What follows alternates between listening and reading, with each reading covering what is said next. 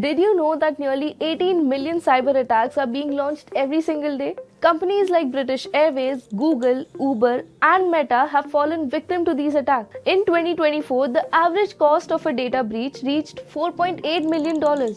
That's how expensive a single breach can be for businesses.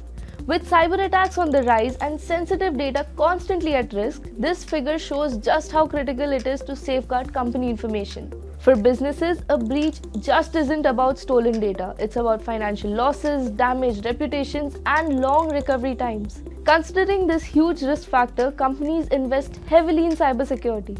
The demand for cybersecurity professionals is skyrocketing, and this field is on track for rapid growth with high demand and impressive salaries.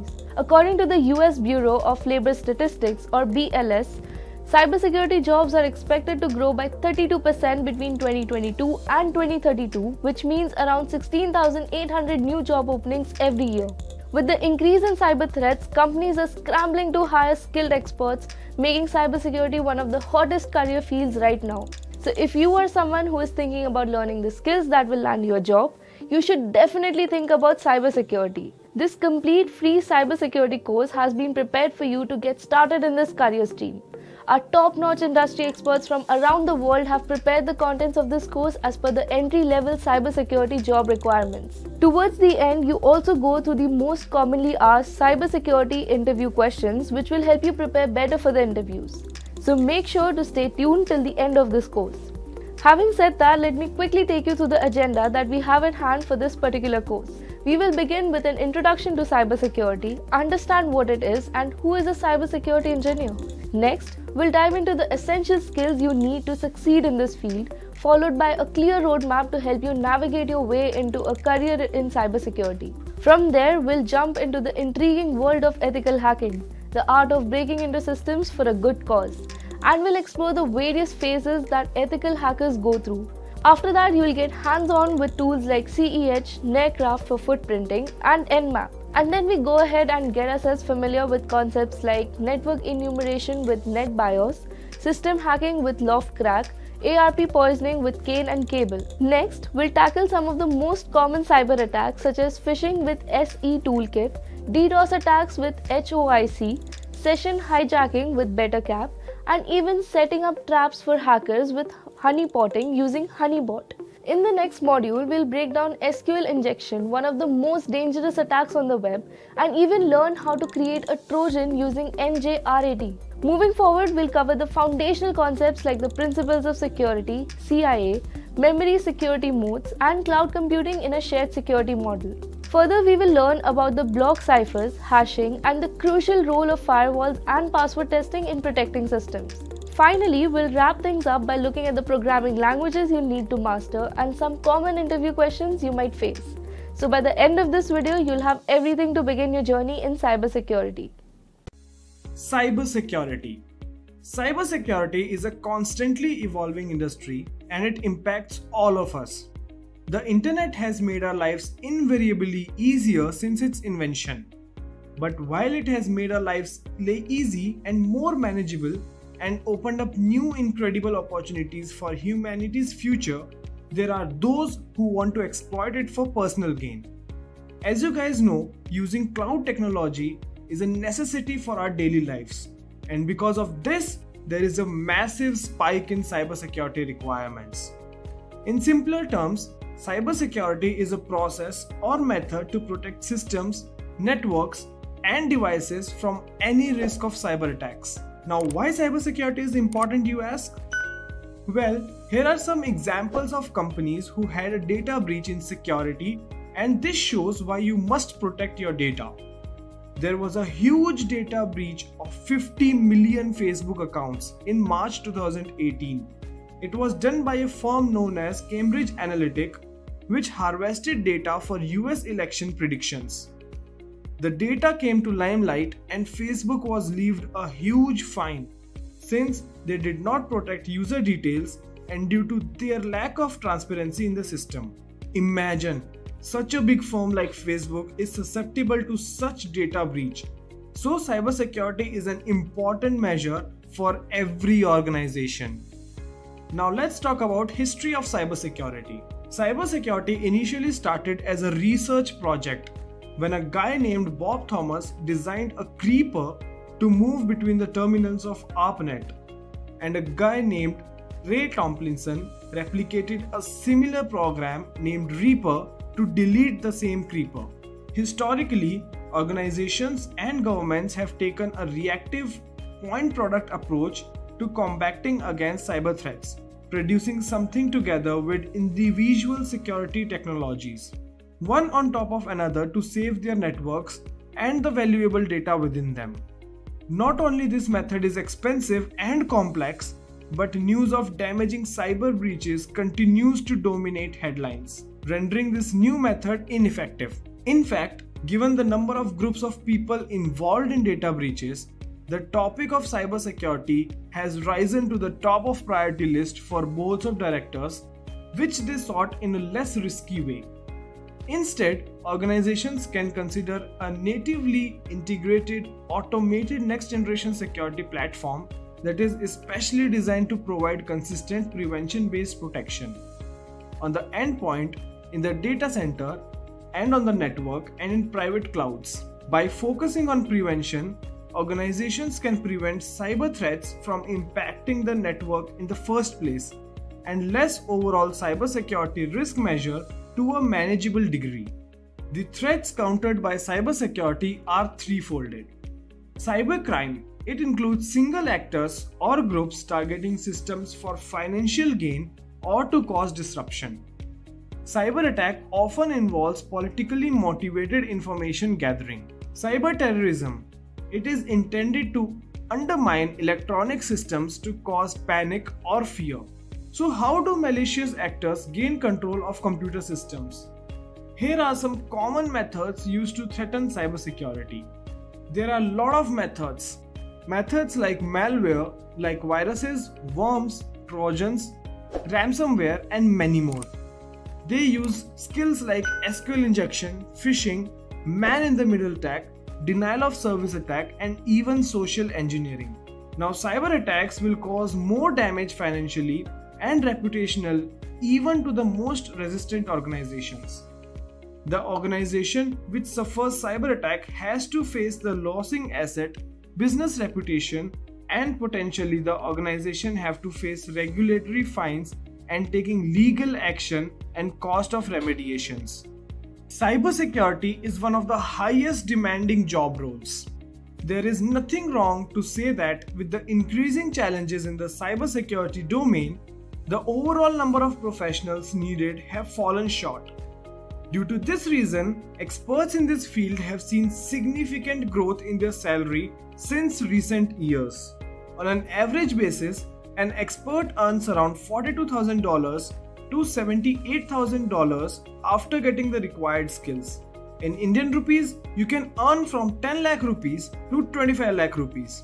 That's all about cybersecurity, guys. So now guys, let's see what exactly cybersecurity is. So basically, cybersecurity is the practice of protecting systems, networks, and programs from digital attacks. These cyber attacks are usually aimed at accessing, changing, or destroying sensitive information. Implementing effective cybersecurity measures is particularly very challenging today. The reason behind this is there are more devices than people, and attackers are getting more and more innovative day by day. Now, people have a misconception between cybersecurity and hacking. So, cybersecurity is a defensive term, whereas hacking is an offensive term. Hacking generally refers to an unauthorized intrusion or access into a computer or a network. It can be either organization network or a personal network. Hacking is identifying weakness in computer systems or networks to exploit its weaknesses to gain access. Now that we know what cybersecurity is and what hacking is, let's see some basic concept of cybersecurity. Now, cybersecurity basically consists of these three components, that's integrity, confidentiality, and availability. Together, these three principles form the cornerstone of any organization's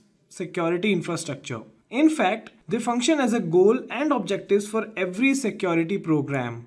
Let's have a quick quiz question, guys, and the question we have here is the common name for the crime of password stealing is called dash dash dash. Now for this MCQ question, the options that are given here are spoofing, hacking, identity theft, and password cracking. Think thoroughly and mention which option do you think is the right one in the comment section with 1 or 2 liner explanation. Now first let's see what is confidentiality. It refers to an organization's efforts to keep their data private or secret. In practice, it's about controlling access to data to prevent unauthorized disclosure.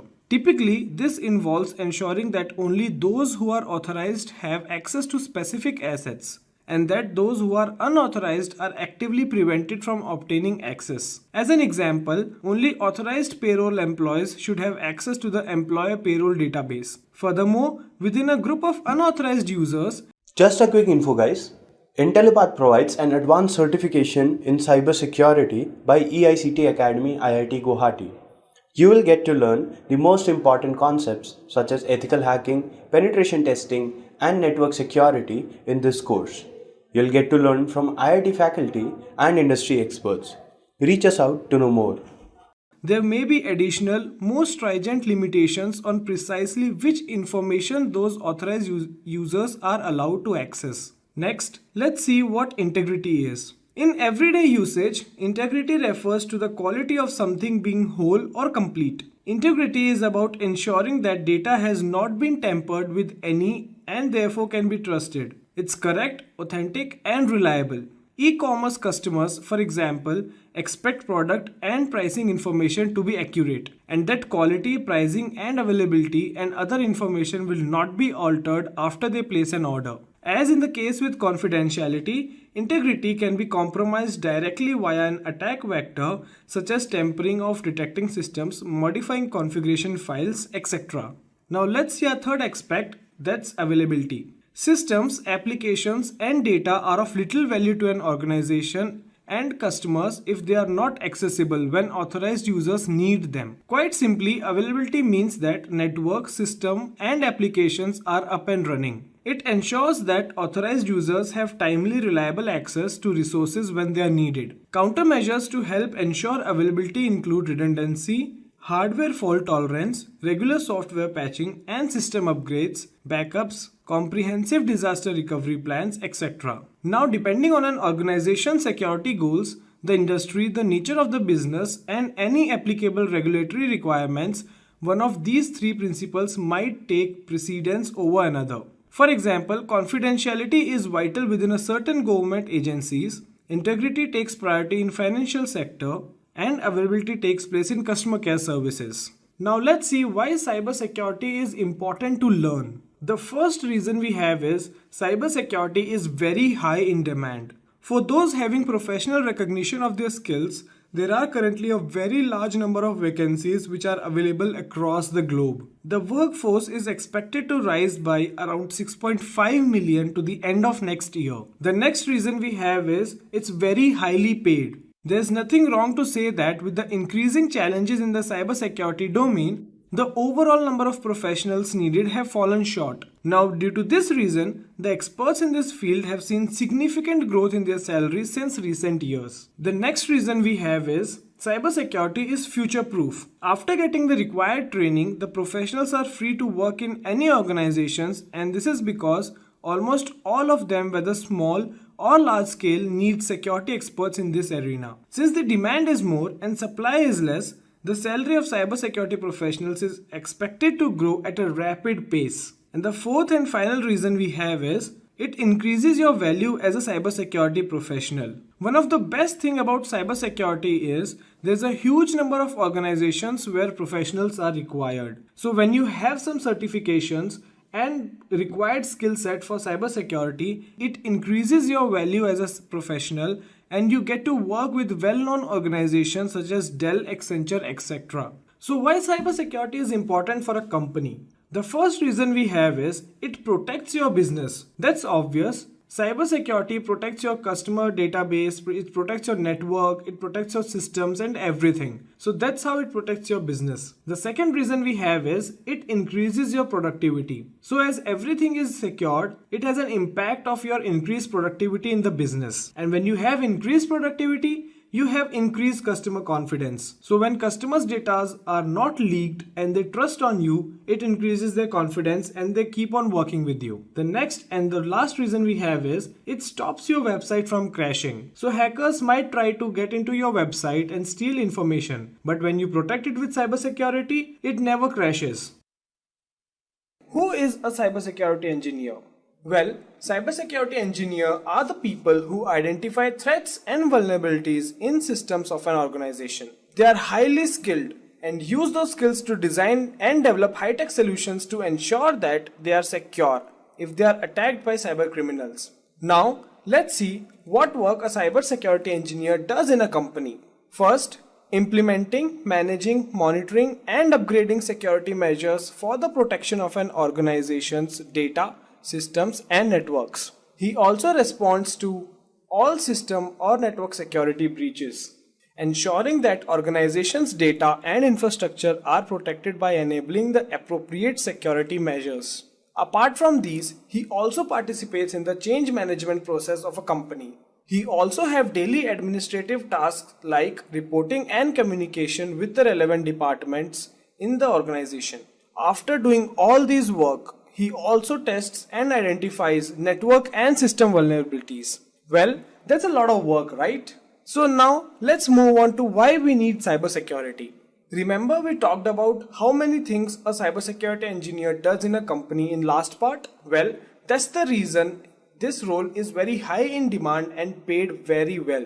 Companies are getting cyber attacked daily multiple times. So in order to protect their data, companies are hiring cybersecurity engineers. Well, that's why your future is secured, right? If you are certified in cybersecurity courses, your market value is raised by a lot of time as an individual professional. So let's jump into knowing what are the cybersecurity job roles present in any company. So these are the roles that are there in cybersecurity: security architect, consultant, penetration tester, chief information security officer, cryptographer, security analyst, and security engineer. So if any job role looks interesting to you, please let us know in the comment section. Now let's move on to requirements that you should have before starting your career in cybersecurity. First, let me show you what companies require from the job roles of cybersecurity engineer.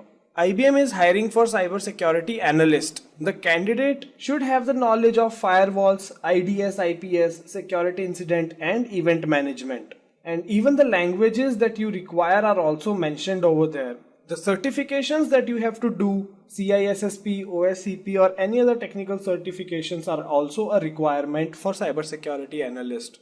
You should also know the different models that companies run against cyber attacks. Now let's see one more company. Deloitte. Deloitte has a requirement for an experienced professional with 3 to 4 years of experience. We even see ERP security as well. The candidate must have the knowledge of models and tools that are shown. In addition, you must have experience in performing segregation of duties and mitigation risks. And you even have to work with the information security and risk management teams. Now that you have seen companies' requirements, let me summarize what companies are looking for. So, the first and most important requirement is you must have a graduate degree in computer science or cyber security or information science or any related field. Apart from these, you should understand the architecture, administration and management of operating systems like Linux, Windows, Mac, etc. You should be very good at vulnerability testing. It is a process that detects and classifies security loopholes in the infrastructure. You should also know basic networking like routers and switches. In other words, get to know and love things like firewalls and network load balancers. There's also need to understand more common programming languages including C, C++, disassemblers, assembly language and scripting languages like PHP, Perl or Shell. Now these are the most famous tools about which you should have knowledge. Wireshark, Metasploit and Nmap are tools for Kali Linux used for testing and scanning. MySQL is a database language that will be helpful to understand data storage and how to secure it. Now we come to a phase where you will get to know how to kickstart your career in cybersecurity field. Now there are two main certifications that are required to get into cybersecurity. First, Certified Ethical Hacker, that is for beginners, and second, CCSP, that's Certified Cloud Security Professional for Advanced Professionals. We will look into these certifications one by one. CEH course is provided by EC Council. To start your career in cybersecurity, you have to write this certification. This course will teach you the latest hacking tools, techniques, and methodologies used by hackers and information security professionals to lawfully hack an organization. It's a 4-hour MCQ exam, and if you want to increase your value even higher, you can attempt for CEH practical exam. That's for 6 hours as well. And when you clear both of them, you will earn a CEH master degree. Now these are the job roles that you get after you do the certification. Now you notice that these are just the level 1 job roles that you get. When you are new to this technology, you will get basic job roles. You will get promotions and new job roles as you move up the ladder in a company. Now we have CCSP, that is for professionals. A CCSP applies information security expertise to a cloud computing environment. It also demonstrates competence in cloud security architecture, design, and operations. Now for this, candidates must have experience of 5 years into information technology or any other related field. Now if you have experience in other fields except this, then you are not qualified to get a certification in this. And these are the job roles that you have after you do these certifications. Now you notice that these job roles are very highly paid, and these are very important in any company. When you start getting experience and knowledge, you will be paid more than anyone in an organization. And the reason behind this is you are protecting the critical information of the company. If that information is leaked, the company might get heavy losses or it might shut down. And now comes the most interesting part. You will know how much a cybersecurity engineer earn. I have divided the salary into 2 parts for better understanding. One is for beginners and second is for professionals. If you get any job role after CEH certifications, you will earn $104,500 annually. While in India, you will earn 3.5 up to 6 LPA based on your experience. For professionals, you can earn up to $2 million a year and 30 LPA in India. That's a lot of money, right? One more interesting thing is, these are the companies that are hiring for cybersecurity engineers. All these companies are very big, right? So getting a lot of money and working in such big companies really gets you excited. Most of you out there want to become a cybersecurity expert, but are not certain that what skills to learn or where to begin. These top skills will assist you in getting a good start in your cybersecurity career. So let us have a look one by one. The first skill on the list is computer networking and system administration, technical fundamentals. The third skill is cloud security, and the fourth skill is network security control, and the fifth one is operating systems. So let us dive further and look into these skills in detail. First one is networking and system administration. Computer networking is the most important skill to have in cybersecurity because it is the internet's backbone. To begin a career in cybersecurity, one needs to gain extensive expertise in computer networking. Let us know what is a network. A network is a group of connected devices. It is an approach done that understands how data between these devices is transmitted, transferred, and received. You need to understand and know various routing protocols and models such as TCP, IP, and OSI. Learning networking helps you to understand the technical aspects of data transmission that instead help you secure your information and personal data. For a strong networking basis, security certifications such as Security Plus and Cisco are the skills you can use to master the management of your networking system. The second skill we'll talk about is coding or technical fundamentals. C, C++, Python, SQL and JavaScript are the best programming languages to make your cybersecurity career worthwhile. Coding is one of the technical skills required for cybersecurity. To have a colorful career in cybersecurity, technical expertise is deemed necessary. You may be wondering if coding is vital to become a cybersecurity professional. Most cybersecurity professionals do not have or require code skills, but the knowledge of zero codings can limit your chances in the future. Knowing some languages in programming will help you identify the plan behind an attack and defend yourself against deadly hacking techniques. The first programming language you should master on is C++. C++ plays an important role as this is low-level programming language that have access on hardware and low-level IT infrastructure, which are most often vulnerable to hacking techniques. The second programming language is C. C is also known as the mother of other programming languages, and it is also a low-level fast programming language. It helps in gaining low-level access to memory and system process. Many security experts use C to simulate library hijacking attacks. The third language you should master on is SQL. Sql injection is a code injection technique used to attack data-driven applications. By knowing SQL, one can defend and overcome SQL injection attack. The other programming language is Python. Python is an advantageous programming language for cybersecurity because it can perform malware analysis, scanning, and penetration testing functions. Java is another high-level programming language that adds interactivity to web pages. A good advantage of knowing Java is that you can prevent cross-site scripting attacks from occurring. You can't lock yourself into one programming language in cybersecurity, and it is advisable to master a couple of programming languages. So the third skill on our list is cloud security. In the next few years, there will be a greater demand for cybersecurity specialists with cloud security abilities. Companies are on the lookout for security experts who have a basic knowledge of AWS and Azure, since these two are cloud-related techniques.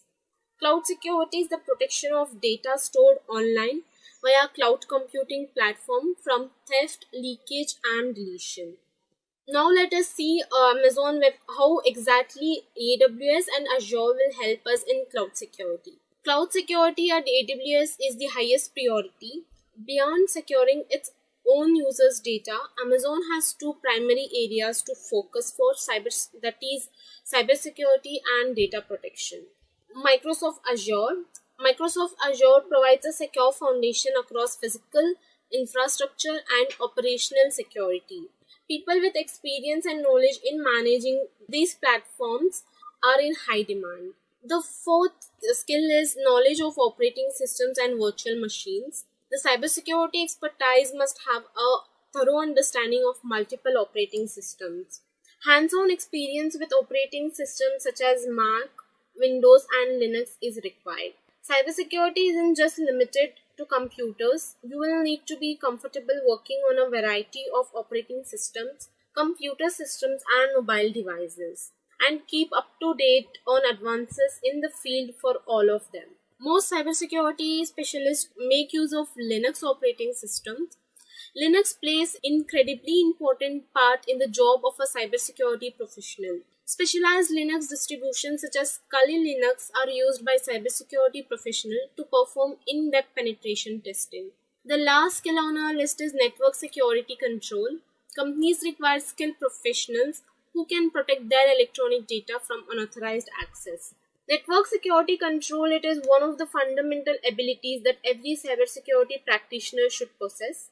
As a cybersecurity specialist, you must be able to run intrusion detection systems and identify suspicious activity on the network and understand the differences between IDS and IPS and how they relate to firewall. Companies require skilled professionals who can protect their electronic data.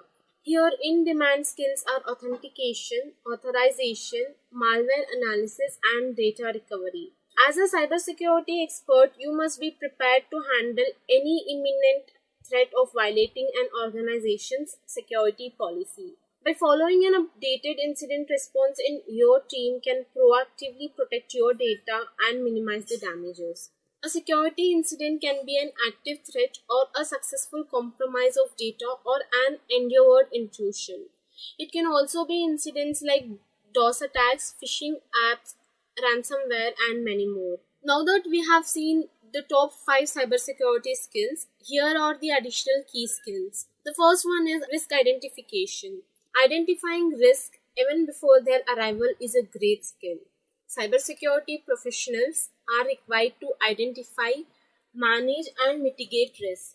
Risk management and mitigation is a skill set that is going to be highly in demand in the coming years. Blended with technical expertise and experience in cybersecurity, it helps them identify the most severe threats to their companies, and they can assign fewer resources successfully to provide the highest possible level of security. The second skill you must master on is DevOps. Having an understanding of DevOps helps a lot in cybersecurity. Organizations are seeking to add security considerations into the application design and development phase to ensure more secure apps. That requires security people with development and operation knowledge and experience. You must also have interpersonal skills.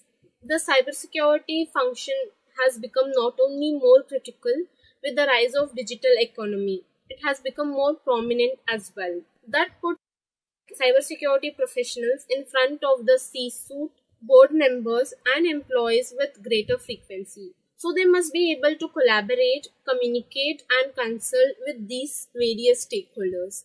Communication is a key skill in cybersecurity. Introduction to ethical hacking. Now, before we actually get to all of that, we need to understand what hacking is, right? So, hacking by definition is defined as gaining unauthorized access to a computer, system, or a network. So, basically, getting into some place where you don't have access by some illegal means or offhand means. And then to understand that diagrammatically, if you're a hacker and there's a target system that you need to hack, there will always be security measures in today's world placed between you and the target system. So you have two choices. The first way would be to bypass those security measures, and the second way would be crack those security measures. So that is how hackers operate all around the world. There are types of hackers, obviously. Not all hacking is illegal and unauthorized. So firstly, we have the black hat hacker. Now, the black hat hacker is a malicious hacker. This hacker could be after your money, could be after disrupting your day-to-day operations, or just in general, he means ill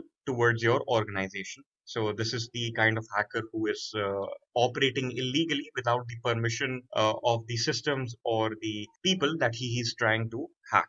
And then we have the white hat hacker. Now, this is the polar opposite of the black hat hacker. This hacker hacks into systems with the permission of the owner of that system. And often the owner of the system has hired this particular individual to hack into his system. So this particular profession is a white hat hacker profession. This is completely legal as long as it is with permission. And then you have the gray area hacker, which is the gray hat hacker.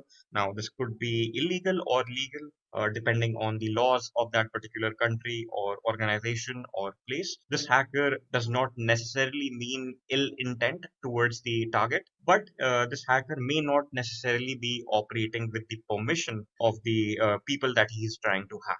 Just a quick info, guys. Intellipaat provides an advanced certification in cybersecurity by EICT Academy IIT Guwahati.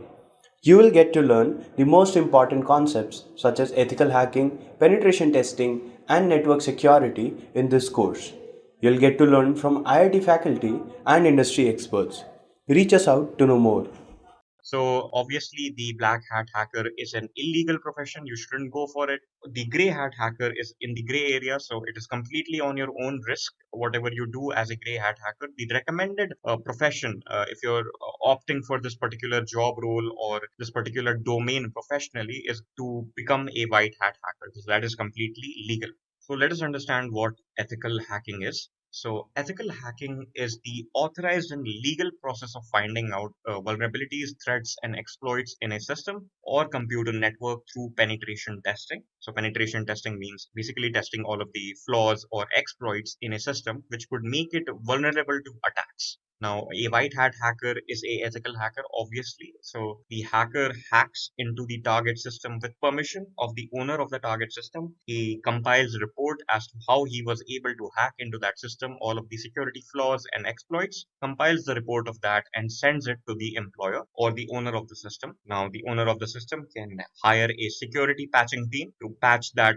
flaw or flaws up, and then basically stay one step ahead of any black hat hacker with actual malicious intent. So the common hacks that are prominent around the world, and some of these we are actually going to be doing in our course that we have today. So the first is malware. We're going to be implementing malware. Malware is something essentially that is a unwanted file on the system which could harm your computer system or basically cause you annoyance or basically leak sensitive details of yours to potential attackers, right? So this is what a malware is. It can be a file, it can be an injection into your web browser. So all of those things are possible with a malware. And then we have phishing. Now, phishing is a social engineering attack. We are going to be understanding that in much detail as we move along with our course here today. SQL injection, we're also going to be going over an example of SQL injection. We're actually going to be implementing it in one of our tutorials. And cross-site scripting. Now, cross-site scripting is you go onto a website which is not entirely moderated. It is not recommended that you go onto that website. It is not a popular website. It's a very niche website. You go onto that, and then there's some pop-up, then there's some JavaScript that is running on that. So JavaScript is essentially an executable. So anything executable that runs on your web browser can potentially harm your system if it's not properly mitigated, or if your system is not properly protected against those sort of things, right? Because your web browser runs JavaScript code. So it's important that JavaScript code is not malicious, right? So whenever that code is malicious, that is called cross-site scripting. So it affects you on the client side, it runs on your browser, and it might affect your system in a harmful way. Then we have denial of service. Now, this is something we're going to be discussing here today. It's essentially when you attack a system in such a way that it is rendered useless for other consumers or users of that system. So essentially denying them service, right? And then there's the man in the middle. Now, man in the middle is somebody sends a message to somebody, right? And it is in a encrypted format, or it may be non-encrypted as well, which is not recommended, by the way. So the man in the middle will basically take that message in between the path that it is traveling from the sender to the recipient, understands the meaning of that message, and then sends it or lets it go to the recipient. So basically, it was meant for only the recipient. The man in the middle got access to the confidentiality in that message. So these are the most common hacks that are prominent today, right? So we're going to be going over some of these in our tutorial as well. So there are phases involved in ethical hacking. So obviously anything has a process, right? So there are processes involved in a complex hacking sort of routine. So if the ethical hacker is trying to properly hack into a system, not just ethical hacker, any hacker essentially, he has to go through a method, right? But it is entirely recommended for an ethical hacker because he has to go through these methods to find out if any security vulnerabilities are in the system. So he has to follow all of these steps before he actually, generates a report or sends the details back to his employer. So firstly, there is a reconnaissance. Reconnaissance is exactly what it seems to be. It is also called as footprinting. This phase is dedicated to collecting information about the target, right? So this could be information pertaining to the people who are the target, could be information pertaining to the host system, which is the target system, or it could be information pertaining to the network where the systems or the people are running their computers, right? So gathering information as to the specifics of these particular things, like all of the details, all of the complex details that could be basically used to guess their passwords or used to guess their credentials, is called a reconnaissance. To basically understand what you're trying to hack into, basically understand the entire layout of the situation. And then you have scanning. Now, scanning is the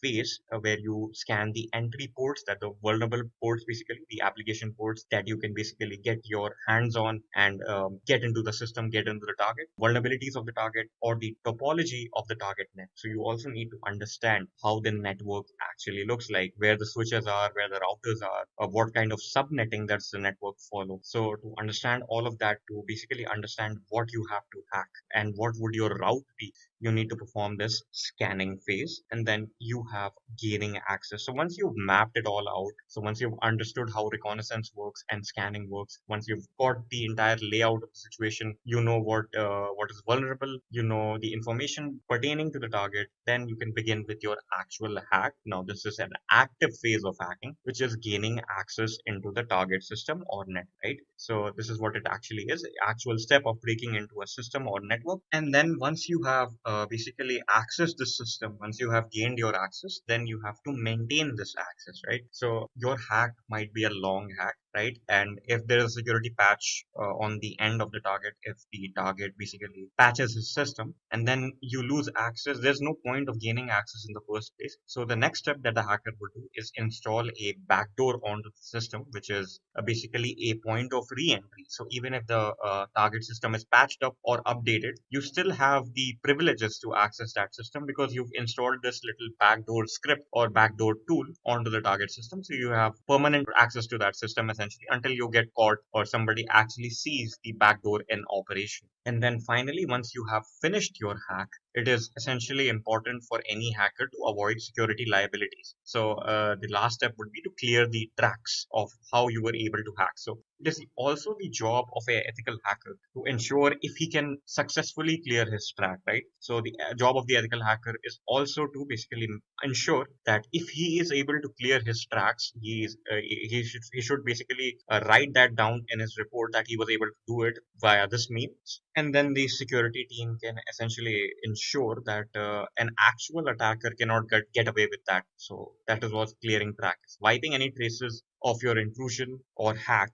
from the target. So these are all of the steps that are involved in hacking and ethical hacks. And these were important to understand because these are the 5 phases of ethical hacking that you're going to be going through a lot if you actually try to opt for this particular domain. So a quick introduction to CEH, which is the Certified Ethical Hacker Examination and Certification. So this is one of the most widely accepted certifications for ethical hacking. It is accepted by national security agencies in the United States and a lot of multi-billion-dollar organizations around the world, right? So all of these organizations need their security, right? They need their data security and network security. So all of these organizations prefer people who have this particular certification. Now, who is a certified ethical hacker? A certified ethical hacker who has been officially certified as an ethical hacker after passing the CAH certification exam by the EC Council. Now, the EC Council is a widely renowned council for their certifications. So, if you're able to basically qualify for this particular exam, you have a high weightage in job interviews for this particular job role. So, the International Council of Electronic Commerce Consultants is the full form of the EC Council. It is a professional organization that certifies individuals in various e-business and information security skills. And that is exactly what we are talking about today, information security. So, with regards to that, the position is of a ethical hacker, but the minimum qualifications that you would need in order to attempt this exam, so the option 1 to attempt the CEH exam would be with training. So with training would basically mean that you have to go through an accredited training center by the EC Council to basically prepare for this training. So once you have prepared for that training, you can essentially attempt the official CEH exam. Now, Intellipaat is a partner with the EC Council. We are going to be going over more of that when we go to the tutorial section, but that is your first option. You actually go through one training of some place which is EC Council certified to basically attempt your CEH examination. The second option is without training. Now, without training would mean that you would need to have a minimum of 2 years of work experience in the information security domain, and this particular experience should be certifiable. So you should have a proof that you have actually worked 2 years in the information security domain. That also makes you eligible for the CEH exam, right? So these are the 2 ways you can go about that. So what are the job roles that you can get after you've successfully completed your examination? You've passed it. So the first is the most basic one, the most common one actually, which is the cybersecurity analyst. This is also called the information security analyst. The job of this particular person is to basically list down all of the security flaws and basically have an entire view of the security architecture of an organization, particularly the organization that he is working for. That is the job of the cybersecurity analyst to analyze all of those things. The second is more of a developmental sort of role. Now, what that means is essentially a security engineer's part in an application development life cycle is to ensure that the application is following some secure security protocols, basically in the development phase itself. So once the application is deployed, there is no privacy breach. There is nobody who's able to hack into the server or hack into the data, basically all of that. So, for instance, the job of the security engineer would be to ensure that the application is not susceptible to SQL injection attacks. So that is one of the things. And then finally, there is the penetration tester. Now, this is the exact job of an ethical hacker. Now, the only job that this particular person has is to hack into his own employer's system and generate a report for that. He doesn't have to concern himself with any of the security attributes. The only job that this particular person has is to hack into the system and find out all of the security exploits and flaws. So that is the job of the penetration tester. What is the average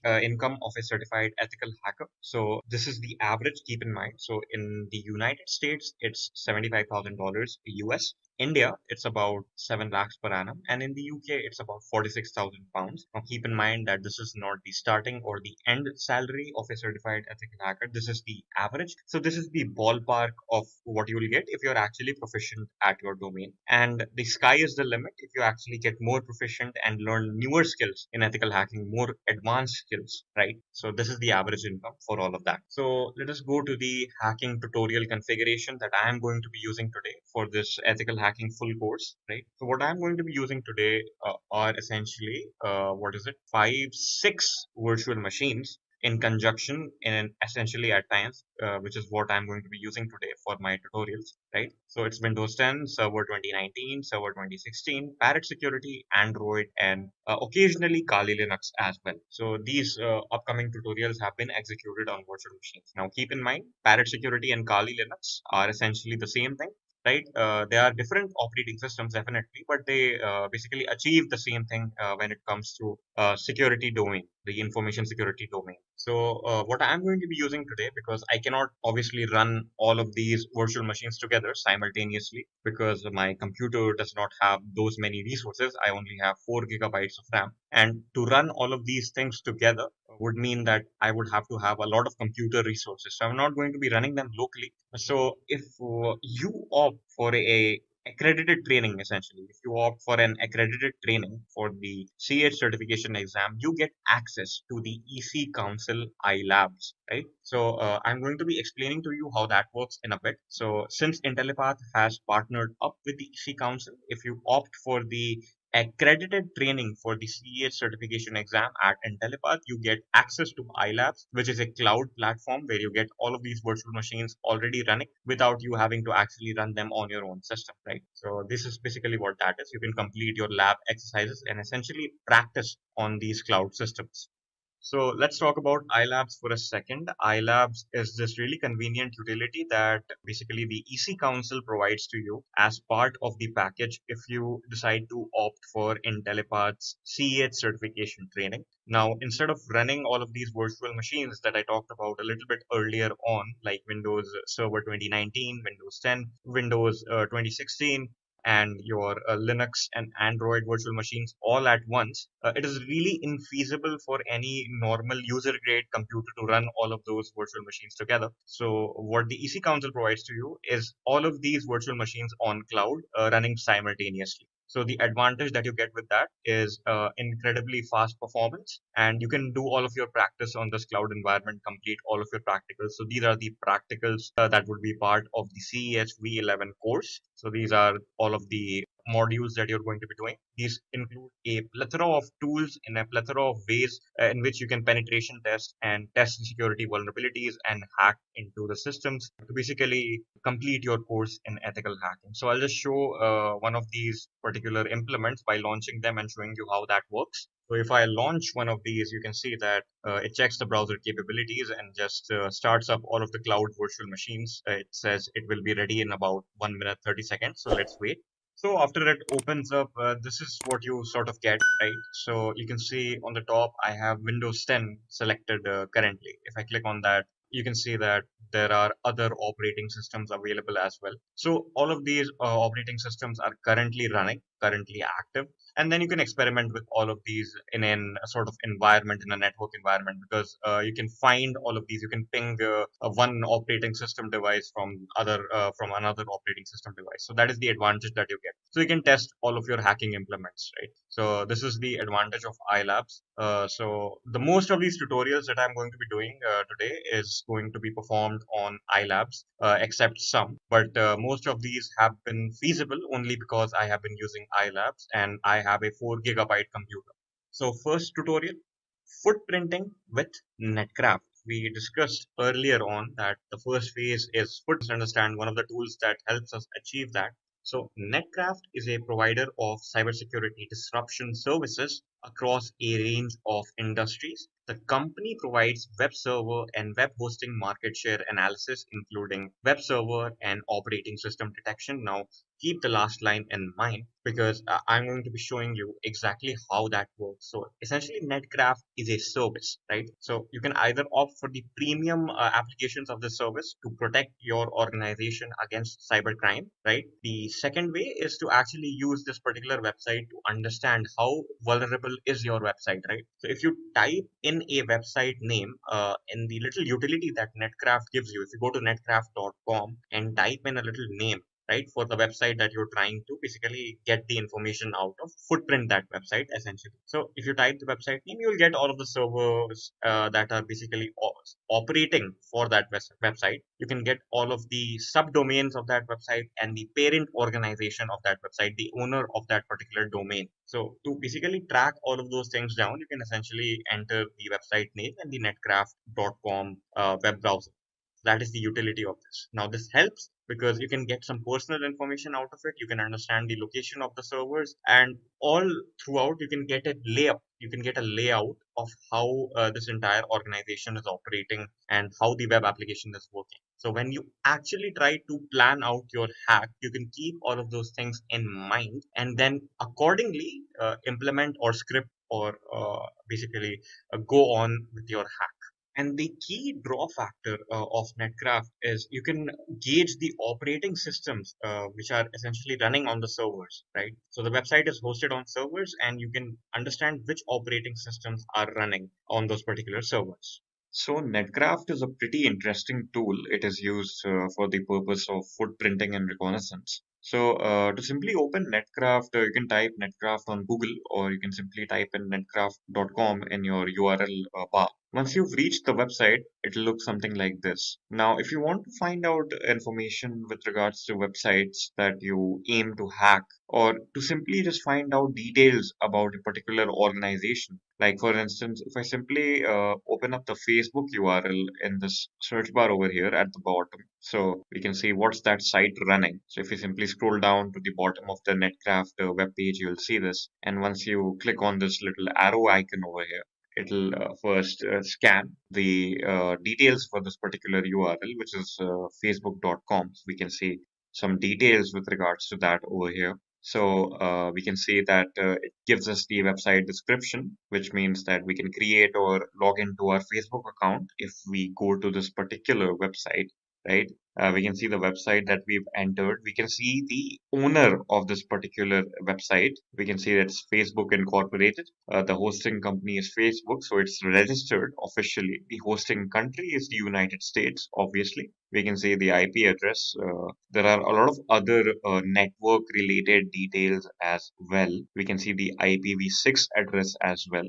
We can see the domain is facebook.com. All right. The one of the other interesting things is that we can also see the address for the Facebook offices. We can see that it's given over here because every organization that needs to basically buy a domain would need to give some details, right? So this is a pretty interesting way to find out details, although this information is available publicly as well. But we can understand that if we were dealing with websites where the information was not available as easily, we can simply use this tool called Netcraft, right? So this is one of the basic tools. There's also one very interesting thing that we can do if we simply click on this NetBlock owner over here, right?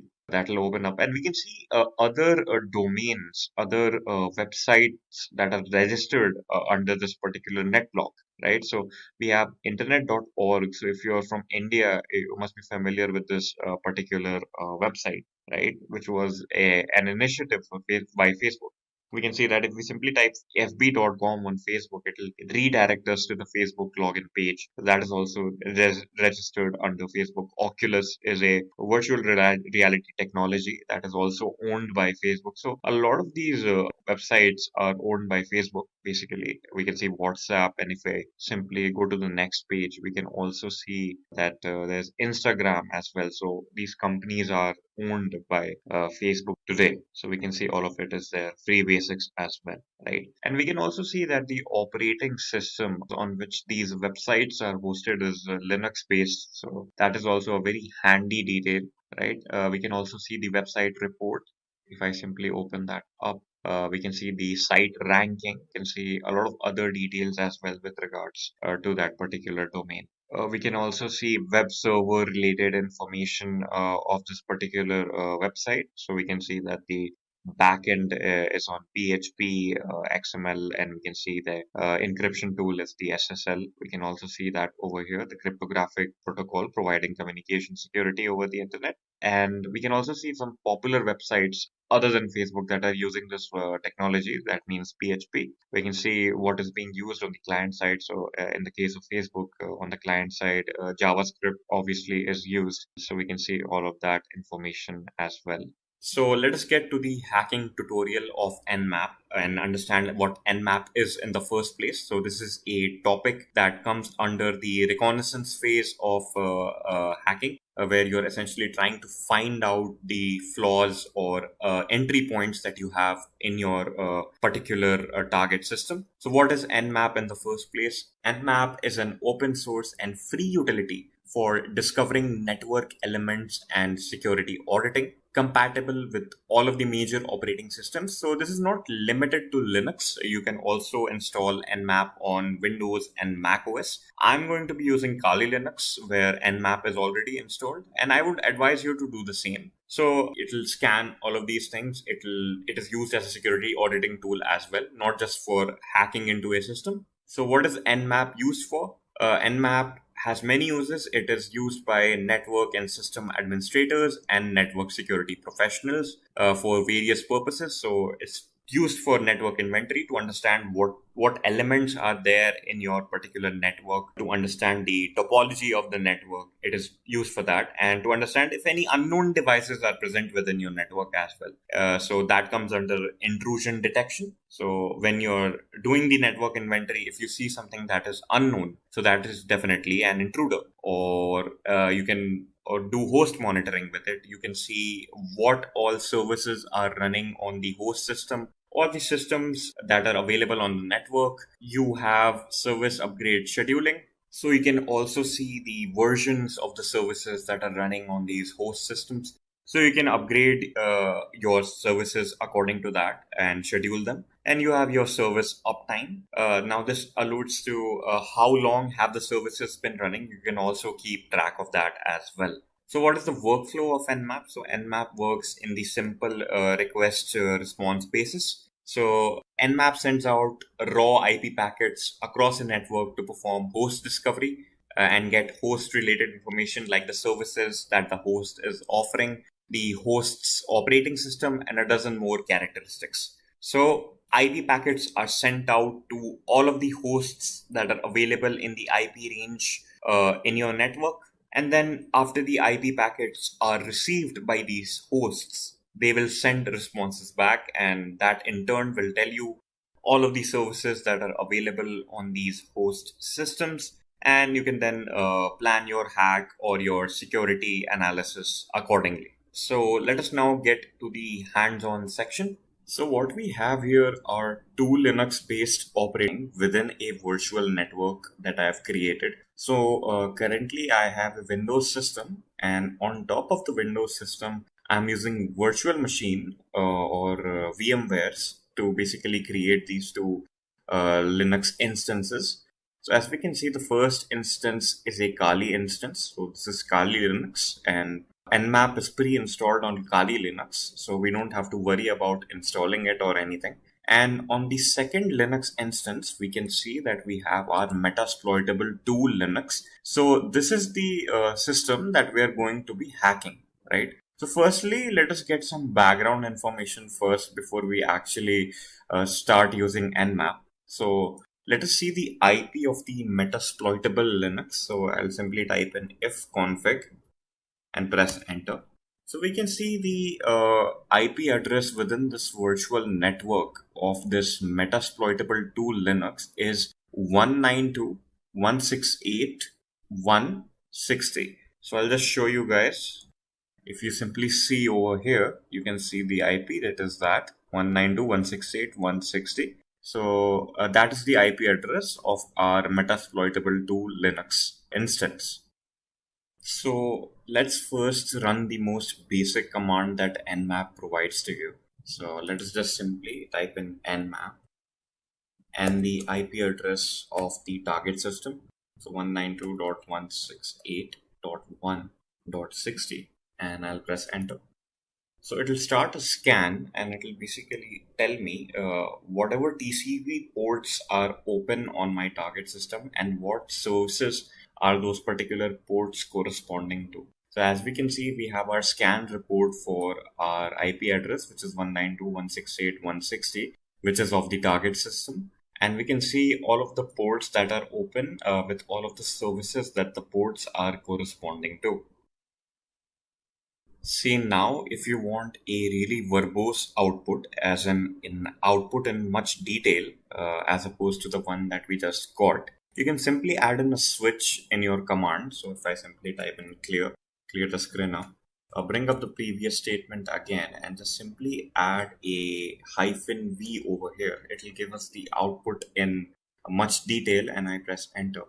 Then we can see that there are much more details associated to our output. So we're getting essentially the same thing with all of the ports which are open being informed to us. It also mentions the IP address where the ports are available, right? And on the bottom, we can see there are some other details available as well, which was the previous form of output that we got. So we can see how convenient it can get when we're using Nmap to basically map out the entire configuration and all of the services that are open on the target system. So let us do something new now. Alongside finding all of the open ports in our target system, let us also find the operating system of our target system. So for that, simply type in Nmap, give in the O switch. So I'll type in sudo before that, give in the O switch. And after you've given in the O switch, give the V switch again to get our normal information. And then give in the IP address 192.168.1.60. Press enter. So let us see now. We also have gotten the information about the Linux system that we are trying to get into. So if I simply scroll up, we'll look from the above. So firstly, we have all of the open ports that are available on the target system, right? We have our SIM scan for that. And next, we've initiated our OS detection as well. So once we've initiated that, the services are again shown, all of the open ports. We get the MAC address available for that particular target system. And then we can also see the Linux that is running on our target system as well, which is... Let's have a quick quiz question, guys. And the question that we have here is, instead of implementing single computer and its internet bandwidth, a -- utilizes various systems and their connections for flooding the target website. The options that we have here for this particular question are POS attack, DDoS attack, DOS attack, and denial of server attack. Think thoroughly and mention which option out of these 4 is the right one. Just a quick info, guys.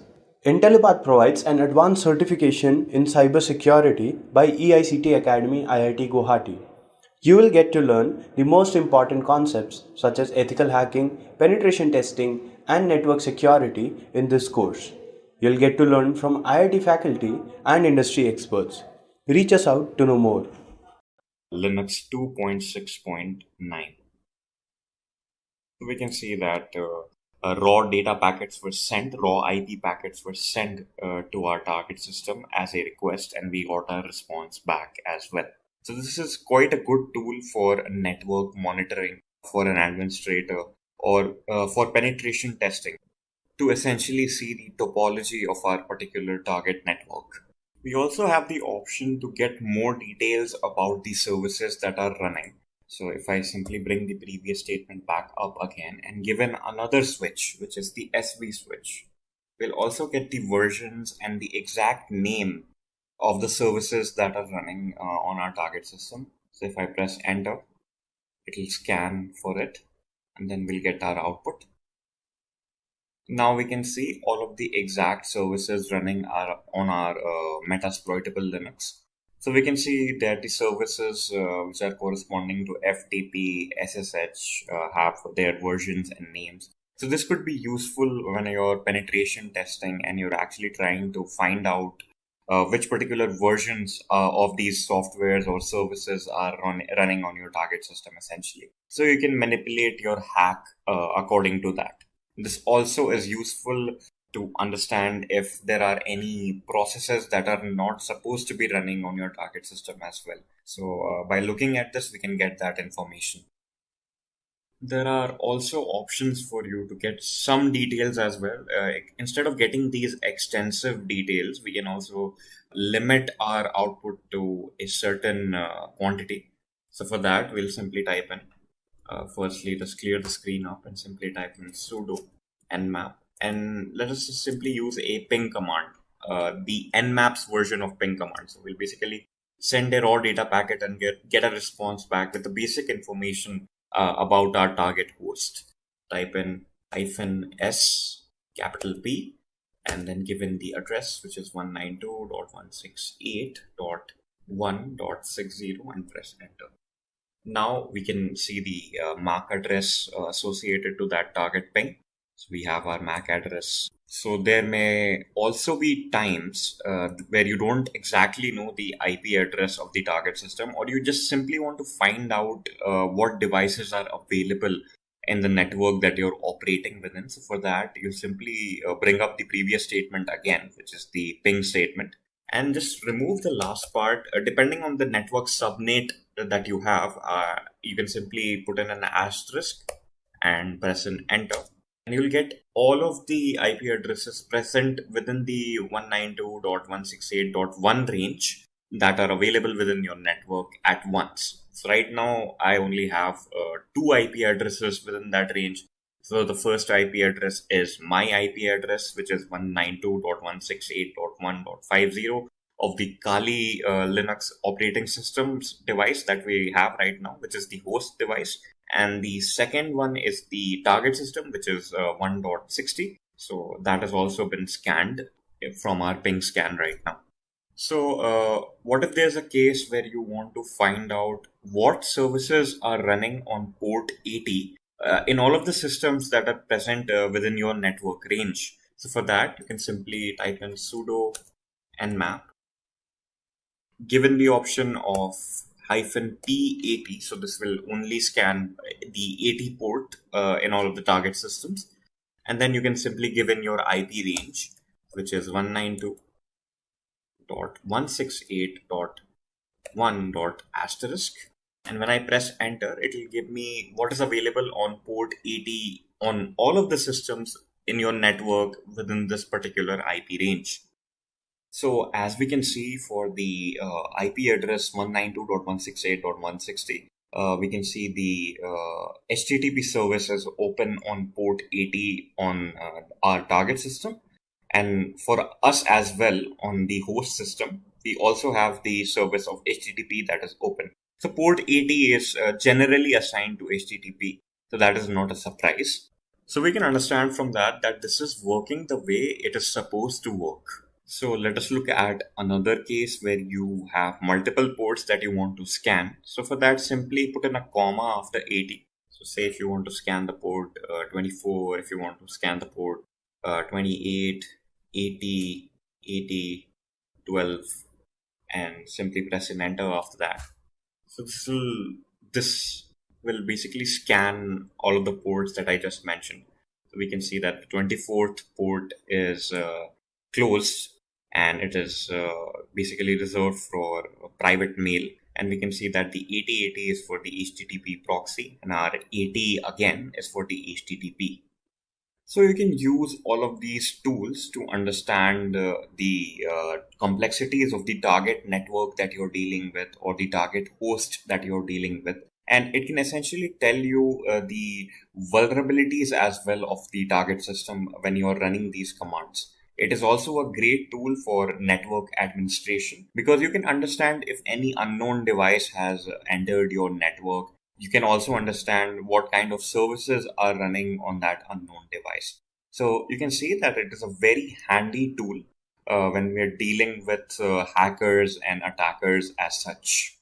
Network enumeration with NetBIOS. Now, enumeration means counting or listing out. So, one of the utilities that you can use to enumerate all of the hosts that are present on a particular network is NetBIOS, and it is an acronym for Network Basic Input Output System. It provides services related to the session layer of the OSI model, allowing applications on separate computers to communicate over a local area network. So, what the NetBIOS essentially does is you can type in a IP address in your particular network of a host, and it will give you information pertaining to that IP address, maybe the MAC address, right? And if you scan within a range, right, you can get all of the hosts that are present within that IP range in your net, right? So NetBIOS enumerator is a UI tool that you can use for that. You can enter the from IP address and the to IP address, and within that particular range, it will give you all of the IP addresses that are allocated to hosts. Right. So the NetBIOS enumerator is a tool used to list all of the hosts present on a particular network within a specified IP range, also giving certain information pertaining to the host's configuration,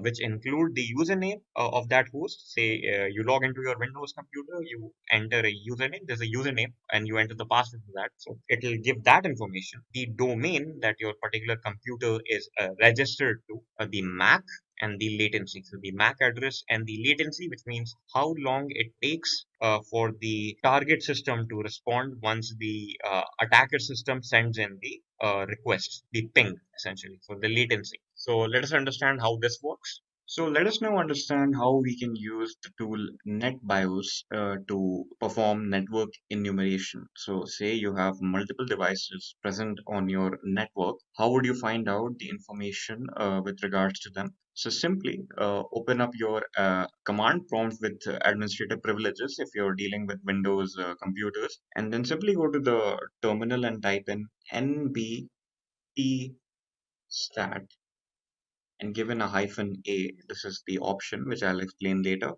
And then type in the IP address of the target system that you're trying to hack, which is 10.10.10.12. This might be different in your case.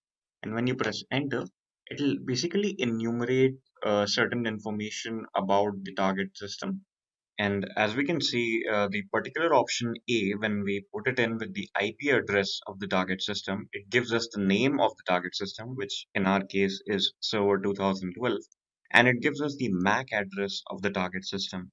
Now, assuming the target system is not MAC spoofing, which means it's not giving us a fake MAC address, this is the actual MAC address of the target system. So this could help us further identify the technology that is being used in the target system itself.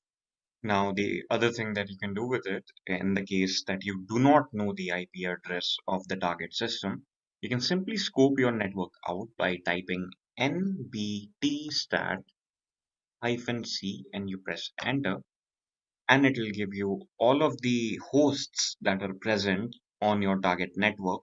And in this case, we can see that the server 2012 is available on our target network, and we can see the IP address that it has, right?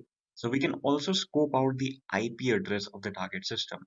Now, the second step that we can do afterward is simply type in nbt stat and -a, and given the IP address itself, and you press enter, then you can get further details about that particular host.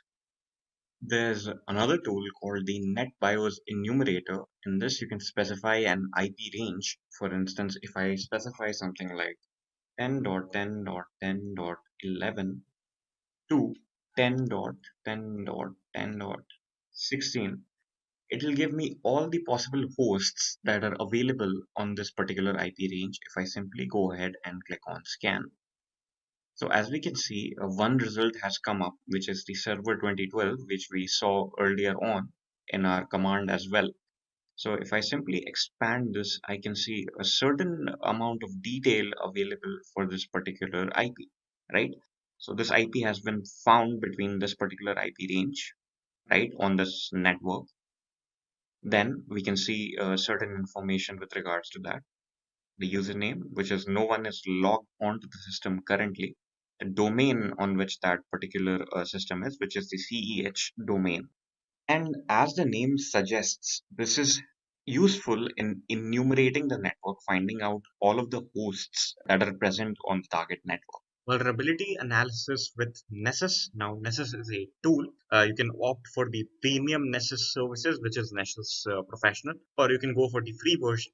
You obviously get a lot less features in the free version, but it is a tool that you can essentially use to scan a particular network, right? So what does Nessus essentially scan? So you can see there's a really beautiful UI that Nessus has, and you can see all of the problems that are critical are listed in the first priority, and then you have medium range problems and high range problems as you go down. So it is a very essential tool for a security analyst to basically understand what sort of exploits are present in the network and in the hosts, and to basically look at the critical problems and resolve them as soon as possible before the black hat hacker or the hacker with the malicious intent can basically start an attack and get access to that system or cause harm to the organization. So Nessus is a very important tool for that. It runs a variety of scans to get that information. So what exactly does Nessus help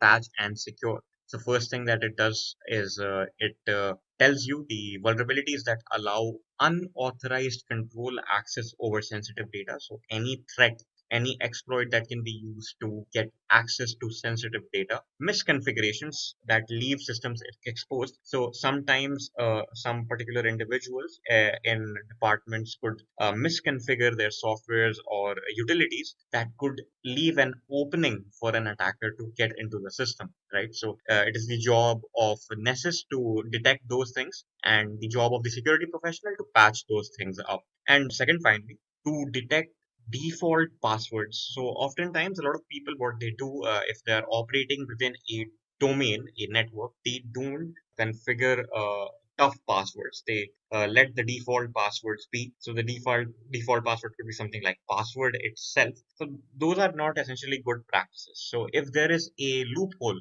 like that, Nessus will detect that, and then Nessus will obviously inform that to the security professional as a critical problem that exists within the domain, and then the security professional could ask that particular individual to change his password or change it himself manually. So that is one thing that Nessus does. And then there are DOS vulnerabilities, which is denial of service vulnerabilities. So any opening, any entry point that may make the network or system susceptible to denial of service attacks, Nessus also lets you know about that. So these are the properties of Nessus. Let us understand how this works in practice. With tools like Nessus Essentials, you get your core pack of vulnerability analysis utilities. So it provides you with a simple user interface where you can simply go to My Scans, which you can see very conveniently represented visually, and then click on Create a New Scan, right? Now this gives you a plethora of new options, right? So you can select from any of these. So firstly, if we want to simply calculate all of the vulnerabilities in the system, we can specifically provide an IP range. If we do a basic network scan, we can simply name this scan 1. We can call this a vulnerability scan, and we need to provide the target IPs, right? So in our case, let us provide 10.10.2 10.10.10.16, right? So within this IP range, which is 10.10.10.10 to 10.10.10.16, it will basically find all of the basic vulnerabilities. So if I simply click on save, right, and if I simply select this and click on launch, the scan will begin. So we can see that the scan is currently running. After it has finished running, we'll see that icon over here. We can also go ahead and simply check the current prognosis. So we can see that we have found a certain bunch of vulnerabilities. So if I simply click on vulnerabilities, we can see that there are a lot of details that are available. We can see the Nessus SNMP so scanner, DC services emulation. If I simply open up some of this, we can see that the vulnerabilities that are involved are very detailed, and this could really help a hacker who has successfully infiltrated inside a network basically find all of these things out. And all of this information also is very beneficial to any security official whose job is to basically audit the security of their employer's network or the security of the network that they are trying to secure. We can also see a very critical analysis of the entire exploits and vulnerabilities present inside the system, because it also provides us with pie charts of the sort where we can see that there are about 81% non-threatening vulnerabilities. There's about 4% high vulnerabilities and 15% medium. And based off of all of these details, the hacker can simply plot a very well detailed hacking plan as to how he would go about infiltrating the system. System hacking with Loftcrack. Now, as the name suggests, we are going to be cracking something with this, right? So, passwords. There are passwords associated to all of the hosts that are present on a particular network. So, in order to get into those operating system accounts, you need to have passwords, and Loftcrack is one such tool that does exactly that. Loftcrack is a password auditing and recovery application originally produced by Mudge from Loft Heavy Industries. So that is the organization. It is used to test password strength and sometimes to recover lost Microsoft Windows passwords by using dictionary, brute force, hybrid, and rainbow tables. Right. So these are the various methodologies by which password cracking can happen. It is originally meant for good because it is used as a tool by the security expert to understand how strong passwords are in the domain. So if somebody writes something like password as his password, this will immediately detect that and this will inform, and then you can essentially let the person know to change the password. But yeah, it also helps with recovering lost passwords because this is the tool for that. It uses a lot of methods to understand that. So dictionary method is one where there's a word list essentially, and the brute force attack will go through that word list and try various combinations of those words to guess the password. Then there's brute force, which means the system or the tool will essentially try combinations of all characters specified for that particular brute force attacks. So it's basically a permutation and combination attack where all of the possible combinations of those characters will be tried. So that is brute force. Then there's hybrid attacks, which is the combination of dictionary and brute force, where a lot of dictionary words can be jumbled up together to try those particular attacks. And then there's rainbow tables. So what does it do? Loftcrack retrieves the hash of a particular system logon. So there's hash files that are generated. What are hash files? Whenever you enter a password, the password is not entered into systems as plain text. So they are not entered into systems as what they are. They are first converted into hashes, and then the hashes are matched with the databases present on the target system. When they are matched, when there's a successful match, then only you get your login. So this is a method to basically ensure that no particular system has the actual passwords stored. So even if somebody hacks into the database of that system, the hacker cannot simply enter the password out of that database and get access. He has to enter the correct password, which will then be algorithmically encrypted into the hash, and then it will be matched with the one present in the database, and then you'll get your login. So that is what hashing is. So it retrieves the actual hashed password. Then based on the hash password, it converts a combination of plain texts and encrypts them into that hash, matches it with that, and then you finally get your right password when the combination actually matches. So let us understand how this works as a tool. So let us implement Loftcrack version 7. So it's a pretty simple tool to use, but we can obviously implement more complexities with it. So all of those complexities would be discovered if you opt to dwell further into this particular topic. So for now, let us find out the passwords of the devices that are present on my network, right? So how to go about that? So Loftcraft gives you a simple utility which is called the password auditing wizard. This is basically used to assess the security of the passwords that your systems have, right? Because if the hacker gets access to the administrative computers, that could be really messy for the entire business, right? So you don't want that to happen. So you want to assess the security of the passwords on all of your devices. So I'll simply click on next. And then there are two options that I get. So one is for Linux and one is for Windows. So let us focus our hack currently on Windows systems. So we'll simply click Windows. We'll retrieve the password hashes from our Windows systems. And then I'll simply get a password hash. Now I can simply have a password dump from another tool such as this, a password auditing tool for that matter. Or I can simply use my own credentials, my own hashes from my own Windows system. So for that, I'll simply click on the local machine. So I'll make sure I have administrative privileges so that I can actually use that. And once I have that option selected, I'll click on next. And then I'll simply use the use logged in user credentials instead of using specific user credentials because I am currently an administrator on the system, so I don't need specific user credentials.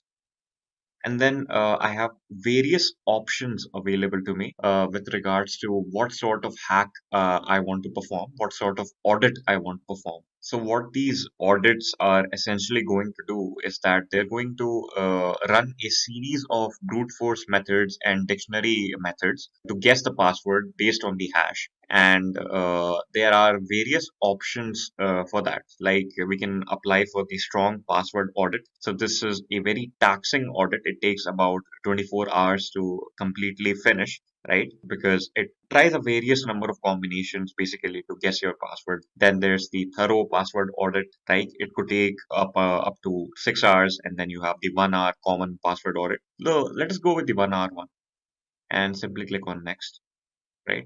And I also have the option of generating a report of my auditing at the end. So if I can simply click on CSV format and I'll get my report in CSV format in this particular location. I can simply specify that as well, right? And then I'll simply click on next. So once I click on next, it will basically give me the option to select when I want to run this particular audit. So I'll simply click on run this job immediately. And once I have that selected, I'll click on next. So it will give me all of the options to basically verify if I want to go with this. So you can check this, cross verify it, and then you can simply click on finish. So it will basically ask me for administrative privileges. So I'll click on yes. And it'll basically start running onto my network. So we can see that 3 accounts on my network were without a password. So they were instantly cracked because they didn't have a password. And as we can see furthermore, other accounts are getting guessed. So the account which was Martin had the password Apple. So that was guessed. So this was a pretty simple password. So it was guessed rather quickly. But basically what happens is the password is in plain text format. The password in plain text format runs through an algorithm which converts it into a hash code, right? So this is the hash code that you can see over here. So it basically takes a random bunch of words, tries dictionary words, and tries to convert it into the hash format. And if the hash matches with the existing hash on the target system, it basically tells us that the password hack has been successful. You've successfully cracked the password. So some particular hacks can take more than other hacks, and it basically depends on the complexity of the password. You also get a lot of options with this particular software, which is Loftcrack. So you can use custom repositories of dictionary words that you have that you may think might be compatible with the systems that you're trying to hack. They might be the passwords of the systems that you're trying to hack, right? And you can get your hashes from elsewhere as well. So if you're trying to hack into a system and it has localized hashes, you can get it from there, and you can simply get a speed boost in your hacking attempts. ARP poisoning with Cain Able. Now, Cain Able is a tool which is used for primarily password recovery, but that is not what we're going to be using it for today. It can recover, though, many kinds of passwords using methods such as network packet sniffing, which is something relevant to today's tutorial, cracking various passwords hashes by using methods such as dictionary. So similar to what we discussed earlier on. So what is ARP poisoning? So ARP is a short form for address resolution protocols, right? So in ARP spoofing or poisoning, or ARP cache poisoning is a technique which the attacker uses to spoof address resolution protocols, right? And messages which are basically sent on local area networks. So he can modify those messages. He can essentially alter those messages. So it is the job of Wireshark, which we can use optionally to detect these sort of things. So in a particular network, if you have an administrative PC for that particular network, you can detect all of the network activity happening with Wireshark. So Wireshark is a free and open source packet analyzer. It is used for network development, troubleshooting, analysis, and software and communications protocol development and education. So Wireshark is also used to basically understand how all of these hacks work, because you can see network activity that is happening. So for ARP spoofing attempts or ARP poisoning attempts, you can see those things exactly as they happen when they are happening in this particular log that is appearing on your Wireshark terminal. So Wireshark helps detect packets with suspicious origins or intent. So any packets which are suspicious, which means the corrupted or poisoned ARP packets, you can detect that with your Wireshark. So we'll see how that happens in a bit. So to implement sniffing, we will be using a tool called Cain. So we'll open that up. Once we open that up, we'll simply click on configure. After we've clicked on configure, we'll click on sniffer, right? And we'll select the device, the adapter that we're currently using. After we've selected the adapter, we'll click on OK. Once we've clicked on OK, we'll click on the sniffer icon that we have, which is the start stop sniffer. Once we click on that, a warning will come. I'll simply ignore that. Then we'll click on the sniffer icon over here to see the current status. The next step is to detect all of the devices that are present within the specified IP range. So for that, we'll click on the plus icon, right? And here we can specify the range. So in my case, I will specify 10.10.10.1 to 10.10.10.30. And I'll click on all tests, right? Because we want to test for every sort of ARP, and click on OK. So we get the list of all of the devices that are present in our subnet within that IP range. Now, to detect communication between two hosts that are present in this IP range, we need to specify the to and fro IP, right? So firstly, we'll click on APR, and then we'll click on this particular area and click on the plus icon, right? Now we can specify to and fro. So firstly, let me select 10.10.10.10 to 10.10.10.13, right? These are the two that I'm going to be selecting, and I'll click on OK. So as we can see here, we have our to IP address over here, and we have our fro IP address over here. Now, the next step would be to actually simulate some packet sending. Now, the next step would be to simulate communication between these two hosts. So let us do that. So firstly, I'll switch over to my Parrot Security. This is a Linux-based operating system. Firstly, I'll open up the terminal. So after switching to the root, let us type the hping command to send some packets to our Windows 10 PC. So we'll type hping 3 10.10.10.10. So this is the IP of the Windows 10 computer. and then we'll give the packet count of about 100,000, and then we'll press enter. So this will begin our ping. So firstly, I'll open up Wireshark to detect this network traffic, right? And after I've opened that up, I'll go to edit and preferences. So the first thing that I'll do is go to protocols, expand it, and simply scroll down to ARP RARP. We get this option, and then we'll simply click on the tick icon on detect ARP request storms. Once we've done that, we'll select our Ethernet adapter.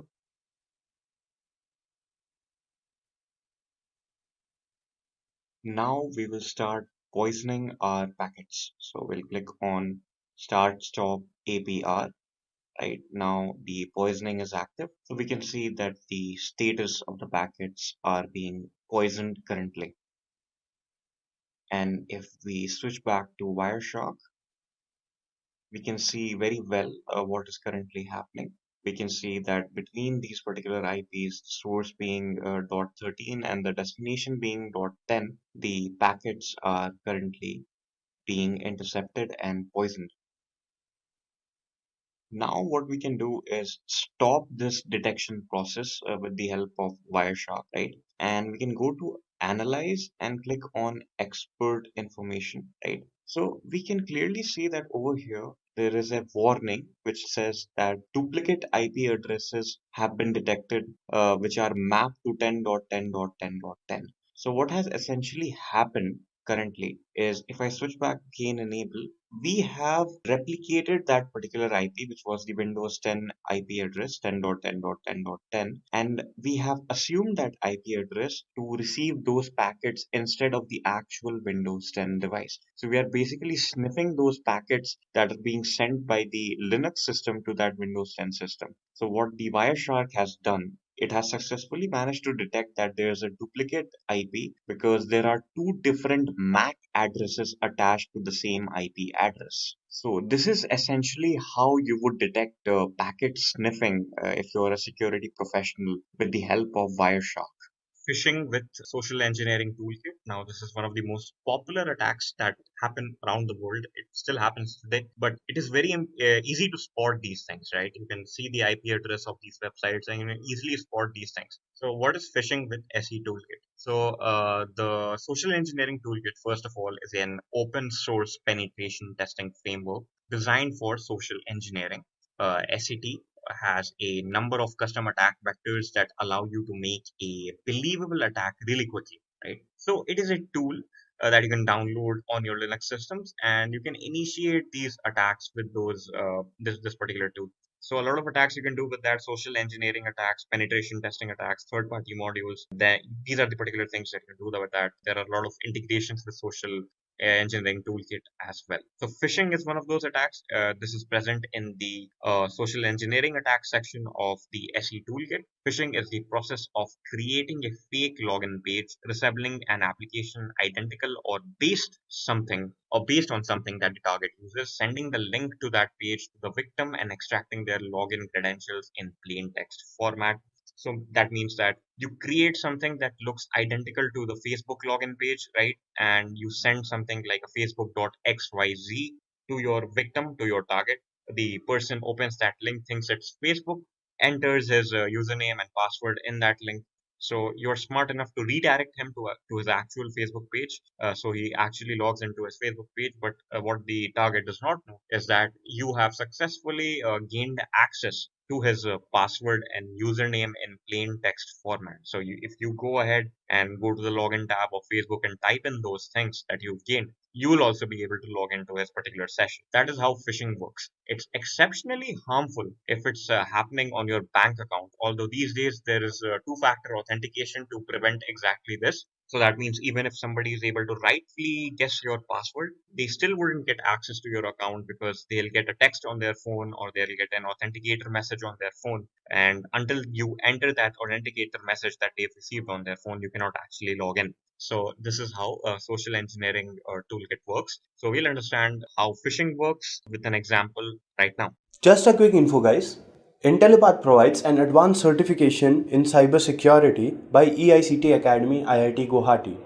You will get to learn the most important concepts such as ethical hacking, penetration testing, and network security in this course. You'll get to learn from IIT faculty and industry experts. Reach us out to know more.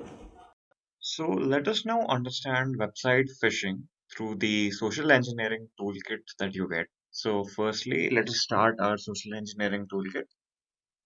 So simply type in SE Toolkit in your Parrot terminal, right? So once you've done that, you'll get a lot of options, and then we'll select social engineering attacks because that is what we're going to be doing. Now we're going to select website attack vectors, and then we're going to select credential harvester attack method, where we're going to harvest the credentials of victims who decide to choose our phishing link. So once we've done that, we'll use site cloner, right? Firstly, we have to give the postback URL for the website that we're going to be cloning. So we're going to use the IP address of this particular host, which is 10.10.10.13. So we will type in the URL that we want to clone. In our case, it's http www.moviescope.com. So it'll take a bit of time to actually clone the website. So let us now try to open that particular link. So http n.10.10.13. So we can see that we've successfully opened up a cloned website now. If you actually hide this IP address behind a link that looks like it leads to the actual website, then you can successfully trick your victim into basically giving up their username and password that they would have normally entered when they were logging into this movie scope website. So let me show you how this works. So say I type in something like admin and I type in something like password and I press login, right? So I clicked on the login button, nothing happened. It could have happened as well if we had actually logged in, but let us see on our Parrot security as to what information we have obtained. So we can see that whatever the victim had written down, like for instance, the username had been admin and the password was password, right? So we got that in plain text format. So we can see how this could be useful for a hacker who's trying to gain access to their victims' bank accounts or social media accounts. Just by simply giving them a dummy link or a phishing link, they could fool that particular user into registering for a fake account and giving up their credentials. So this is how phishing works with the help of the social engineering toolkit. DDoS attacks with H.O.I.C, which is the high orbital ion cannon. Sounds like a pretty fancy name, but this particular thing has been developed by fancy people, which is Anonymous, the Hacktivist Collective. So it is a free open source network stress application developed by Anonymous, a hacktivist collective, and used for denial of service attacks. So it's not entirely intended for harm.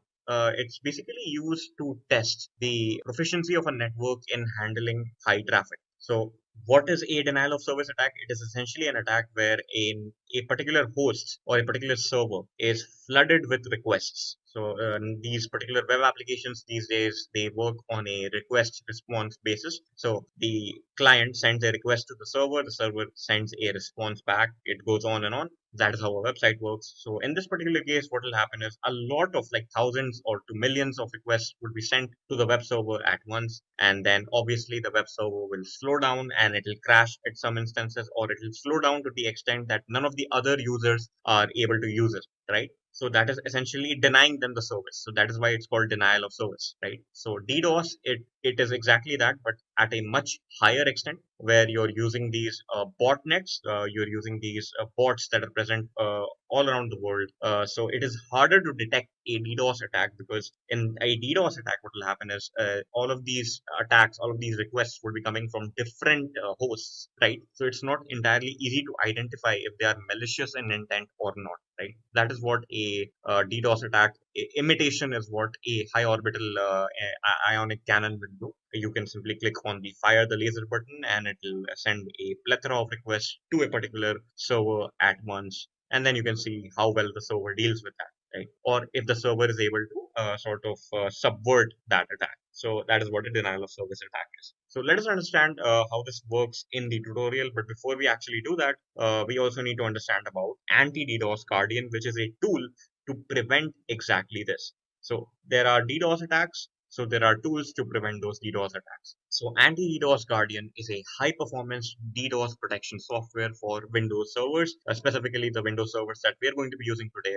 the Windows 2019 and 2016 server. It stops most DDoS or DOS attacks, including SYN attacks, IP flood, TCP flood, UDP flood, ICMP flood, slow HTTP DDoS attacks, layer 7 attacks, application attacks, Windows remote desktop brute force password guessing attacks. So a long list of things, but the DDoS Guardian is prepared for this, especially if you subscribe to their premium services as well. But even in non-premium mode, it works exceptionally fine. So anti-DDoS Guardian monitors the server and keeps a lookout for suspiciously large number of incoming requests and prevents a server overload by mitigating those requests. So say what this particular tool will do is it'll establish a baseline of activity for a particular web application. So if the baseline of activity is altered, if somehow there are a lot of requests suddenly, right? So obviously something is wrong. That should not be happening, because that is not on the baseline of activity, right? So once that happens, this particular tool will automatically detect that and subvert that attack. So we'll see this in action as well in this particular tutorial. So this is going to be a demonstration with regards to how to initiate and detect a DDoS attack. So in this particular case, what is going to happen is my Windows 10 virtual machine has this tool installed called the Anti-DDoS Guardian 5.0. Right now, this tool is supposed to detect DDoS attacks. So any attack which has a lot of packets coming from one IP in general, this particular Guardian will stop that. So I have it installed and ready to be deployed. So let me switch to the attacker computer. So my attacker computer in this case is going to be a Windows Server 2019, and I already have a high orbit ion cannon in place. Now the name might sound fancy, it's just a replacement name for a DDoS attacker. This particular application will send a lot of packets to the target computer, in this case my Windows 10 virtual machine, at the same time, and effectively dismantle the services of that particular Windows 10 computer. So the first thing that I would do is select that particular IP. So I'll click on the plus icon and put in the IP address of the Windows 10 virtual machine. So I've put that in, and then I am going to increase the power of this particular orbital cannon attack to high. So this means instead of a low number of packets, a high number of packets will be sent, which means a higher load. And then I'll select the generic boost H.O.I.C attack, right? And I'll click on add. Just a moment, my IP was a little bit wrong. I'll edit that. So I'll also make sure that I put in the IP in the form of a URL. So HTTP. And after I've done that, put it to high and select the generic boost. Click on add. Now, as we can see, the status of this cannon is ready.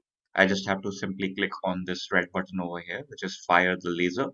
So once I click on that, this particular DDoS attack will start. So let me begin. Right, so the status is engaging. Let me switch back to my Windows 10 PC and look at what is going on in the DDoS Guardian. So if I scroll down, I can see Like right over here, I can see that there's a lot of activity in outgoing and incoming IP packets, right? So this is obviously an attempt to DDoS this computer, or it might just be suspicious. So we'll check it out, right? So once we double click on that, we can see that a lot of IP packets are coming in. It's just swarming this computer with IP packets, right? So one simple thing I can do now that as a security specialist, I have detected that a computer or a IP is trying to hack into the system by causing a DDoS attack. I'll simply block this IP. So once I block this IP, we can see that it goes red, and it doesn't matter how many packets are being sent by that particular PC or virtual machine. It does not matter to us because we are simply hard blocking that particular IP. So we can see how with the tools such as anti-DDoS Guardian or any other anti-DDoS tool, we can prevent such attacks. And it is important as well because if we are operating in organizations like Amazon or Facebook, it is very damaging for any of those organizations to have these attacks put on them because it could temporarily suspend their services.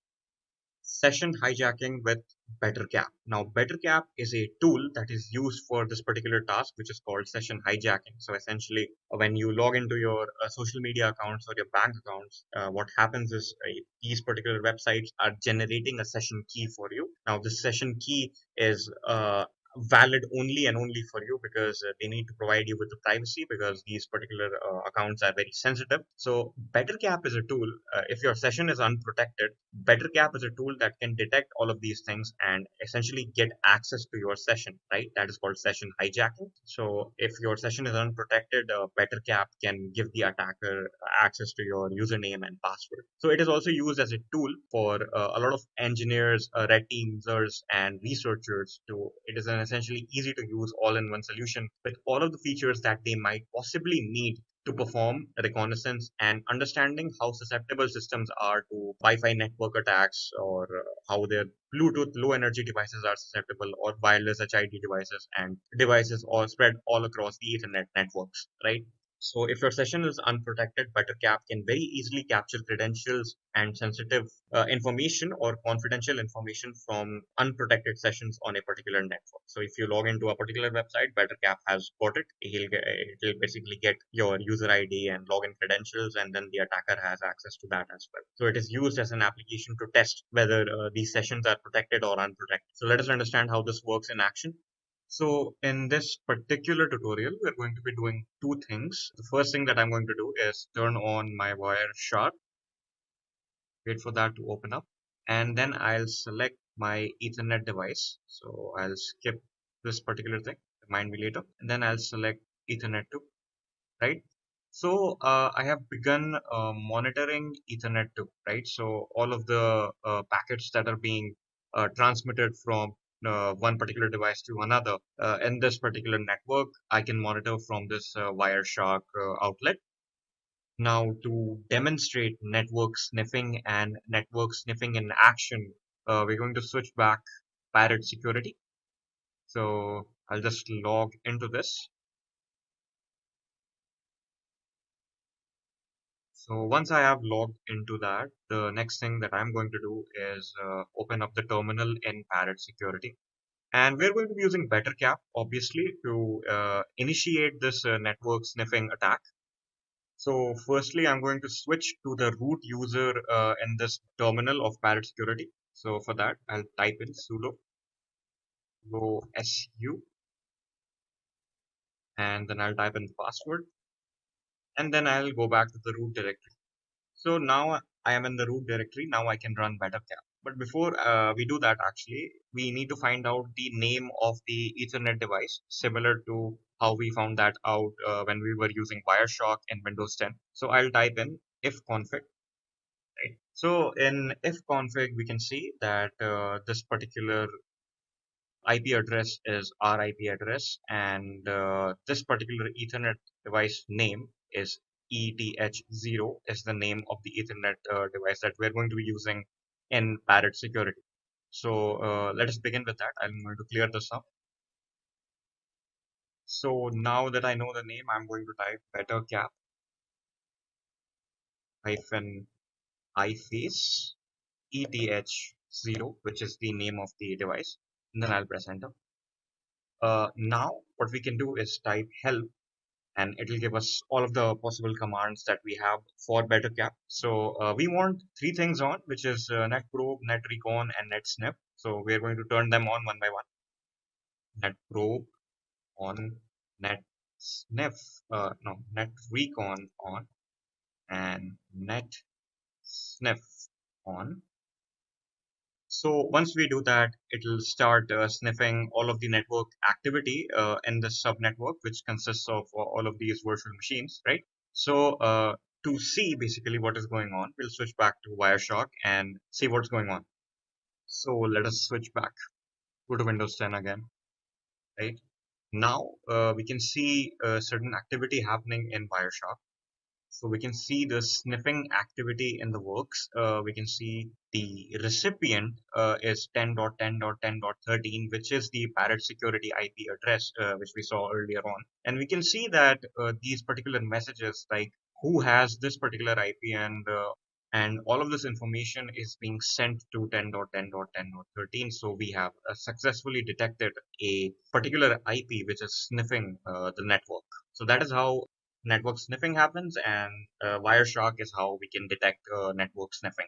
Honeypotting with HoneyBOT. Now, HoneyBOT is a tool used for honeypotting. What is honeypotting? We'll get to that. HoneyBOT is a medium interaction honeypot for Windows. It is a fake device occurrence on our local network. The device works as a target for hackers and to get what they want from a fake data on the device. This is great to learn how the attacker thinks and what his intent is. So essentially, you're creating a trap for the attacker. So the attacker will basically access that trap and might reveal something about how he attacks your system, or might reveal his own personal information as well. Because you're essentially baiting the hacker into hacking into your system by pretending that there is some information that is available, which is fake information, right? So how does it work? A honeypot is a device placed on a computer network specifically designed to capture malicious network traffic. The logging capability of a honeypot is far greater than any other security tool and captures raw packet level data, including the keystrokes and mistakes made by hackers. So essentially baiting the hacker into thinking your system is vulnerable and susceptible. The hacker will do whatever he needs to do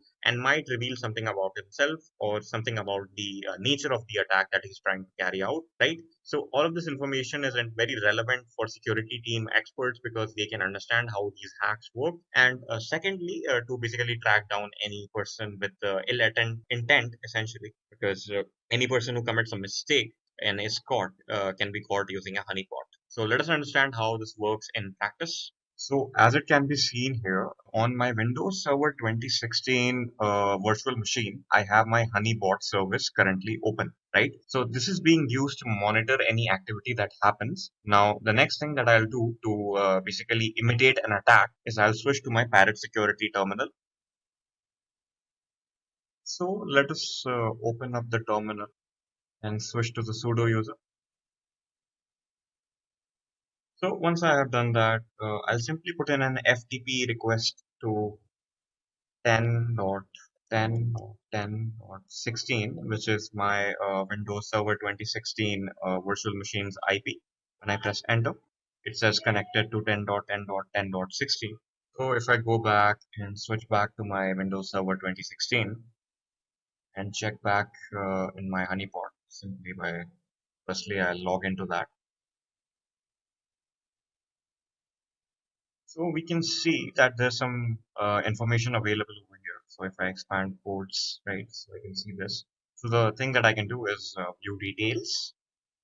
So when I view details, I can get the details about the attacker that may be trying to get into my system, specifically the file system of my system, because the attacker has initiated a file transfer protocol, the FTP. So we can see those details over here.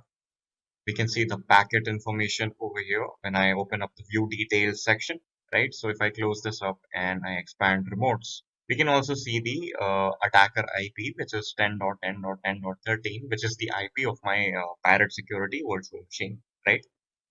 So in this way, you can essentially determine which particular system within your own network may be trying to get into your system or your file system. So this is how certain people would evade firewalls and other security measures. And this being a honeypot basically is a trap for those potential attackers to identify themselves. Web server reconnaissance with HTTP recon. Now, HTTP recon or HTTP fingerprinting is a tool developed by Computec and modified by W3DD. These are the authors to help return highly accurate identification of given HTTP implementation. So essentially, you enter the URL of a particular website and the server of that website.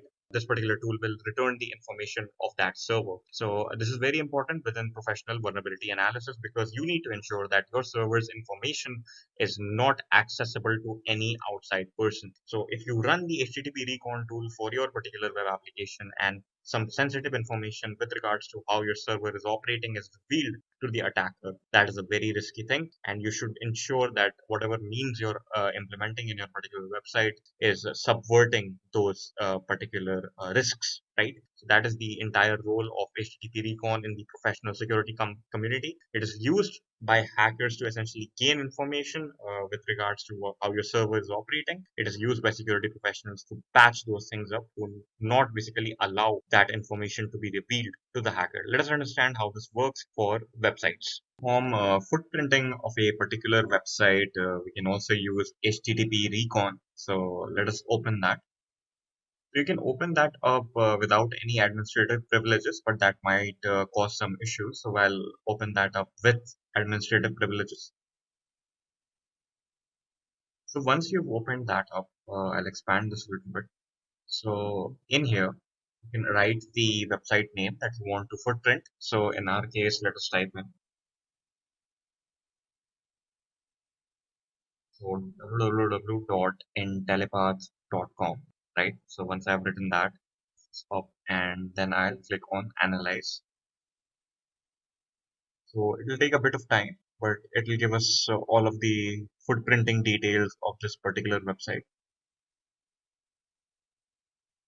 So we can see right over here on the get existing part, we can see over here there are servers that are mentioned. So there are percentages that are over here. There is a match percentage that we can see. So for this Microsoft IIS 6.0, we can see that it is a 100% match. So what footprinting will do, it will essentially analyze the data from the website and it will try to determine which particular backend server is being used for this website. So the traits for this particular one match 100% with Microsoft IIS, but you can also see there are other matches as well, which are not as accurate as the Microsoft one. You have an AOL server, you have Apache, right? You have Zeus, you have Nginx, so on and so forth. You can see the match percentage is decreasing in descending order. So we have all of this. So right now we don't need to worry about it much because we already have a 100% match. But in the cases where we don't get a 100% match, we have to go on probability. To see all of the get requests, I'll click on get long requests, right? So over here we can see all of the get requests, right? The other thing that I can do is click on fingerprint details.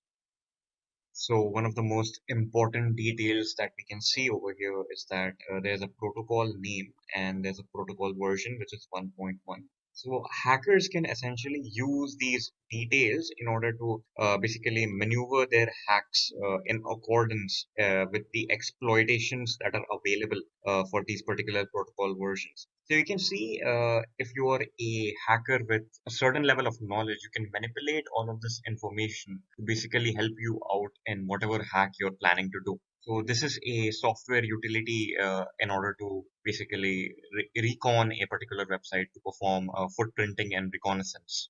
Web application footprinting with what web? Now this is very similar to what we just discussed, except this also gives information with regards to the application itself, not just the server. So what happens is what web recognizes web technologies, including content management systems, blogging platforms, statistical analytics packages, JavaScript libraries, web servers, and embedded services. What happens is, what web will scan a website to detail out the category of a web application, the author, and the technologies that are being implemented in that web application. application. So a website is authored by someone, that will be revealed. What is the password field? What is the login ID field? That will be revealed. So everything on the client side that is visible is revealed. So the HTTP server information, what server it might be using, all of that information, the IP address, the author. So these particular details are there. So even something like what particular organization is powering this particular website, that is also revealed. So that is how what web essentially works. So let us see what web in action as well. Keep in mind that this is exclusively for web applications. For web servers, it is entirely recommended to go with HTTP recon. For web applications, the client side of things, you can go for what web. So one of the tools that we use when we are trying to actually hack into a web application is what web. So let us see the sample website first. The sample website is moviescope.com. So we can see that it is a dummy website which we are essentially going to get some information out of. So if we go to our Parrot Security terminal, right, and I'll open up a Parrot terminal.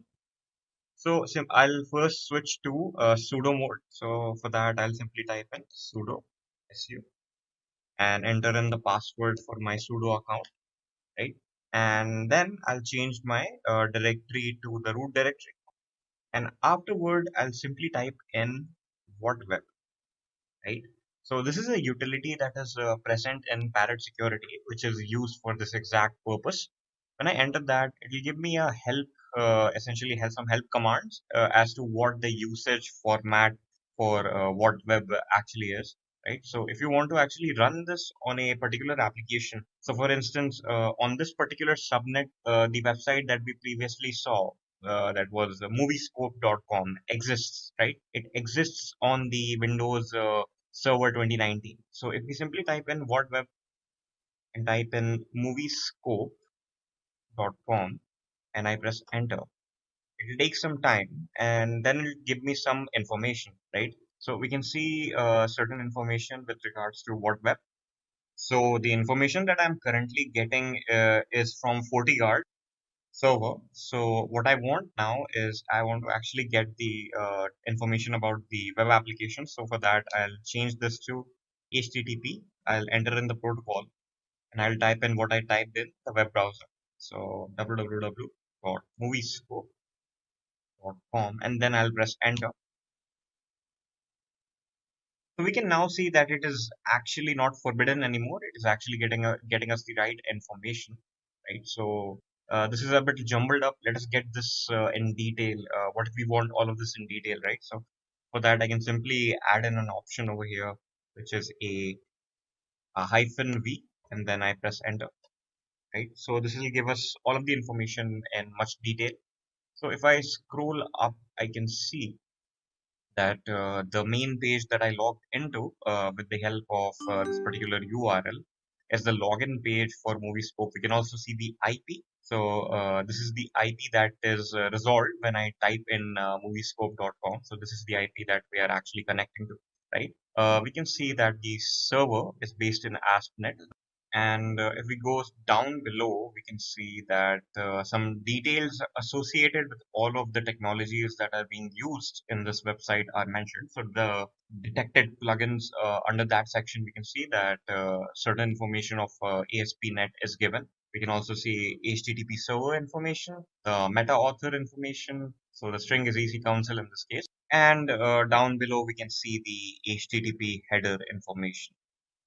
Now let's go ahead and understand what is SQL injection. So guys, SQL injection is basically a method using which you are able to run commands on an SQL server or on an SQL database through the user interface of a website. And then you are able to do malicious tasks such as logging into the website without even knowing the username, password of an account, or getting or retrieving the details of a particular account or all the accounts which are there on a website by running some SQL commands from the user interface, right? For example, in this session today, what we're going to do is we are going to have a look at a website like this, which is basically going to have the username and password fields. And we are basically going to check when we basically enter the username, we basically enter the password, then we are able to log in to the website.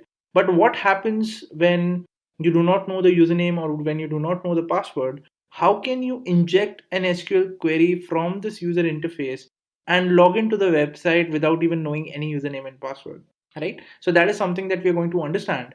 And the method of passing SQL queries from a website into the database directly is basically called SQL injection. Okay, so now you might be wondering, how does it basically work? All right, guys, so let's go ahead and first understand how does a site basically work. So first thing that you have is a database, right? And inside the database, you will have a table which will have all the usernames, which will have all the passwords, and this usernames and passwords will then be basically fetched by a website like this, right? So whatever username and whatever password you will be entering, right, it will be checked against the names and the passwords which are entered over here, right? If they are an exact match, that is that if the email, let's say if the username is Sam and if the password is QWERTY123, if this matches exactly, that means it's a correct input, and then in that case you will get a success message.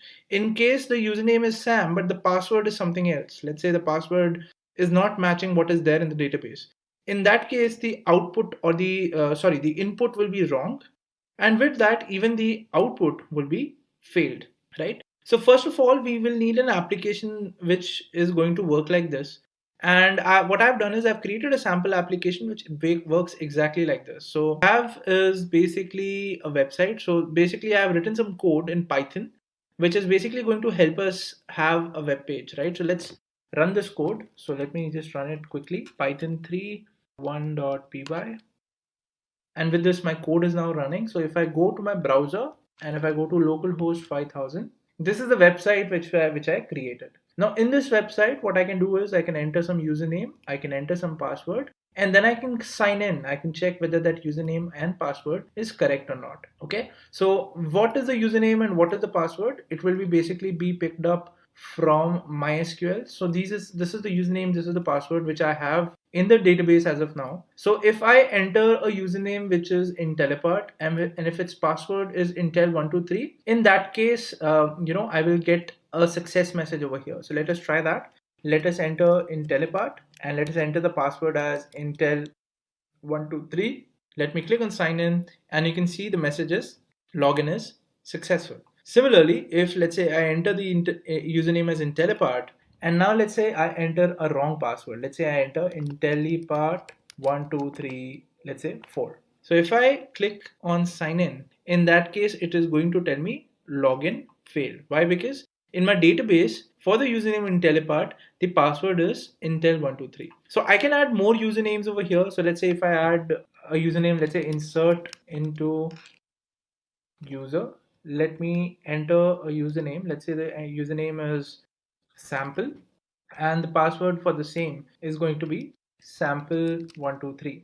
Let's say this is a query that I pass and I missed out on values over here, so let me enter that.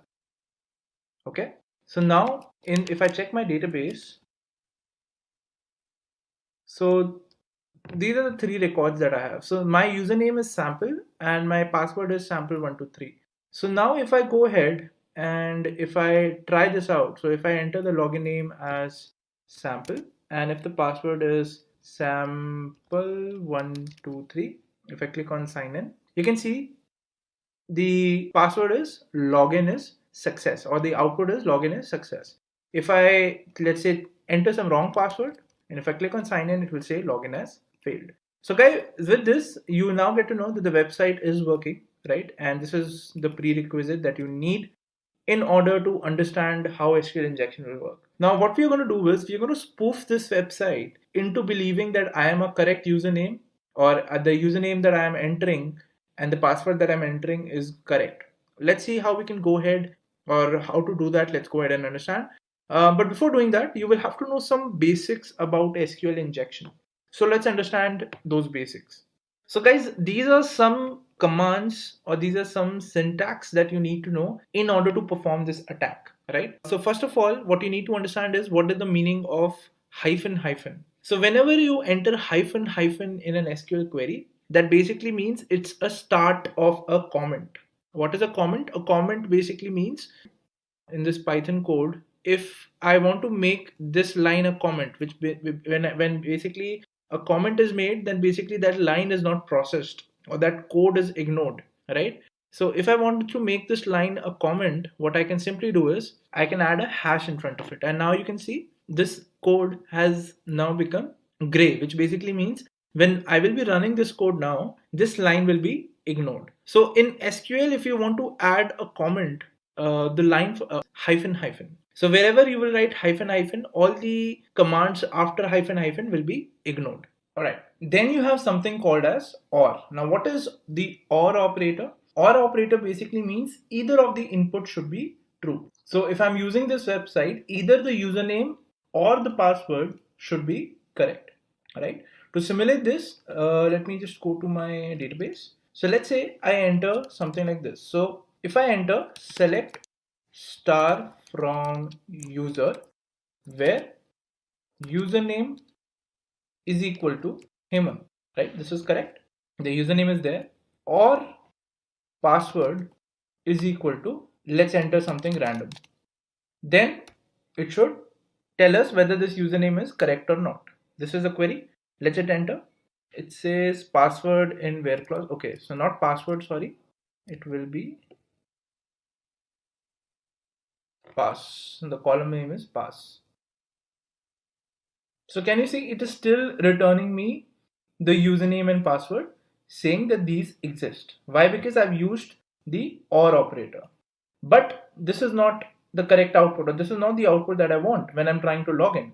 When I'm trying to log in, what I want to do is I want to see whether the username and the password are correct or not, right? So taking the same statement again, if I change this OR to be AND, then it will not give me any output, which means empty set, which basically means that there is no username with the name Hemant and the password this, and hence it will give me a wrong, or it will give me a empty set, which basically means that the user does not exist, and hence I will get a login failed on my website, right? This is the difference between OR and AND. So in OR, either of the input should be there in the database, and in AND, both the input should be present correctly in the database. Only then it will give us a successful message. What is 1 is equal to 1? 1 is equal to 1 is a statement which is always true, right? And what does that mean? Whenever I will write, let's say if I write when username is equal to Hemant and 1 equal to 1, which basically means that this statement is always going to be true in case the username is Hemant, because the second condition is always going to be true, which is 1 equal to 1, right? So this syntax basically means that the statement or the condition is true, and you can use it anywhere. You can use it while you are working with an SQL query, or when you basically want to go ahead and execute a statement. So now let's go ahead and try these out and understand how will this work when you're working with an SQL query using these syntaxes. Okay, so let's go ahead and write an SQL query and let's see what the output would be according to what we have just learned. So coming back to my MySQL shell. So let's say I go ahead and first show you all the records again, which I have in the table. So these are all the records that I have in the table, right? Now what I'll be doing is, let's say I type in select star from user where Hemant, username is equal to Hemant and 1 is equal to 1. Now what do you think will be the output of this? So let's try and analyze. So what did we learn? We learned that when we use AND, then both of the input should be true. So do we have username equal to Hemant in the user table? Yes, we do. And this is the condition which we are using. So this is true. Now let's see if this is true or not. And according to what we have learned, this condition is always true, right? Now if you try and execute this, you will get the username Hemant and the password Hemant123. And then if we type in, let's say I type in a query like select star from user where username equal to Hemant and password is equal to, let's say, a wrong password. Let's say it's 12345. Right? So in this case, it will not return anything. Now let's try to edit this query and let's try to apply the syntax that we have just learned. Right? So what we'll do is, first let's comment out the part which we don't need. So we don't need the the part over here. This is correct, but this part is wrong, right? This, because of this, the SQL query is not running. So let's comment this part out. So we'll add hyphen space. So this part is now commented. And now if we just enter 1 equal to 1 over here and give a semicolon, let's see what is the output that we get. And now, as you can see, you were able to bypass what you just wrote, right? So you commented out whatever was there later, and you added 1 equal to 1 before that comment. And because of this, this query is just executing up till here, and whatever was there after and, you have commented it by adding hyphen, right? So this is the basics of an SQL injection. If you understand this, now it will be very easy for you to gauge what I'll be telling you later, right? So now let's, alright guys, so what we know of this website right now is that if I enter the username and let's say this is the correct username as I know, let me enter a wrong password over here. So what happens, let's see. So if I enter the wrong password and if I click on sign in, I get login failed. So I want to change this, or I want to achieve that I should get login success over here. So let's see how we can bypass this feature. So as we know right now that the syntax that the current website is running in the background is select star from user, where username is this and password is this. So this is how most of the login websites basically work. Now, in order to achieve an SQL injection query or an SQL injection use case, what I will have to do is I will have to change the SQL query, or I will have to try to change the SQL query from this user interface so that I can basically bypass into the system. So how can we do that? So that can be achieved by using the syntax that we learned earlier. And let me first show you how we can do it, and then I'll explain you what would have happened. So before, whatever string that I'm entering over here, that will have a that will have a apostrophe starting before it, or that will have an inverted comma starting before it. So let me close the inverted commas first. And then what I'll type in is, I will type in or, and then I will type in the query which is also always going to be true, which is 1 equal to 1, right? And then I'm going to close this statement. And after this, whatever is there, I'm going to comment it out by typing in hyphen and then space. Okay, so this is, the argument that I'm going to pass over here. And now let's click on sign in. So it says this field is required. No issues, you can fill this field. And now let's click on sign in. So now, as you can see, it says login success. Now, how do you think this would have happened? Let me go ahead and show you. So the query that we have in the code is select star from user, where username is equal to Hemant and pass is equal to some password. Okay, this is the query which is executing in the background. Now what I've done is I've replaced Hemant with a string which goes something like this. So I first entered inverted comma, then I entered a space, and then I said or 1 is equal to 1 semicolon space comment sign and then space. Now see what has happened. This query has now changed to this query, and I've commented the rest of the part out. Now if you execute this query, what will you get? You will get all the usernames and you will get all the password. Let me hit enter.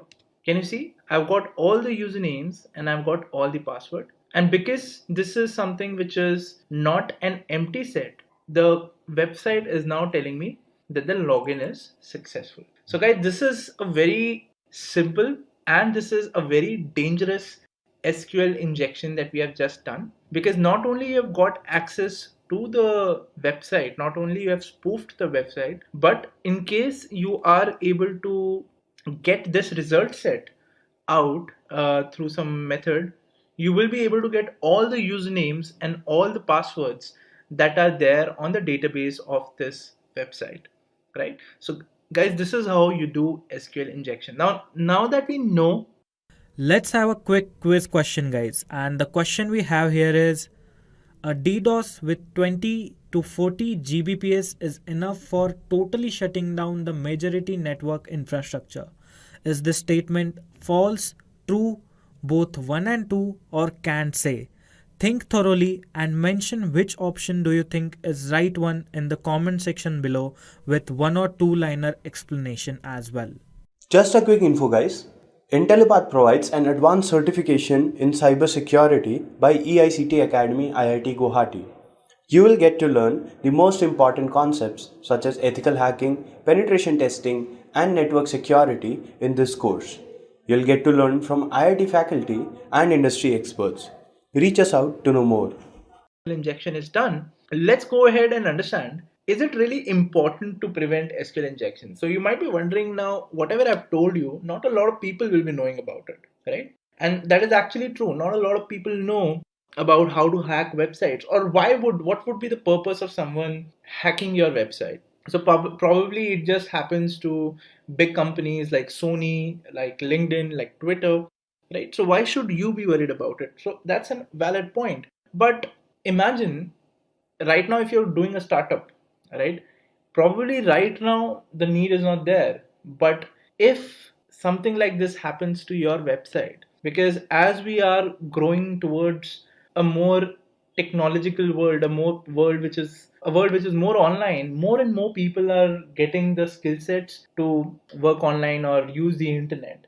And with that, if let's say somehow somebody targets your website, it is going to be a huge loss to your business, because the users which were using your website will not trust your website anymore. So to sum up, what is it important to prevent SQL injections? The point is that yes, the prevalence is going to be very less. The attack might be happening to your website or it might not be. The chances of it happening is very less because there are very less individuals in the world out there who can do SQL injections, right? And who would want to target a very small company that you have just started? But does this mean that you should ignore it? Well, no, because the ease of exploitation for this particular subject that we just discussed is very easy, right? And with that, in the future, as and when we are going into the future, more and more people will get aware about this particular concept, this particular technology, and hence the chances of even somebody playing around with your website is going to get you a huge business loss, right? And that's why the impact of this is going to be devastating. So that's why it is very important to prevent SQL injections, be it a very small company, be it a medium-sized company, and it is important for large companies, obviously, right? And that's why you should learn all the best practices for development. You should include people in the team who are cybersecurity experts. You should have test cases in your development team, which is basically going to go and help you out in understanding if your code is safe or not.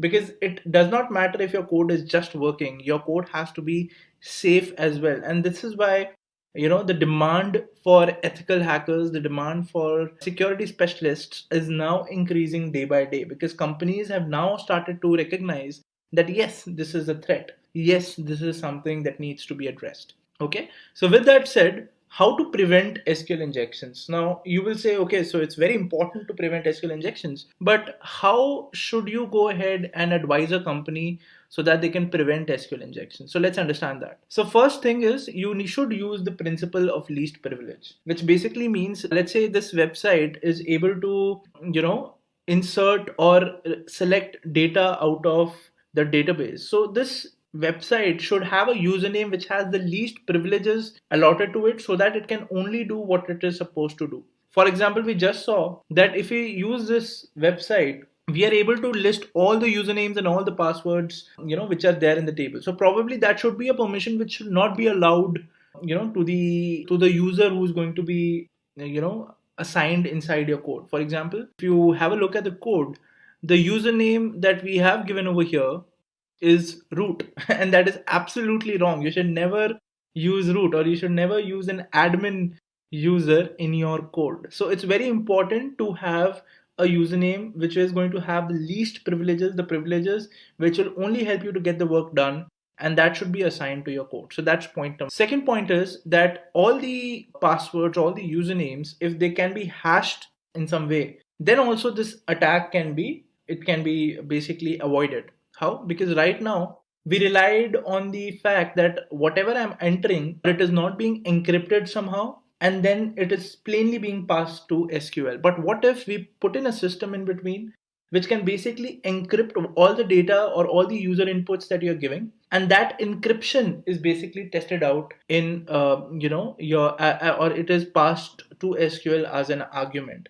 So in that case, what is going to happen is you will not be able to run any SQL query, right? So that is also a possible preventive measure that you can take. And third thing that you can do is you can always employ third party authentication. So you would have seen that a lot of websites now have options like login with Facebook, login with Google, right? So all these big companies, they have gone through a lot of workx, they have been through a lot of situations, they have a lot of people who are working on the security aspect of their website, and you can be rest assured that you as a owner or you as a manager of a tech team, if you apply your brains and try to create a model which cannot be spoofed, obviously that is not going to help you out, because the kind of feedback which Facebook and Twitter as a company gets, because they have a lot of people like you, right, who probably would be able to test the application before it goes on to production, test out with different kind of scenarios, right? And with that fact, their application obviously is more mature,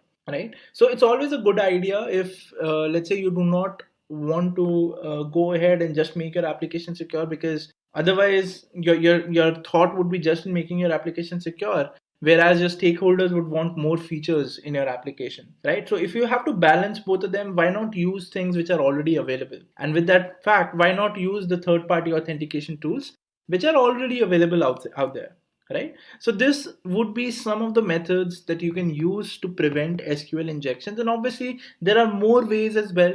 So you can go ahead and practice the best practices of coding. For example, instead of concatenating the arguments like we just did in the code, you can also pass them as arguments, and that is a topic for a separate discussion altogether. But majorly, if you follow all these 3 points, they should be enough to prevent a SQL injection. Creating a Trojan with njRAT. So there are a lot of ways you can actually create a Trojan with, but what we are going to be doing today is creating a remote access Trojan with the help of a tool called njRAT. So this is one of the most common hacks that is possible today if security is not implemented in the target system. So remote access Trojan essentially is something that gives you remote access to the target's computer or PC or host system or host network, right? So njRAT, also known as Blada Bindi, is a remote access Trojan or a RAT, which allows the holder of the program to control the end user's computer or the target's computer. How does it work? It's a convenient application which helps you in creating your own RAT, which directs back to your remote IP. So when you're creating this particular RAT, this Trojan, what it'll ask you is what is your own IP, right? And then you'll enter your own IP. And once you've done that, you can start creating the Trojan. It will be created. There will be a file that will be generated. You can send that file maliciously to your victim's computer. And if the victim happens to run the file even once, then boom, you have access to the victim's PC, right?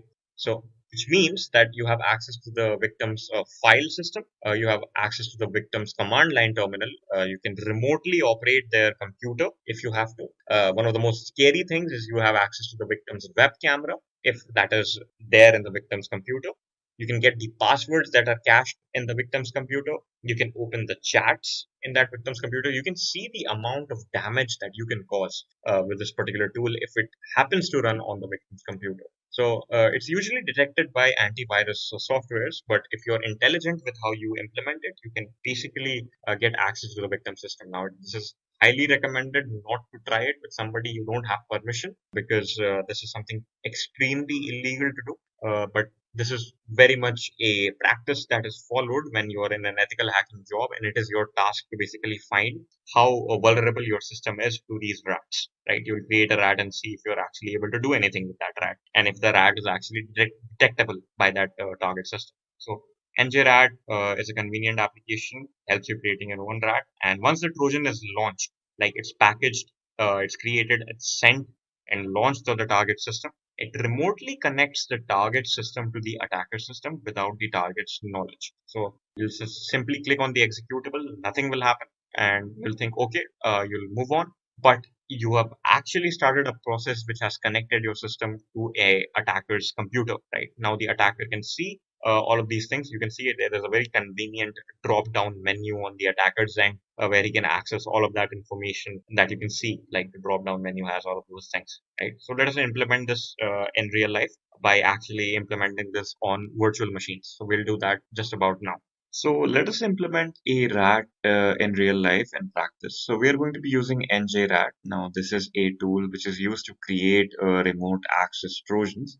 So what this does is essentially it creates a Trojan file. And once you install this Trojan file onto the target system, you basically have access to the target system's processes, services, and file system, right? So it's a pretty invasive RAT to have. Let us just begin with it. So the port by default is 5552. I'll just simply click on start, right? So once I've clicked on start, we can see that there are no lists available until now because we haven't actually invaded into a system yet. So what we'll do is firstly, we'll create a RAT. So we'll click on builder, right? So in builder, we can simply type in the host. So the host in our case is our Windows 10 system. So it's 10.10.10.10, right? So this is where the Trojan, this is where the RAT is going to report back to, right? And then I'll simply click on copy to startup, right? And then I'll click on build. So once I click on build, it will basically open up a browser window. So I can navigate to wherever I want to store my hack. So in my case, let us store our hack in the CEH tools directory. So this is the shared directory, the shared network directory in between all of the folders. So once we store it over there, I'll call it test.exe, right? And click on save. So our Trojan has successfully been created. This is our RAT. Now all we have to do is run this RAT on the target system, right? So let us get along with that. So currently I am on my Windows Server 2016 and we can see that we have that file available to us, right? So if I simply open up this file, we can see that absolutely nothing happens. Now, this is where the hacker gets you, right? So, according to you, the file did not work, right? But if we switch back to our Windows 10 machine, we can clearly go back and check our status. And we can see that we've hacked the Windows Server 2016 computer, right? So, I can expand this and elaborate on this. If I simply open that up, by right clicking on it, we can get a whole bunch of options, right? So the first thing that we get is the file manager. So if I open that, take some time, but we can browse through all of the files that are present on the target system, right? We can go to the process manager, right? So this will tell us all of the processes that are running on the target system. It takes a bit of time to load. And as we can clearly see, we can see all of the processes that are running on the server 2016 computer, right? We can see the connections. So depending on the network speed that you have, it may take a little bit of time. So we can see all of the port and IP details. We can look at the registry of the target system, which is very important if you're hacking a system. And you can also access the remote shell of the target system, right? There are other options, very invasive options available to you. So you can also run a file. So this could be from your own disk. This could be a script, yeah, or you could simply access the computer's remote desktop. You can access the webcam of that computer. You can get the passwords. You can even enable and access the keylogger, which will basically tell you whatever the target user is typing onto his keyboard. You can open up a chat to basically send messages to the target system. So as you can see, there are a lot of other options as well that you can implement with this invasive remote access Trojan. Let's talk about the principles of security, also known as the CIA triad. The C in CIA stands for confidentiality. Confidentiality ensures that the necessary level of secrecy is enforced at each junction of data processing and prevents unauthorized disclosure. So it basically means that it refers to an organization's efforts to keep their data private or secret. In practice, it's about controlling access to data to prevent unauthorized disclosure. Typically, This involves ensuring that only those who are authorized have access to specific assets and that those who are unauthorized are actively prevented from obtaining access. Then the I in CIA stands for integrity. Integrity is upheld when the assurance of the accuracy and reliability of information and systems is provided and any unauthorized modification is prevented. So this means that integrity refers to the quality of something being whole or complete. In cybersecurity, integrity is about ensuring that data has not been tampered with and therefore can be trusted. It is complete, authentic, and reliable. So that is what integrity means. Then the A in CIA stands for availability. Availability protection ensures the reliability and timely access to data and resources to authorized individuals. So quite simply, availability means that networks, systems, and applications are up and running. It also ensures that authorized users have timely, reliable access to resources when they are needed. Now, let's talk about the types of security controls. There are three types of controls with different practices that come under each of them. The first one is administrative controls. This refers to the policies, procedures, or guidelines that define personal or business practices in accordance with the organization's security goals. So, security documentation, risk management, personal security, training, culture, etc. are the practices that come under administrative controls. The second one is technical or logical controls. This includes the hardware or software mechanisms used to protect assets in an organization. So, firewalls, IDS or intrusion detection systems, encryption, authentication, input validation, etc. are the practices that come under technical or logical controls. Then the third one is physical controls. This refers to anything tangible, that is anything that can be touched, that's used to prevent or detect unauthorized access to physical areas, systems, or assets in an organization. Security guards, logs, fencing, lighting, CCTV, etc. are tangible security measures which come under physical controls. Now, let's discuss the security controls that enforce the principles of security or the CIA. So, the CIA, also known as the CIA triad, includes confidentiality, integrity, and availability. Confidentiality ensures that the necessary level of secrecy of data is enforced. So, data encryption at rest, data encryption in transit, access control, etc. are the controls employed for ensuring the confidentiality of the data. Then there's integrity. Integrity refers to the assurance that the accuracy and reliability of information is maintained and unauthorized modification is prevented. So the controls used to ensure integrity of the data are: first one is hashing. Hashing is a practice used for where an algorithm is used to map data to any size of a hash value which is of fixed length. So this can be used to check that the data has not been altered. So this can be used as an authenticity check for the data. Then there is configuration management, then change control, and CRC functions. CRC functions are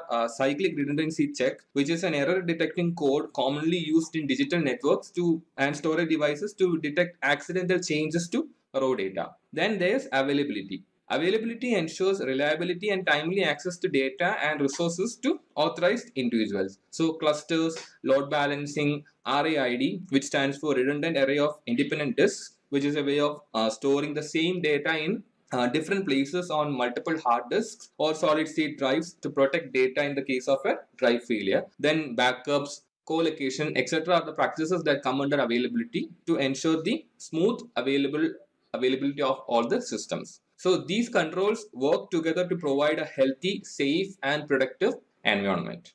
Now let's talk about security framework.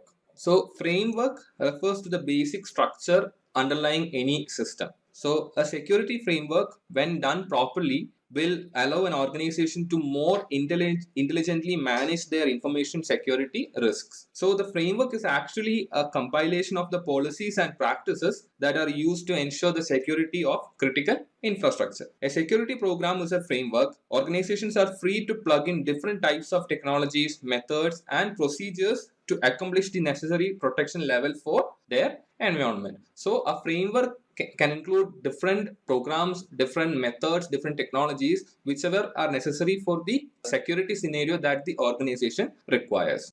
Now let's talk about ITIL, which stands for Information Technology Infrastructure Library. ITIL is the de facto standard of best practices for IT service management. The ITIL is actually a framework designed to standardize the selection, planning, delivery, maintenance, and overall life cycle of IT services within a business. So the ITIL was created because of the increased dependence on information technology to meet business needs. Now let's see what security governance is. So security governance is actually the set of responsibilities and practices exercised by executives with the goal of providing strategic direction, ensuring that objectives are achieved, ascertaining that risks are managed appropriately, and verifying that the enterprise's resources are used responsibly. So basically, security governance is the means by which you control and direct your organization's approach to security. So when done well, security governance will effectively coordinate the security activities of your organization. So security governance always flows from top to bottom, and it should always cut across all the business verticals so that it is functioning properly. Now let's talk about what is third-party security governance. Third-party governance is the system of oversight that may be mandated by law, regulation, industry standards, contractual obligation, or licensing requirements. This generally involves an outside investigator or auditor designed by a governing body or the consultants hired by the target organization. Another aspect of third-party governance is the application of security oversight on third parties that your organization relies on. So these parties need to stay in compliance with the primary organization's security stance. Otherwise, they present additional risks and vulnerabilities to the primary organization. Let's discuss standards, guidelines, and procedures. So first of all, standards. So standards define some compulsory requirements for the use of hardware, software, technology, and security controls. So these standards are basically documents that say how these methods should be accomplished so that the goals required for security principles can be achieved. So standards are mandatory courses of action or rules that are needed to accomplish for certain security practices to be completed. Then there are baselines. So these baselines are a minimum level of security that every system throughout the organization must meet. So it's like a threshold that every system has to meet. The baseline establishes a common secure state on which all additional security measures can be built. Then there are guidelines. So guidelines are recommendations on how standards and baselines are implemented. So guidelines say how the above mentioned standards and baselines has to be put in place. Then guidelines are also flexible that it can be customized in unique cases or condition. And finally, there are procedures. So procedures are detailed step by step how to documents that describes the exact actions necessary to implement a specific security mechanism, control, or solution. Now let's see what is threat modeling.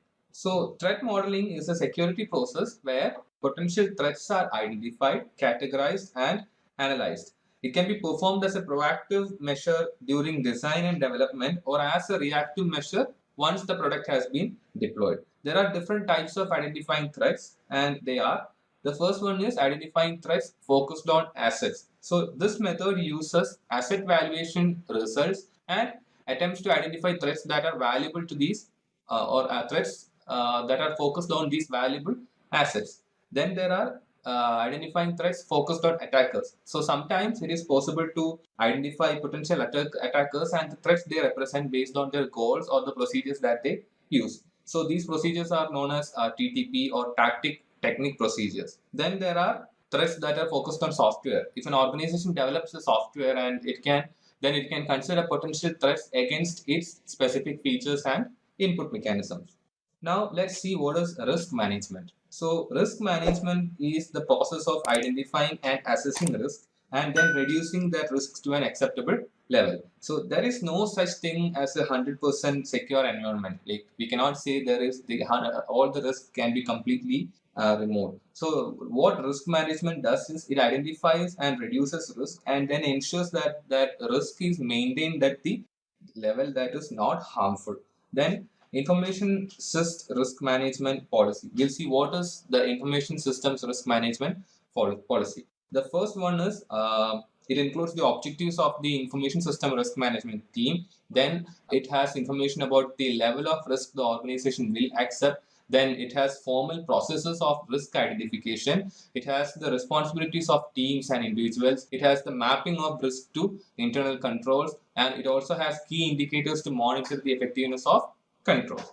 Now, what are the steps involved in the risk management process? So the first step is framing the risk. Then the second step is assessing the risk. We have identified the risk and now we are assessing the risk. The third step is we'll be responding to the risk with the tools that we have. And finally, we'll monitor the risk and keep it at the stable level. Now we'll see what is risk assessment and analysis. So risk assessment is the method of identifying vulnerabilities and threats and assessing the possible impacts to determine where to implement security controls. Whereas risk analysis is a detailed examination of the components of risk which is used to ensure that the security is cost effective, relevant, timely, and as well as responsive to the identified threat. It also helps companies to prioritize their risks and the amount of resources that one should apply to protect against the risk. So the achievements of risk analysis should be identifying assets and their value to the organization, determining the likelihood that a threat exploits a vulnerability, determining the business impact of these potential threats, and finally providing a cost-benefit analysis between the impact of the threat and the cost of the countermeasure. Now we'll see what are the risk analysis approaches. So there are three approaches. The first one is quantitative risk analysis. A quantitative risk analysis is used to assign monetary and numeric values to all the elements of the risk analysis process. So here a numerical or monetary value is given to every component of the risk analysis process. So each element within the analysis, like asset value, threat frequency, severity of vulnerability, impact damage, safeguard cost, safeguard effectiveness, uncertainty, and probability items, etc., is quantified to determine the total and residual risks. Whereas in qualitative risk analysis, a qualitative risk analysis does not quantify the data or assign any numeric values. Instead, it is more opinion and scenario based and uses a rating system to relay the risk criticality levels. Then there is also automated risk analysis. So collecting all the necessary data that needs to be plugged into risk analysis equations and properly interpreting the results can be overwhelming if done manually. So what we can do now is several automated risk analysis tools are available which will make the task much easier and more accurate. Now we'll see what is risk management framework. So the National Institute of Standards and Technology, NIST, has developed the risk management framework. So this is a set of processes for organizations to integrate information security and risk management into their systems. So the 6-step framework includes, first of all, categorize information systems, select security controls, implement security controls, assess security controls, authorize information systems, and monitor security controls. Just like the NIST RMF, there are other frameworks as well, like OCTIV, which stands for Operationally Critical Threat, Asset and Vulnerability Evaluation, FAIR, Factor Analysis of Information Risk, and TARA, which stands for Threat Agent Risk Assessment. Now, what is supply chain risk management? So, a supply chain refers to a sequence of suppliers involved in delivering some kind of product. There are two types of suppliers, upstream and downstream suppliers. So, the upstream supply chain shows the relation between the supplier and the raw materials and the supplier's supplier. So this means that who is supplying the raw materials to the supplier in first place. That is upstream supply chain. What is coming to the company is often termed as upstream supply chain. Then the downstream supply chain is the final product or the thing leaving the company. So it is often left in the form of a final product to serve the customer. So we call it the downstream supply chain. Now there is something known as a service legal agreement or SLA. So SLA is a contractual agreement that guarantees a certain level of service from service providers. So if the service is not delivered at the agreed upon level, then there are consequences, typically financial consequences. So these SLAs provide a mechanism to mitigate some of the risk from the service providers in the supply chain. Now we'll see what is personal security. So people are often the weakest link in security. We say that often human error accounts for up to 95% of security breaches. So the reason for this is that either accidentally through mistakes or lack of training, or intentionally through the fraud and malicious intent, personal causes more serious and hard to detect damage to security than attacks or outside espionage or equipment failure, etc. So this is a huge problem. Properly trained personnel is very vital for maintaining security. Although the future actions of individuals cannot be predicted, it is possible to minimize the risk by implementing preventive measures and some best practices. Now let's see what are the measures that are used in personnel improving personal security. The first one is separation of duties. So separation of duties is a preventive administrative control put into place to reduce the potential of fraud. For example, an employee cannot complete a critical financial transaction by herself or himself. He will need to have the supervisor's approval before the transaction can be completed. So separation of duties makes it difficult to commit any fraud without resorting to collusion or conspiracy. Then there is dual control. Here, two or more individuals are authorized and required to perform a duty or task. So both of these individuals must be available and active in their participation to complete the task. Not a single person will be able to complete the task on his or her own. So, for example, two officers must perform an identical key turn in a nuclear submarine to send a missile, something like that. Then there is split knowledge. No one person knows or has all the details to perform a task. For example, two managers might be required to open a bank vault with each only knowing part of the combination to open the lock. Then there is job rotation. So job rotation is an administrative detective control used to uncover fraudulent activities. So no one person should stay in one position for a long time because they may end up having too much control over a segment of the business. So rather than keeping one person in one job for a long time, job is rotated. Then there is mandatory vacation. So employees in sensitive areas should be forced to take vacation so that other people can fill their position for that time, and this ensures that no fraudulent activities are occurring there. Now we'll see what are due diligence and due care. So due care means doing what a reasonable person would do in a given situation. It is also often called the prudent man rule. Then there is due diligence. Due diligence means making sure that you have done enough research before taking the required action and tracking the work that you have done after implementation so that you can improve after the work also. Then what is the significance? In today's business environment, prudence is mandatory. Showing due care and due diligence is the only way to disprove negligence in an occurrence of loss. Senior management must show due care and due diligence to reduce their culpability and liability when a loss occurs. So, business continuity planning. So, despite our best efforts, disasters of one form or another definitely will strike an organization. Be it a natural disaster such as a hurricane or an earthquake or a man-made calamity such as a building fire, every organization will encounter one threat in their existence. So, one thing that can be noted here is business continuity planning. It is a practice. This involves assessing the risks to organizational processes and creating policies, plans, and procedures to minimize the impact of risk. So, BCP focuses on maintaining business operations with reduced capabilities. If this continuity is broken, then the business processes have stopped and the organization is in disaster mode. This is when the disaster recovery planning takes over. So the top priority of BCP and DRP is always people. The primary concern is to get the people out of harm's way. Then you can address IT recovery and restoration issues. Now we have talked about BCP and DRP. We'll see what are the differences between BCP and DRP. So business continuity plan refers to the means by which loss of business may be avoided, and it ought to define the business requirements for continuity of operations. It also defines the business requirements for a disaster recovery plan. Disaster recovery plan, on the other hand, deals with the restoration of computer systems with all attend software and connections to full functionality under a variety of damaging or interfering external conditions. Essentially, disaster recovery plan DRP addresses the procedures to be followed during and after the loss, whereas BCP is the preemptive process put in place in preparation for handling the disaster. The overall goal of BCP is to provide a quick, calm, and efficient response in the event of emergency and to enhance the company's ability to recover from a disruptive event promptly. So now let's talk about in detail about the PCB process. So the PCB process has 4 main steps. They are project scope and planning, business impact assessment, continuity planning, and finally approval and implementation.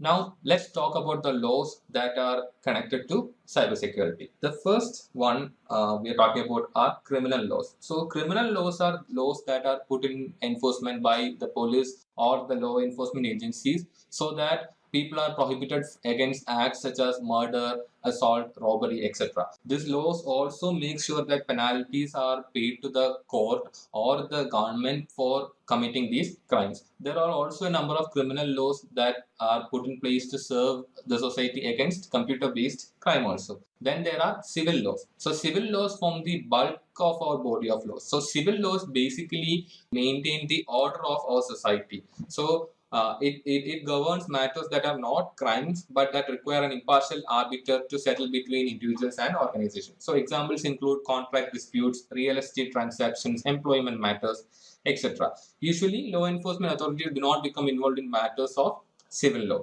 Then there is administrative law. Laws and legal principles created by administrative agencies to address a number of areas including international trade, manufacturing, environment, immigration, etc. come under this administrative law.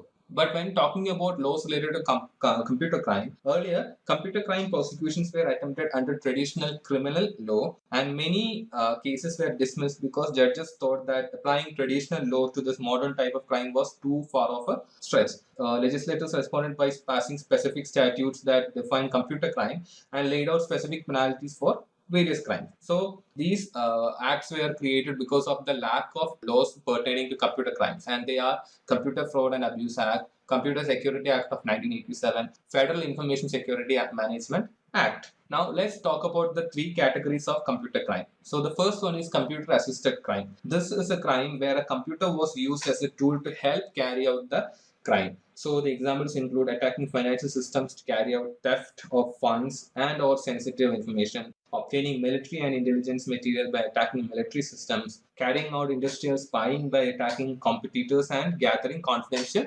business data. Then there are computer targeted crimes where a computer was specifically the victim of an attack. So the examples include distributed denial of service attacks, capturing passwords for or other sensitive data, installing malware with the intent to cause destruction, etc. Then there is crimes where the computer is incidental. So here the computer is not necessarily the attacker or the victim, but just happen to be involved in the crime. So an example would be an attacker gathering information about his victim using a laptop. So that is an example for a computer incidental crime. Now let's discuss what a copyright is. So copyright law guarantees the creators of original works of authorship protection against the unauthorized duplication of their work. So broad categories of these works qualify for copyright protection, and they are literary works, musical works, dramatic works, choreographic works, sculptural works, motion pictures works, architectural works, etc. Computer software can also come under the copyright protection, but it is done under the scope of literary works because it is important to note that copyright law protects only the expression inherent in computer software. That is, only the actual source code is protected, and it does not protect the ideas or processes behind the software. So officially, registering a copyright is not a prerequisite for copyright enforcement. The law states that the creator of a work has an automatic copyright from the instant the work is created. Copyright ownership always defaults to the creator of a work. Exceptions include works for hire where the person is hired to make something. Then current copyright laws provides for a very lengthy period of protection. Works by one or more authors are protected until 70 years after the death of the last surviving author. Now we'll see what is DMCA. DMCA, or Digital Millennium Copyright Act. Just a quick info, guys. Intellipaat provides an advanced certification in cybersecurity by EICT Academy IIT Guwahati. You will get to learn the most important concepts such as ethical hacking, penetration testing, and network security in this course. You'll get to learn from IIT faculty and industry experts. Reach us out to know more.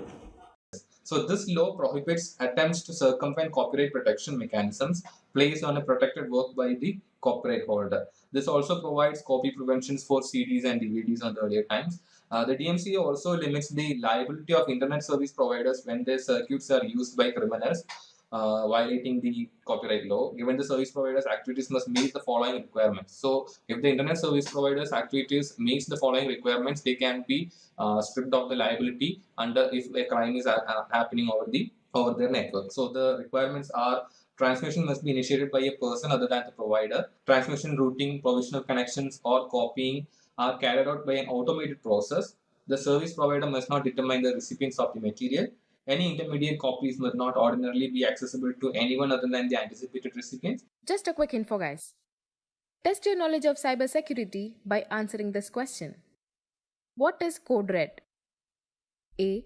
An antivirus program. B. A photo editing software. C. A computer virus. D. A video editing software. Comment your answer in the comment section below. Subscribe to Intellipaat to know the right answer. Now, let's continue with the session.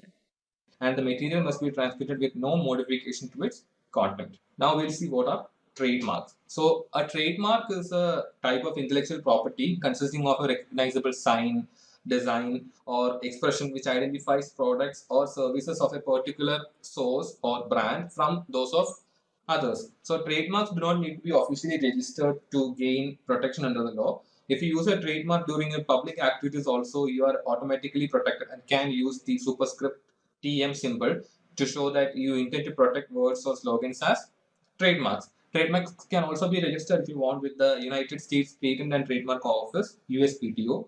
Once you have received your registration certificate from the USPTO, you can denote your mark as a registered trademark with the R in a circle superscript symbol.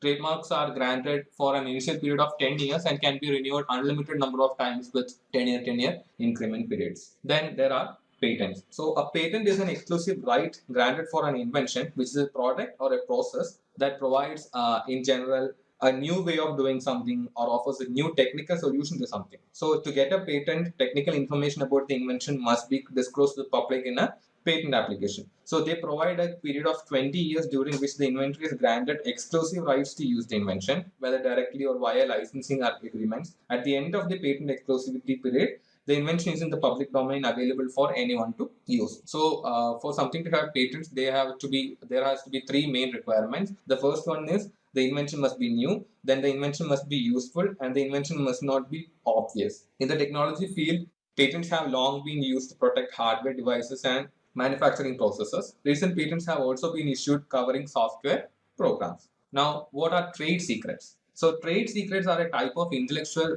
property that comprises formulas, practices, processes, designs, or compilations of information that have inherent economic value because they are not generally known or readily available to the public, and for which the owner takes reasonable measures to keep it secret. So those are the things that are known as trade secrets. So many companies have intellectual property that is critical to their businesses, and significant damage would happen if it were disclosed. Some examples worth mentioning would be the secret formulas of Coca-Cola, KFC, etc. Copyrights or patents could be used to protect trade secrets, but the catch here is that the trade secrets would have to be publicly disclosed for all the details of the work has to be publicly disclosed, and copyrights or patents would only provide protection for a limited period of time. So protecting trade secrets with copyrights or patents is not a very good idea. So to preserve trade secret status, organizations must implement adequate controls to ensure that only authorized personnel with a need to know the secrets have access to them. Also, trade secret protection is one of the best way to protect computer software. This is the technique used by large software development companies like Microsoft to protect its core base of intellectual property. The US government recognized the importance of protecting trade secrets and enacted the Economic Espionage Act of 1996. Now we'll see what is software licensing. The common types of licensing agreements in use today are: the first one is contractual license agreements. So this uses a written contract between the software vendor and the customer, outlining the responsibilities of each. These agreements are commonly found for high-priced and or highly specialized software packages. Then there are shrink-wrap license agreements. So these are agreements written on the outside of the software packaging. They commonly include a clause stating that the user acknowledges agreement to the terms of the contract simply by breaking the shrink wrap seal on the package.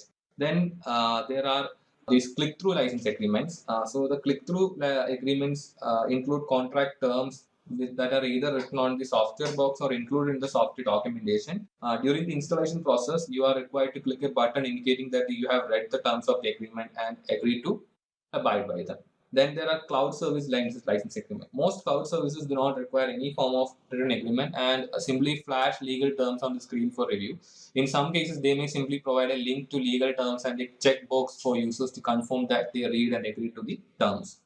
Now let's talk about privacy laws. The first one is the Fourth Amendment. So this prohibits government agencies from searching private property without a warrant and a probable cause. The courts have expanded their interpretation of the Fourth Amendment to include protection against wiretapping and other invasions of privacy. So no government agent can listen into a call without proper warrant or a probable cause. Then there is Privacy Act of 1974. This severely limits the ability of federal government agencies to disclose private information to other agencies without the prior written consent of the affected individuals. Then there is Health Insurance Portability and Accountability Act, also known as the HIPAA. So this strictly regulates the hospitals, insurance companies, and organizations that process or store medical information about individuals. This defines the rights of individuals who are the subject of medical records and requires organizations that maintain such records to disclose these rights in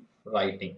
Then the European Union Privacy Law. This law creates a balance between the interest of data holder and the interest of the data subject. The directive outlines key rights of individuals about whom data is held and or processed, like right to access data, right to know the data's source, right to correct inaccurate data, right to withhold consent to process data in some situations, right of legal action should these rights be violated.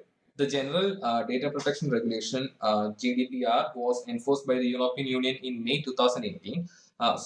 This includes regulations that protect the personal data and privacy of the European Union citizens. So this law defines three things. The first one, data subject. So the data subject is the individual to whom the data pertains. The data controller, any organization that collects the data on European Union's residents. Then the data processor, any organization that processes the data for a data controller. The regulation applies if any one of the three entities is based in the European Union. The key provisions of the law include consent, first one. So the consent means that data controllers and data processors cannot use personal data without explicit consent of the data subject. Then right to be informed. So data controllers and data processors must inform data subjects about how their data is used. Then right to restrict processing. Data subjects can agree to have their data stored by a collector but disallow it to be processed. Then there is right to be forgotten.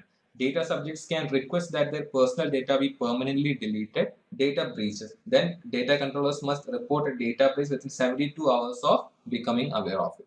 Now let's see what is compliance is. So basically compliance in business refers to following the relevant laws and regulations for your industry. Regulatory compliance describes the goal that organizations aspire to achieve in their efforts to ensure that they are aware of and take steps to comply with relevant laws, policies, and regulations. Due to the increasing number of regulations and need for operational transparency, organizations are increasingly adopting the use of consolidated and harmonized sets of compliance controls. Now let's see what are ethics.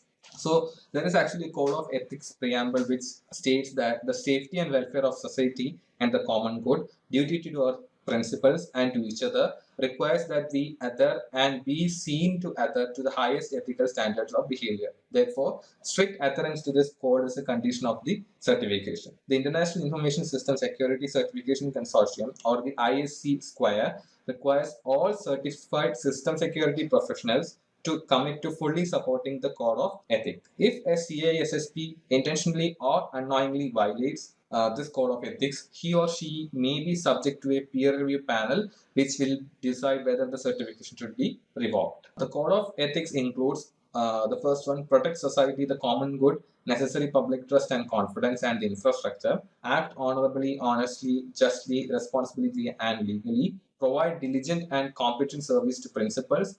Advance and protect the profession. Most often, laws are based on ethics and are put in place to ensure that others act in an ethical way. However, those do not apply to everything. That is, sometimes when ethics should kick in, some things may not be illegal, but that does not necessarily mean they are ethical.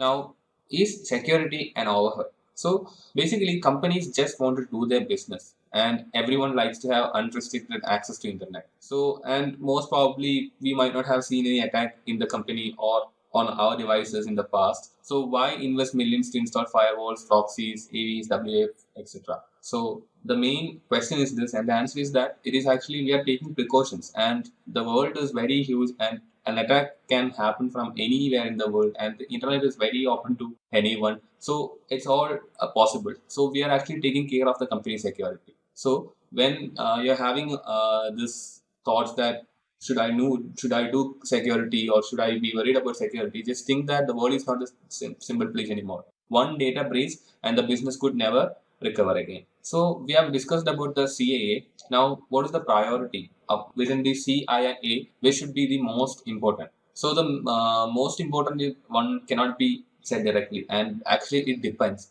So at the end of the day, you need a balanced approach to security, and not that the one is better than the other. For instance, in military, confidentiality is important, and in banking, integrity is important, and in digital entertainment, availability is the most important one. Now, let's talk about security terms. The first one is vulnerability. Vulnerability refers to weaknesses in a system that allows a threat source to compromise its security. Now, what is a threat? So, threat is any potential danger that is associated with the exploitation of a vulnerability. Now, a threat agent is the entity that takes advantage of this vulnerability. And now, risk is the likelihood of a threat source exploiting a vulnerability and the corresponding business impact it can have. Exposure is the instance of being exposed to losses, and controls are the mechanisms put into place to mitigate the risk and reduce the risk. Now that we have seen the different types of security controls, we should see what are the different functions of security controls. So the functions can be classified as preventive, detective, corrective, deterrent, recovery, finally compensating. So in preventive controls, or the controls that functions as preventive, comes security guards, security policy, encryption, ACL, antiviruses, etc. And then in detective functions, or the controls that give detective functions, are monitoring, CCTV, job rotation, audit logs, intrusion detection systems, etc. The corrective functions are server images and patching, and controls that give deterrent functions are fences, lighting, dogs, CCTV, etc. So the controls that give recovery functions are DR facilities, backups, and high availability, and compensating functions are scenario based. So a control can exhibit multiple functions while classifying. Think of the primary purpose of that control.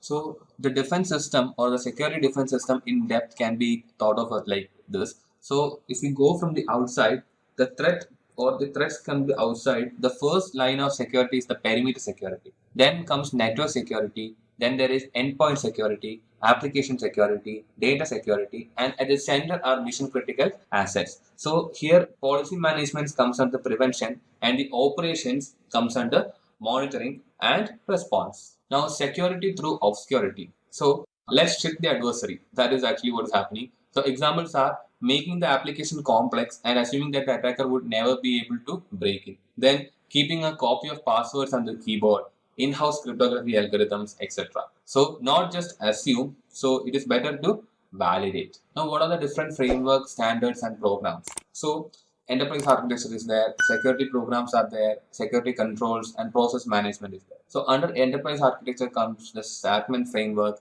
TOGAF, DODAF, MODAF, SABSA, etc. And security program, ISO 27000 is security program. So in security controls comes the COBIT5, H.O.I.C, which are integrated frameworks. Then there are NIST SP 853. And in process management, it is ITIL, Six Sigma, capability maturity model integration, etc. Now, what is ISO or IEC 27000? This is a standard that describes the purpose of an information security management system and which is used to manage information security risks and controls within an organization. So the series is deliberately broad in scope, covering more than just privacy, confidentiality, and IT or technical cybersecurity issues, and it is applicable to organizations of all shapes and sizes. What is the Zachman architecture framework? So the Zachman framework is a fundamental structure for enterprise architecture, which provides a formal and structured way of viewing and defining an enterprise. So there are objective scopes, enterprise models, system models, technology models, etc., and what data, how it functions, where or what kind of network, who is involved, when or what time, and what is the motivation. All these things are structured, and this is what the Zachman framework represents. Now, SABSA or Sherwood Applied Business Security Architecture. So the SABSA ensures that different views of security are taken in consideration through the layered model. And as different stakeholders will need to be differently informed about what it means to them, while still allowing for traceability across the stack. So the recipe for success are strategic alignment, business and enablement, process enablement, and security effectiveness. Now the COBIT or control objectives for information and related technology. So the control objectives for information and related technology is a framework for governance and management developed by ICACA, Information Systems Audit and Control Association. So the 5 key principles here are meeting stakeholder needs, covering the enterprise end-to-end, applying a single integrated framework, enabling a holistic approach, separating governance from management. At any point in our IT governance or management process, we should be able to ask the question, why are we doing this? And we led to an IT goal that is tied to an enterprise goal, which is in turn tied to a stakeholder goal. Now, what is the COSO? The COSO or International Control Integrated Framework, HOPE, it was derived from the COSO actually. So, and is developed by the Committee of Sponsoring Organizations that sponsored the Treadway Commission in 1985 to deal with fraudulent financial activities and reporting. So, the COSO IC framework is a model for corporate governance and COBIT is a model for IT governance. So, the COSO IC deals more at strategic level while the COBIT focuses more at the operational level. And the COBIT or COBIT is a way to meet many of the COSO objectives, but only for the IT perspective. And the COSO IC deals with non-IT items also, as in company culture, financial accounting principles, board of director responsibility, and internal communication structures. Now, what is the CMMI or Capability Maturity Model Integration? The Capability Maturity Model Integration was developed by Carnegie Mellon University to determine the maturity of an organization's process. So each maturity level within the CMMI model represents an evolutionary stage. The stages like initial, manage, defined, quantitatively managed, and finally optimizing. So these are the levels that indicate the maturity of an organization's different processes. So in the initial stage, the processes are unpredictable. In the managed stage, the processes are characterized for projects and is often reactive. In the defined stage, the processes are characterized for the organization and is proactive. Then in quantitatively managed, the processes are measured and controlled. And in the optimizing level, the focus is on process improvement. Now, security and business. So in a business, when you're considering a business like a car, security is like brakes in a car and it gives you confidence to go faster. So security should always work towards business enablement and align with the organization's mission, goals, strategy, and objectives. So a well-defined business case should always exist for any security-related initiative. Security management is a responsibility of upper management and should always be supported by senior executives. Now, what is documentation review? So this is the process of reading the exchanged materials and verifying them against standards and the expectations. So if the exchange documentation is sufficient and meets the expectations, then an on-site review will be able to focus on compliance with the stated documentation. And if the documentation is incomplete, inaccurate, or otherwise insufficient, the on-site review is postponed until the documentation can be updated and corrected. Now, what is security management planning? So the different planning ways are, the first one is strategic planning. So this is a long-term plan that is fairly stable and it defines the organization's security purpose and aligns to its goals, mission, and objectives. Then there are tactical plans, which is a midterm plan developed to provide more details on accomplishing the goals set forth in the strategic plan or can be crafted ad hoc based upon unpredicted events.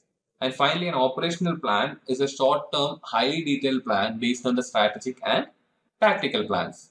Now, security policies. So a security policy is a document produced by senior management that states how a company plans to protect its assets, functions, and people. So the features of security policies are that they are generic, then they are non-technical, they are reviewed periodically, and they align with the business.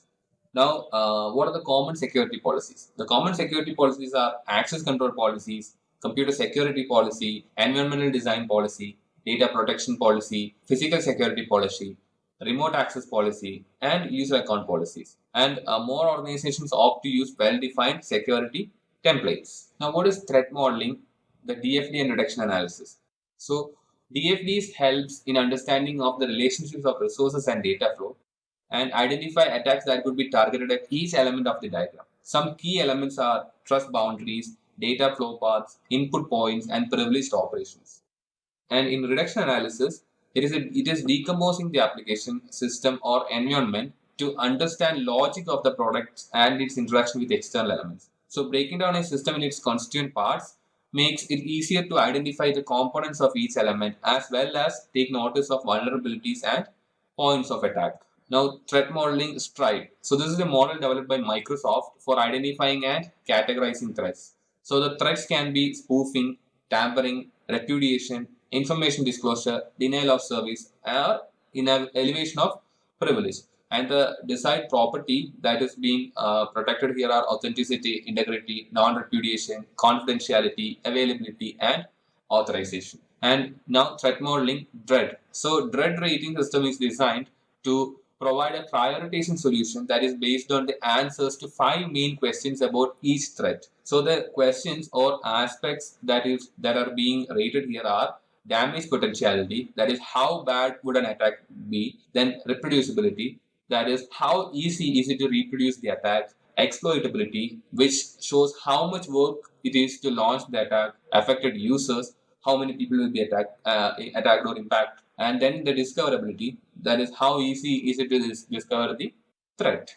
Now, what are value of information and assets? An asset can have both quantitative and qualitative measurements assigned to it. The actual value of an asset is determined by the importance it has to the organization as a whole. So, what is the cost to maintain and protect the particular asset? Value of the asset to owners and users, value of the asset to the adversaries, and the cost to replace the asset if it is lost, the operational and production activities affected if the asset is unavailable, and the liability issues if the asset is compromised. Now, what is a delayed loss? So, the delayed loss is a secondary in nature and takes place well after a vulnerability is exploited. It may include damage to the company's reputation, loss of market share, accrued late penalties, civil suits, etc., and the delayed collection of funds from customers and the resources required to or reimage the compromised systems, etc. Now let's talk about quantitative risk analysis. So the first one here is asset value, which corresponds to the value of the assets that we need to protect. Then exposure factor, which is the percentage of loss realized or percentage of loss the realized threat could have on a certain asset. Then single loss expectancy, SLE, which is the cost associated with a single realized risk against a specific asset, which is calculated as the product of asset value and exposure factor. Then there is annualized rate of occurrence, ARO, which is a value that represents the estimated frequency of a specific threat taking place within a year. The range can be from 0.0 never to 1.0 once a year to greater than 1 several times a year and anywhere in between. Then there is annualized loss expectancy, ALE, which corresponds to the possible yearly cost of all instances of a specific threat realized against a specific asset. ALE is the product of SLE and ARO. Now, what is quantitative risk analysis? Examples. So, let's take a scenario. Here, the risk of a hurricane to a company's data center. The asset value is around 1 million. The EF is 20% and the ARO is once in 10 years. So the SLE is the product of asset value and EF, which comes to around $200,000, and then ALE is $20,000. Now, what is qualitative risk analysis? Qualitative methods walk through different scenarios of risk possibilities and rank the seriousness of the threats and the validity of the different possible countermeasures based on opinions. And qualitative analysis techniques include judgment, best practices, intuition, and experience. So the techniques used include Delphi, brainstorming, storyboarding, surveys, questionnaires, checklists, and interviews. So Delphi, this is the feedback that is collected anonymously by the moderator, and it is then collated, summarized, and the most common solutions are selected. In each round, the solutions get refined and the least popular ones are dropped out by the moderator. Now, this is a qualitative risk analysis example in the form of a graph between probability and impact. Now, let's compare quantitative versus qualitative. So, when you take about quantitative, the pros of quantitative analysis are that the object processes and the matrix, then it is expressed in monetary terms, and then there is credible cost or benefit assessment. But the cons include that the calculations are complex, there is a lot of information required, and the lack of proper standards. In qualitative assessment, the pros are that the calculations are very simple and these are general indications of areas of risk. And the cons are that assessment and the results are subjective and there is no cost to benefit analysis and it doesn't help in security budgeting. Now let's talk about security control selection. So a security control for a business must make good business sense and meaning that it is cost effective. This requires another type of analysis which is the cost to benefit analysis. So we calculate value of control as ALE before control minus ALE after control minus the annual cost of control. So while choosing an effective security control, the costs are production cost, implementation cost, environmental modifications, my maintenance requirements, effects on productivity, and man hours for monitoring. Then the features that these costs represents are modularity, uniform protection, default to least privilege, interactive, minimum human intervention, and audit functionalities. Now, what is residual risk? So the reason a company implements countermeasures is to reduce its overall risk to an acceptable level. And we can never say that no system or environment is 100% sure, which means that there is always some risk left over to deal with. This is called residual risk. So the residual risk is total risk minus countermeasures, or the residual risk also is also the product of total risk and the control gaps. So what is continuous improvement? So the risk analysis or risk assessment is a point-in-time metric. Threats and vulnerabilities constantly change, and the risk assessments needs to be redone periodically in order to support continuous improvement. So security is always changing. Thus, any implemented security solution requires updates and changes over time. Now, this is a flowchart representing handling risk. So, in management, there is risk mitigation, risk transference, and risk acceptance, and also risk avoidance. So, how we handle this? We plan. First, we plan, identify the team, we identify the scope, identify the methods, identify the tools, understand acceptable risk levels. Then there will collect information, identify the assets that are involved, assign the value, identify the vulnerabilities and threats, calculating the risk, cost benefit analysis, and uncertainty analysis. Then we'll define the recommendations, the risk mitigation, transference, acceptance, avoidance. And then we'll go to the management where all these are implemented. So we control selection, implement, monitor, then purchase insurance, risk. If there is a risk acceptance, we do nothing. And then in avoidance, we'll discontinue the activity. Now let's see about the hiring practices for personal security. So the first one is job description. So this describes or defines the roles to which an employee is assigned to perform their work tasks. It should define the type and extent of access the position requires on the secured resources. Then there is candidate screening, which is background checks, references, education verification, and security clearance. These are essentially improving that a candidate is adequate, qualified, and trustworthy. Then employment agreement, which a new hire should sign an employment agreement which outlines the rules and restrictions of the organization, the security policy, the acceptable use and activities policies, details of the job description, violations and consequences. There may be other security related documentation like a non-disclosure agreement, etc. And an NDA is used to protect the confidential information within an organization. Then there is employment termination, which is essential for a secure environment when a disgruntled employee must be removed from the organization. So this makes sure that the employee returns any organizational equipment, disable the employee's network user account, and HR should issue a final paycheck and arrange for a member of the security department to accompany the released employee and escort him off the work area. Security awareness and training. The successful implementation of security solution requires the changes in the user behavior. So attribute, level, learning objective, example, teaching methods, test measures, and impact train frame. So the first one is awareness, then we train, and finally education. So in attribute, awareness means what, and in training, that is how, and education is why. And in level, this is information, then there is knowledge and insight. And in learning objectives, it is first recognition and retention, then training, we are giving the skill, and education is understanding. In example teaching method, in awareness, they are media, Then training, practical instructions are given, and education is theoretical instructions. And test measures are true or false, multiple choice, etc. Then training is problem solving. In education is essays, etc. Interpret learning to interpret how the learning is. And impact time frame is short term, intermediate, and long term. BCP, the project scope and planning. So the first one is business organization analysis. This is the analysis of the business organization to identify all departments and individuals who have a stake in the BCP process. For example, senior management, HR operations, IT, facilities.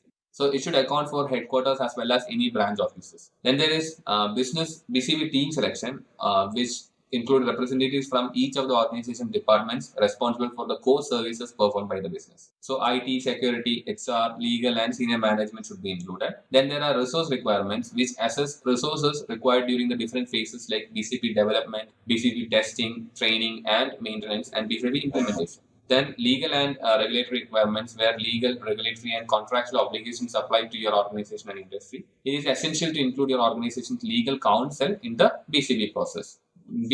Business impact assessment of BCP. So the business impact assessment identifies the resources that are critical to an organization's ongoing viability and the threats posed to those resources. It also assesses the likelihood that each threat will actually occur and the impact those occurrences will have on the business. So the first one is the quantity assessment, which involves the use of numbers and formulas to reach a decision. So this type of assessment often expresses options in terms of the dollar value to the business. Then there is qualitative. So this takes non-numerical factors such as emotions, investor or customer confidence, workability, work stability, then other concerns into account. And this type of data often results in categories of prioritization. Now, business impact assessment involves the following steps. The first one is identifying priority. So there will be certain activities that are most essential to our day-to-day operations when disaster strikes. And the priority identification task or critical prioritization involves creating a comprehensive list of business processes and ranking them in order of importance. So asset value can be used. So here the BCP team should draw up a list of organization assets and the value that the asset has in monetary terms. Then maximum tolerable downtime. This defines the maximum length of time a business can function without inoperable harm to the users or the business.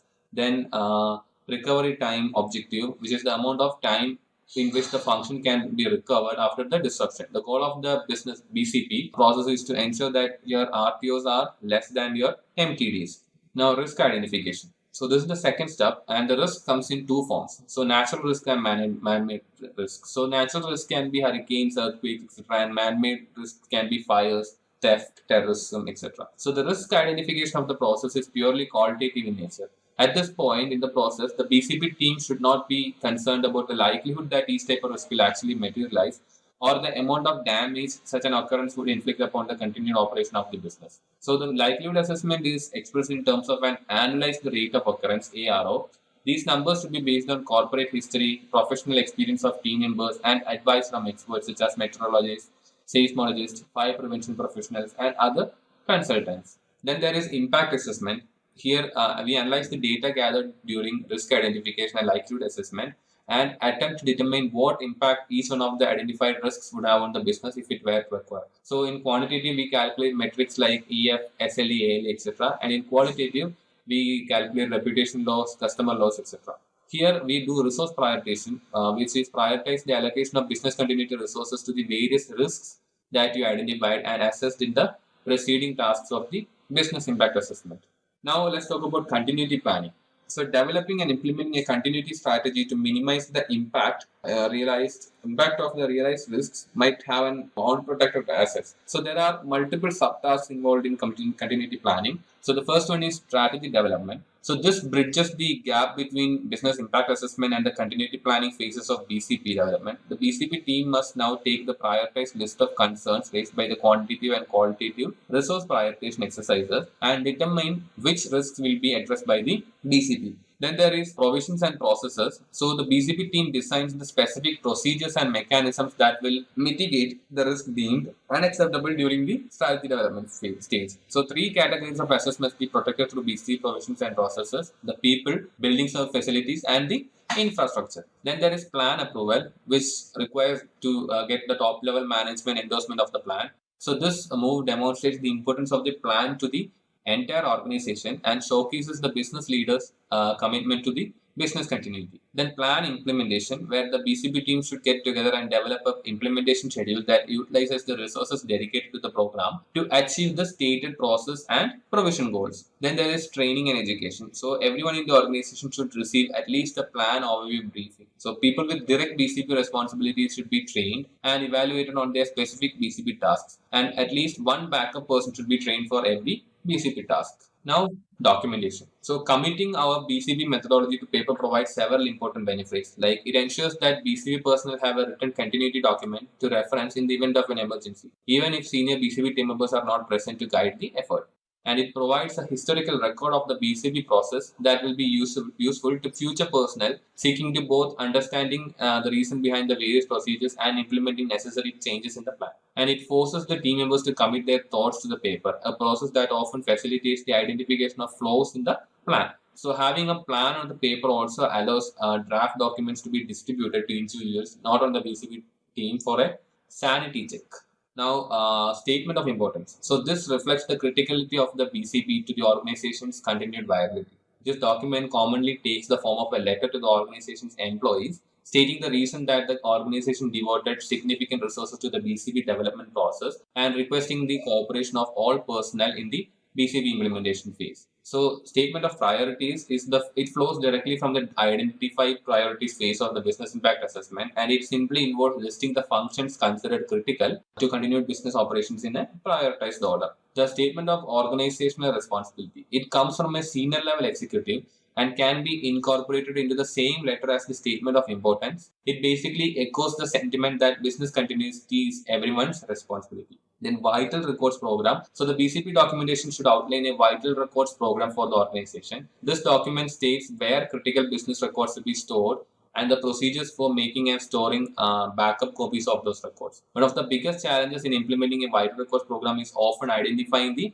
vital records. Then emergency response guideline. So this outlines the organizational and individual responsibilities for immediate response to an emergency. This document provides the first employees to detect an emergency with the steps they should take to activate provisions of the BCP.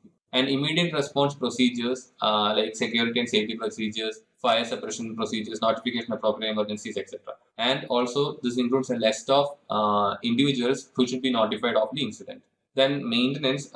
So this BCP documentation has the plan itself, and it includes documentation, and it must be living documents. So every organization encounters nearly constant change, and this dynamic nature ensures that the business continuity requirements will also evolve. Now, what is advanced persistent threats? APT. APT is very focused and motivated to aggressively and successfully penetrate a network with variously different attack methods and then hiding its presence while achieving a well-developed multi-level foothold in the environment. So the advanced aspect of this term pertains to the expansive knowledge, capabilities, and the skill base of the APT. And the persistent component has to do with the fact that the group of attackers is not in a hurry to launch an attack quickly, but will wait for the correct opportunity. This is also referred to as low and slow attack. Now, what is intellectual property? Intellectual property refers to creations of the mind, such as inventions, literary and artistic works, designs and symbols, names and images used in commerce. So the major types of intellectual property are copyrights, trademarks, patents, and trade secrets. Now, what is privacy? So personally identifiable information, PII. These are data that can be used to uniquely identify, contact, or locate a single person, or can be used with other sources to uniquely identify a single individual. So the PII needs to be highly protected because it is commonly used in identity theft, financial crimes, and various criminal activities. So the typical components are full name, national identification numbers, IP addresses, vehicle registration plate number, driver's license number, face, fingerprints or handwriting, and credit card numbers. Now let's talk about employee rights. So within a corporation, several employee privacy issues must be thought through and addressed. So the monitoring must be work related, meaning that a manager may have the right to listen in on his employee's conversation with customers, but he does not have the right to listen in on his personal conversations that are not work related. So monitoring also must happen in a consistent way such that all employees are subject to monitoring, not just one or two people. So here we have to have the employees read a document describing what type of monitoring they should be subjected to, what is considered acceptable behavior, and what the consequences of not meeting those expectations are. The employees should be asked to sign the document referred to as a waiver of reasonable expectation of privacy. Now let's talk about international issues. When computer crime crosses international boundaries, the complexity of such issues shoots up considerably and the chances of the criminal being brought to any court decreases. So Organization for Economic Cooperation and Development, OECD. So this is says the global organization must also follow OECD guidelines on the protection of privacy and transport of flows of PI. So like collection limitation, data quality, purpose specification, use limitation, security safeguards, openness, individual participation, and accountability. Now, export or import. So the government recognizes that the very same computers and software technologies that drive the internet and e-commerce can be extremely powerful tools in the hands of a military force. For this reason, a complex set of regulations were developed governing the export of sensitive hardware and software products to other nations. The regulations include the management of transported data flow of new technologies, intellectual property, and personally identifying information. So encryption technologies are used here, and these are controls on exporting encrypted software were even more severe, rendering it virtually impossible to export any encryption technology outside the country. Now, what is PCI DSS? This is the Payment Card Industry Data Security Standard. This is a set of security standards formed in 2004 by Visa, MasterCard, Discover Financial Services, JCB International, and American Express. This is governed by the Payment Card Industry Security Standard Council, and the compliance scheme aims to secure credit and debit card transactions against data theft and fraud. The PCI DSS has no legal authority to compel compliance. It is a requirement for any business that processes credit or debit card transactions. And PCI certification is also considered the best way to safeguard sensitive data and information, thereby helping business build long-lasting and trusting relationships with their customers. Asset security. Now, what is information classification? Information classification is a process in which organizations assess the data that they hold and the level of protection it should be given. So, data classification helps ensure that data is protected in the most cost-effective manner. So, asset classification is used to store or process information should be as high as the classification of the most valuable data in it, like media, laptop, phones, paper prints. Now, what are the classification criteria? Once the scheme is designed, the organization must develop the criteria it will use to design what information goes into which classification. Following are the parameters. So, they are usefulness of data, value of data, age of data, level of damage that could be caused if the data were disclosed, level of damage that could be caused if the data were modified or corrupted, legal, regulatory, or contractual responsibility to protect the data, lost opportunity cost that could be incurred if the data were not available or were corrupted. So the classification rules must apply to data no matter what format it is in: digital, paper, video, fax, etc. Now, what are the security controls? The security controls used to protect the asset based upon their classification levels are marking, labeling and handling procedures, strict and granular access, encryption of data while stored and while in transmission, auditing and monitoring, separation of duties, periodic reviews, backup and recovery procedures, change control procedures, physical security protection, proper disposal actions such as shredding and degaussing. Now, let's talk about the classification procedures. So, in that, first define classification levels, then specify the criteria for classification. Then we identify data owners who will be responsible for classifying data.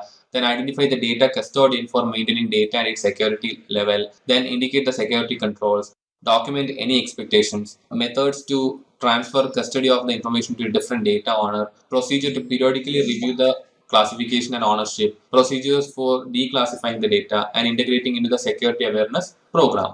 Now, what are the retention policies? So, the retention policy is a key part of the life cycle of a record. So, this describes how long a business needs to keep a piece of information, and it determines where data is stored and how to dispose of the record when it is time. And organizations segregate the specific data sets that have mandated retention requirements and handle those accordingly. Example: if a company may want to keep data from its R&D division for a much longer period, then it keeps data from its customer service division. This helps managing the cost and should consider the industry-wide compliance and regulations, and country laws are also an important factor.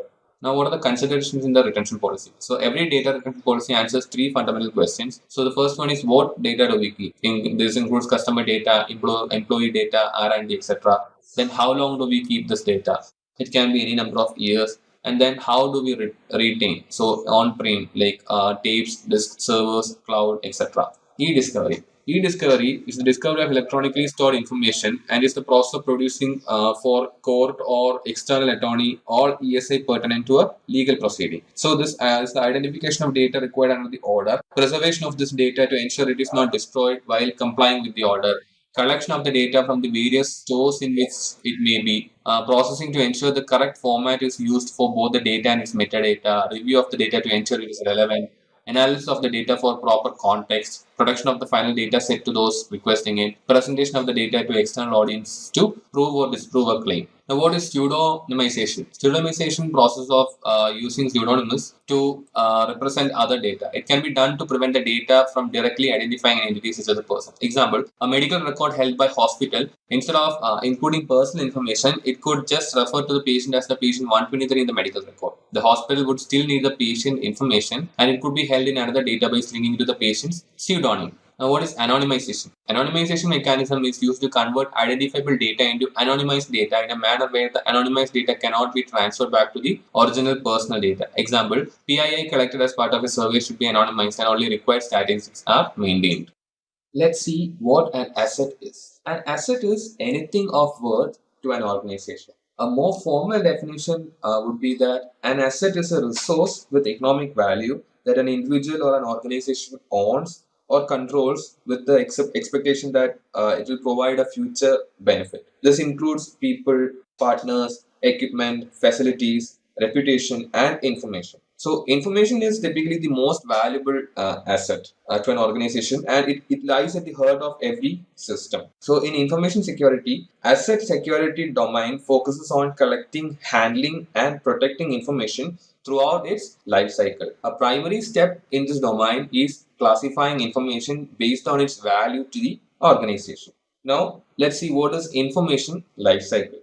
Information lifecycle refers to the different stages through which information passes in its whole lifetime. So, the different stages are, the first one is acquisition. So, this is how the information is acquired. Information is acquired in two ways. That is, they are either copied from elsewhere or created from scratch. After the information is acquired, we attach the details about this information to it. That is, we attach the system and business metadata. Then the next stage is use. So in this stage, information will be read and modified by a variety of users. From a security perspective, this stage is the most challenging it is at this stage that the information is coming in contact with a large number of people. The next stage is archival. The information is stopped being used regularly at some point. The information will not be at use at every point in time. So when this happens, but before we get rid of it, it is retained for a variety of reasons like regulation, compliance, etc.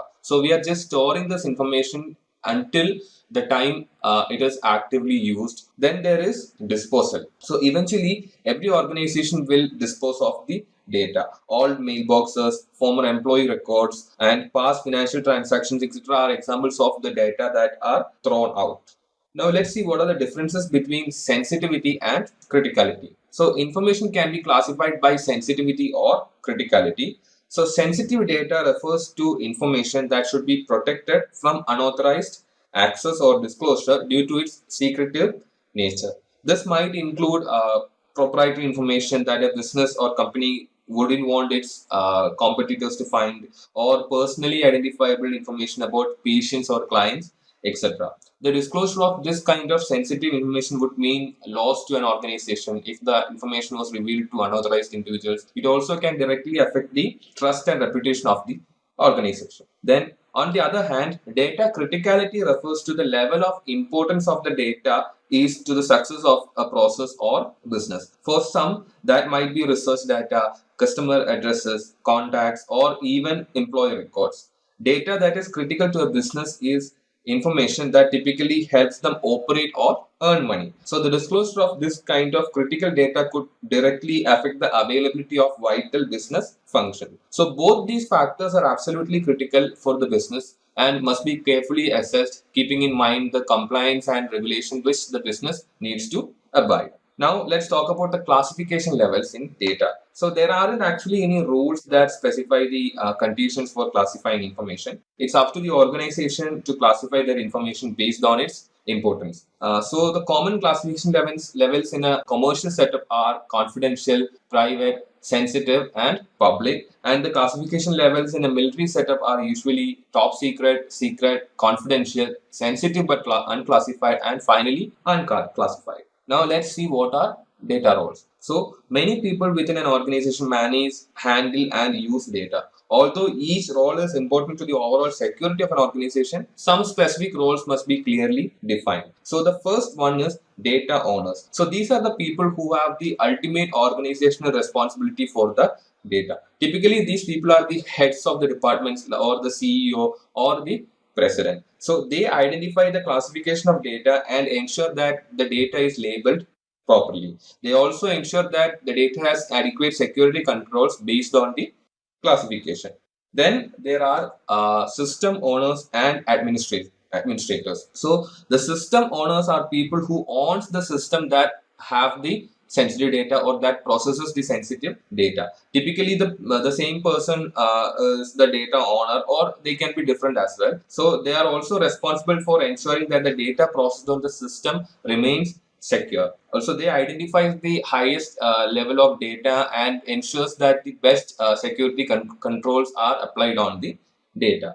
Then about administrators, they are responsible for granting the appropriate access to the people working in the organization or the personnel. Administrators are also the person who assigns permissions based on the principles of least privilege or the need to know. Then there are data custodians. So data custodians work under the data owners, and they delegate the day-to-day tasks for the custodian. So these people help protect the integrity and security of data by ensuring it is properly stored and protected. An example is that custodians would ensure the data is backed up in accordance with the backup policy. And finally, there are users. So users are any person who accesses the data to accomplish work tasks. So users should be given periodic security awareness training, and users are often the weakest link in the data hierarchy. Now let's see what goes into protecting the privacy of the personnel in an organization or the people working in an organization. For that, organizations need to identify personally identifiable information as well as protected health information and handle them in a secure manner. So what is personally identifiable information? Personally identified information, or PII,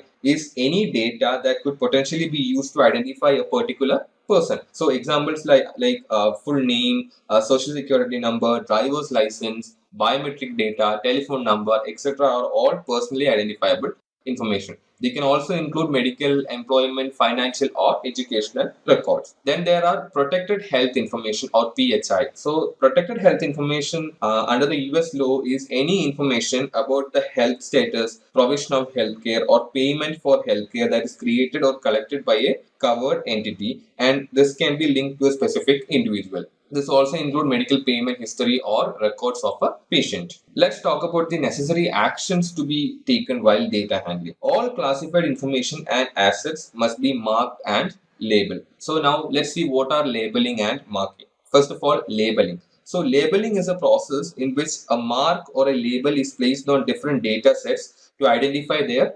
classification level. So depending on the different classification level to which a data belongs to, we mark the data according to them. So a top secret label informs that the information is of utmost sensitivity. Also, labels should be used even for unclassified equipment and media, as this reduces the chances of omission or mishandling of classified data. Then there is marking. Physical labels for data stored on media or process system, which means physical labels are used for data that are stored on systems or media. Digital marking is used for pages or is digitally marked using watermarks or headers, etc. Now let's see what is data disposal. So data disposal is the last and often the most ignored phase of the information lifecycle. So most of the time everyone is concerned about acquiring the data, using it and processing it, but no one really cares about data disposal. So what happens is when data is not properly disposed of, some data can remain in the system, and this is known as data remnants. So data remnants refers to data that remains on a media as residual magnetic flux. Using system tools to delete data generally leaves much of the data remaining in the media. This information can be retrieved using many tools. So data policy should be able to define acceptable methods of destroying data based on the data's classification, because conventional deletion methods can leave remaining data on the disk. Now let's see what are the methods of data disposal. The first one is erasing. So erasing means simply performing a delete operation against a file, a selection of files, or the entire media. In most cases, deletion or removal process removes only the directory or the catalog linked to the data. This means the actual data remains on the drive. Then there is clearing. Clearing or writing is a process of preparing media for reuse and assuring that the cleared data cannot be recovered using traditional recovery tools. So when media is cleared, unclassified data is written over all the addressable locations on the media. Then there is degaussing. So a degausser creates a strong magnetic field that erases data on some media in a process called degaussing. So this is done so that the data that is remaining in the magnetic drives can be removed. Technicians commonly use degaussing methods to remove data from a magnetic tape with the goal of returning the tape to its original state. Then there is encryption. So data stored on the medium is encrypted using a strong key. To render the data unrecoverable, the system simply needs to securely delete the encryption key, which is many times faster than deleting the encrypted data. So recovering this data is like computationally impossible. So encryption is a really good method to dispose of data. Then purging. Purging is the more intense form of clearing that prepares media for reuse in a less secure environments. A purging process will repeat the clearing process multiple times and may combine it with other methods such as degaussing to completely remove the data. Then there is sanitization. So sanitization is a combination of processes that removes data from a system or from media. It ensures that the media cannot be recovered by any means. When a computer is disposed of, sanitization includes ensuring that all non-volatile memory has been removed or destroyed. Then finally there is destruction. So destruction is the final stage in the life cycle of media and is the most secure method of sanitizing media. When destroying media, it's important to ensure that the media cannot be reused or repaired and that the data cannot be extracted from the destroyed media.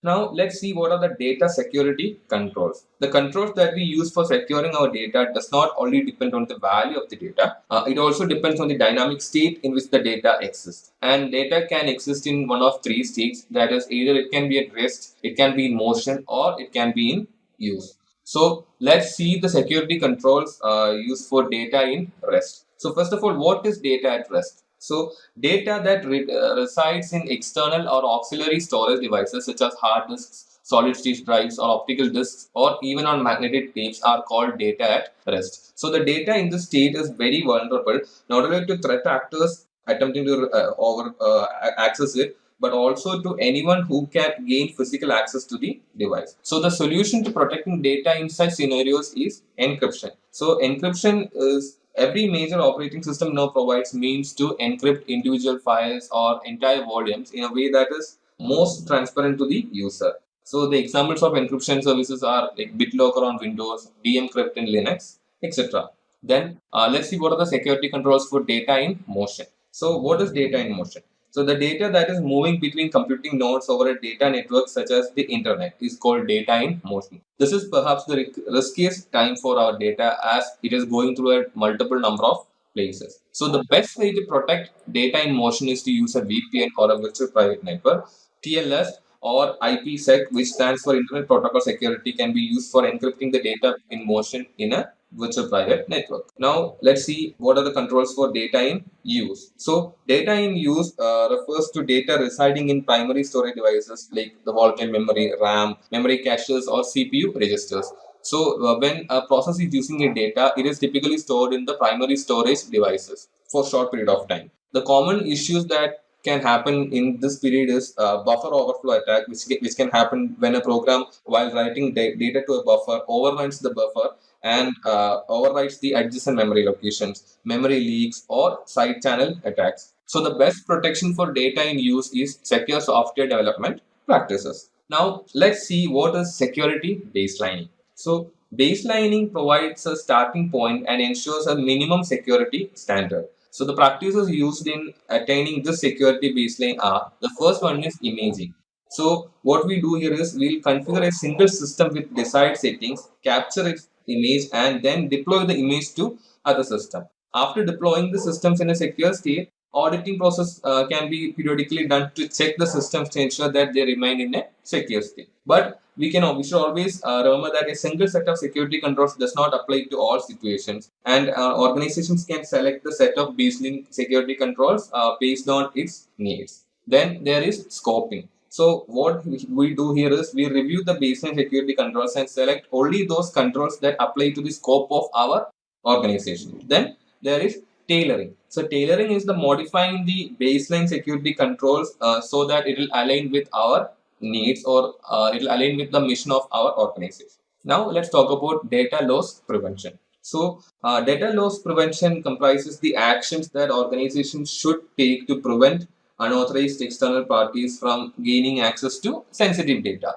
The real challenge here is taking a holistic view of our organization, and the perspective must be to incorporate our people, processes, and then our information. So the data loss prevention technology features sensitive data awareness, policy engines, interoperability, and accuracy. Now the different types of DLP are: the first one is network DLP. So this is where we apply DLP to data in motion. Normally, this is implemented as dedicated appliances at perimeter. So it will not protect data on devices that are not on the organization network, and high cost probably force the organization to deploy only at network choke points. Let's have a quick quiz question, guys. And the question we have here is, through which system we can detect SQL injection attacks? Now, for this MCQ question, the options that we have here are attack detection system, injection detection system, intrusion prevention system, and intrusion detection system. Think thoroughly and mention which out of these four options is the right answer for this particular question. Just a quick info, guys. Intellipaat provides an advanced certification in cybersecurity by EICT Academy IIT Guwahati. You will get to learn the most important concepts such as ethical hacking, penetration testing, and network security in this course. You'll get to learn from IIT faculty and industry experts. Reach us out to know more. Then there is endpoint DLP, where DLP is in use for data in use and data in rest. So here a DLP agent is installed on the endpoint systems. The features of this is that it is more complex, and we have to manage the agent, and the endpoint DLP is unaware of the violations happening to data in motion.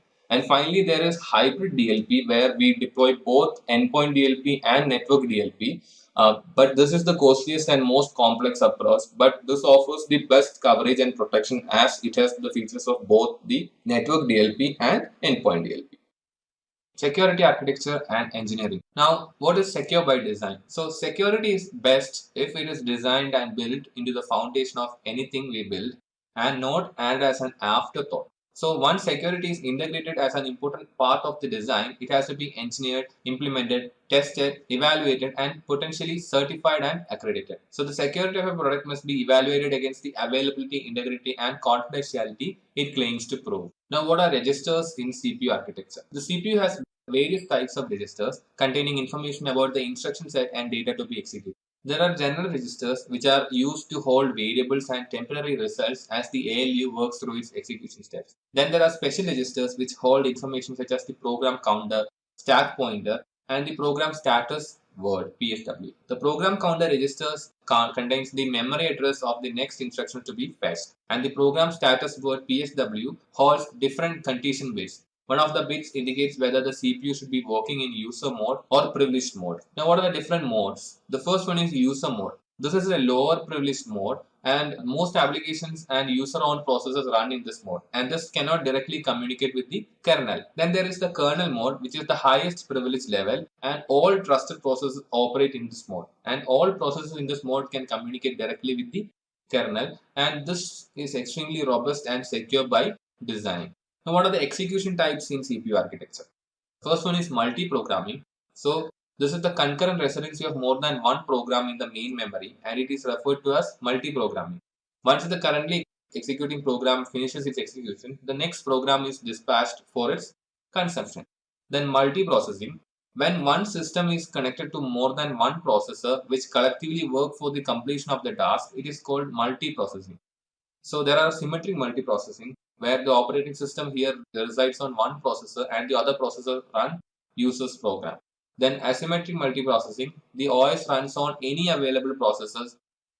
All the processors simultaneously run the user programs. Then there is multi-threading. So multi-threading is a programming paradigm where a process is divided into several sub-processes called threads. Each thread is independent and has its own path of execution with enabled inter-thread communication. So thread is a lightweight process and each thread has its own program counter, stack and register. Then there is multitasking. So this is the capability of OS to accept more than one task per user, and this is termed as multitasking. So multiple jobs are executed by the CPU simultaneously by switching between them. What is a memory? So the memory refers to different types of data storage technologies that a computer uses, like RAM, ROM, and flash memories. So the memories can be mainly divided into primary memories and secondary memories. And then in primary memories, there are memory caches, RAMs. In secondary memories, there are main memories. And then what we call as our magnetic tapes, magnetic disks, flash memories, etc.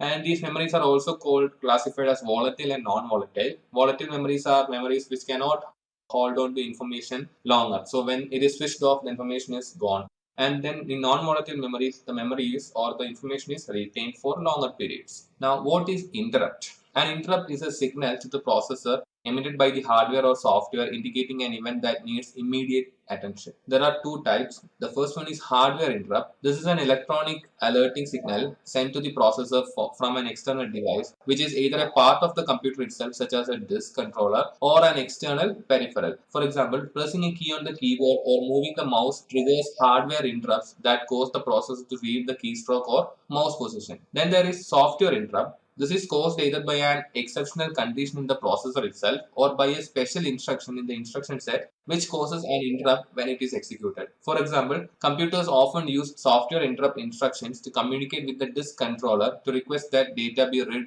or written to the disk. Now, let's talk about the ring model. The OS has several protection mechanisms to ensure processes do not negatively affect the critical components of the system. One of the security mechanisms is a ring-based architecture. So they are containers and provide an execution environment for processes to carry out their functions, and barriers in that the different processes are walled off from each other based upon trusts the operating system has in them. The OS components that operate in ring 0 have the most access to memory locations, peripheral devices, system drivers, and sensitive configuration parameters. Because this ring provides much more dangerous access to critical resources, it is the most protected. And applications usually operate in ring 3, which limits the type of memory, peripheral device, and driver access activity, and is controlled through the operating system services and system calls. The less trusted processes that are working in ring 3 send their communication request to an API provided by the operating system.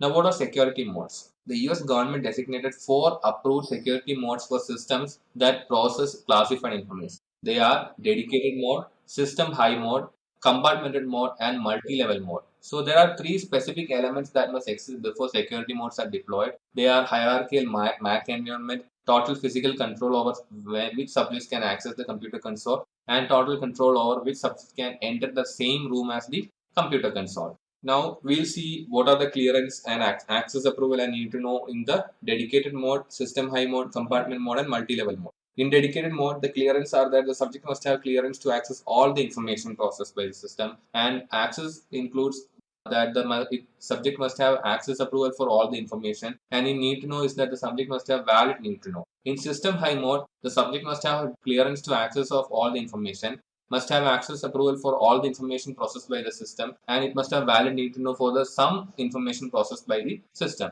In compartmented mode, the subject must have clearance to all information.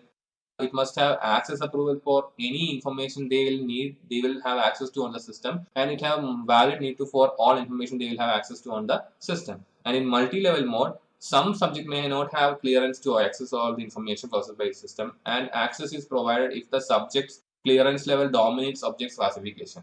And they must have access approval for any information they will have access to on the system, must have valid need to know for information they will have access to on the system. Now, what is virtualization? So, virtualization is a technology that enables running multiple operating systems side by side on the same processing hardware. The benefits include efficiency, higher availability, and lower cost. So, There are different types. The first one is hypervisor, which is a software which is installed to virtualize a given computer. Then there are host machine, a computer on which a hypervisor is installed, and a guest machine, which are every virtual machines. So type 1 hypervisors run directly on the host machine's hardware. Example, Microsoft Hyper-V hypervisor, VMware, ESX or ESXi. Then there are type 2 hypervisors which run within an existing operating system environment. Example, VMware Workstation, VirtualBox, etc. Now, what is a trusted computing base or TCB? The trusted computing base is a collection of all the hardware, software, and firmware components within a system that enforces the system's security policy. The components that make up the trusted computing base provide extra layers of protection around these mechanisms to help ensure they are not compromised, so the system will always run in a safe and predictable manner. The trusted path is a communication channel between the user or program and the TCB, and the TCB provides protection resources to ensure this channel cannot be compromised in any way. The trusted shell means that the processes in that shell,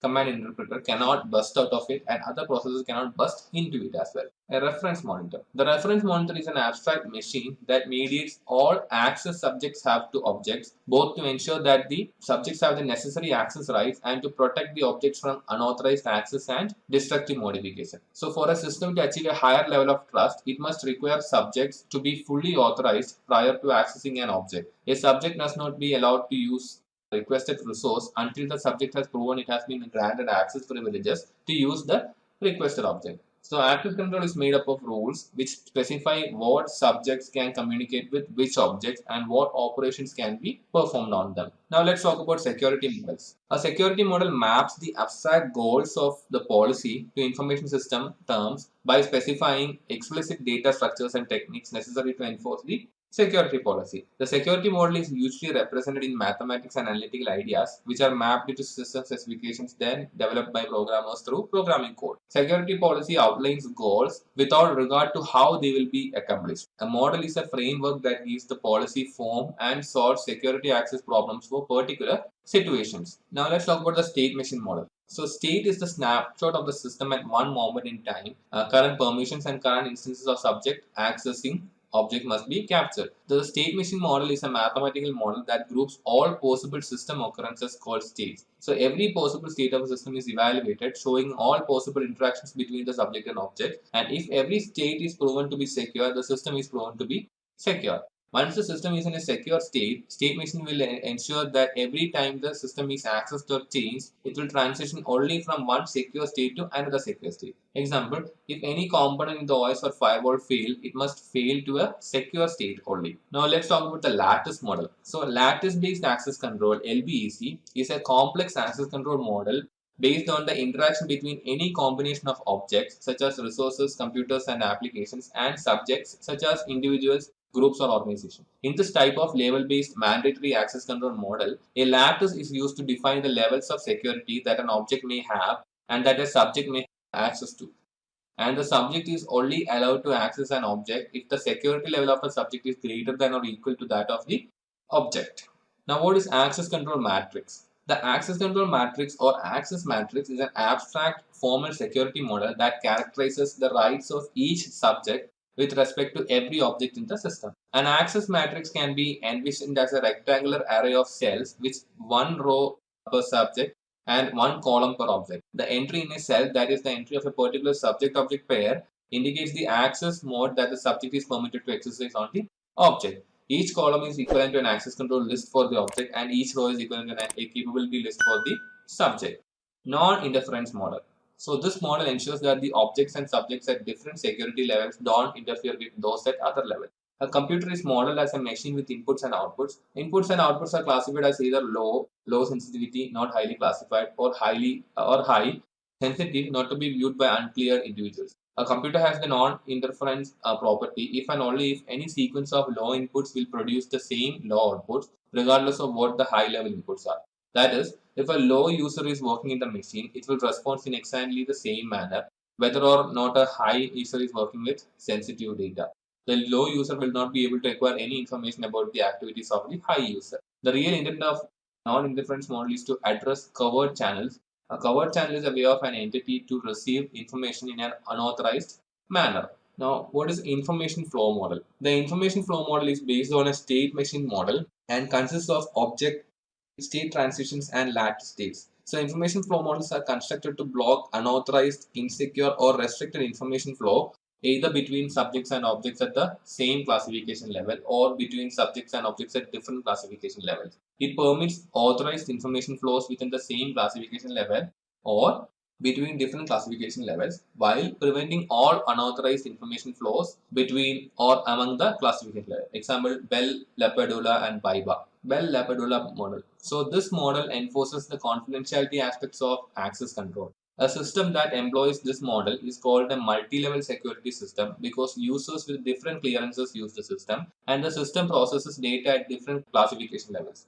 So the rules and properties are the simple security rule is where a subject cannot read data at higher security level. Then the star property rule, subject cannot write data to an object at a lower security level. Then the strong star property rule, a subject can perform read and write functions only to objects at same security level. The drawbacks here are that it does not address integrity or availability and it does not address covert channels. Then there is the BIBA model. This model addresses the integrity of data within a system. It is not concerned with the security levels and confidentiality. The BIBA model uses integrity levels to prevent data at any integrity level from flowing to a higher integrity level. So the rules and properties are the star integrity axiom. This is where a subject cannot write data to an object at a higher integrity level. And symbol integrity axiom. This is where a subject cannot read data from a lower integrity level. And invocation property, where a subject cannot request service at a higher integrity. The drawbacks are that it does not address integrity or availability and it does not address covert channels. Then there is the Clark-Wilson model.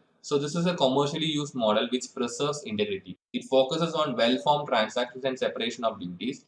It addresses all the goals of the integrity model, like prevents unauthorized users from making modifications, prevents unauthorized users from making improper modifications, and maintains internal and external consistency. This model uses the following elements: users that are active agents, transformation procedures, which are programmed abstract of operations such as read, write, and modify, constrained data items that can be manipulated only by PPs, unconstrained data items that can be manipulated by users via primitive read and write operations, and integrity verification procedures which check the consistency of the CDIs with external reality. Now let's talk about the Brewer and Nash model, also known as the Chinese wall. The Brewer and Nash model, also called the Chinese wall model, states that subject can write to an object if and only if the subject cannot read another object that is in a different data set. So it was created to provide access control that can change dynamically depending upon a user's previous action.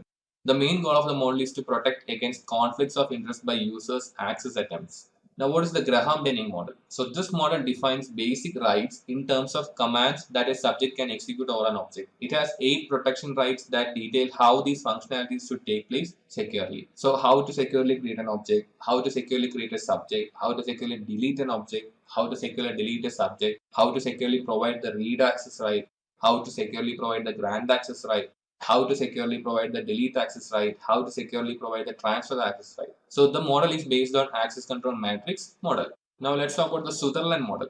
The Sutherland model is an integrity model. It focuses on preventing interference in support of integrity. So it is formally based on the state machine model and the information flow model. However, it does not directly indicate specific mechanisms for protection of integrity. Instead, the model is based on the idea of defining a set of system states, initial states and state transition. Through the use of only these predetermined secure states, integrity is maintained and interference is prohibited. A common example of the Sutherland model is its use to prevent a covered channel from being used to influence the outcome of a process or activity. Then take grant model. So this employs a direct graph to detect how rights can be passed from one subject to another subject or an object. So this defines the following rules like take rule, which allows the subject to take rights over an object, grant rule, which allows the subject to grant rights to object, create rule, which allows the subject to create new rights, and remove rule, which allows the subject to remove rights it has. Now let's talk about the composition theories. So systems are usually built by combining smaller systems, and security of components must be considered when these components are combined into larger ones. So this is based on the notion of how inputs and output between multiple systems relate to one another, which follows how information flows between systems rather than within an individual system. So types of composition theories are cascading, which where input for one system comes from the output of another system. Then there is feedback, where one system provides input to another system, which reciprocates by reversing those roles. So that system A provides input for system B, and then system B provides input to system A. Then there is hookup, where one system sends input to another system but also sends input to external entities. Now, what is a covert channel? So this is a type of attack that creates the capability to transfer information objects between processes that are not supposed to be allowed to communicate by the computer security policy or by the usual communication channel. So covered channel storage is there. This communicates by modifying a storage location such as a hard drive, and occurs when out-of-band data is stored in messages for the purpose of memory reuse. Example is steganography. Then there is covered timing channel. This performs operations that affect the real response time observed by the receiver. The methods are knowing when data is transmitted between parties and monitoring the timing of operations. Security evaluation. Security evaluation examines the security relevant parts of a system, that is the TCP, access control mechanism, reference monitor, kernel, and the protection mechanism. The relationship and interaction between these components are also evaluated in order to determine the level of protection required and provided by the system. The purpose of security evaluation is to measure the security of protected systems, provide a common mechanism to evaluate vendor products, publish the findings of the product, and give level of security assurance to the product, and assure or allow customers to select products based on the evaluation results. The techniques used are TS-SEC, ITSEC, and common criteria. Now, what is TS-SEC? The Trusted Computer System Evaluation Criteria, TS-SEC, developed by the US DoD to impose security standards for the systems it used. The TS-SEC established guidelines to be used when evaluating a standalone computer from the security perspective. These guidelines address basic security functionality and allow evaluators to measure and rate a system's functionality and assurance. It combines the functionality and assurance rating of the confidentiality protection offered by a system into the following categories, like the labels like A1, B3, B2, B1, C2, C1, and D. And it requires a verified design, security domains, structured protection, label security, discretionary protection, controlled access, and minimal security. Now, what is ITSEC? The Information Technology Security Evaluation Criteria represents an initial attempt to create security evaluation criteria in Europe. It was developed as an alternative to the TCSEC guidelines, and the ITSEC guidelines evaluate the functionality and assurance of a system using separate ratings for each category. The differences between both these guidelines are TCSEC concentrates exclusively on confidentiality, while ITSEC addresses some concerns about the loss of integrity and availability also. The ITSEC does not rely on the notion of a TCP, and it doesn't require a system's security components to be isolated within a TCP. Unlike TCSEC, which required any change systems to be re-evaluated anew, be it operating system upgrades, patches, or fixes, application upgrades or changes, and so forth, the ITSEC includes coverage for maintaining targets of evaluation after such changes without requiring a new formal evaluation. Now, what is the common criteria? The common criteria for information technology security evaluation is the official name for the international standard, that is ISO/IEC 15408. It is an international set of specifications and guidelines developed for evaluation of information security products. The thorough evaluation of computer security products is assured by rigorous evaluation of the process of implementation, specification, and testing of computer security products. Evaluated products are assigned evaluation assurance levels, or EAL. And these addresses functionality and assurance. The ISO/IEC 15408 is used as the basis for evaluation of security properties. The 15408 1 is introduction and general evaluation model, 2 is the security functional components, and 3 security assurance components. Now, what is the process involved in the common criteria? So, the common criteria uses the following specific terms. The first one is protection profile. So, for a particular category of systems or products such as firewalls or IDS, protection profile is an independent set of security requirements and objectives. Then target of evaluation. This is the target product or system whose evaluation has to be done. Security target, the document that describes the target of evaluation, which includes security requirements and operational environment. And evaluation assurance level, which is the degree or score of evaluation of the tested system or product. Now, what are the different levels in the common criteria? The common criteria has 7 assurance levels. The range is from EAL1, where functionality testing takes place, to EAL7, where thorough testing is performed and the system design is verified. So, the different levels that come in between are the EAL2, where the structurality is tested or is structurally tested, then EAL3, where methodically tested and checked, EAL4, methodically tested, designed and reviewed, EAL4 semi-formally designed and tested, EAL6 semi-formally verified, designed and tested. Now, what is shared security in cloud computing? So, the shared responsibility model for security in the cloud defines what should be the user's responsibility and what should be the cloud provider's responsibility. So in the given table, the things given in the red font are the customer's responsibility or the user's responsibility, and those given in gray are the cloud security provider's responsibility. So if you see in the case of on-premises system, for reference, everything is the users or the customer's responsibility, like user access, data, applications, operating system, network traffic, hypervisor, infrastructure, physical, all comes under the customer's responsibility. But in cloud, for IaaS, that is infrastructure as a service, platform as a service, and software as a service, different things are comes under customer's responsibility and provider's responsibility.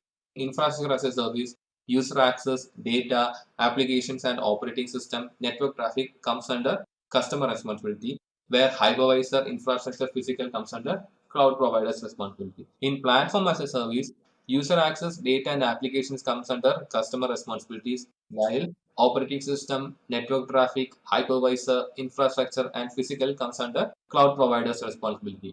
In software as a service, user access and data comes under customer responsibility, whereas applications, operating system, network traffic, hypervisor, infrastructure, and physical comes under cloud provider's responsibility. Now let's talk about Intersect Control Systems, ICS. So the first one is Programmable Logic Controller, PLC. These are small industrial computers originally designed for factory automation and industrial process control. These can be programmed as per the process that needs to be controlled, and they are used as the primary controllers in smaller systems configuration. And they are extensively used in almost all industrial processes. Then there are distributed control systems or DCS. These monitor and control distributed equipments in process plants and industrial processes. Unlike the PLC, which is standalone, DCS consists of dividing plant or process control into several areas, each managed by its own controllers, with the whole system connected to form a single entity. Supervisory control and data acquisition, SCADA. So this monitor and control a plant or equipment industries such as telecommunications, water and waste control, energy, oil and gas refining, etc. And they consist of remote terminal units spread geographically for the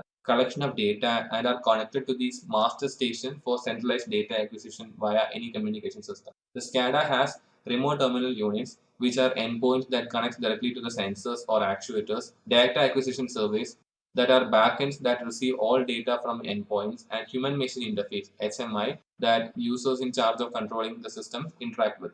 Now, what is the Kirchhoff's principle? So, August Kirchhoff published a paper in 1883 stating that only secrets involved with the cryptography system should be the key. He claimed that the algorithm should be publicly known. He asserted that if security were based on too many secrets, there would be more vulnerabilities to possibly exploit. Making an algorithm publicly available means that many more people can view the source code, test it, and uncover any type of flaws or weaknesses. But everyone does not agree with it. Governments around the world create their own algorithms that are not released to the public.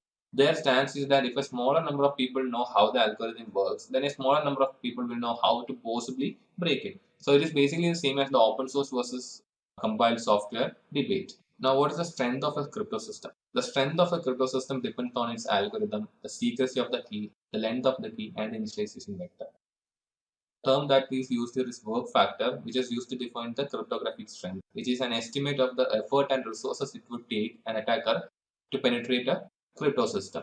Now, what is a one-time pad? So, a one-time pad is a perfect encryption scheme because it is considered unbreakable if implemented properly. It was invented by Gilbert Vernon in 1970, so sometimes it is referred to as the Vernon cipher as well. So, a plaintext message that needs to be encrypted has been converted into bits, and our one-time pad is made up of random bits. This encryption process uses binary mathematical functions called exclusive OR, usually abbreviated as XOR. The scheme is deemed unbreakable only if the following conditions are met. The pad must be used only one time. The pad must be as long as the message. The pad must be securely distributed and protected at all destinations. And the pad must be made up of truly random values. Now, what are key derivative functions? For complex key to be generated, a master key is commonly created and then symmetric keys are generated from it. For example, if an application is responsible for creating a session key for each subject that requests one, it should not be giving out the same instances of the one.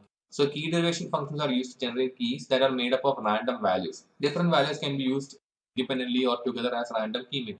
It is important to remember that algorithms stay static and randomness provided by cryptography is mainly by means of the keying material. Now, what are confusion and diffusion? So, a strong cipher contains the right level of two main attributes, confusion and diffusion. So, confusion is commonly carried out through substitution. So, this uses complex substitution functions so that attackers cannot figure out how to substitute the right value. This makes the relationship between the key and the resulting ciphertext as complex as possible, so the key cannot be uncovered from the ciphertext. Each ciphertext value should depend upon several parts of the key. Then there is diffusion, which is carried out by using transposition. So diffusion takes place as individual bits of blocks are scrambled throughout the block. It means that a single plaintext bit has influence over several of the ciphertext text. So changing a plaintext value should change many ciphertext values, not just one. So this is also called avalanche effect. What are block ciphers? So when a block cipher is used for encryption and decryption processes, the message is divided into blocks of bits. These blocks are then put through mathematical functions one block at a time.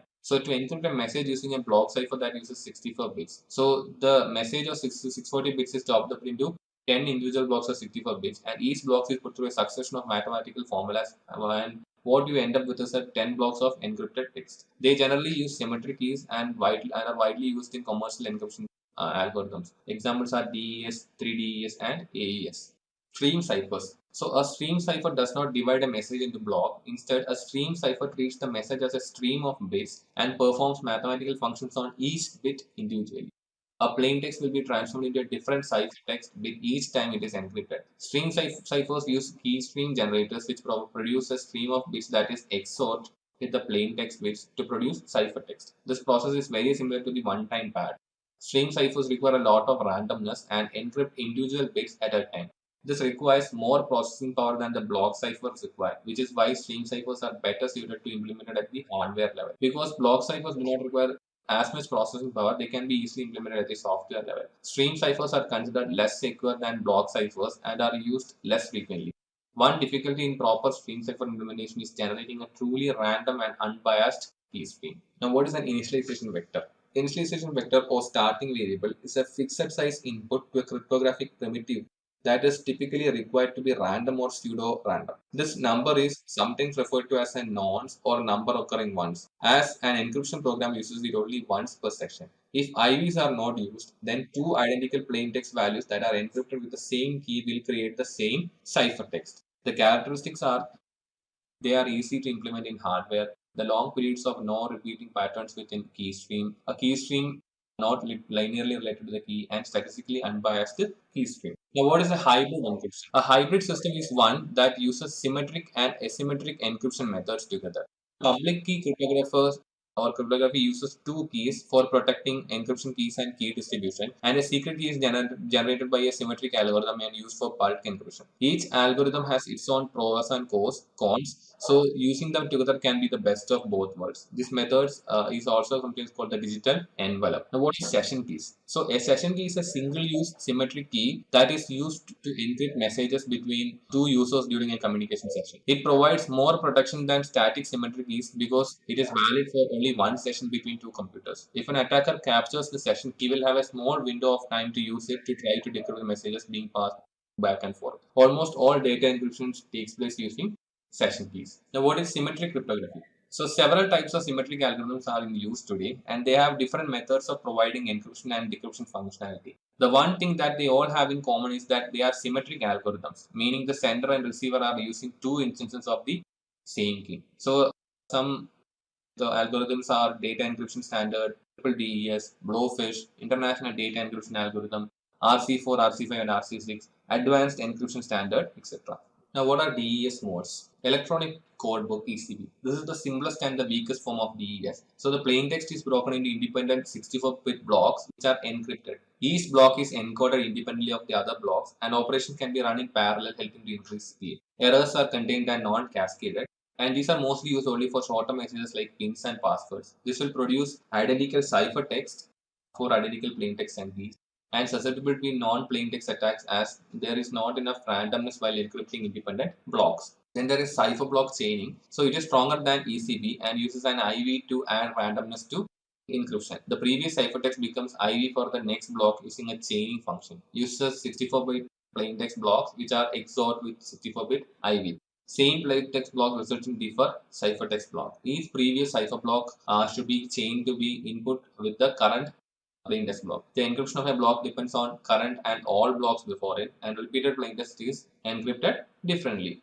Errors gets cascaded and it is used for bulk encryption. Then there is cipher feedback. So this is used when it is required to encrypt stream of data. The plaintext is divided into 1, 8, 64 or 128 bit segments, and a ciphertext segment depends on the current and all preceding plaintext segments. A corrupted ciphertext segment during transmission will affect the current and next several plaintext segments. So size of the ciphertext must be same as that of the block of plaintext, and the users are streaming data encryption and authentication. Then there is output feedback. So this mode uses or is used when the error propagation is not accepted. So encrypted key stream of previous block is fed to the next block to create the next portion of the key stream. So the block cipher is used as a stream cipher, and key stream needs to be of the same size as the block of plain text.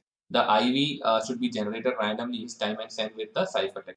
The users are streamed encryption over noisy channels, digital video and audio signals. Then there is counter. So this uses 64-bit random data blocks counter as the first IV and uses an IV counter that increments for each plaintext block that needs to be encrypted. So like stream cipher, the encrypted counter values generate a key stream which is then XORed with the message stream. This can be any function which produces a sequence which is guaranteed not to repeat for a long time. There is no chaining involved, and users are high-speed network encryptions encrypting ATM cells, IPsec, and wireless 802.11i. The strengths of this counter are random access to encrypted data blocks. Blocks can be processed in parallel, and simple and fast encryption or decryption.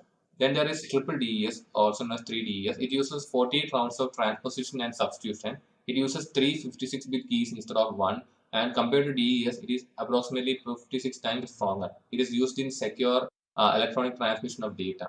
The 3DES modes are DES 333 that uses 3 different keys for encryption, and the data is encrypted, encrypted, and encrypted. Then there is DES EDE3. It uses 3 different keys for encryption. The data is encrypted, decrypted, and encrypted. Then there is DES 222. This uses only 2 keys, and first and third encryption processes use the same key. Then there is DES EDE2, uses only 2 keys, and the first and third encryption process use the same key. This is a table of the summary of all the symmetric algorithms. Now, what is asymmetric cryptography? So, asymmetric cryptography, also known as public key cryptography, is a process that uses a pair of related keys, one public key and one private key, to encrypt and decrypt a message and protect it from unauthorized access or use. Examples are the Rivers-Shamir-Edelman, elliptic curve cryptostem, Diffie-Hellman, L-Gamal, digital signature algorithm. Diffie-Hellman algorithm. So, the Diffie-Hellman algorithm enables two systems to generate a symmetric key securely without requiring a previous relationship or prior arrangement. This allows two users to exchange a secret key, requires no prior secrets, does not provide for encryption or digital signature functions. The algorithm is based on the difficulty of calculating discrete logarithms in a finite field, and is currently used in many protocols, namely SSL, TLS, SSH, IPsec, and public key infrastructure. This is vulnerability to man-in-the-middle attack. Now, what is the RSA algorithm? The RSA, named after its investors Ron Rivest, Adi Shamir, and Leonard Edelman, is a public key algorithm that is the most popular when it comes to asymmetric algorithm. RSA is worldwide de facto standard and can be used for digital signatures, key exchange, and encryption. The security of this algorithm comes from the difficulty of factoring large numbers into their original prime numbers. It can be used for encryption and digital signatures. It can be used as a key exchange protocol, meaning it is used to encrypt the symmetric key to get it securely to its destination. Elliptic curve crypto system. The elliptic curve crypto system is when instead of generating keys as the product of very large prime numbers, ECC generates keys through the properties of the elliptic curve equation. An ECC key of 160-bit provides the same protection as a 1024-bit RSA key. ECC is more efficient than RSA, provides encryption, digital signature, and key exchange, and is used in devices with limited processing, storage, and bandwidth capacity. Example are wireless and mobile phones. Then there is the L-Gamal algorithm, which is a public key algorithm that can be used for digital signatures, encryption, and key exchange. It is based on calculating discrete logarithms in a finite field.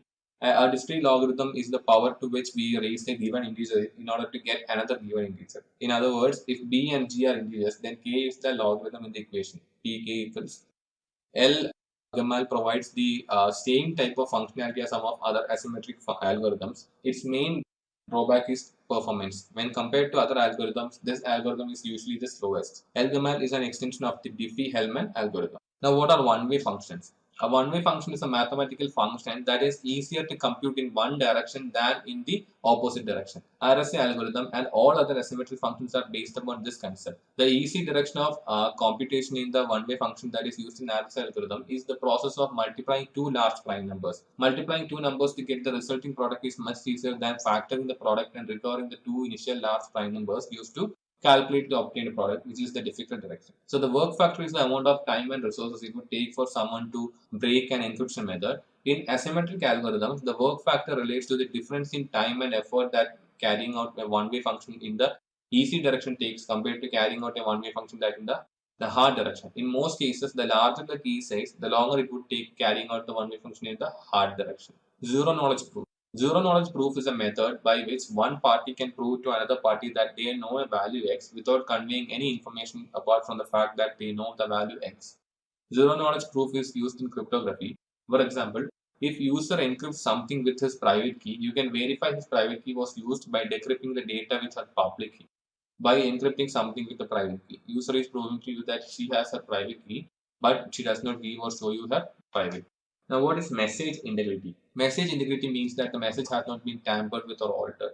Parity bits and cyclic redundancy check functions have been used in protocols to detect modifications in streams of bits, but they can usually detect only unintentional modifications. Parity bits cannot identify whether a message was captured by an intruder, altered, and then sent on to the internet destination. For this type of protection, hash algorithms are required to successfully detect unintentional or intentional unauthorized modifications to data. Now, what is hashing or one-way hash? A one-way hash is a function that takes a variable length string and produces a fixed length value called a hash value. So, the hashing algorithm is not a secret, it is publicly known. The secret of the one-way hashing function is its one-wayness. The function is run in only one direction and not the other direction. The receiver does not attempt to reverse the process at the other end, but instead runs the same hashing function one way and compares the two results. The problem here is the lack of any authentication. So if, for example, Alice writes a message, calculates a message digest, appends the digest to the message and sends it to Bob, Eve can intercept this message after Alice's message, recalculate another message digest, append it to the message and send it on to Bob. When Bob receives it, he verifies the message digest, but never knows the message was altered by Eve. Now, what are MAC functions? A message authentication code MAC function is an authentication scheme derived by applying a secret key to a message in some form. This does not mean that the symmetric key is used to encrypt the message. The key is just used for the purpose of authentication. There are three basic types of MAC functions. They are hash MAC or HMAC, CBC MAC, and CMAC. Now, what is hash MAC? If Alice were to use a HMAC function instead of just a plain hashing algorithm, a symmetric key would be concatenated with her message. The result of this process would be put through a hashing algorithm and the result would be a MAC value. This MAC value would be then appended to her message and sent to Bob. So if he were to intercept the message and modify it, he would not have the necessary symmetric key to create the MAC value that Bob will attempt to generate. Then what is CBC MAC? In cipher block chaining message authentication code, the message is encrypted with a symmetric block cipher in CBC mode and the output of the final block of cipher text is used as the MAC. The sender does not send the encrypted version of the message, but instead sends the plaintext version and the MAC attached to the message. The receiver receives the plaintext message and encrypts it with the same symmetric block cipher in CBC mode and calculates an independent MAC value. The receiver compares the new MAC value with the MAC value sent with the message. This method does not use a hashing algorithm as does HMAC. Now, what is a public key infrastructure? PKI. A public key infrastructure consists of programs, data formats, procedures, communication protocols, security policies, and public key cryptographic mechanisms working in a comprehensive manner to enable a wide range of dispersed people to communicate in a secure and predictable fashion. So, PKI provides authentication, confidentiality, non-repudiation, and integrity of the messages exchanged. PKI is an ISO authentication framework that uses public key cryptography and the H.O.I.C. It is a hybrid system of symmetric and asymmetric key algorithms.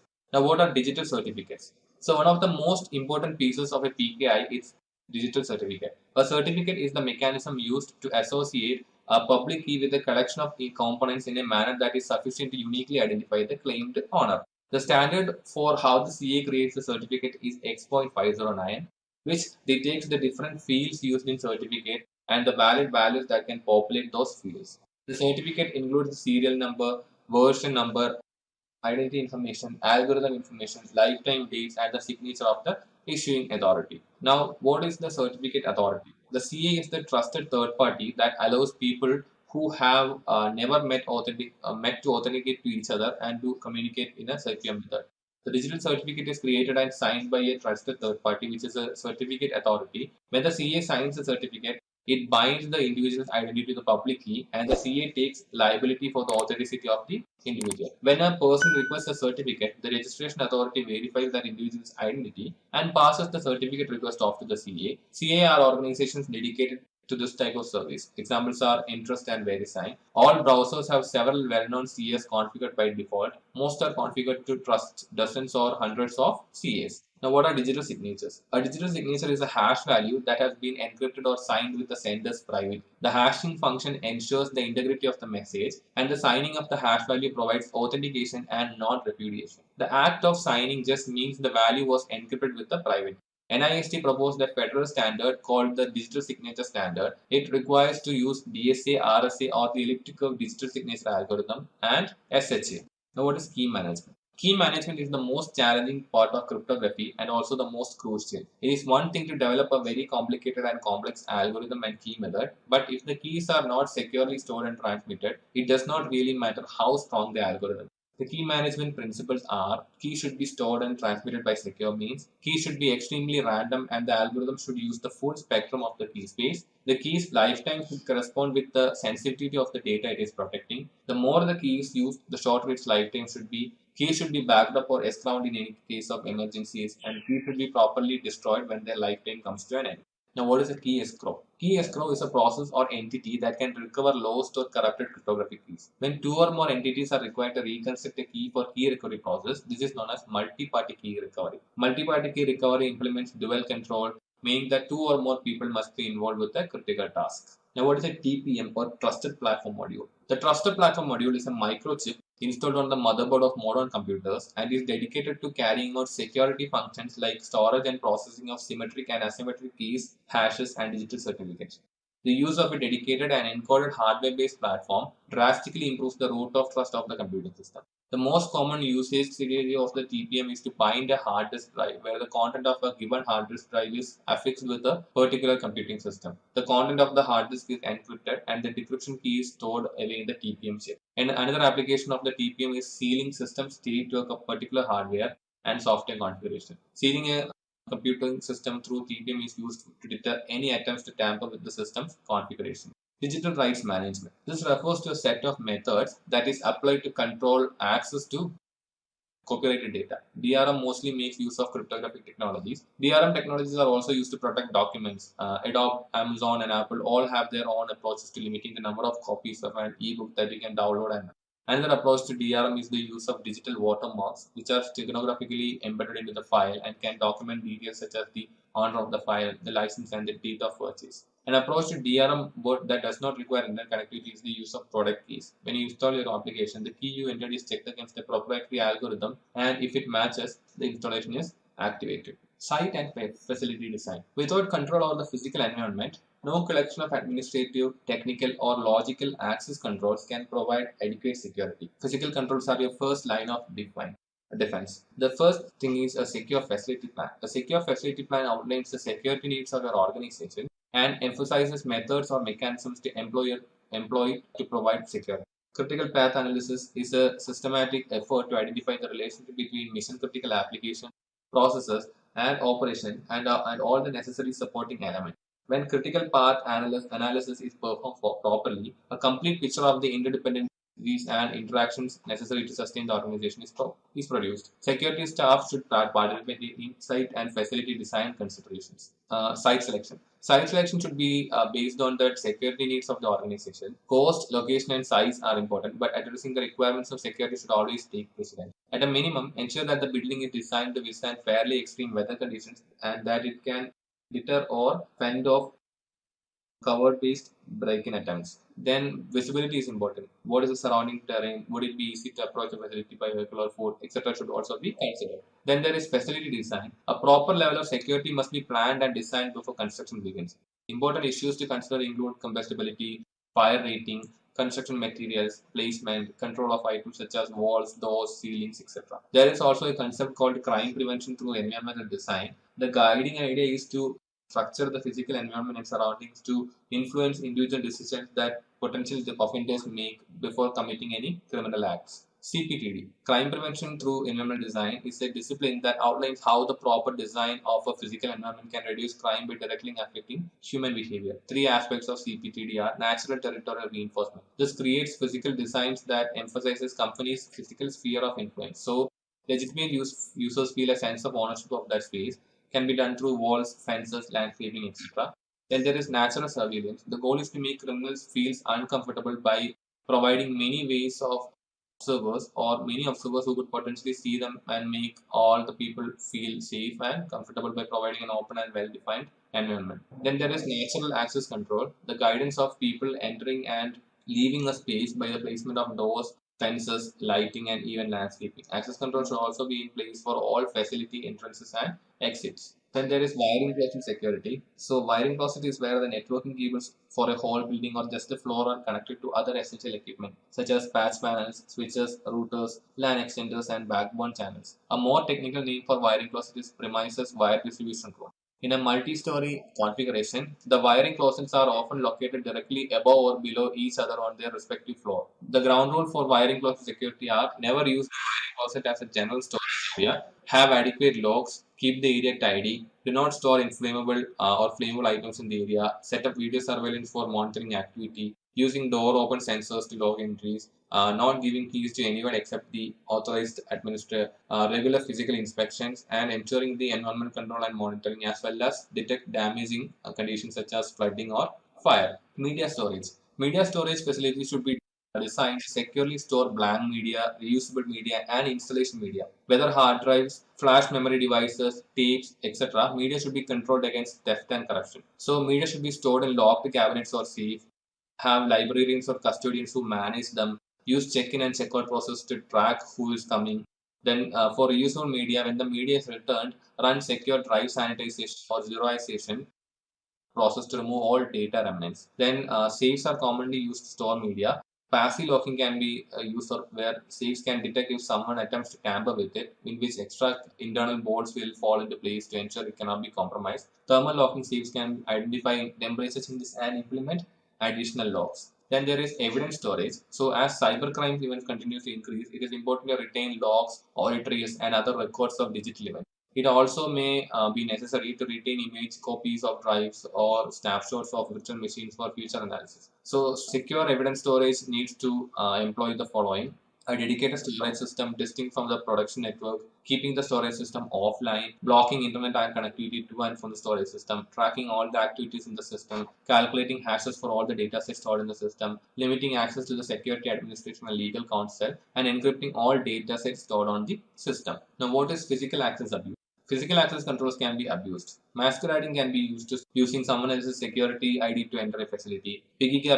Backing can be used is where following someone through a secure gate or doorway without being identified or authorized person. The prevention techniques can be turnstile, which is a form of gate that prevents more than one person at a time from gaining entry and often restricts movement in one direction. Man traps can be used, which are double set of doors that is often protected by a guard or some other physical layout that prevents piggybacking and can trap individuals at the discretion of security personnel. CCTV monitoring and recording of the movement of personnel can also be used. And what is emanation security? So, electrical devices emanate signals or radiation that can be intercepted by unauthorized individuals. With the right equipment, an adversary can interpret them to extract confidential data. Safeguards should be used to protect against emanation attacks, and they are known as Tempest. So, Faraday cage can be used, which box, mobile room, or entire building designed with an external metal skin, often a wire mesh. This acts as an EMI absorbing capacitor that prevents electromagnetic signals from exiting or entering the area. Then white noise, which is broadcasting false traffic at all times to mask and hide the presence of real emanation. Then there is control zones, which is the implementation of either a Faraday cage or a white noise generator or generation, or both to protect a specific area in an environment. The rest of the environment is not affected. So what is HVAC? HVAC stands for heating, ventilation, and air conditioning. So the temperature and humidity should be maintained within reasonable limits. Positive pressure and drainage should be employed. Recommended humidity levels should be between 40 to 55%. Low humidity causes static electricity, and high humidity may cause corrosion. So recommended temperature range for a data center is 68 to 77 Fahrenheit. Now let's talk about power protection. Protecting power can be done in the following ways, like using UPSs, generators, standby power lines, or power line conditioners or regulators. So the type of interference or noise that can happen in an infrastructure system is electromagnetic interference. So EMI can be created by the difference between three wires, hot, neutral, and ground, and the magnetic field they create. Also, there can be radio frequency interference, where RFI can be caused by anything that creates radio waves. Fluorescent lighting is one of the main causes of RFI within buildings today. Now, what are the power issues? Interference interrupts the flow of an electric current, and fluctuations can actually deliver a different level of voltage than what was expected. So each fluctuation can be damaging to devices and people. So what is power excess? So spikes can happen where there is momentary high voltage, and surges can happen where there are prolonged high voltage. Then power loss can happen where faults where momentary power outage can happen, and blackouts where prolonged complete loss of electric power can happen. Then there is power degradation. Sag or dip, which is a momentary low voltage condition from one cycle to a few seconds. Brownouts, which are prolonged power supply that is below normal voltage, and inrush current, which is initial surge of current required to start a load.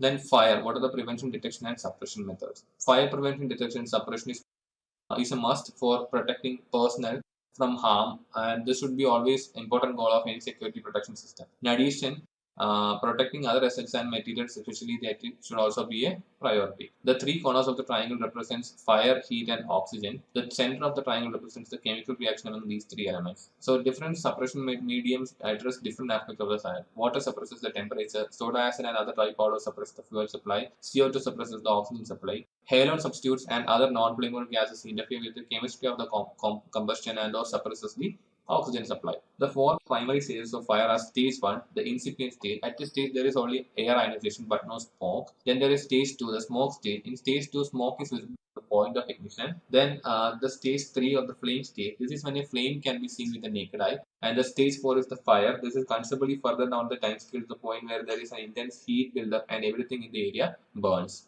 Now let's talk about fire extinguishers. There are several types of fire extinguishers. Understanding what type to use on various forms of fire is essential to effective fire suppression. So the classes are A, B, C, D, and the types are common combustibles, liquids, electrical, and metal. So in common combustibles, the suppression methods are water or soda acid. In liquids, CO2, halon, soda acid can be used. For electrical, we can use CO2 or halon, and in metal, we use dry powder. Then there are water sprinklers, so typically simpler and less expensive but can cause water damage. So wet pipe systems, also known as closed head system, is always full of water. Water discharges immediately when suppression is triggered. Then there are dry pipe system which contains compressed air.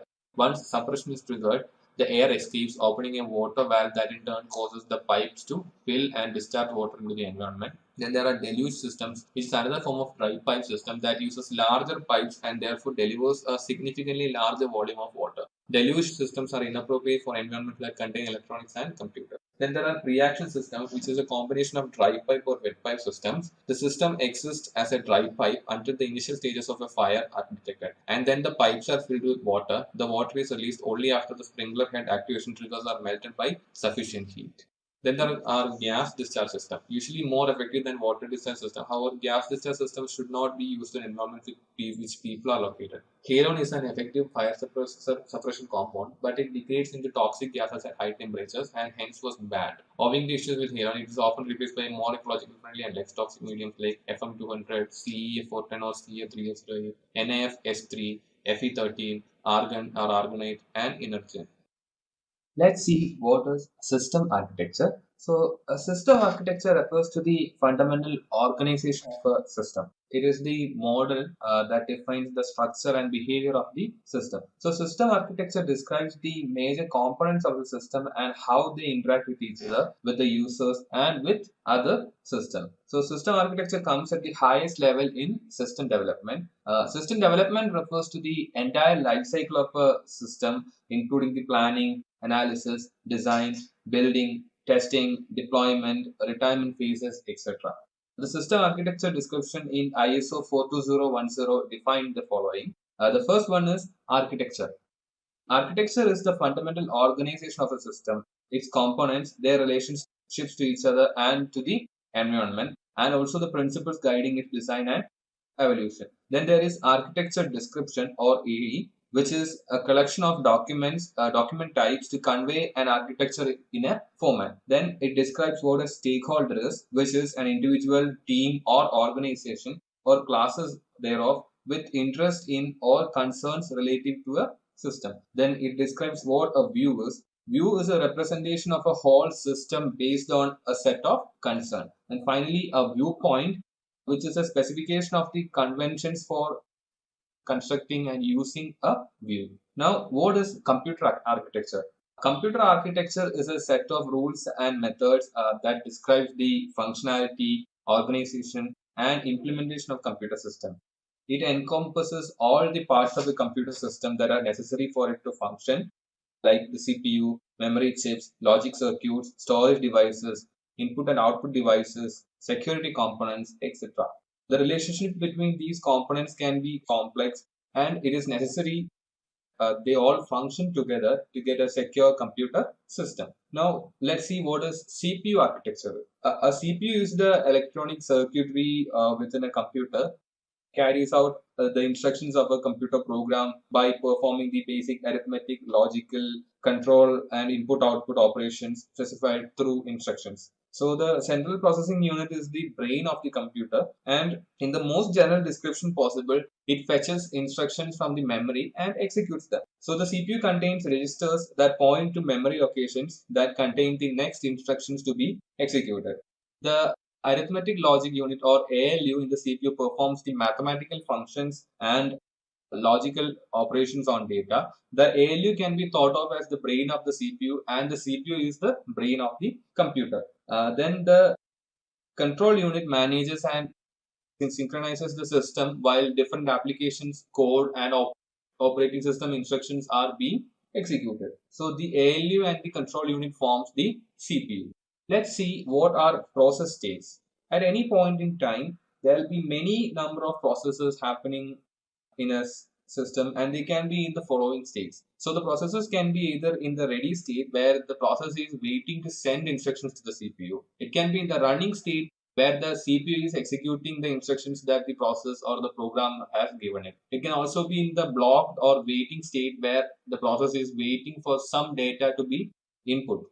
It can be in the supervisory state, where the process must perform some actions that requires the privileges that are not in its current set of privileges. Then it can be finally in the stopped state, where the process has completely given all the instructions to the CPU, and the CPU has completed all the instructions, and the process is finished or terminated. Now, we have seen that the processes can be in the different states, and multiple processes can run at the same time. So process isolation is something that needs to be discussed here. Process isolation is the fundamental function of most operating systems, where it isolates or protects the system integrity by preventing one process from interacting or interfering with another, so that the processes do not interfere with each other or the system's code or data, and prevents untrusted code from accessing protected resources. So process isolation is necessary to ensure that processes do not communicate in an insecure manner or negatively affect each other's productivity. The different practices in process isolation are encapsulation of objects. So encapsulation of objects is when a process is encapsulated, no other process understands or interacts with its internal programming code. For example, when process A needs to communicate with process B, process A only needs to know how to communicate with the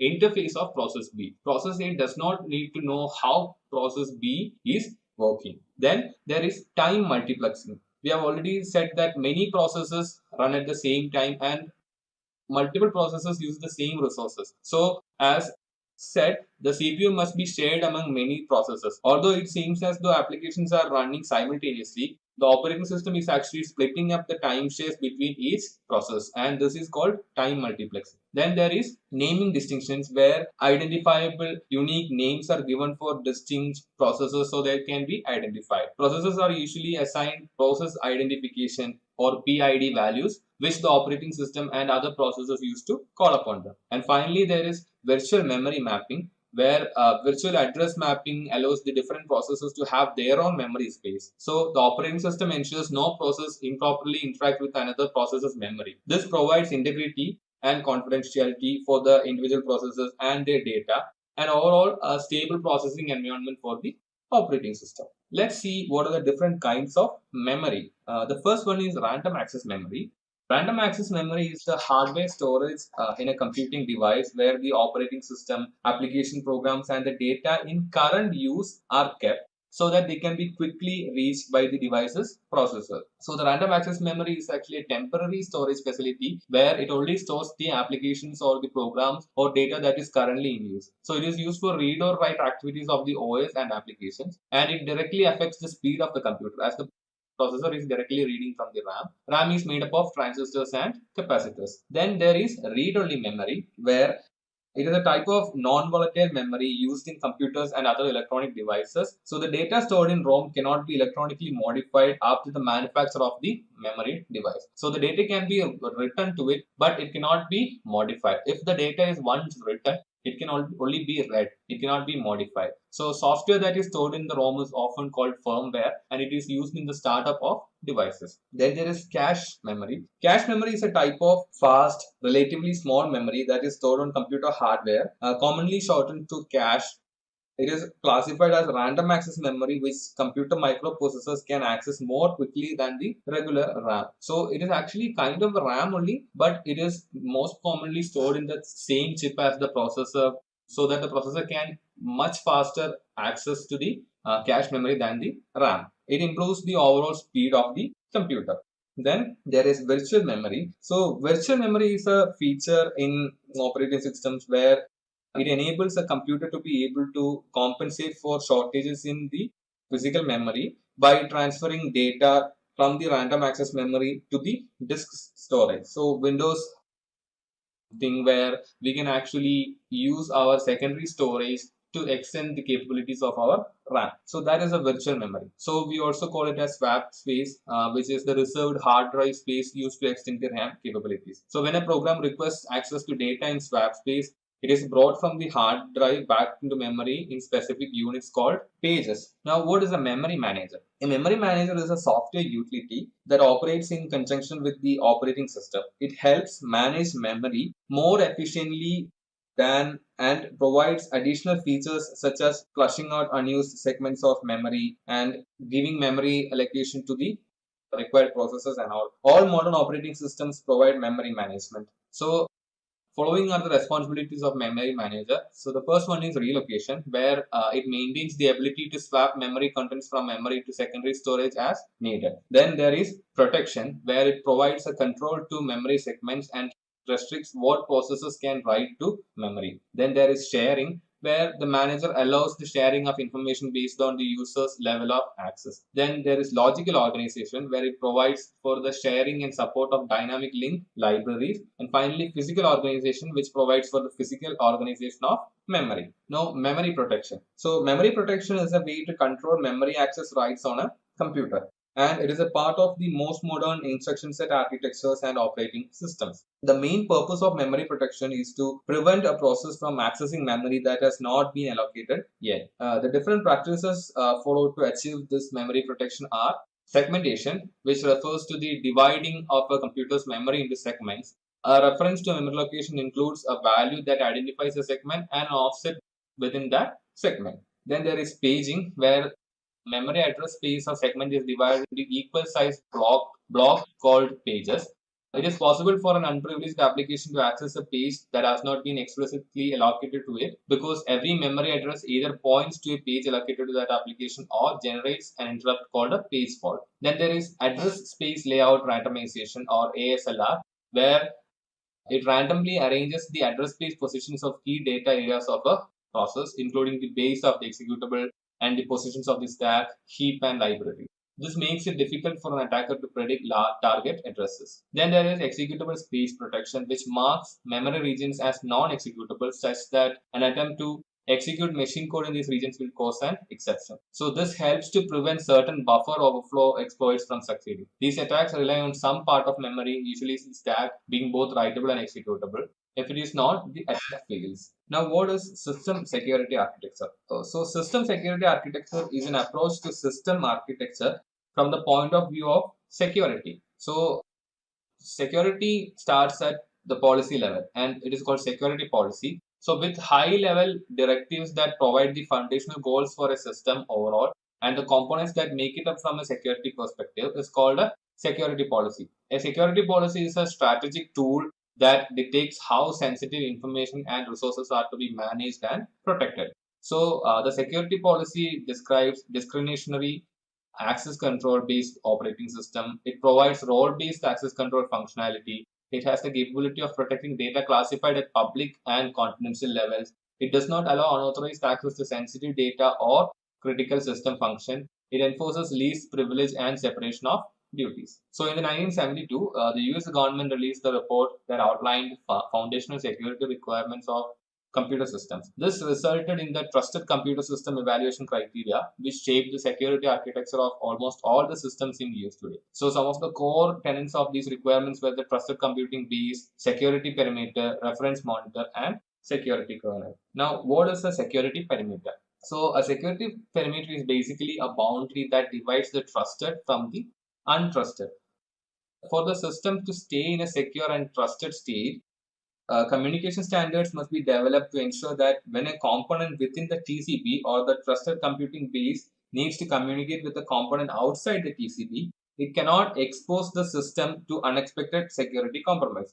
This type of communication is handled through interfaces. So CPU architects provides various rings for this, and the most trusted components go inside ring 0 and the less trusted components would go into the other rings. So strict and controlled communication has to be put into place to make sure the less trusted component does not compromise the more trusted component. And this control is usually happening through APIs. Now, what is a security kernel? So a security kernel refers to the central part of a computer security measures or the hardware, firmware, and software that implements the basic security procedures for controlling access to system resources. So the security kernel mediates all the access and functions between its subjects and objects. It is the core of the trusted computing base and is the most commonly used approach to building trusted computing systems. So the security kernel has three main requirements. The first one is that it must provide isolation for the processors carrying out the reference monitor concept, and the processor must be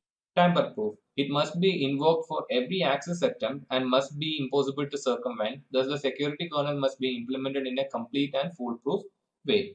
Then it must be small enough to be tested and verified in a complete and comprehensive manner. Now, what is trust and assurance? So, trust is like a belief that a computer entity or system will do what it should do to protect resources and be safe from attack. So, a system is set as trustworthy if there is sufficient credible evidence saying that the system will meet a set of given requirements. So this is more intended to define the functionality of the system. Whereas assurance is the degree of confidence that a system meets its security requirements based on specific evidence provided by the application of assurance techniques. It is much deeper than trust and states the system will work in a correct and predictable manner in each and every computing situation. This is more intended to define quality. So trust defines functionality and assurance defines quality. Now let's see what is certification and accreditation. So certification and accreditation is the process used to evaluate and approve a system for use. So first of all, what is certification? So certification is the technical review that assesses the security mechanism and evaluates their effectiveness. It may use processes to safeguard evaluation, risk analysis, verification, testing, and auditing techniques. So the goal is to ensure that the system is right for the customer's purpose. And the certification is often an internal verification and is trusted only within the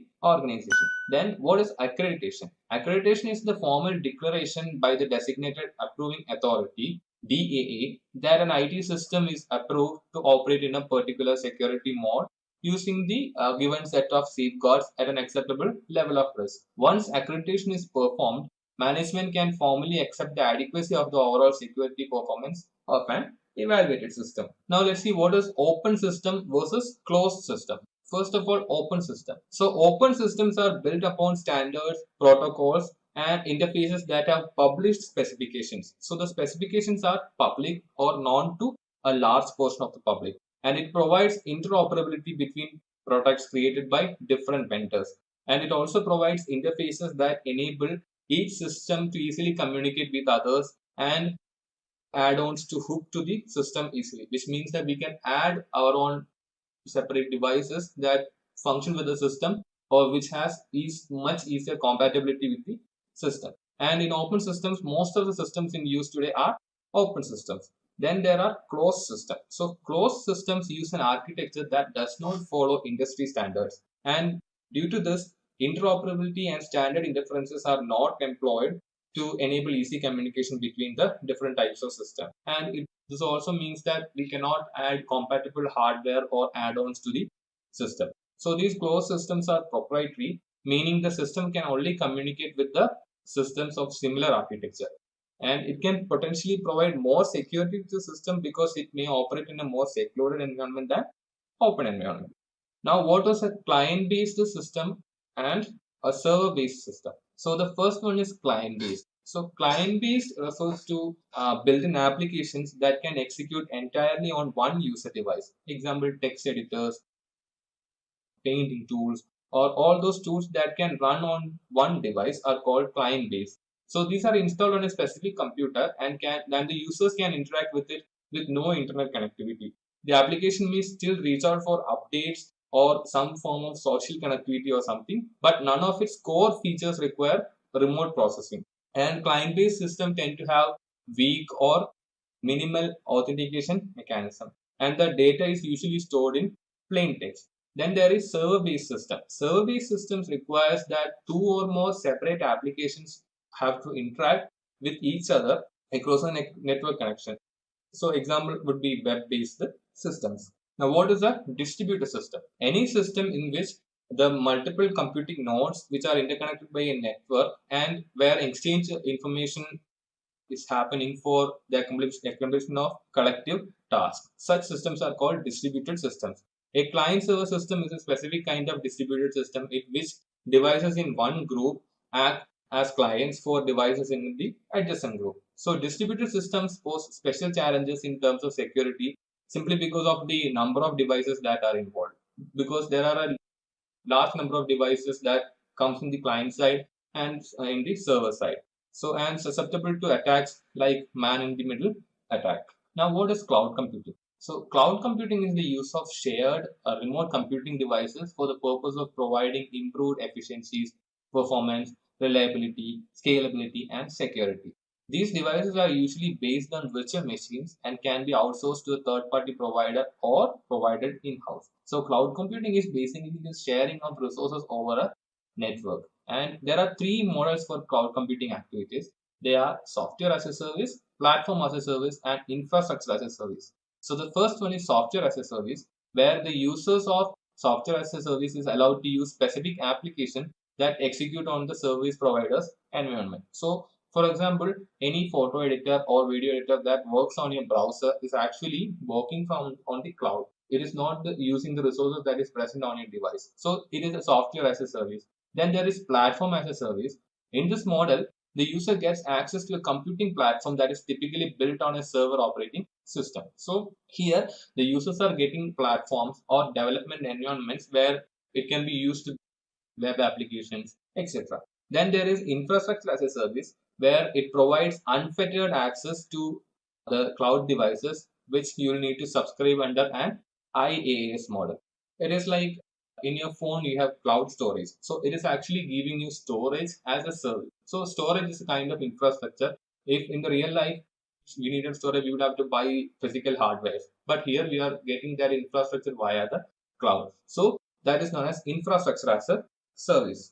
Now, what is database systems? So the two main database security issues are aggregation and inference. So the first one is aggregation, and aggregation happens when a user does not have the clearance or permission to access specific information, but only have the permission to access components of this information or only parts of this information. So users then have to figure out the rest and obtain the restricted information. So as they does not have the clearance to know. And then there is inference, where inference is the intended result of aggregation. So the inference problem happens when a subject deduces the full story from the pieces he learned through aggregation. So the user was able to get some of the pieces of the information through aggregation, and now he is deducing the full story. That is known as inference. Inference is the ability to derive information not explicitly available. To prevent aggregation and inference, the subject and any application or process acting on the subject's behalf need to be prevented from gaining access to the whole collection, including the independent components. Now, what are the attack prevention techniques on database system?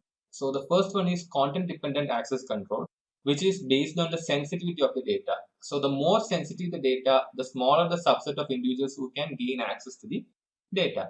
Then there is context dependent access control, which means that the software understands what actions should be allowed based upon the state and sequence of the request. The database software would need to keep track of what the user is requesting. Then there is cell suppression, which is a technique used to hide specific cells that contain information that could be used in inference attacks. Then there is partitioning a database, which involves dividing the database into different parts, which makes it much harder for an unauthorized individual to find connecting pieces of data that can be brought together and other information that can be reduced or uncovered.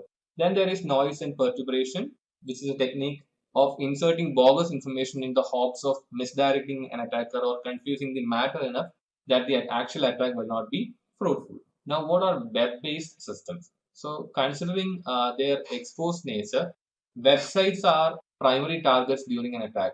It is essential for web developers that they provide maximum deterrence to attackers. So, web-based systems are all these systems that are available online. So, websites can be thought of an example of web-based system. So, websites are the primary targets during an attack because they are exposed to the public. So, some important principles have to be followed while developing these. The first one is simplicity. So, a clearer and simpler website architecture is the easier to analyze, and since it is easier to analyze, its security aspects can be very well implemented. Then there is input validation, where user-generated input fed into the website needs to be critically scrutinized. Then there is encryption, where it helps to secure the input or output operations of a web application. Fail securely, which is in the event of an error, website should behave in a predictable and non-compromising manner. Then finally, there is WAF or web application firewalls, which are systems that inspect the traffic going to or coming from a web application in order to filter out potentially malicious content. Now, mobile systems. Since mobile devices are basically small computers, most of the same security vulnerabilities, threats, and risks apply to them also. So they can be compromised by malware, sensitive data which can be stolen from them, denial of service attacks can take place, etc. So mobile devices may provide a jumping point to malware from the mobile device to computer system that may be directly connected to the corporate network. So if the mobile device is connected to a network in which your computer is also connected, the malware can jump from the mobile network. So enterprise mobile device security principles need to be implemented, and these include only devices that can be centrally managed should be allowed access to corporate resources. Remote policies should be pushed to each device, and user profiles should be encrypted with no local options for modification. Data encryption, idle timeout locks, screensaver lockouts, authentication, and remote wipe should be enabled. Bluetooth capabilities should be locked down. Only allowed applications should be installed. Camera policies should be enforced, and restrictions for social media sites should be implemented. Then endpoint security should be expanded to mobile endpoints, and 802.1x should be implemented on wireless voice over Internet protocol clients on mobile devices. Now, what is embedded systems? Embedded systems are usually built around microcontrollers, which are specialized devices that consist of a CPU, memory, and peripheral control interfaces. So microcontrollers have a very basic operating system, and the computing device most probably are embedded to a mechanical or electrical device or system. Examples are digital thermometers, washing machines, traffic lights, etc. The main challenge in securing these systems is that ensuring the security of the software that drives them. Many vendors build their embedded systems around commercially available microprocessors but use their own proprietary code that is difficult, if not possible, for a customer to audit. Now let's talk about Internet of Things or IoT. The Internet of Things is the global network of connected embedded systems which has a large number of devices ranging from smart bulbs to even vehicles. In IoT, each node is connected to the internet and is uniquely addressable.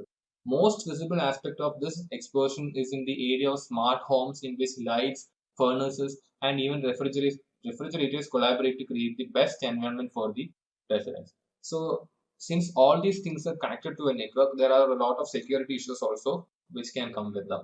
The security issues are authentication. Most IoT devices are very poor authentication. Then there is encryption. So cryptography is typically expensive in terms of processing power and memory, both of which are very limited in IoT devices. So the fallout of this is that data at rest and data in motion can be vulnerable in many parts of the IoT. And finally, updates. Many IoT vendors does not provide functionality to automatically update their software and firmware when patches are available. Let us see what are industrial control systems or ICS. Industrial control systems consist of information technology that is specifically designed to control the physical devices in an industrial process. So these ICS exist on every factory floor to control conveyor belts, industrial robots, etc. They also exist in the power and water infrastructures to control the flow of these utilities. But unlike other information technology systems, these systems can directly cause physical harm to humans, and because of this, external attacks on these systems should be prevented. And for these reasons, securing ICS requires a slightly different approach than traditional IT systems. So these include programmable logic controllers, distributed control systems, supervisory control, and data acquisition.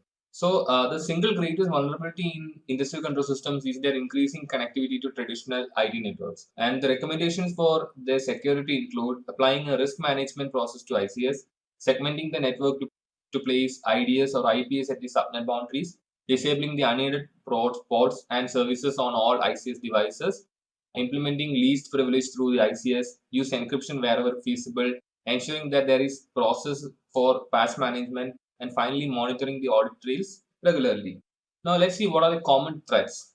So the first one is maintenance hooks. Maintenance hooks are a type of backdoor. So these are basically instructions which gives the developers easy access to code. But during the development phases, these can be very helpful. However, if they are not removed before the software goes into production or deployment, they can cause major security issues.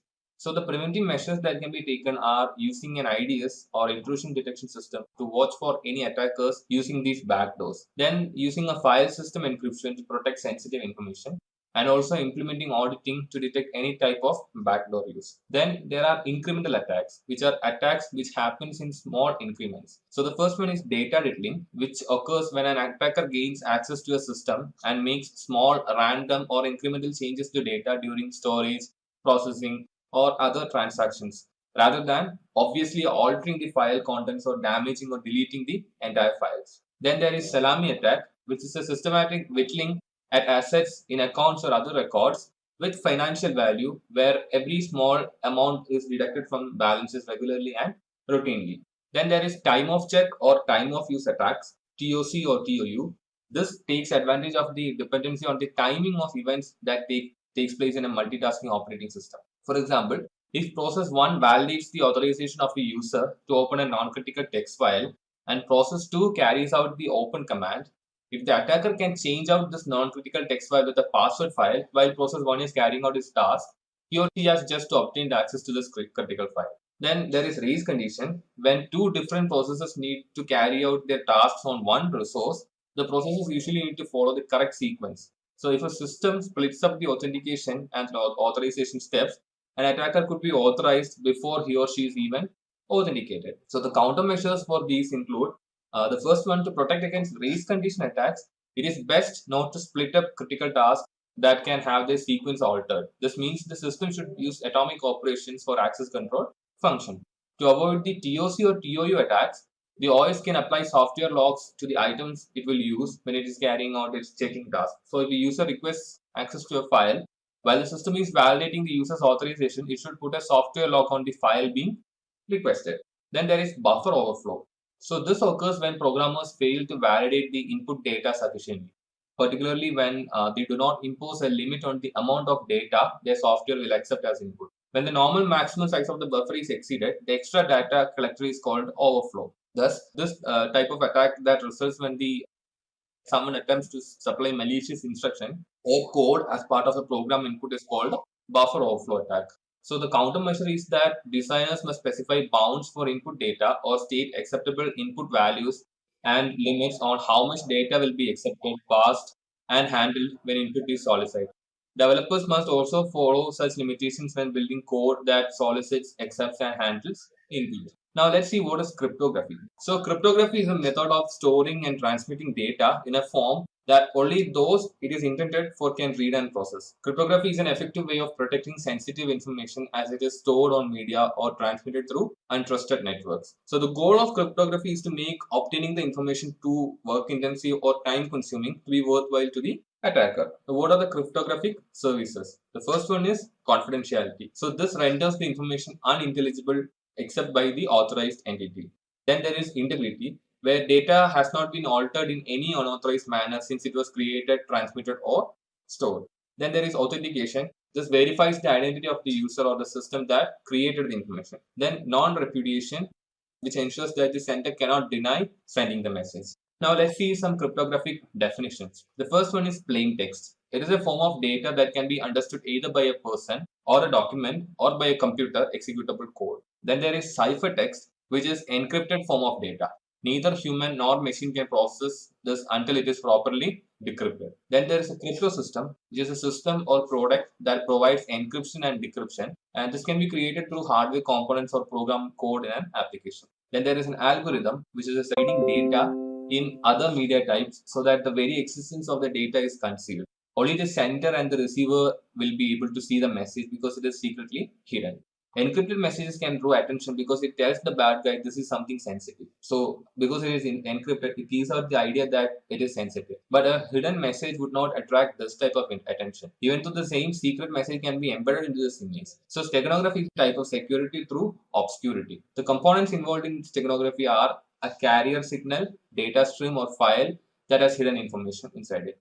Stegomedium, which is the medium in which the information is hidden. Then the payload, which is the information that is to be concealed and transmitted. Null or concealment cipher. A null cipher, also known as a concealment cipher, is an ancient form of encryption where the plain text is mixed with a large amount of non-cipher material. Today, it is regarded as the simple form of steganography, which can be used to hide ciphertext.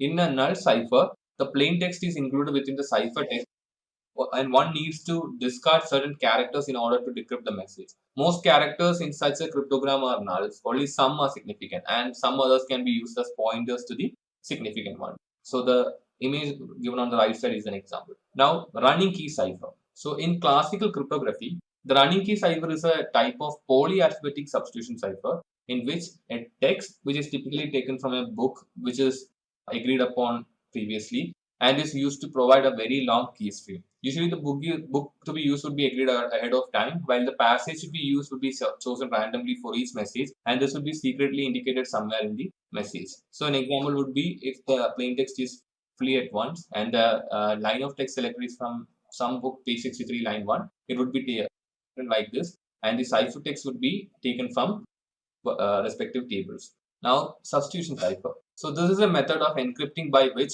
units of plain text are replaced with ciphertext. So according to a fixed system, this will be done. The units may be single letters, pairs of letters, triplets of letters, mixtures of the above, and so forth. The receiver deciphers the text by performing the inverse substitution. Then there are monoalphabetic ciphers which uses fixed substitution over the entire message, and there are polyalphabetic ciphers that uses a number of substitutions at different positions in the message. Now, what is a transposition cipher?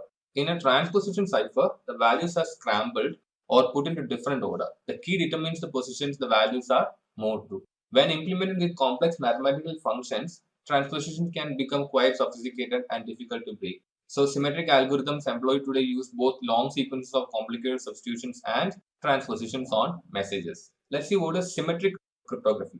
In symmetric cryptography, the sender and receiver use two instances of the same key for encryption and decryption. So the key has dual functionality in that it can carry out both encryption and the decryption process. Symmetric keys are also called secret keys because this type of encryption relies on each user to keep the key a secret and properly protected. If an intruder were to get this key, they could decrypt any. The equation used to calculate the number of symmetric keys needed is n into n minus 1 by 2.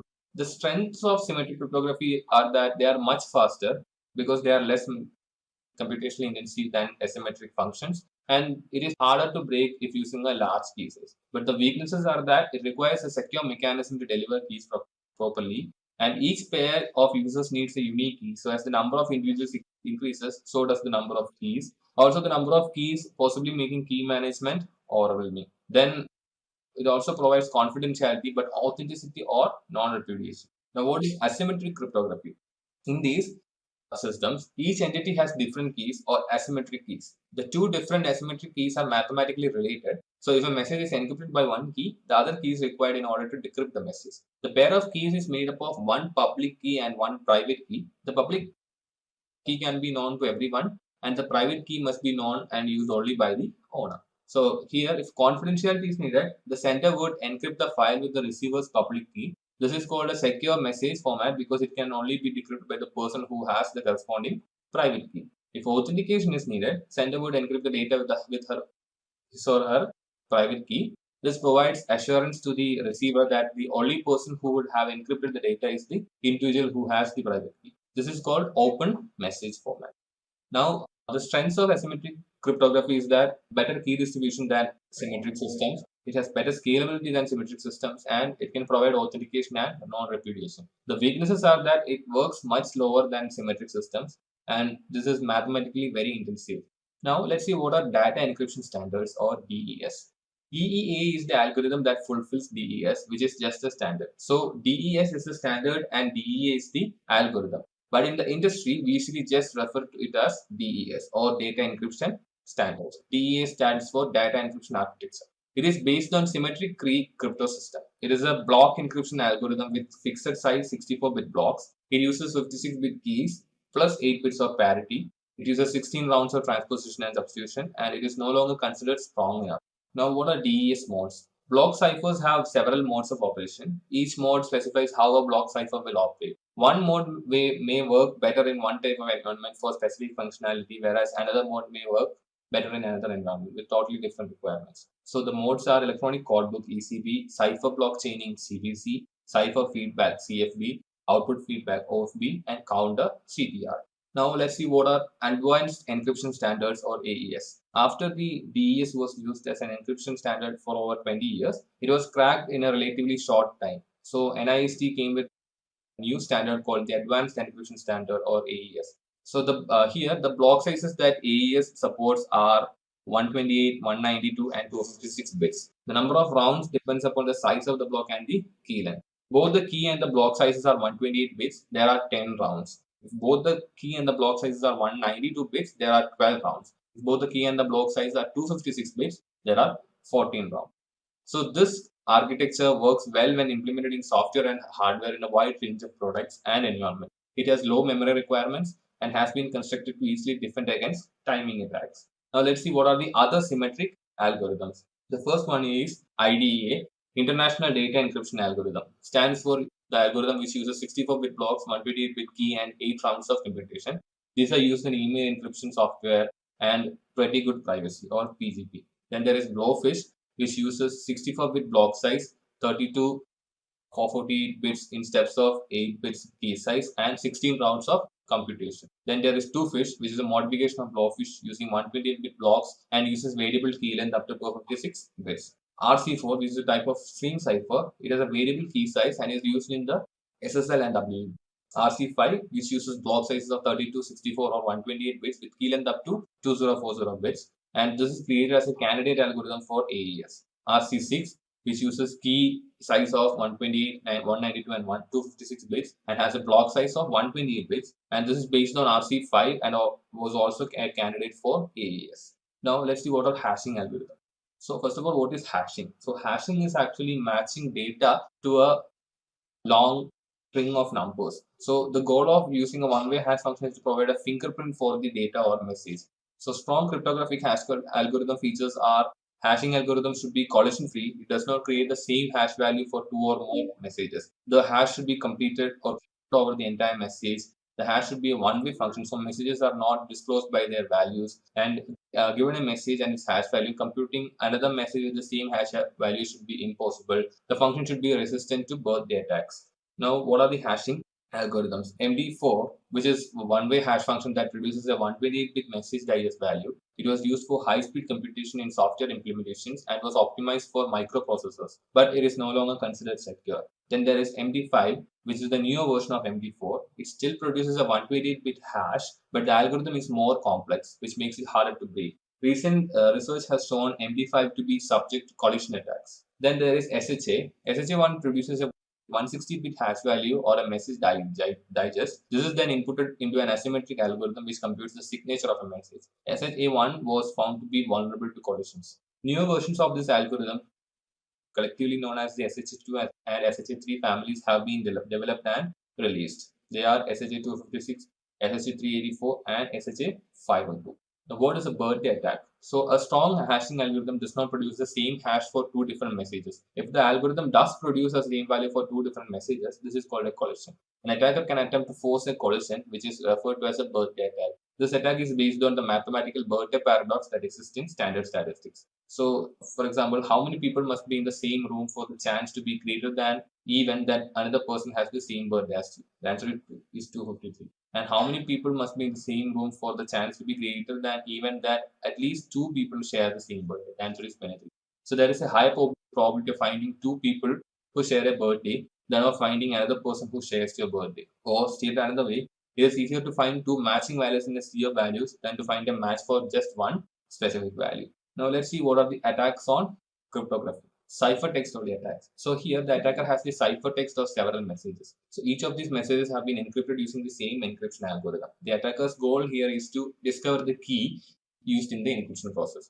This is the most common type of attack because it is very easy to get ciphertext by sniffing someone's traffic. And the hardest attack to be successful because the attacker has little to no information about the encryption process. Then there are non-plain text attacks. Here the attacker has the plain text and the corresponding ciphertext for one or more messages. The goal here is to discover the key that is used to encrypt the messages so other messages can be deciphered and read. Messages usually start with same type of beginnings and close with the same type of ending. The attackers has some of the plain text and capture an encrypted message. The rest is accomplished by reverse engineering, frequency analysis, and brute force attempts. Then there are chosen plaintext attacks. Here the attacker has the plaintext and the ciphertext, but can also choose the plaintext that gets encrypted to see the corresponding ciphertext. So how is this carried out is that the attacker can email a message to you that you think not only will believe, but will also panic about, encrypt and send to someone else. Meanwhile, attacker is sniffing your traffic and now has a copy of the plaintext of the message because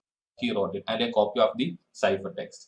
Then there is chosen ciphertext attacks. Here the attackers can choose the ciphertext to be decrypted and has access to the resulting decrypted plaintext. This is a harder attack to carry out compared to the previously mentioned attacks, and the attacker may need to have control of the system that contains the crypto system. Then there is differential cryptanalysis. This is an attack that looks at crypted ciphertext pairs generated by encryption of plaintext pairs with specific differences and analyzes the effect and result of those differences. Turned out to be an effective and successful attack against DES and other block algorithms. Since the attacker chooses the different plaintext messages for this attack, it is considered a type of chosen plaintext attack. Then there is linear cryptanalysis. The attacker here evaluates the input and output values for each S box. He evaluates the probability of input values ending up in a specific combination. He also identifies the specific output combinations. This allows him to assign probability values to different keys until one shows a continual pattern of having the highest probability. Then there are side channel attacks. In cryptography, we can review facts and infer the value of an encryption. So here an attacker could measure power consumption, radiation emissions, and the time it takes for certain types of data processing. With this information, he can work backward by reverse engineering the process to uncover an encryption key or sensitive data. The idea is that instead of attacking a device head on, just watch how it performs to figure out how it works. And finally, there is meet in the middle attacks. This term refers to mathematical analysis used to try and break a math problem from both ends. It is a technique that works on the forward mapping of function and the inverse of the second function at the same time. So the attacker works by encrypting from one end and decrypting from the other end, thus meeting in the middle. Let's see what is physical security. The purpose of physical security is to protect against physical threats. So the following physical threats are among the most common. They can be either natural or man-made. The first one is natural, and the threats include fire and smoke, flood, earthquake, storms, etc. Then there are man-made threats like vandalism, explosion or destruction, utility loss, personal loss, etc. What is server room security? Server rooms or data centers are restricted and protected rooms where your mission critical servers and network devices are housed. So centralized server rooms need not be human compatible. Server rooms should be designed to support optimal operation of the infrastructure and to block unauthorized human access or intervention. Server rooms should also be located at the core of the building. Server rooms should be located away from water, gas, and sewage lines. And the walls of your server rooms should also have 1:4 minimum fire rating. Now let's see what is work area security. The design and configuration of internal security, including work areas and visitor areas, should be considered carefully. So areas that contain assets of higher value or importance should have more restricted access. For example, anyone who enters the facility should be able to access the restrooms without going into sensitive areas. But only network administrators and security staff should have access to the server room. Valuable and confidential assets should be located in the heart or the center of protection provided by a facility. Walls or partitions can be used to separate similar but distinct work areas. Such divisions deter casual shoulder surfing or eavesdropping. Floor to ceiling walls should be used to separate areas with different levels of sensitivity and confidentiality. Now, what is physical access control? So, a variety of technical controls are used as access control mechanisms to manage physical access. The first one is smart cards. So, these are credit card size IDs with an embedded magnetic strip or integrated circuit chip. They contain information about the authorized bearer that can be used for identification or authentication purposes.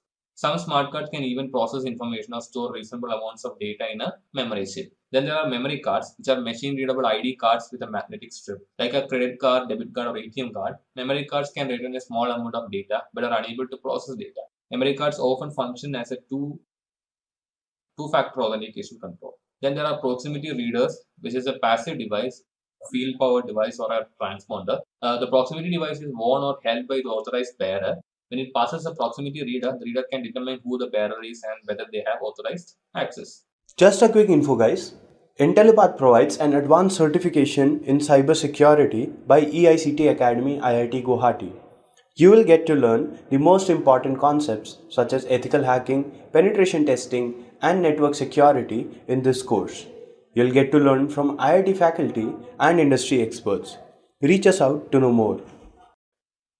Now let's discuss communication and network security. First of all, what is a network architecture? So a network architecture is the design of a computer network, or it is a framework for specifying how a network's physical components and their functional organization and configuration should be. It also defines how the operational principles and procedures are, and as well as the communication protocols that should be used. A sound architecture can be reused time and again, and since we intend our architectures to be reusable, it is imperative that we apply secure design principles when we implement them. Now let's see an architecture called the Open Systems Interconnection model. So the Open Systems Interconnection, or OSI model, is a conceptual model created by the International Organization for Standardization (ISO), which enables diverse communication systems to communicate using standard protocol. So simply, the OSI provides a standard for different computer systems to be able to communicate with each other. And the OSI model is a concept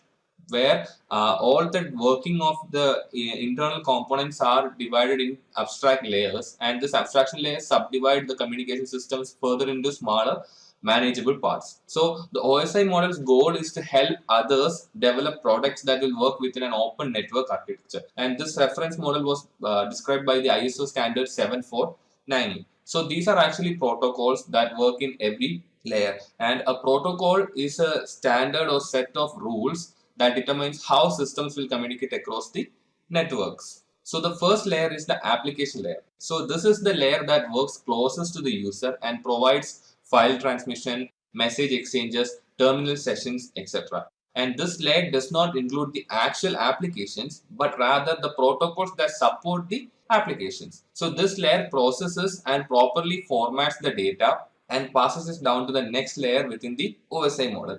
Some examples for the protocols working at this layer are the simple mail transfer protocol, hypertext transfer protocol, domain name system, internet relay chat protocol, and the line printer daemon protocol. Now the next layer is the presentation layer. So this layer is responsible for defining how information is presented to the user in the interface they are using. So this provides a common mean for representing the data.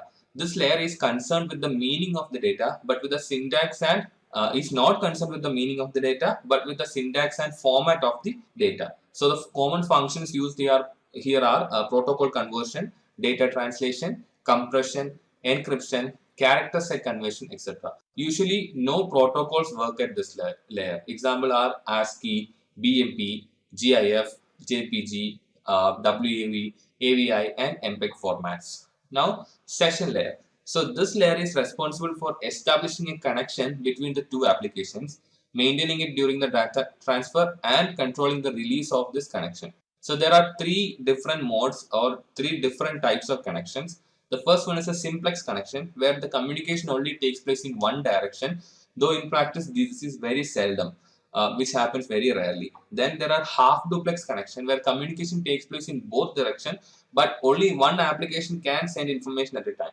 Here, so communication is taking place in both the directions, but information will be going in one direction at a time. Then there are full duplex, where communication takes place in both directions and both applications can send information at the same time. And some protocols that work at this layer are the password authentication protocol, point-to-point tunneling protocol, network basic input-output system, and remote procedure called. Now, transport layer. So this layer is responsible for providing host-to-host communication services. And this layer establishes a logical connection between the sending host and the destination host on a network. And this ensures that the data units are delivered free of errors. This also ensures that the data units are delivered in sequence, and also that there is no loss or duplication of data units. And this provides connectionless or connection-oriented services, and transport layer provides services to the session layer. For example, transmission control protocol and user datagram protocol. Now the network layer. So this layer inserts information into the packet's header so that it can be properly addressed and routed to the actual destination. And this defines the most optimal path the packet should take from the source to the destination, and provides logical addressing so that any endpoint can be identified. This layer handles the congestion in the network and defines how to fragment a packet into smaller packets to accommodate different media. This manages message routing, error detection, and control of node data traffic, and provides services to the transport layer. The examples are IP, OSPF, ICMP, and RIP. Now the data link layer. So this layer establishes the communications link between individual devices, or a physical link or a channel. So the data link layer defines hardware that are physical or MAC addresses, as well as the communication process that occurs within a media type. It also formats the message into data frames and adds a customized header containing the hardware destination and source address. So there are two sub layers in this data link layer. The first one is the logical link control layer, LLC, which controls the frame synchronization, error checking, and the flow. And there are media access control layers, which controls the way a system on the network gains access to the data and gets permission to transmit it. The examples are address resolution protocol, serial line internet protocol, and point-to-point protocol. Now, physical layer.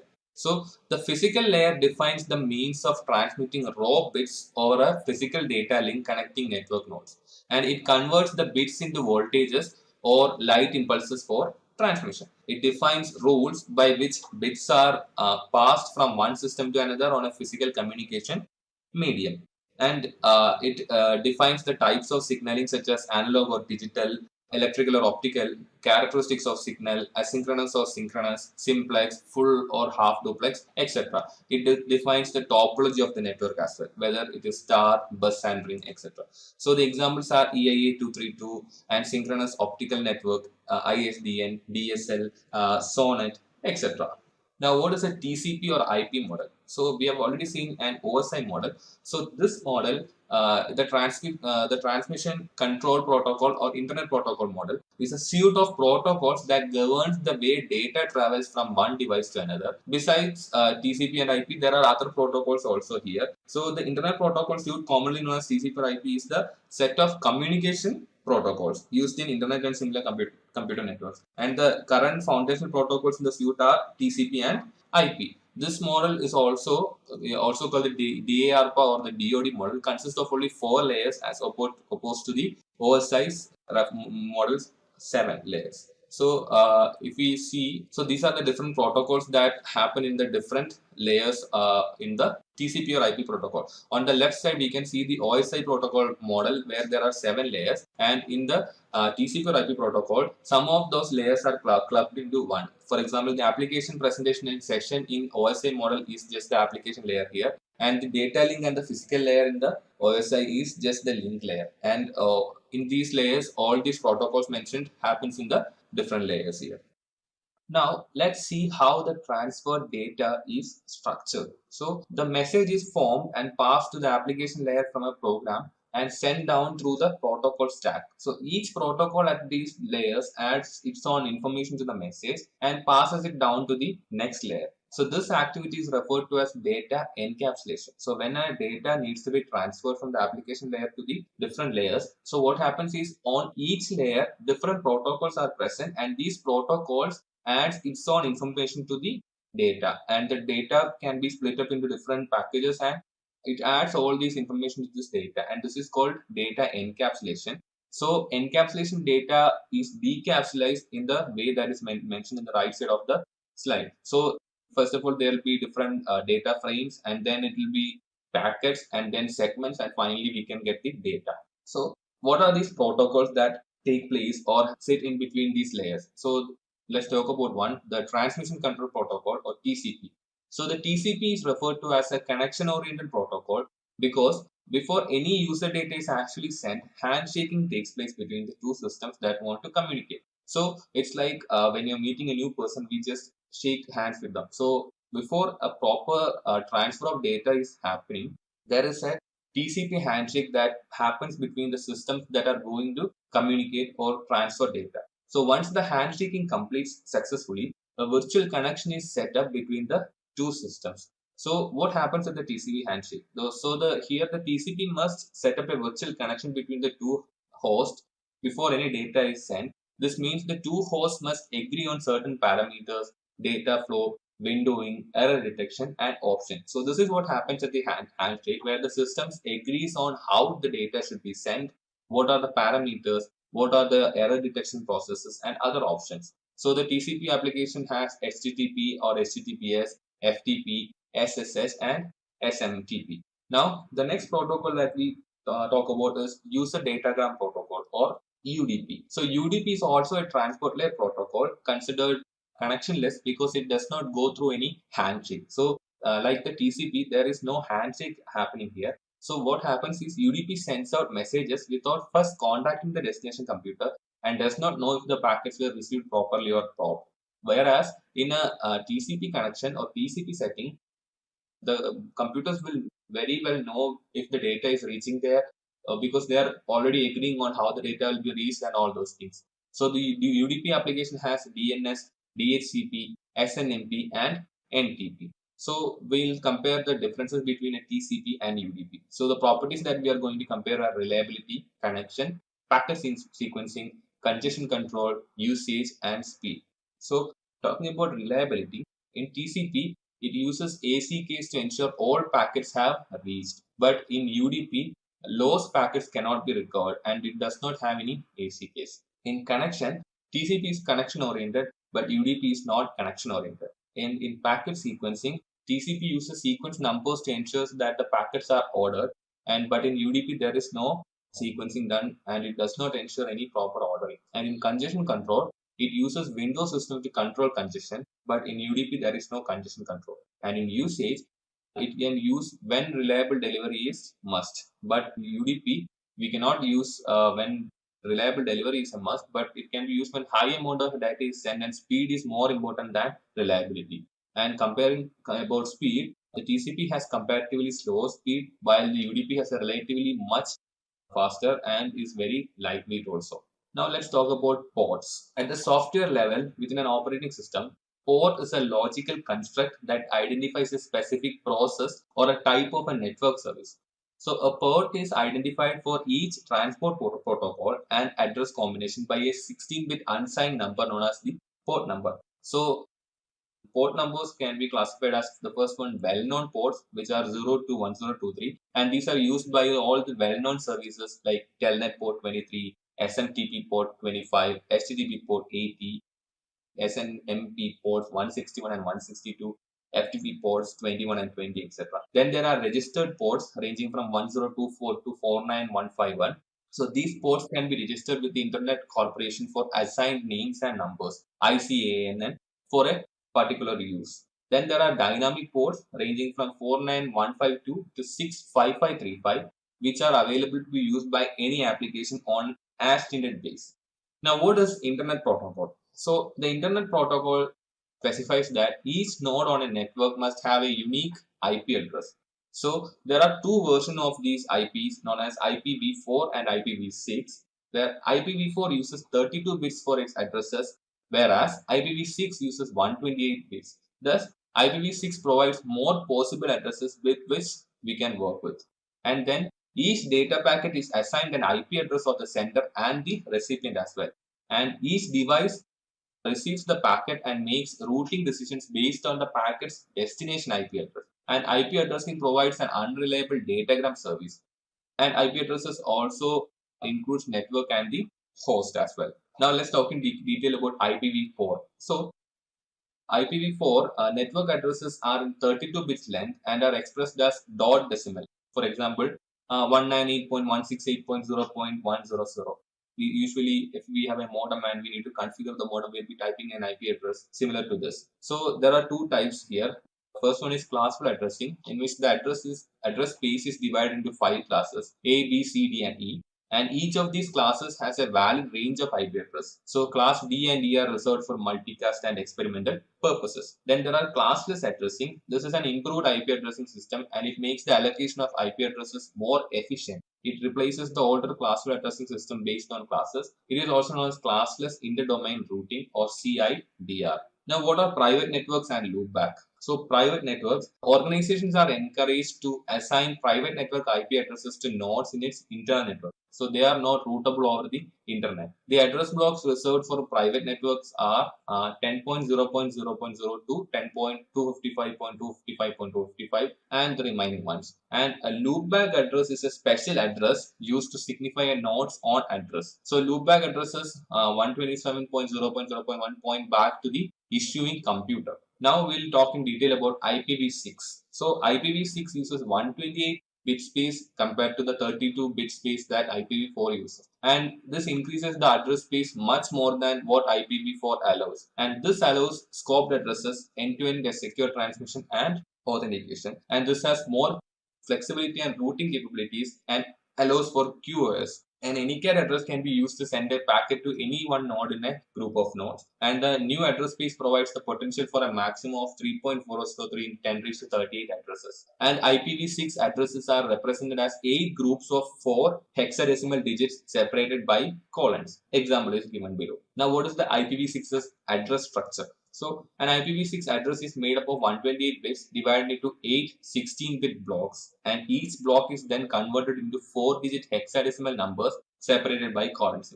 For example, given below is a 128-bit IPv6 address represented in the binary format and divided into 8 16-bit blocks. So, this is the 128-bit IPv6 address, and when we are converting it into hexadecimal equivalent of the IPv6 address, it comes out to be this one. So IPv6 provides some rules to shorten the address. The rule 1 is discard leading zeros. So in block 5, if we see there is 0063. So here the leading 2 zeros can be omitted and it can be just written as 63. Rule 2, if 2 or more blocks contain consecutive zeros, omit them all and replace with double colon sign as shown. So if there are consecutive zeros, then they can be omitted and they can be replaced with a double colon sign. So if you see here, you can see that after the 0060, there are consecutive zeros coming, so they are replaced with double colons. And in rule 3, if there are still blocks of zeros in the address, they can be shrunk down to a single zero. So if there are groups of further zeros remain, they can be shrunk down to a single zero. So this second block will be shrunk down to a single zero. Now, what are the different IPv6 address types? So, following are the major categories of IPv6 address. The first one is global unicast address. So, here a unique IPv6 address is assigned to a host interface, and these addresses have a global scope and essentially the same purposes as IPv4 public addresses. So, global unicast addresses are routable over the internet. Then there are link local IPv6 addresses. So here an IPv6 address allows a communication between neighboring hosts that reside on the same link. So link local addresses have a local scope and cannot be used outside the link.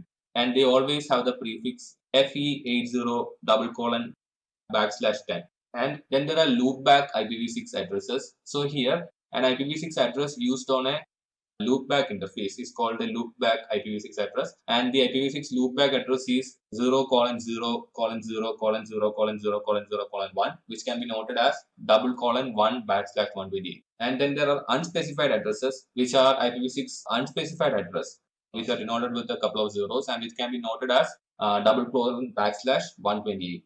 Now we'll discuss about the coexistence of IPv6 and IPv4. So the transition from IPv4 to IPv6 will not be something that is done overnight. So it will take some time, and a number of mechanisms have been developed to make the transition easy. So dual stack, where each device on the network is configured with both an IPv4 and an IPv6 address, is called dual stack. And the idea is that once all the devices have implemented IPv6, the IPv4 part of the network will be depreciated. Then there is 64 tunneling. So here it assigns a block of IPv6 address spaces to any host or network that has a global IPv4 address and encapsulates the IPv6 packets inside IPv4 packets for transmission over an IPv4 network using 6-in-4. So, and also routes traffic between 6 to 4 and native IPv6 networks. Then there is translation. So here a host with IPv4 address sends a request to an IPv6 enabled server on the internet that does not understand IPv4 address. So when the IPv4 host sends a request packet to the IPv6 server,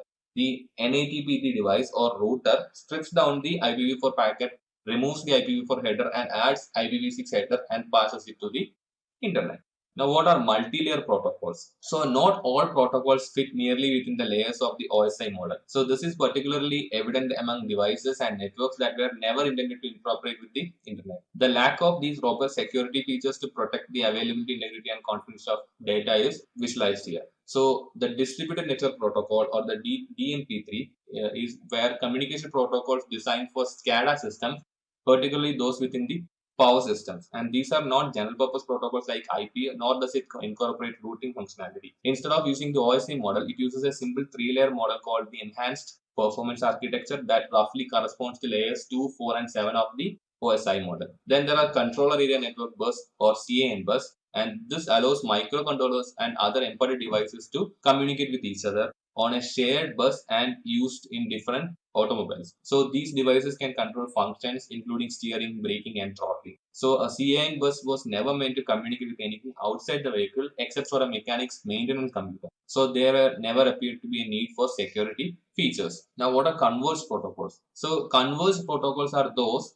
that started off independent and distinct from one another, but over time converged to become one. So the first one is fiber channel over Ethernet, FCOE. So here, and this is an encapsulation method that allows fiber channel frames to ride over Ethernet networks. And nowadays, FCOE is used in some storage area networks. Then there are multi-protocol labeling switches, MPLs. MPLs are used to create VPNs over a variety of layer 2 protocols and is referred to as a layer 2.5 protocol. And this is considered as a converged protocol because it can encapsulate any higher layer protocol and tunnel to over a variety of links. Then Internet Small Computer System Interface. So this ISCSI is a technology that allows peripherals to be connected to computers. So the problem with this was that it has limited range. And the solution was to let this ride on TCP segments, so a peripheral device could be literally anywhere in the world and still appear as local to a computer. Then there is Voice over Internet Protocol. So this is a tunneling mechanism used to transport voice and or data over a TCP IP network. So VIIP has the potential to replace or supplement the PSTN, as is often less expensive and offers a wide variety of options and features. Let's talk about transmission media. So a transmission medium is a physical aspect in a network connection through which the data is moved. So broadly speaking, we use 3 different types of transmission media. The first one are electric wires that encode information as changes in the voltage level of an electric current. Typically, we use cables which are 2 or more wires encased within a sheet. Then there are optical fibers that transmit data that is encoded in the wavelength, phase or polarization of the light. The light is generated by either an LED or a laser diode. And as with electrical wires, we usually bundle multiple fibers in the cables for longer distances. Finally, free space is the medium that we use for wireless communication. Any electromagnetic signal can travel through it even outside our atmosphere. And we tend to use mostly radio signals in free space, but every now and then you may find a system that uses lights such as infrared laser beam. So an example would be a TV remote that uses infrared beams to control the channel. We are actually transferring data through free space. Now, what are the transmission types? So a signal is an electromagnetic or electrical current that is used for carrying data from one system to another or through a network to another. So the signal is a function that conveys information about a phenomenon. So there are two types of signals. The first one is analog signal. These are continuous signal for which the time varying feature of the signal is a representation of some other time varying quantity. Example, analogous to another time varying signal. Then there are digital signals that are used to represent data as a sequence of separate values at any point in time. It can only take up one of a fixed number of values, and this type of signal represents a real number within a constant range of values. So analog signals can be kind of continuous, and digital signals can be thought of as discrete in a way. Now, what are the transmission types? So asynchronous and synchronous network technologies are the different types we use, and they provide synchronization rules to govern how systems communicate to each other. So asynchronous system, there is no timing component, and it surrounds each byte with processing bits, and the parity bit is used for error control. And each byte here requires 3 bits of instruction like start, stop, and parity. And in a synchronous type, here timing component for data transmission is very important, and it is used for data synchronization or transmission synchronization. Then there are robust error checking through cyclic redundancy checking, and these are used for high speed, high volume transmissions. And there is minimal overhead compared to asynchronous communication. Now let's compare the differences between a broadband and a baseband. So first one is a baseband.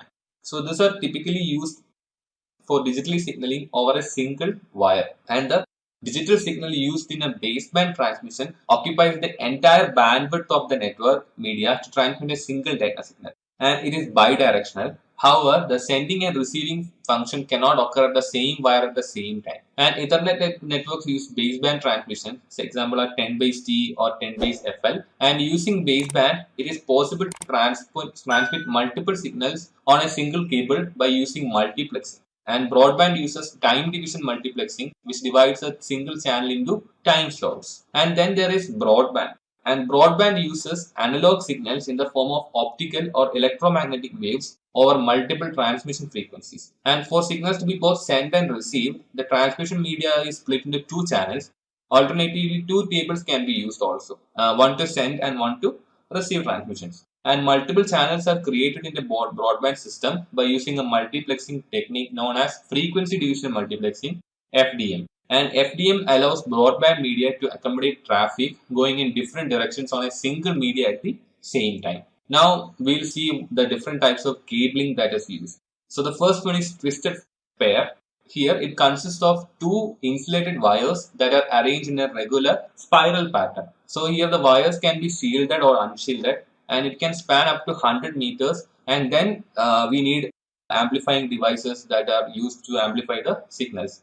So Cat5, Cat6 and Cat7 are the commonly used wires in these days. Then there are coaxial cables. So this consists of a hollow outer cylindrical conductor, and these are expensive and resistant to electromagnetic interference (EMI). So there are thin net cables that span distances of 185 meters and throughput of about 10 Mbps. And then there are thick net, also known as 10 base 5, where the span is 500 meters and the throughput is of 10 Mbps. Now finally, fiber optic cables. These carry data over glass as light waves. So this uses our principle of total internal reflection to carry light from one end to another. So the glass core is surrounded by a protective casing which is enclosed in an inside and outer jacket. The higher transmission speed allows signals to travel over long distances. So since we are transferring data plus light, it can travel at the speed of light, which is very high. And it is much more secure than the UTP or coaxial cable. So there are two modes. The first one is single mode, where a small glass core is used to transfer data over a long distance. This is less susceptible to attenuation. And then there are multiple modes, where a large glass core can transfer more data, but only up to a shorter distance, because attenuation can happen here. Now, what are the problems we will face during cabling or when we use different types of cabling? So the first one is noise. So this is caused by surrounding devices or faults in the cable. Examples are motors, computers, fluorescent light, microwave ovens, etc. So the noise can come as electromagnetic interference, or when it's a optical fiber, it can be light sources also. Then there is attenuation. So attenuation is the loss of signal strength as the signal travels along a long wire. So attenuation increases with higher frequencies, and it can also be caused by cable breaks and malfunctions as well. Then there is crosstalk. So this occurs when electrical signals spill over the wires, and UTP is more vulnerable than the STP in crosstalk. Now we have seen the physical aspects of network like cabling and all. So we'll see how this cabling or how the physical wires or connections are used to set up a network known as network topology. So topology refers to the way a network is physically connected. And a difference actually exists between physical network topology and logical topology. A network can be configured as a physical star, but work logically as a ring, as in a token ring technology. So the first one is ring topology. Here, a series of devices are connected by unidirectional transmission links. And these links form a closed loop and do not connect to a central system. And each node is dependent upon the preceding nodes. And if one system fails, all other systems should negatively be affected because of this interdependence.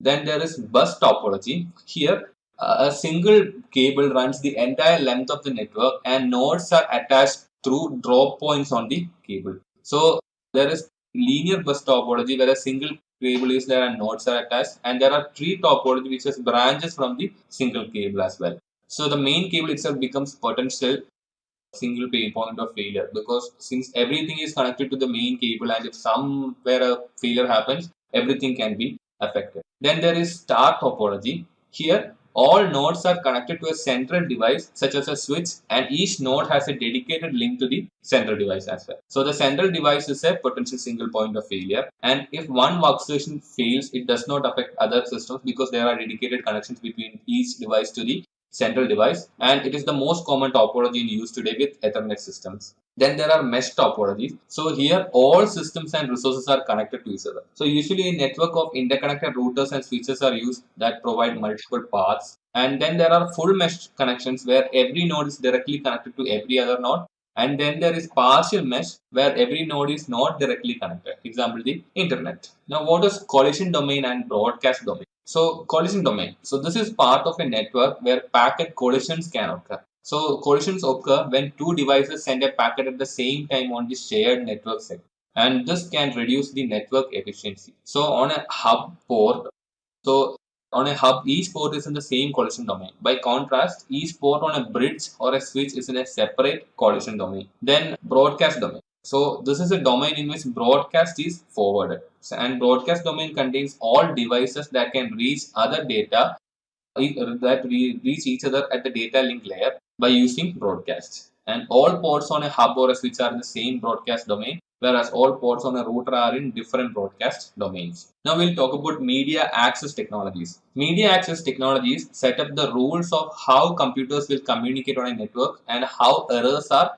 handled. These technologies reside at the data link layer of the OSI model. When the data or message reaches the data link layer, the protocol at this layer adds the necessary headers and trailers that will allow the message to traverse a specific type of network: Ethernet, token ring, FDDI, etc. So what is token passing? So a token is a 24-bit control frame used to control which computers communicate at what intervals. The token is passed from one computer to another, and only the computer that has the token can put frames onto the wire. The token contains the data to be transmitted and the source and destination information as well. And when a system has data it needs to transmit, it has to wait to receive the token. This type of media sharing method is used by token ring and FDDI technologies. Then there is carriers and sends multiple access with collision detection, CSMA or CD. So here computers listen for the absence of a carrier tone on the cable, which indicates that no other system is transmitting data. So if two computers sense this absence and transmit data at the same time, but a collision can take place. So if a computer observes collision, it will abort its transmission and alert all other stations. And all stations will execute a random collision timer to force a delay before they attempt to transmit data. This random collision timer is called the back-off algorithm, and Ethernets usually use CSMA or CD for media access. Then there is carrier sense multiple access with collision avoidance. So here each computer signals its intent to transmit data, and this tells other nodes to transmit data right now. So once the system identifies that the media is clear and it can put its data on the wire, it sends out a broadcast to all other systems telling them it is going to transmit the information. So here each system will wait a period before attempting to transmit data to ensure collisions do not take place. The wireless LAN technology 802.11 uses CSMA or CA for its media access functionality. Now we'll see what is Ethernet.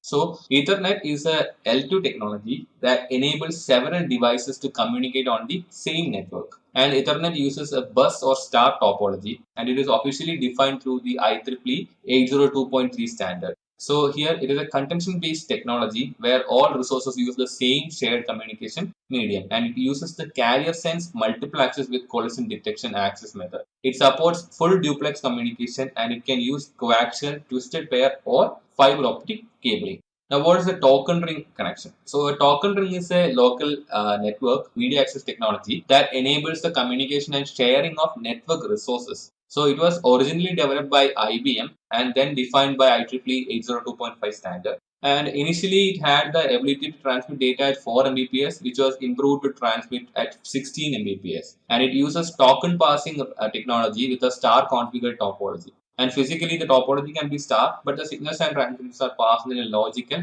ring. And each computer is connected to a central hub called a multi-station access unit. Now, what is a fiber distributed data interface? FDDI. So, this is a high-speed token passing media access technology with data transmit speeds of up to 100 Mbps. And this is usually used as a backbone network using fiber optic cabling. And FDDI also provides fault tolerance by offering a second counter-rotating fiber ring. And each node on the FDDI network has a relays that are connected to both the rings. So if a break in the ring occurs, the two rings can be joined. And before the fast Ethernet and gigabit Ethernet hit the market, FDDI was mainly used as campus and service provider backbones.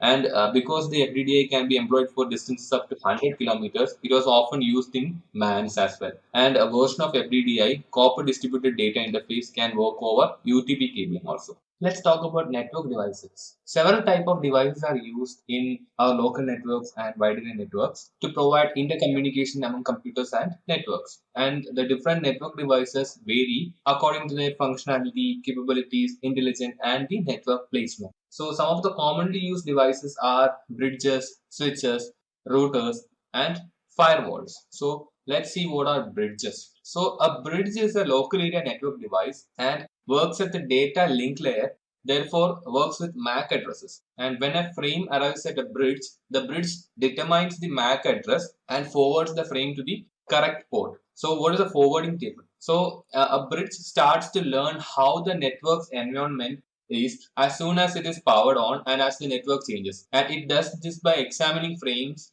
and making entries in its forwarding tables. So the functions of bridges are it segments a large network into smaller, more controllable pieces, and it uses filtering based on MAC addresses, and it joins different types of networks while retaining the same broadcast domain, and it isolates collision domains within the same broadcast domain, and it can translate between protocol types. Now, what are switches? A switch is a multi-port bridging device with each port providing dedicated bandwidth to the device attached to it, and the switch employs full duplex communication. So one wire pair is used for sending and another pair is used for receiving, and the switches stops the sharing of network medium and the problems like collision and network contention.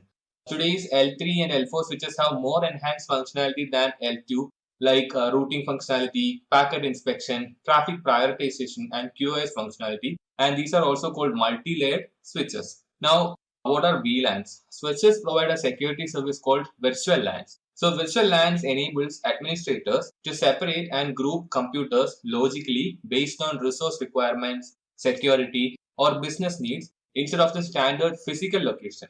Now, what is VLAN hopping? So this is a type of attack where the attacker can send traffic from one VLAN into another. So switch spoofing is one type of attack where the attacker can have a system act as though it is a switch.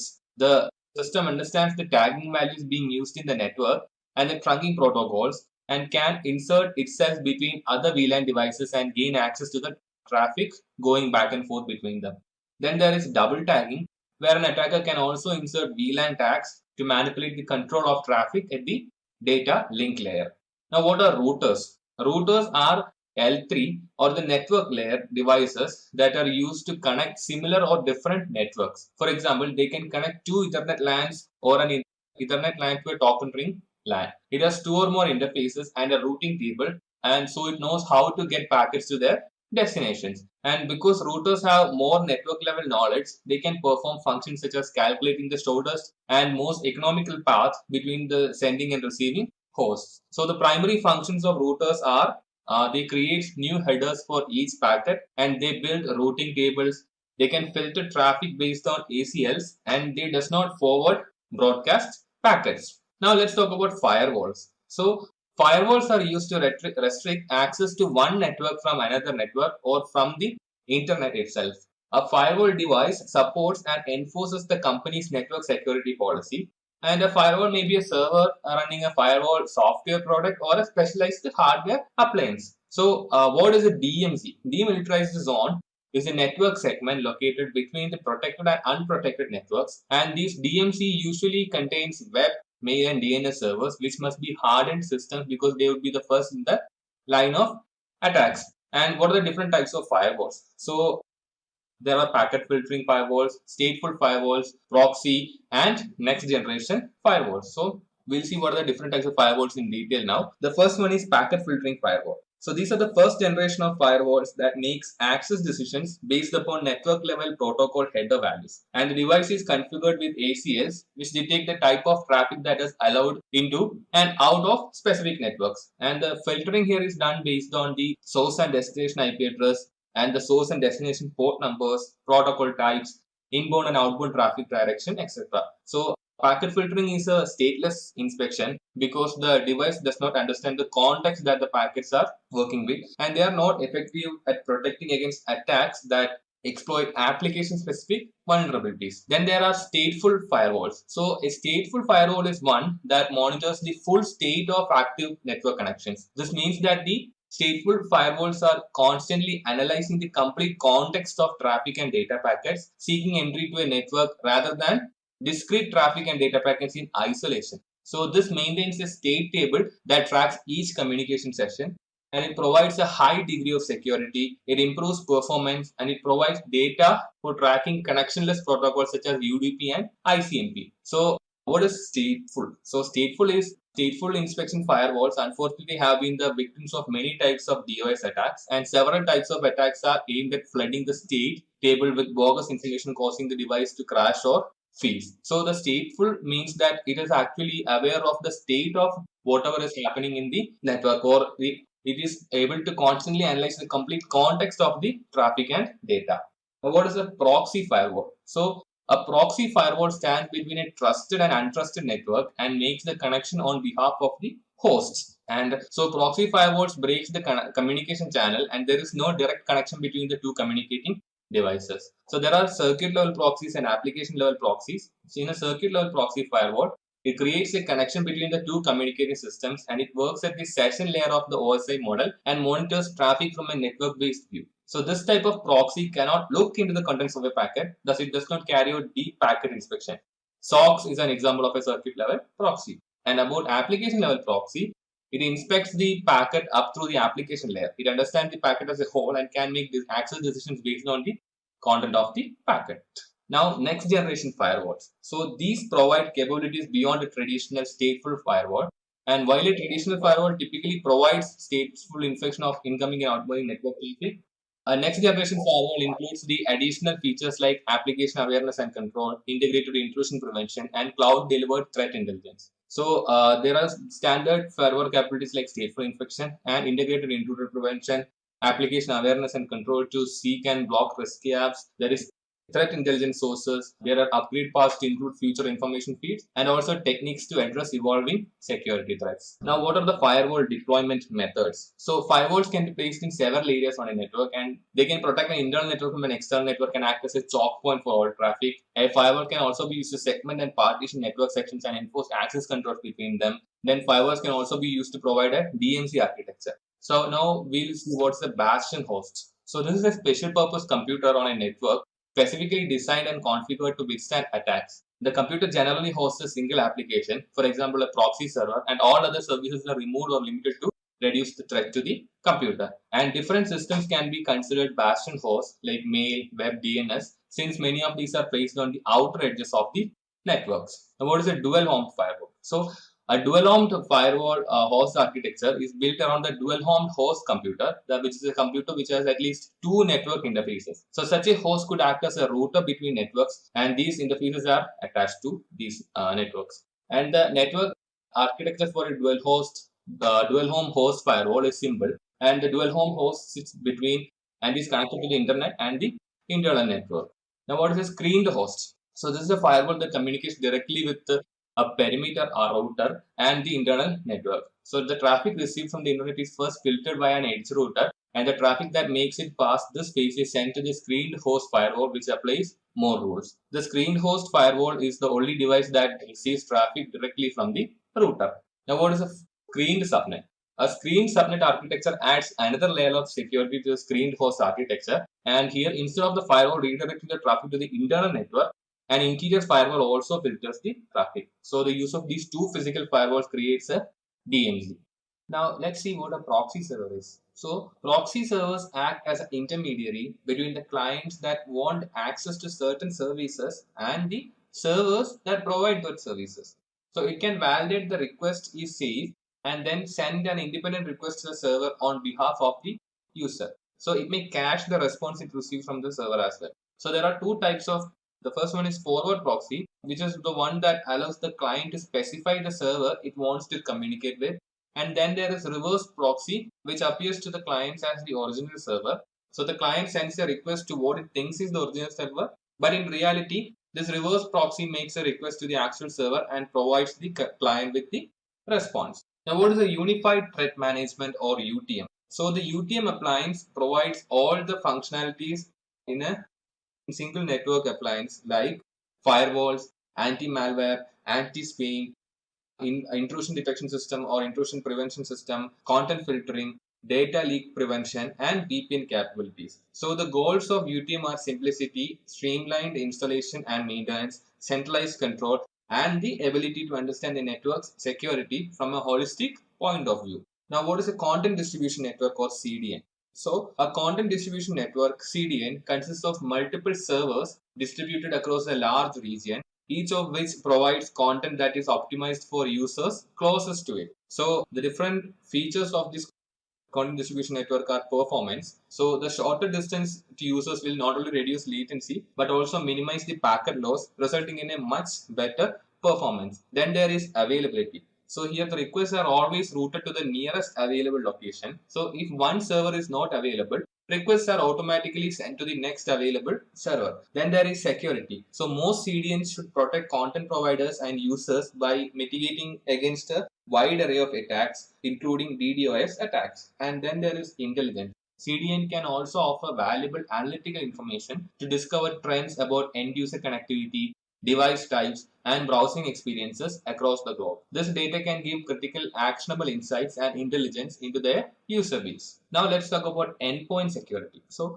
an endpoint is any computing device that communicates through a network and whose principal function is not to mediate communications for other devices. So examples are desktops, laptops, servers, smartphones, tablets, POS terminals, IoT devices, etc. So endpoint security is the concept that each individual device must maintain a local security, whether or not its network or telecommunication channels also provide or offer security. So every system should have an appropriate combination of local host firewall, anti-malware scanners, authentication, authorization, auditing, spam filters, and intrusion detection systems or intrusion prevention systems. Now, what is a honeypot? So a honeypot is a network device intended to be exploited by attackers with the administrator's goal being to gain information on the attack tactics, techniques, and procedures. So these honeypots would be having files which might seem to the attackers are very sensitive information, but would be actually diplomatic information placed by the administrator so that the attackers will be slowed down. And while they are trying to attack this, administration will be able to gain more insight about the attackers. So it usually sits in the DMC and attempts to lure attackers to it instead of to actual production computers. And to make it alluring to attackers, administrators may enable services and ports that are popular to exploit. Now, a honeynet is when two or more honeypot systems are used together, and honeypots needs to properly segmented from any other live systems on the network. Now, what is network access control, NAC?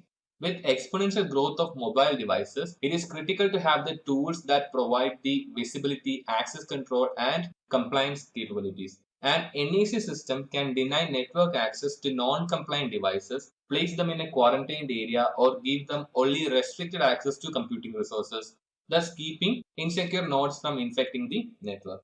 So the benefits of an NAC are the first one, profiling, which recognizes and profiles users and their devices before malicious code can cause damage. Then there is guest access, where we can manage guests through a customizable self-service portal that includes guest registration, guest authentication, guest sponsoring, and a guest management portal. Then there is security posture check, which evaluates security policy compliance by user type, device type, and operating systems. And then there is also incident response, where it mitigates network threats by enforcing security policies that block, isolate, and repair non-compliant machines without administrator attention. Now, what is NAC 802.1x? So the IEEE 802.1x is an IEEE standard for port-based network access control, which is PNAC.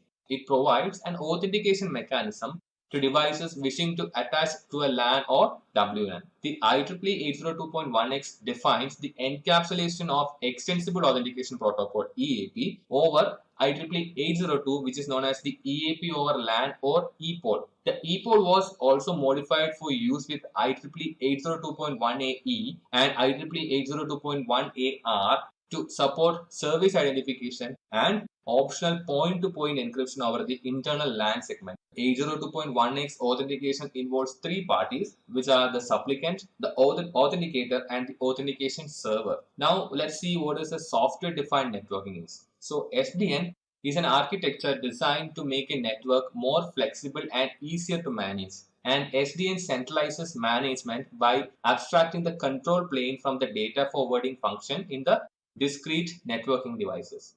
So there are two parts, which are the controller that enables centralized management, control, automation, and policy enforcement. And then there are APIs or protocols that relay information between the controller and the individual network devices. So the benefits of an SDN are simplifying operations, agile, programmable networks, and intent-based networking. Now, what are network protocols? So a network protocol is a set of rules followed by the network, and network protocols are formal standards and policies made up of rules, procedures, and formats that define communication between two or more devices over a network. Now, let's see what is the address resolution protocol, or ARP.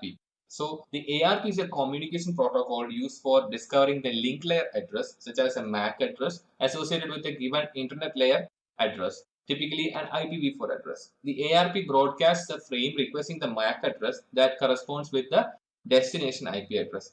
And each computer on the broadcast domain receives this frame and all, but the computer that has the requested IP address ignores it. So the computer that has the destination IP address responds with its MAC address. Then what is ARP cache poisoning? So an attacker broadcasts false ARP messages over a LAN in order to link an attacker's MAC address with the IP address of a legitimate computer. Once a link has been established, frames meant for the original destination are sent to the hacker's computer first.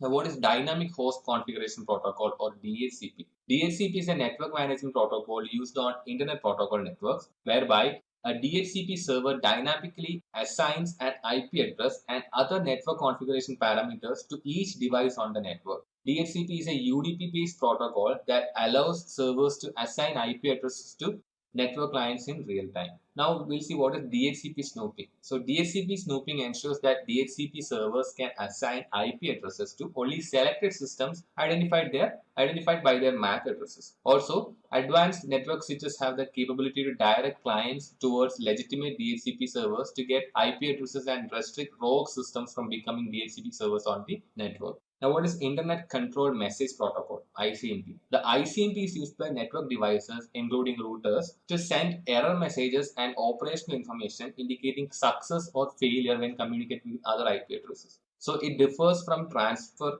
protocols such as TCP and UDP in that it is not typically used to exchange data between systems.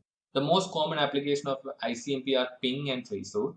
So the ICMP-based attacks are ICMP flood, which is a common DOS attack in which an attacker attempts to overwhelm a targeted device by ICMP echo requests. Then there is ICMP tunneling, which establishes a covered connection between client and server using ICMP echo requests and reply packets. So Loki is an application developed to perform such attacks. Now, what is a simple network management protocol? SNMP. The SNMP is an application layer protocol which uses UDP to monitor the network, detect network faults, and even used to configure devices. There are three components of SNMP. The first one is SNMP Manager, which is a centralized system used to monitor network. Then there is the SNMP Agent, which is a software management module installed on a managed device like PC, routers, switches, servers, etc. Then there is Management Information Base, which consists of information of resources that are to be managed, and this information is organized hierarchically. So security was one of the biggest weaknesses of SNMP until version 3, and the security approaches in SNMP v3 targets confidentiality, which is the encryption of packets to prevent snooping. Integrity is used to ensure that a packet has not been tampered while in transit, including an optional packet replay protection mechanism. And authentication, which is used to verify the messages from a valid source. What is a domain name service or a DNS? So the DNS is a method of resolving host names to IP addresses. So names can be used instead of IP addresses within the network environments. So many companies have their own DNS servers to resolve internal host names, and these companies also use the DNS servers at their internet service providers to resolve host names on the internet. So the DNS namespaces are split up administratively into two zones. The DNS server that holds the file for one of these zones is said to be the authoritative name server for that zone, and the DNS server that records the map hostnames to IP addresses refers to the resource records. Now let's see what are the DNS threats. So DNS spoofing or DNS cache poisoning is a form of threat in which it's a form of computer security hacking in which it corrupts the DNS data, and the corrupt data is introduced into the DNS resolver's cache, causing the name server to return an incorrect result record. Example, an IP address. This results in traffic being diverted to the attacker's computer.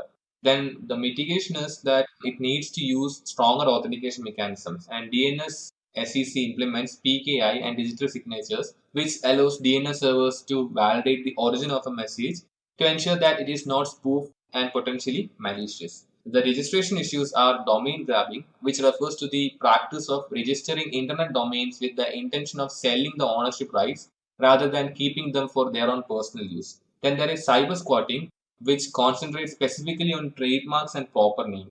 The aim of registering legally protected terms as part of the domain name is to sell them to an actual rights owner for a higher transfer fee. What is email service? The electronic mail is a method of exchanging messages between people using electronic devices. The SMTP works as a message transfer agent and moves the messages from the user's computer to the mail server when the user clicks the send button. The SMTP also functions as a message transfer protocol between email servers. The post office protocol is an internet mail service protocol that supports incoming and outgoing messages, and the internet message access protocol is also an internet protocol that enables users to access mail on a mail server. Now, what is a simple authentication security layer? So this is a protocol independent framework for performing authentication. This means that any protocol that knows how to interact with SASL can use its various authentication mechanisms. POP3 and IMAP has the capability to integrate with SASL. Now, what are the threats to email? The first one is email spoofing, where it is a creation of email messages with a forged sender address. The core email protocols do not have any mechanism for authentication, making it common for spam and phishing emails to use such spoofing to mislead or even prank the recipient. Then there is email spam. While ordinarily spam is simply considered a nuisance, the true danger lies in the malware that can be delivered by spam. So the mitigation measures are SMTP authentication,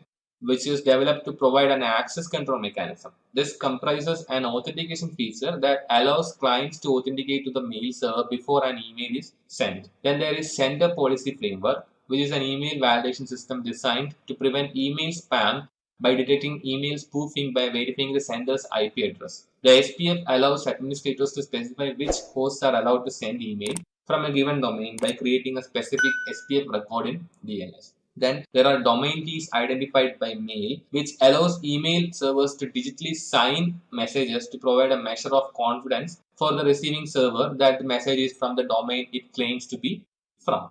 Now, what is email security? So we'll discuss the methods that add security to an existing email infrastructure. The first one is secure multi-purpose internet mail extensions. So this implements email authentication through X.509 digital certificates and privacy through PKC's encryption. Two types of messages can be created using S or MIME. They are signed messages and envelope messages. A signed message offers integrity and center authentication, and an envelope message offers integrity, center authentication, and confidentiality. All major email vendors support this S or MIME. Then there is MIME Object Security Services, MOSS. So this is utilized for authenticity, confidentiality, integrity, and non-repudiation for email messages. It uses RSA, DES, and MD5 algorithms to support authentication and encryption services. There is also privacy enhanced mail, which is an email encryption mechanism that is used to allow authentication, integrity, and confidentiality. It uses RSA, DES, and X.509. Then there is Pretty Good Privacy, which is an asymmetric public-private key system that uses IDA algorithm to encrypt, decrypt, and digitally sign files and email messages. It is not standard, but is widely supported on the internet. Now, what is network address translation or NAT? So, organizations that use private IP addresses have the advantage of using a private addressing in a network while using the internet at the same time using NAT. So, the private ranges from addresses shown here. So, the different types of NAT are static NAT, which is a one-to-one mapping of a private IP address to a public IP address. Static NAT is useful when a network device inside a private network needs to be accessible from the internet. Then there is dynamic NAT, which is a mapping of a private IP address to a public IP address from a group of public IP addresses called a NAT pool. So dynamic NAT establishes a one-to-one mapping between a private IP to a public IP. Then there is port address translation, which is a type of dynamic NAT which can map multiple private IP addresses to a single public IP address by using a technology known as port address translation. Now, what are the routing protocols? So, a routing protocol specifies how routers communicate with each other to distribute information that enables them to select routes between any two nodes on a computer network. So there are two types of routing protocols. The first one is static routing protocol, which requires the administrator to manually configure the router's routing table. So if a link goes down, routers cannot tune themselves to use better route. Then there is dynamic routing protocol, which can discover routes and build a routing table. So routers use these tables to make decisions on the best route for the packets they receive. It can adjust routing table and based on the changes that take place to different routes. Now, what are the techniques used in routing protocols? The first one is distance vector routing protocol.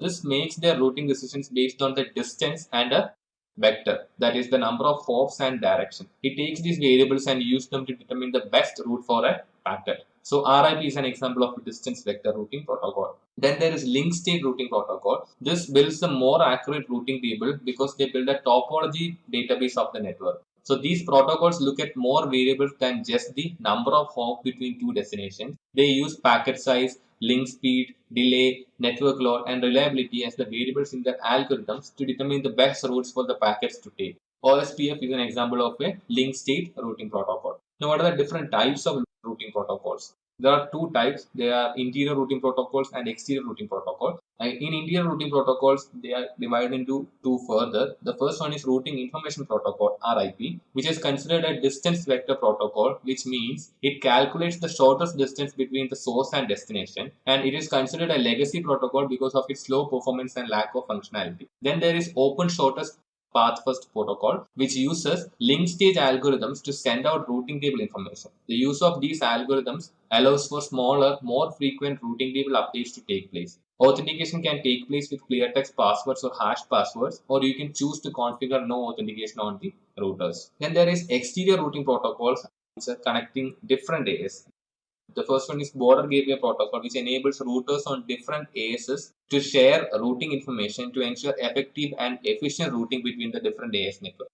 Border gateway protocol is commonly used by internet service providers to route data from one location to the next on the internet. The BGP uses a combination of link state and distance vector routing algorithms. Now, what are intranets and extranets? So an intranet is a private network that allows employees and staff in an enterprise to securely share knowledge and information easily within the company or organization. So information, tools, directories and services available on the company's intranet are typically unavailable on the general public network. Then there is extranet, which is a private network that leverages internet technology and public telecommunication system to share part of a business information to or information operations over a secure system with suppliers, vendors, partners, customers, or other businesses. An extranet is often considered part of a company's intranet that is extended to authorized users outside of the organization. Now, what is a wide area network?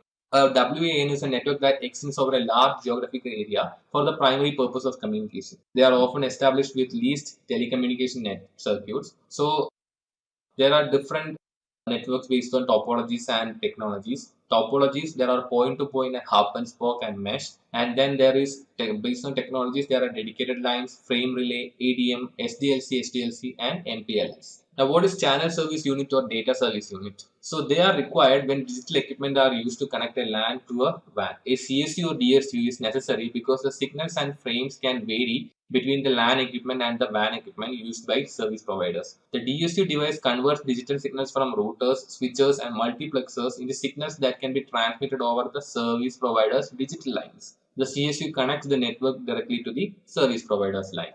Now, what are leased lines or point-to-point links? So it is a single link that is pre-established for communications between two destinations. It is dedicated, meaning only the destination points can communicate with each other. They provide reliable and fast transmission but are expensive than other WAN technologies. So there are two types. The first one is T&D carrier, which are dedicated lines that can carry voice and data information over trunk lines. These lines use time division multiplexing. This was first used to digitize the voice over dedicated point-to-point high capacity connection line. Then there are optical carriers, which are high speed fiber optic connections measured in optical carrier transmission rates. And the transmission rates are defined by rate of the bit stream of the digital signal and are designated by an integer value of the multiple of the basic unit of rate.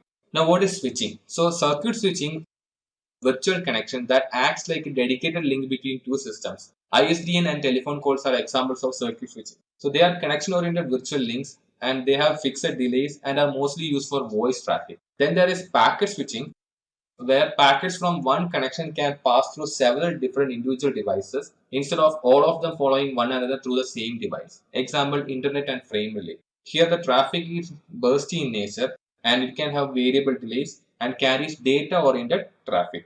Now, what is frame relay? So frame relay is a WAN technology that operates at the data link layer. It is a WAN solution that uses packet switching technology to let multiple companies and networks share the same WAN medium, devices, and bandwidth. This is an obsolete technology and is not much in use today. So there are virtual circuits and the types are permanent virtual circuit and switched virtual circuit. In permanent virtual circuit, it works like a private line for a customer with an agreed upon bandwidth available. When a customer decides to pay for the CIR, a PVC is programmed for that customer to ensure it will always receive a certain amount of bandwidth. Then in a switched virtual circuit, a circuit must be built dynamically and on demand.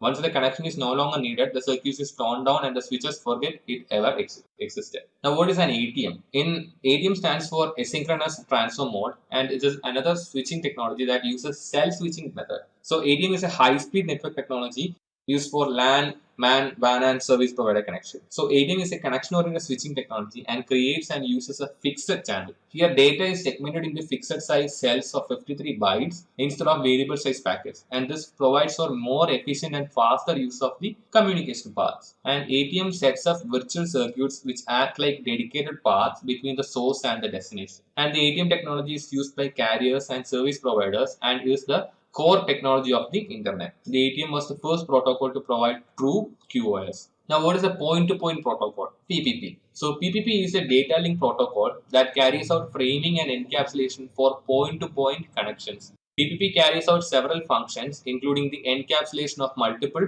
protocol packets. So, they include link control protocol that establishes, configures, and maintains the connection, network control protocols that are used for network layer protocol configuration, password authentication protocol, challenge handshake and authentication protocol, extensible authentication protocol, etc. that provides authentication.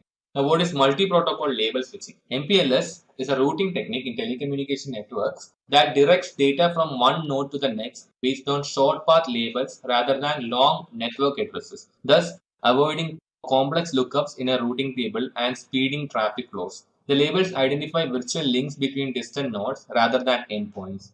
MPLS can encapsulate packets of various network protocols, hence the multi-protocol reference on its name. The MPLS supports a range of access technologies including T1 or E1, ADM, frame relay, and DSL. Now, what is SD-WAN? One, the traditional wide area network architecture was limited to enterprise, branch, and data centers. With cloud-based application in the form of software as a service, infrastructure as a service, the wide area network architecture experiences an explosion of traffic accessing applications distributed across the globe. So, the wide area network expenses can rise with inefficient use of dedicated and backup circuits. The SD-WAN can deliver routing, threat protection, efficient offloading of expensive circuits, and simplification of the wide area network management. The benefits of it are better performance, improved security, and simplified management. Now let's talk about voice communication. So the different types of voice communication are public switch telephone network. So the regular phone system is based on a circuit switch voice centric network, and the PSTN uses circuit switching instead of packet switching. The signal system 7 protocols is what takes care of the connection and signaling. Then there is voice over internet protocol or VoIP. These are group of technologies for the delivery of voice communication and multimedia sessions over internet protocol network. It employs the session initiation protocol which sets up and breaks down the call session.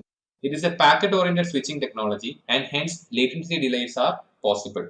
It can support video and data transmissions to allow video conferencing and remote collaboration. And the components are an IP telephony device, call processing manager, a voicemail system, and a voice gateway. Now, what are VoIP attacks and threats? The first one is phishing, which is a fraudulent practice of making phone calls or leaving voice messages purporting to be from reputable companies in order to induce individuals to reveal personal information. Then there is spam over internet telephony, VoIP spam or SPIT, which is an unsolicited automatically dialed telephone call over VoIP. Then there are phreaking attacks. A phreaker is someone who breaks into the telephone network illegally, typically to make free long distance phone calls or to tap phone lines. So the tools used are black boxes, which are used to manipulate line voltages to steal long distance services, and they are often just custom built circuit boards with the battery and wire clips. Then there are red boxes that are used to stimulate tons of coins being deposited into a payphone. These are usually just small tape recorders. And there are blue boxes that are used to simulate 2600 Hz tones to interact directly with telephone network trunk systems.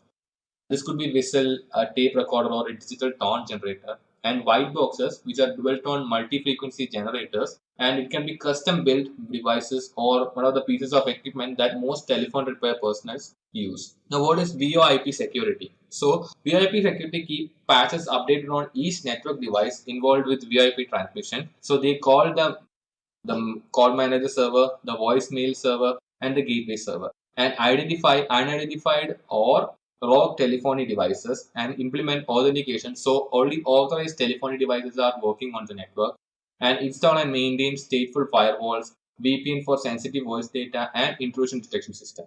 It disables unnecessary ports and services on routers, switches, PC, and IP telephones, and it employs monitoring that looks for attacks, tunneling, and abusive call patterns through IDS or IPS. Now, what is remote access. Remote access covers several technologies that enable remote and home users to connect to networks that will grant them access to resources needed for them to perform their tasks. For many corporations, remote access is a necessity because it enables users to access centralized network resources. It reduces network cost by using the internet as the access medium instead of expensive dedicated lines. The common remote access technologies are dial-up connections, ISDN, cable modems. What is a dial-up connection? The dial-up uses the facilities of the public Swiss telephone network to establish a connection to an internet service provider by dialing a telephone number on a conventional telephone line. A modem is used which modulates an outgoing digital signal into an analog signal and demodulates the incoming analog signal to digital signal.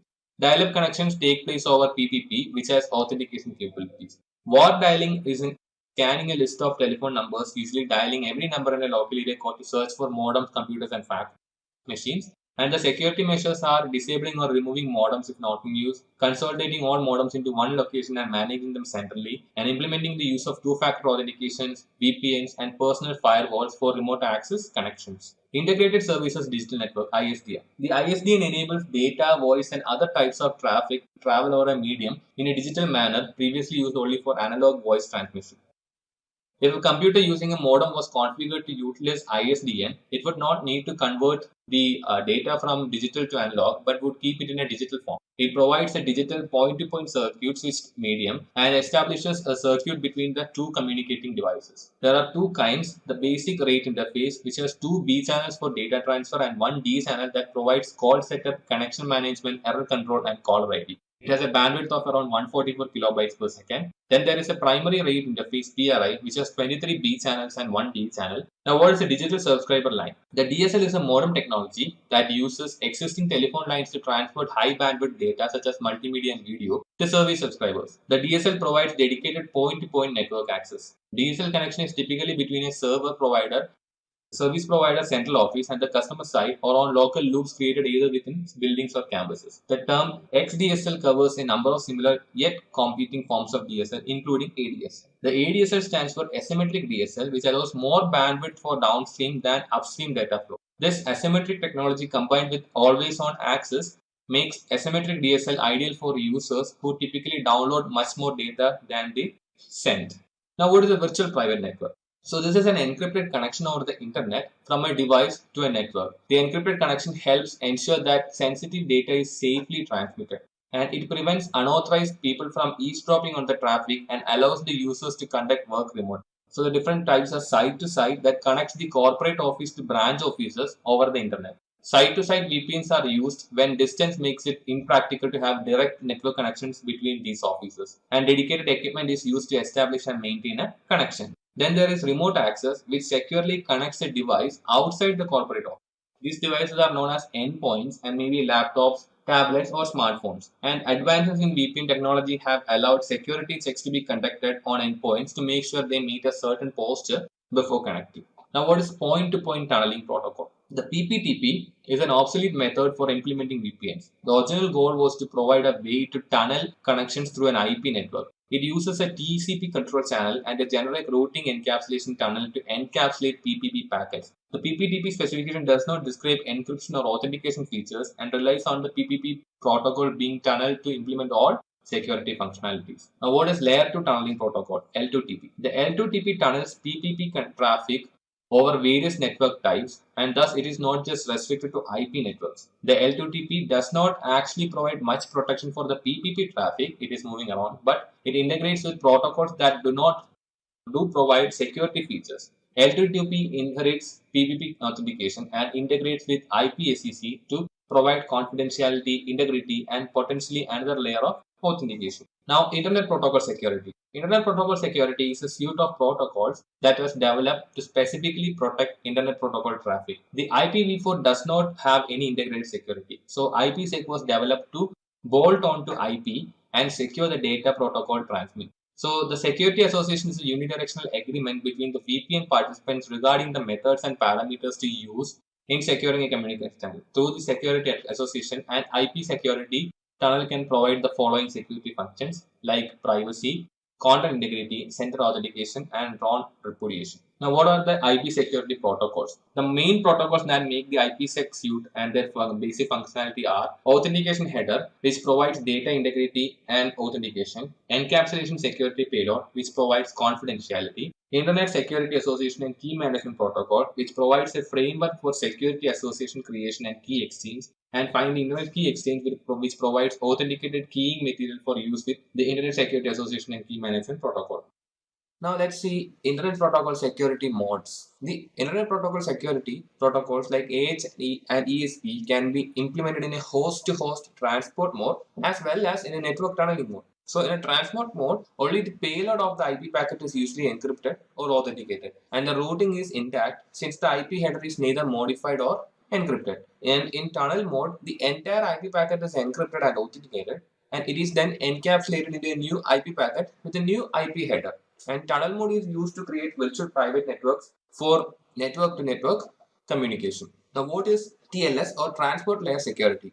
TLS is a widely adopted security protocol designed to facilitate privacy and data security for communications over the internet. And it is primarily used to encrypt the communications between web applications and servers, and it can also be used to encrypt other communications such as emails, messaging, and VoIP or voice over internet protocols. And the TLS evolved from a previous encryption protocol called the Secure Socket Layer (SSL), which was developed by Netscape. And HTTPS is an implementation of TLS encryption on top of the HTTP protocol. And the functions of TLS are encryption, which hides the data being transferred from third parties; authentication, which ensures that parties are what they claim to be; and then integrity, which verifies that the data has not been forged or tampered with. Now, what is a TLS handshake? So, for a website or application to use TLS, it must have a TLS certificate installed on its origin server. And when a TLS connection is initiated, it uses a sequence known as the TLS handshake, where when a user navigates to a website that uses TLS, the TLS handshake begins between the user's device and the web server. And what happens using this handshake is they agree upon the protocols they will be using, what kind of data will be shared, how it will be shared, and all those things. And during the TLS handshake, the client and the web server specify which version of TLS they will use, decide on the ciphers used they will use, authenticate the identity of the server using the server's TLS certificate, and generate session keys for encrypting messages between them after the handshake is complete. Now, what is network encryption? So the first one is link encryption, where encrypts and decrypts all traffic at every point, not just the endpoints.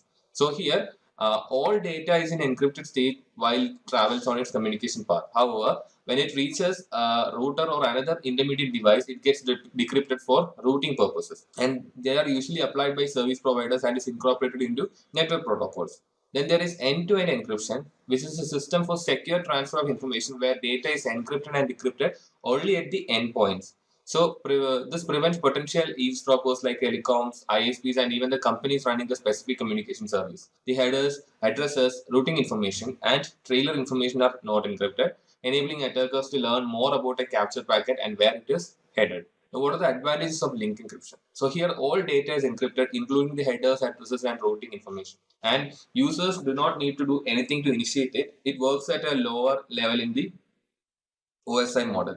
And it is usually faster as it can be implemented in hardware. Then for end-to-end encryption, it provides more flexibility to the user in choosing what gets encrypted and how. And each hop device on the network does not need to have a key to decrypt each packet. And this provides better overall security and less vulnerable points. Now, encryption at different layers. So end-to-end encryption happens within the applications. TLS encryption takes place at the session layer. PPTP encryption takes place at the data layer, and link encryption takes place at the data link and physical layers. Now let's talk about authentication protocol. Password authentication protocol, or PAP. So PAP is used by remote users to authenticate over PPP connections, and it provides identification and authentication of the user. The password and username credentials are sent over the network to the authentication server, and the authentication server has a database of user credentials. So PAP is one of the least secure authentication methods because the credentials are sent in clear text. Now, Challenge Handshake Authentication Protocol, CHAP. It uses a challenge or response mechanism to authenticate the user instead of passwords. So the client sends the authentication server a logon request, the server sends the client a challenge or nonce. So challenge is encrypted with the use of a predefined encryption key, and the encrypted challenge values returned to the server. The authentication server also uses the predefined encryption key to decrypt the challenge value. If the two results are the same, then the authentication is successful. So CHAP continues this challenge or response activity throughout the connection, and hence are not vulnerable to man-in-the-middle attacks. Now, Extensible Authentication Protocol, or EAP. So EAP is a framework to enable many types of authentication techniques to be used when establishing network connections. It extends the authentication possibilities from the norm PAP and CSAP to other methods such as one-time passwords, token cards, biometrics, Kerberos, digital certificates, etc. EAP is in wide use today. Example, in IEEE 802.11, the WPA and WPA2 standards have adopted IEEE 802.1x with various EAP types as the canonical authentication mechanism.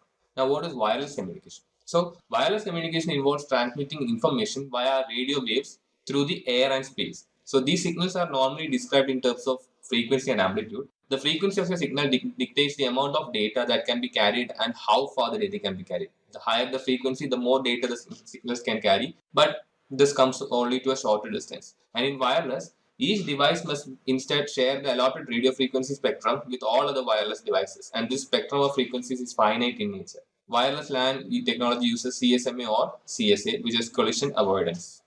Then there is spread spectrum. So these are methods by which an electromagnetic signal generated with a particular bandwidth is deliberately spread in the frequency domain, resulting in a signal with a wider bandwidth. So the purpose is to establish secure connections, increase resistance to natural interference, noises, jamming, etc., and preventing detection. So first one, frequency hopping spread spectrum. So this splits the total amount of bandwidth into smaller subchannels. FHS's algorithm determines the individual frequencies and their order, known as hop sequence.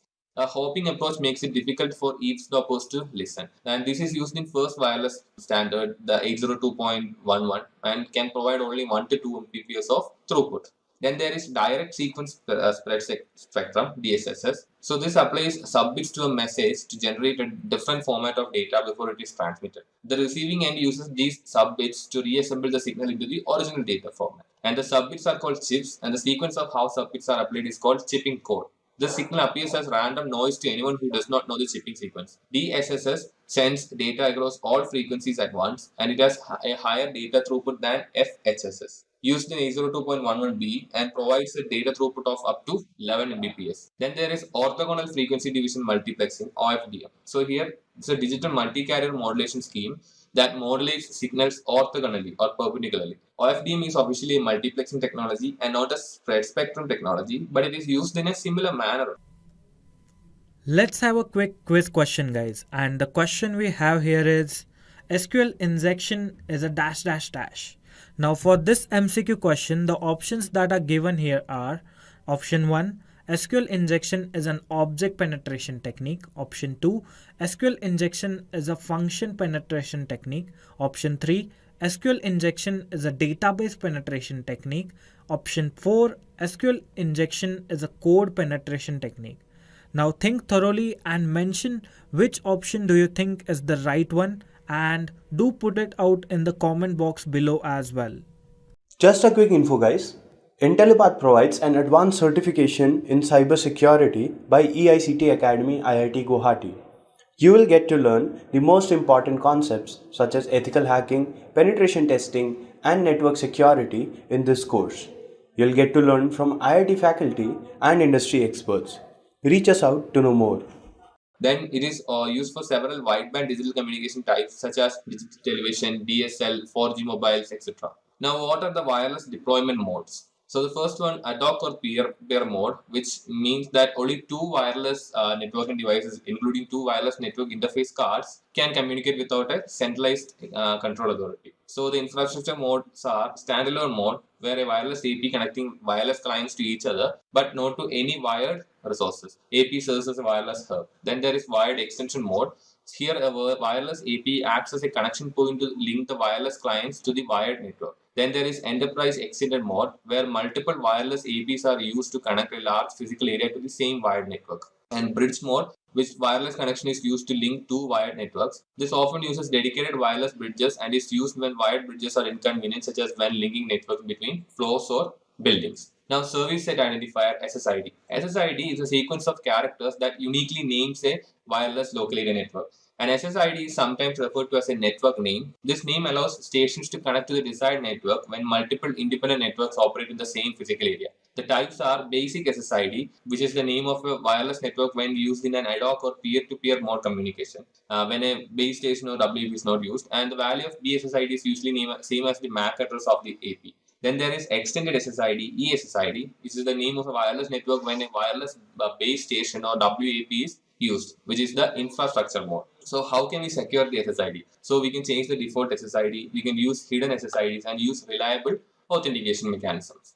Now the WLAN standard IEEE 802.11. So IEEE 802.11, it is the part of IEEE 802, the set of local area networks protocol, and specifies the set of media access controls and physical layer protocols for implementing wireless local area network.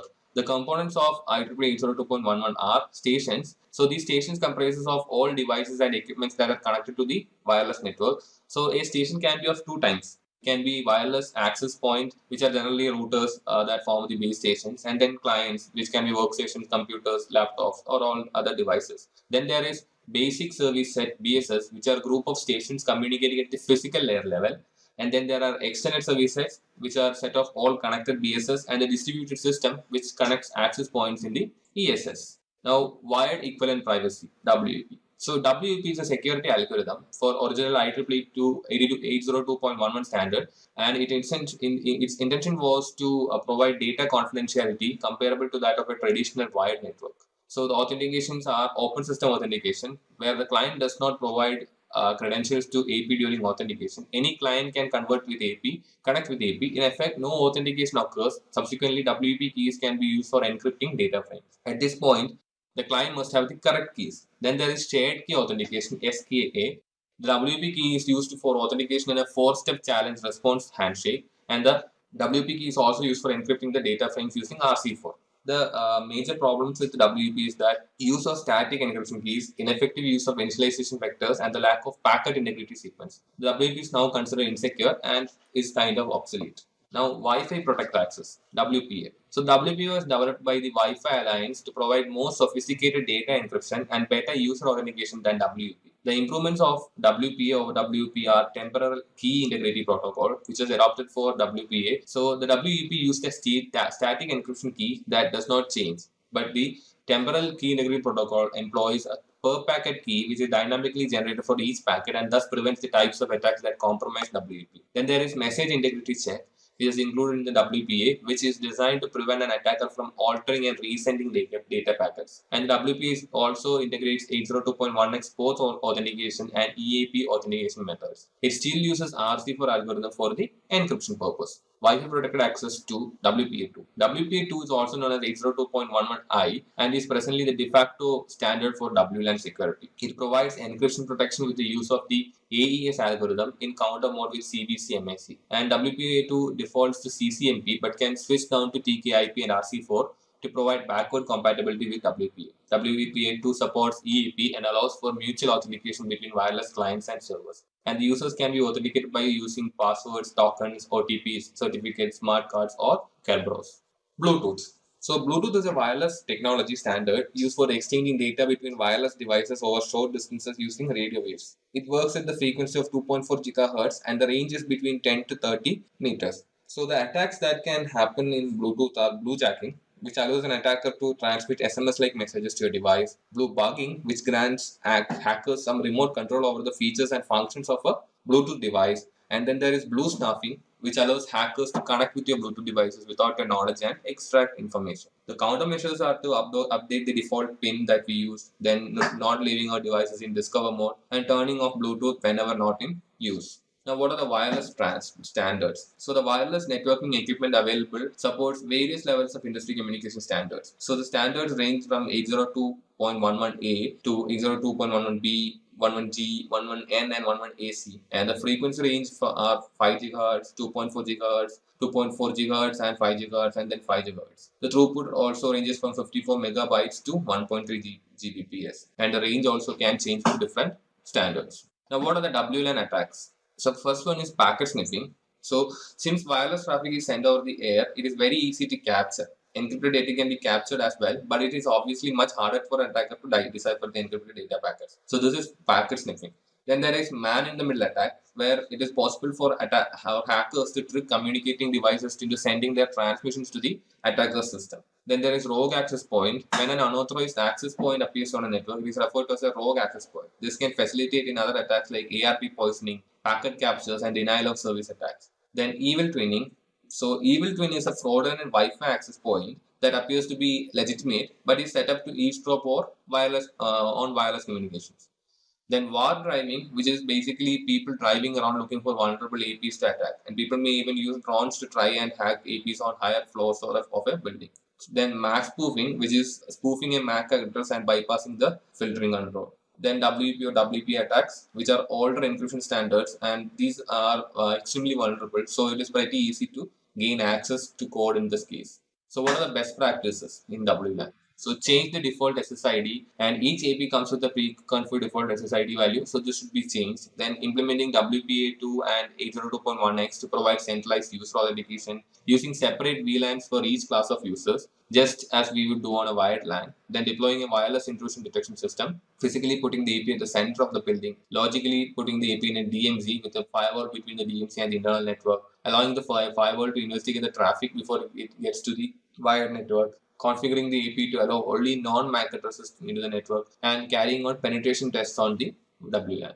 Now, what are the network attacks? So the first one is denial of service, which is a cyber attack in which the perpetrator seeks to make a machine or network resource unavailable to its intended users by temporarily or indefinitely disrupting service. So the different types of flooding. So this approach is simply to overwhelm the target computer with packets until it is unable to process legitimate user requests. For example, ping flood, SYN flood, etc. Then there is malformed packets, which are when trigger some abnormalities by sending malformed packets, example ping of death. Then there is distributed denial of service, which is identical to denial of service attack, except the volume is much greater. The attacker chooses the flooding technique they want to employ and then instructs an army of hijacked or zombie computers to attack at a specific time. Then there is ransomware, where the attacker encrypts all the user files in the target. The victim receives a message stating that if they want their files back, they have to pay a certain amount. So when the victim pays, they receive the encryption key together with instructions on how to decrypt their drives. Then there are sniffing or eavesdropping, which corresponds to theft or interception of data by capturing the network traffic using a sniffer. And when data is transmitted across networks, if the data packets are not encrypted, the data within the network packet can be read using a sniffer. Then masquerading, which is the act of pretending to be someone or something you are not to gain unauthorized access to a system. This usually implies that authentication credentials have been stolen or falsified in order to satisfy the authentication mechanisms. Then DNS poisoning or spoofing, when an attacker alters the domain name to IP address mapping in a DNS system to redirect traffic to a ROC system or to simply perform a denial of service attack against the system. Then DNS spoofing occurs when an attacker sends false replies to a requesting system, beating the real reply from the valid DNS server. And replay attacks, which are an offshoot of impersonation attacks and are made possible through capturing network traffic via eavesdropping. So replay attacks attempt to re-establish a communication section by replaying captured traffic against the system. You can prevent them by using one-time authentication mechanisms and sequenced session identification.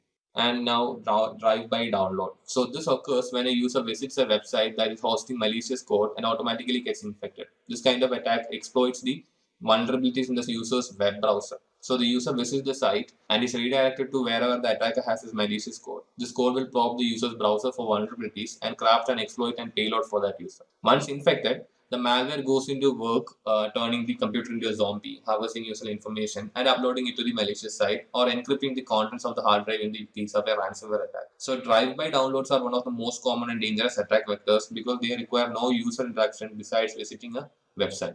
So to protect users from this type of attack, ensure that all plugins are patched and they are disabled by default.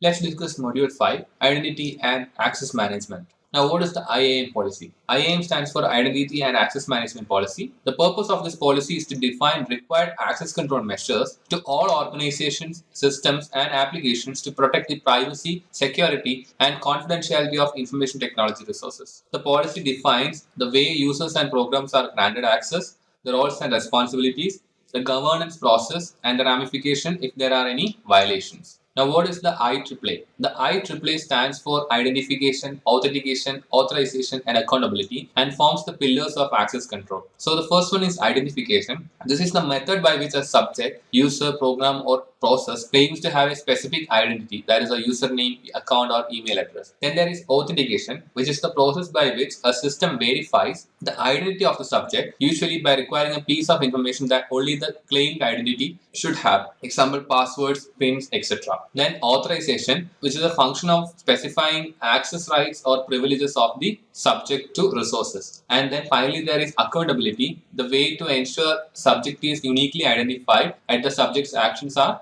required. Now, what are directories? So, enterprises have some type of directory that contains information pertaining to the company's network, resources, and users. So, directories follow a hierarchical database format based on the X.500 standard and protocols like Lightweight Directory Access Protocol that allows subjects and applications to interact with the directory. In a Windows environment, user logins to a domain control which has a hierarchical directory in its database. The database is running a directory service, Active Directory, which organizes the network resources and carries out user access control functionality. Registration and proofing of identity. The process of verifying and authenticating identity of individuals is called registration and proofing of identity. It uses knowledge-based user attributes, document verification, wallet-based factors, ID verification, and national identity systems to confirm that a person logging in is who they say they are. So the registration is complex with more secure authentication method. Example, with biometric methods, registration may include capturing user fingerprint. Within an organization, new employees prove their identity with appropriate documentation during the hiring process. For online sites such as bank, a user first creates an account. The bank will ask the user to provide information that is known to the user, and the bank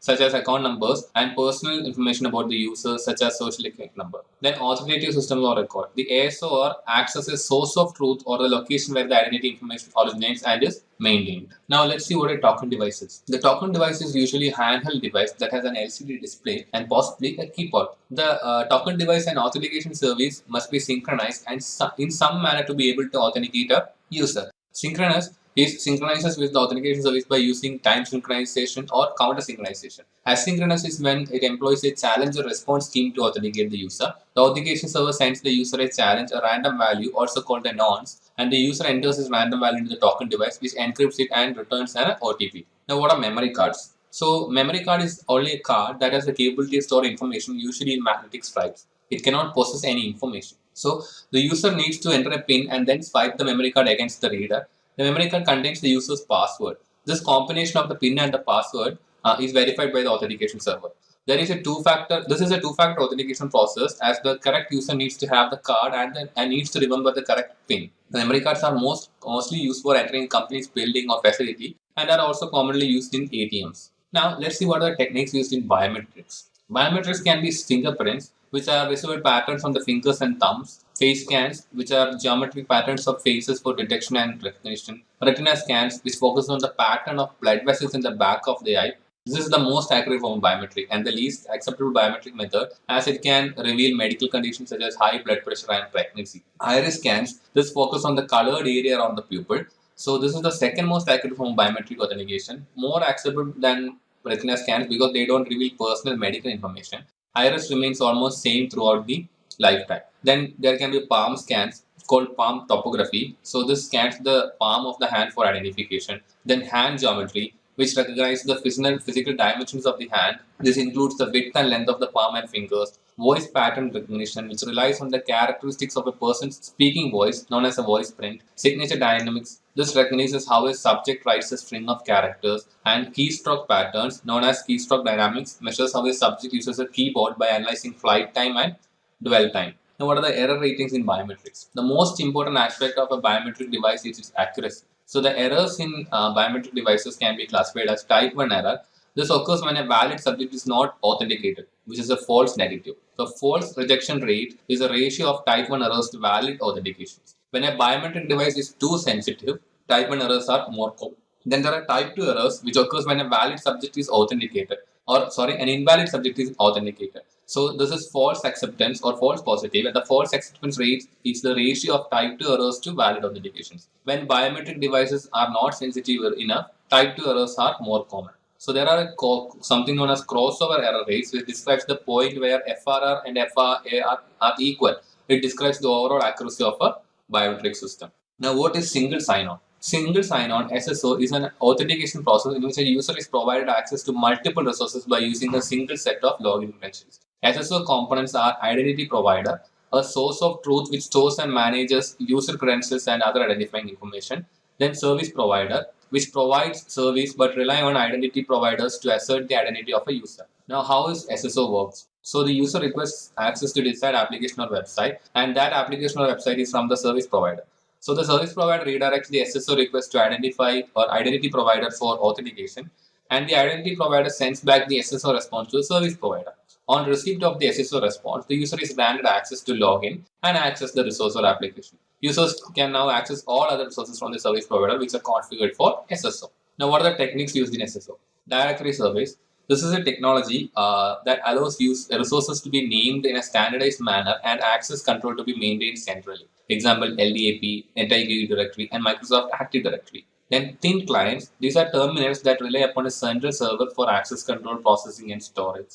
Kerberos. This is an authentication protocol that works on tickets to allow the nodes communicating over a non-secure network to prove their identity to one another in a secure manner. OAuth. This is an open standard authentication protocol that describes how unrelated servers and services can safely allow authenticated access to their assets without sharing single login credentials. OpenID allows you to use an existing account to sign into multiple websites without needing to create new passwords. Now, what is Kerberos? Kerberos is an authentication protocol that works in a client-server model and is based on symmetric cryptography. Kerberos is an example of an SSO system for a distributed environment. It is currently the default authentication method for Windows. The components are Key Distribution Center (KDC), which holds all users and services' secret keys. It provides an authentication service as well as key distribution functionality.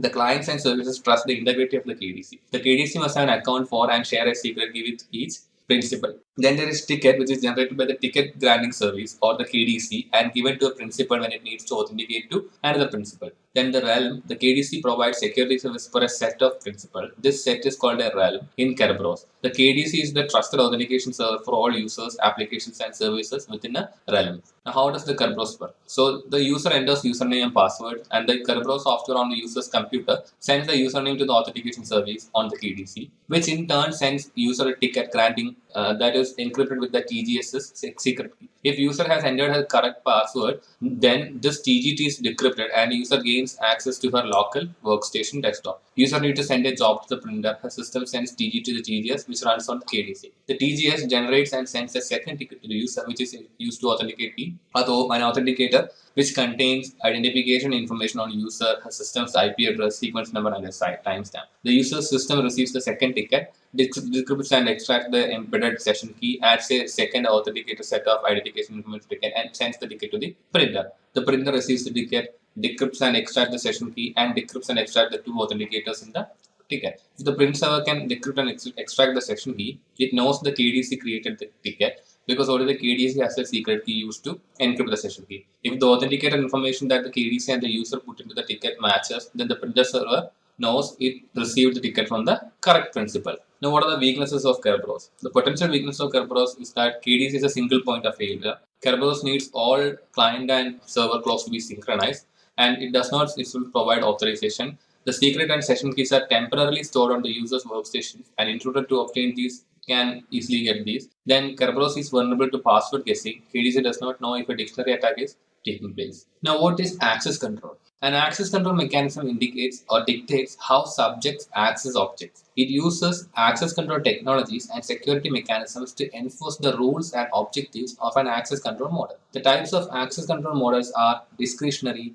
mandatory, role-based, rule-based, and attributes-based. These models are built into the core or the kernel of the different operating systems and possibly their supporting applications. Now, what is discretionary access control or DAC? The DAC restricts access to objects based on the identity of subjects or groups to which they belong. The controls are discretionary as subject within a certain access permission can pass that permission on to any other subject. The most common implementation of DAC through ACLs, which are dictated and set by the owners and enforced by the operating system. The DAC systems provide a lot of flexibility to the user and administrators, and they provide weaker security control. So if a virus is installed, it can work under the security context of the user. So most of the operating system you may use dealing with are based on DAC controls such as all Windows, Linux and Mac OS. Then there is mandatory access control, MAC. In MAC, users do not have the discretion of determining who can access objects. The OS greatly reduces the amount of rights, permission, and functionality a user has for security purposes. So the users cannot install software, change file permissions, and add new users. Much structured and is based on a security label system. They are used in environments where information classification and confidentiality is vital, like military, governments, etc. Then they are very limited user functionality, and it's a lot of administrative overhead and very expensive and are not user friendly. Then there are role-based access controls or RBAC. So RBAC is a method of restricting access based on the roles of individual users within an enterprise. RBAC lets employees have access rights only to the information they need to do their jobs and prevents them from any other access. So a role is assigned permissions and subjects in that role are added to the group. So if users move to another position, they are moved in the permissions group for that position also. And it makes administration of thousands of users easier in an organization. This is the most used form of access control and enforces separation of duties and prevent authorization creep. Then there is rule-based access control. Then there is RBRBAC. RBRBAC uses specific rules that indicate when and what can and cannot happen between a subject and an object. Before a subject can access an object in a certain circumstance, it must meet a set of predefined rules. For example, if the user is accessing the system between Monday and Friday and between 8 and 5 p.m., then it is allowed. And it allows to define specific and fine-grained control. Many routers and firewalls use rules to determine which types of packets are allowed into a network and which are rejected. Then what is attribute-based access control or ABAC? ABAC uses attributes of any part of a system to define allowable access. These attributes can belong to subjects, objects, actions, or contexts. Some attributes types are, so subjects, clearance, position, title, department, years within the company, training, member of the project team, location, etc. can be the attributes. For objects, they can be classification, files pertaining to a particular or project, HR records, location, security system components, etc. For actions, it can be review, approve, comment, archive, configure, restart, etc. And context, it can be time of the day, project status, fiscal year, ongoing audit, etc. Now, what is access control mechanism? Access control mechanisms can be designed to adhere to the properties of the model by machine implementing using protocols, architecture, or formal languages such as program code. Methods are access control matrix, capability tables, access control list, content-dependent access control, constrained user interfaces, etc.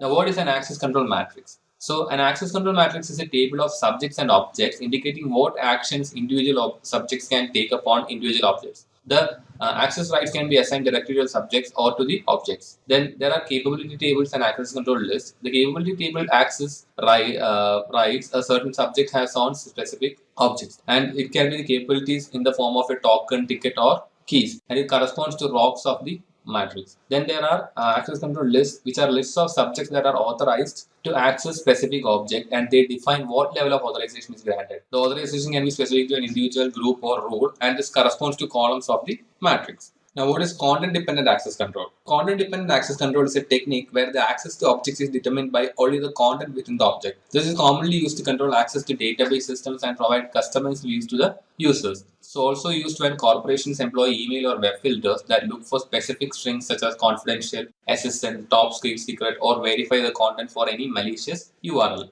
Now, context-dependent access control. So, if access to an object is controlled based on certain contextual parameters such as location, time, sequence of responses, access history, and so on, then it is known as context-dependent access control. In this type of control, the value of the asset being accessed is not the only primary consideration. Example, a stateful firewall receives a SYN or ACK and there was not a previous SYN. The firewall understands this is not right and discards the packet. Constrained user interface. Constrained user interface restricts the user's abilities by not allowing them to request certain functions or information or to have access to specific system resources. Types are menus and shells, database views, physically constrained interfaces, etc. Now, remote access control protocols. There are certain protocols which have been developed to allow remote access control for the subjects by providing all services like authentication, authorization, and accounting. They usually provide a centralized way to control AAA across the organization. Commonly used remote access protocols are Radius, TACACS, and Diameter. Now, what is Radius? So, remote authentication dial-in user service is a networking protocol that provides centralized authentication, authorization, and accounting management for users who connect and use a network service. It operates on the port UDP 1812 and it is an open protocol that any vendor can use. The steps used are user initiates authentication to the network access server, NAS prompts for username and password, user replaces with the credential, Radius client sends the credential to the Radius server, and the Radius server responds with accept, reject, or challenge. Now, what is TCACS? The Terminal Access Control System is a family of protocols handling remote authentication and related services via centralized server. The TCACS uses either TCP or UDP port 49 by default. The XTACACS separates the AAA functions out into the separate process. The TCACS Plus is an entirely new protocol. It uses TCP and encrypts username, password, and authorization accounting details, supports MFA, and is Cisco proprietary. Now, what is Diameter? So, Diameter is an authorization accounting protocol for computer networks and evolved from the earlier Radius protocol. So, Diameter is not backwards compatible but provides an upgrade path for Radius. The main features in Diameter but that Radius lacks are support for SATP, capability negotiation, application layer acknowledgements, and extensibility. So, in an applications, Diameter are used for Diameter mobile IP for applications, Diameter network access server applications, Diameter extensible authentication protocol applications, and Diameter session initiation protocol applications. Now, what is federated identity management? Federated Identity Management (FIM) is an arrangement between multiple enterprises to let subscribers use the same identification data to obtain access to the resources of all the enterprises in the group. Users can authenticate to one domain and then access the resources in the other domain without having to perform a separate login process. So, single sign-on is an important component of identity federation, but it is not the same as identity federation. What is the working of federation? So, the high-level flow of identity federation is the user navigates to the application of the service. The service provider requires the user to be authenticated at the IDP. The unauthenticated user is redirected to the login page of the IDP, and the user authenticates with the IDP. If the user credentials are properly validated, the user is authenticated and provided an access token. The user goes back to the application with obtained access token, and the application allows the user to access the application. Languages and protocol for IDM. A challenge with multiple companies communicating in a federation is finding a common language. They often have different operating systems, but they still need to share a common language. The federated identity system solves this problem by making use of the following: security assertion markup language. This is an open standard for exchanging authentication and authorization data between parties such as identity provider and service provider. Service provisioning markup language (SPML). This is used for exchanging user, resource, and service provisioning information between cooperating organizations. Service provisioning markup language. The SPML is a framework based on XML designed for exchanging user information for federated identity single sign-on processes. It is based on the directory service markup language, which can display LDAP-based directory service information in an XML format. When a new employee is hired at the company, that employee usually needs access to a wide range of systems, servers, and applications. SPML allows for all these accounts to be set up and managed. HTML is made up of three main entities: the requesting authority (RA), the entity that is making up the request to set up a new account or make changes to an existing account, the provisioning service provider, the software that responds to the account request, and the provisioning service target, the entity that carries out the provisioning activities on the requested system. Now, security assertion markup language (SAML). SAML is an XML standard that allows the exchange of authentication and authorization data to be shared between security domains. SML transactions use extensible markup language for a standardized communication between the identity provider and the service provider. Now, what is Simple Object Access Protocol or SOAP? SAML data is transmitted using Simple Object Access Protocol. SOAP is a messaging protocol specification for exchanging structured information in the implementation of web services in computer networks. Its purpose is to provide extensibility, neutrality, verbosity, and independence. OpenID. OpenID is an open standard for user authentication by third parties. It is a lot like SAML, except that the user's credentials are maintained not by their company but by a third party. OpenID 1.0 defines three roles: end user, who wants to be authenticated in order to use a resource; relying party, a server that owns the resource that the end user is trying to access; and OpenID provider, IDP, example Google, in which the end user already has an account and which will authenticate the user to the relying OAuth 2.2. OAuth is an open standard for authorization, not authentication, to third parties. If you ever signed up to a new application and agreed to let it automatically secure source new contacts via Facebook, then you have likely used OAuth 2.0. It defines 4 roles: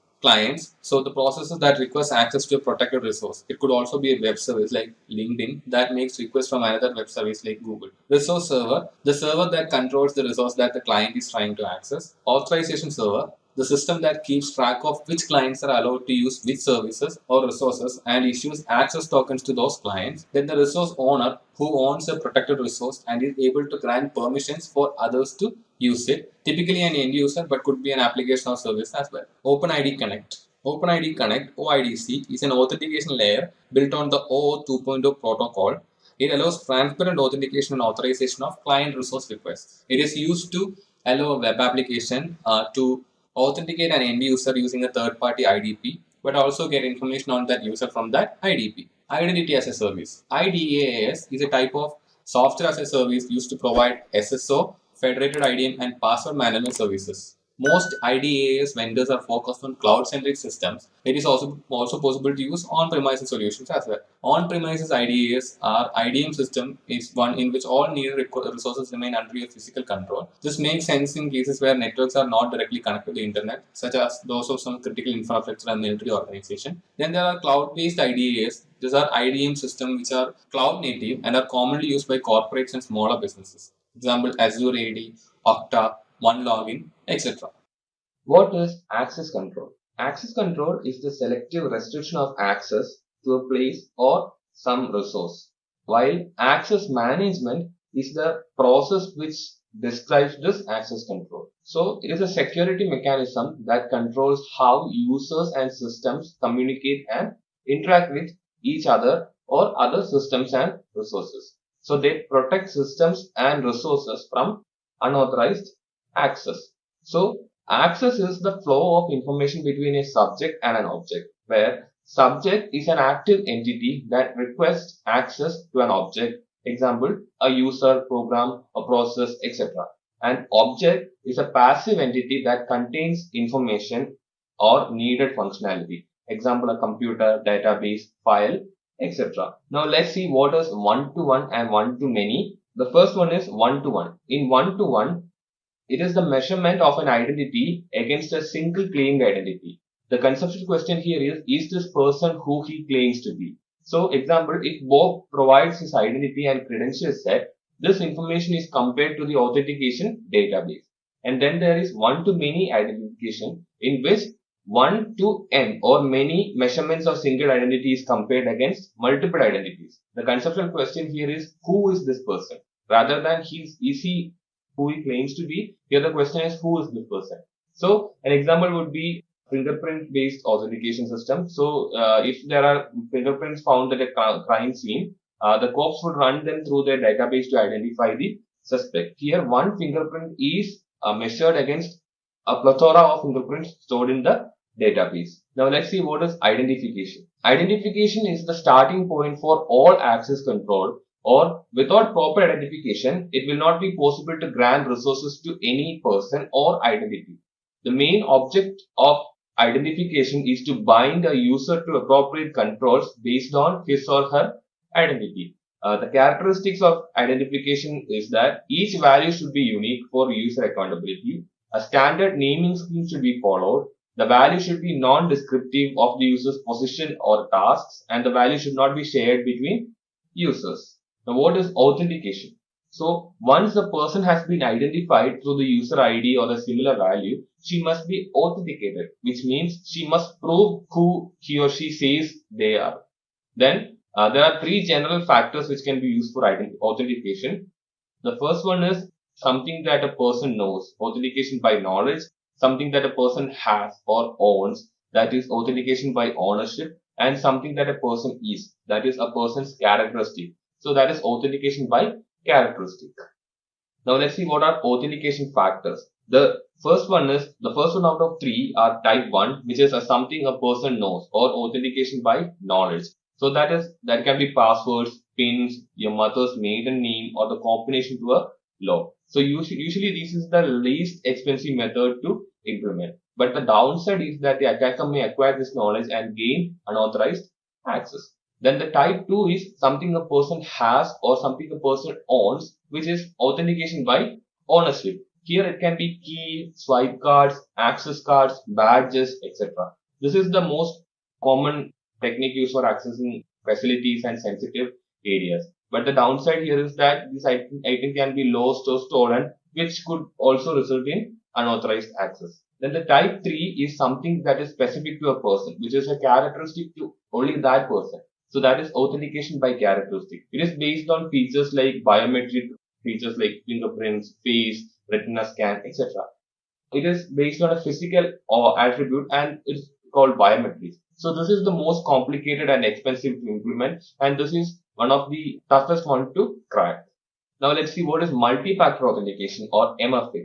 So MFA is an authentication method that requires the user to provide 2 or more verification factors to gain access to a resource such as an application, online account or a VPN. It is like two-factor authentication and all. So MFA is a core component of a strong identity and access management policy. Rather than just asking for a username and password, MFA requires 1 or more additional verification factors. This decreases the likelihood of a successful cyber attack. It's like 1 lock, 2 locks are better than 1 lock. So it's the same concept. So it is also important to consider user experience while designing authentication solution. So it is also essential that the locking mechanism is not too complicated for the users. Now let's see what is identity and access management.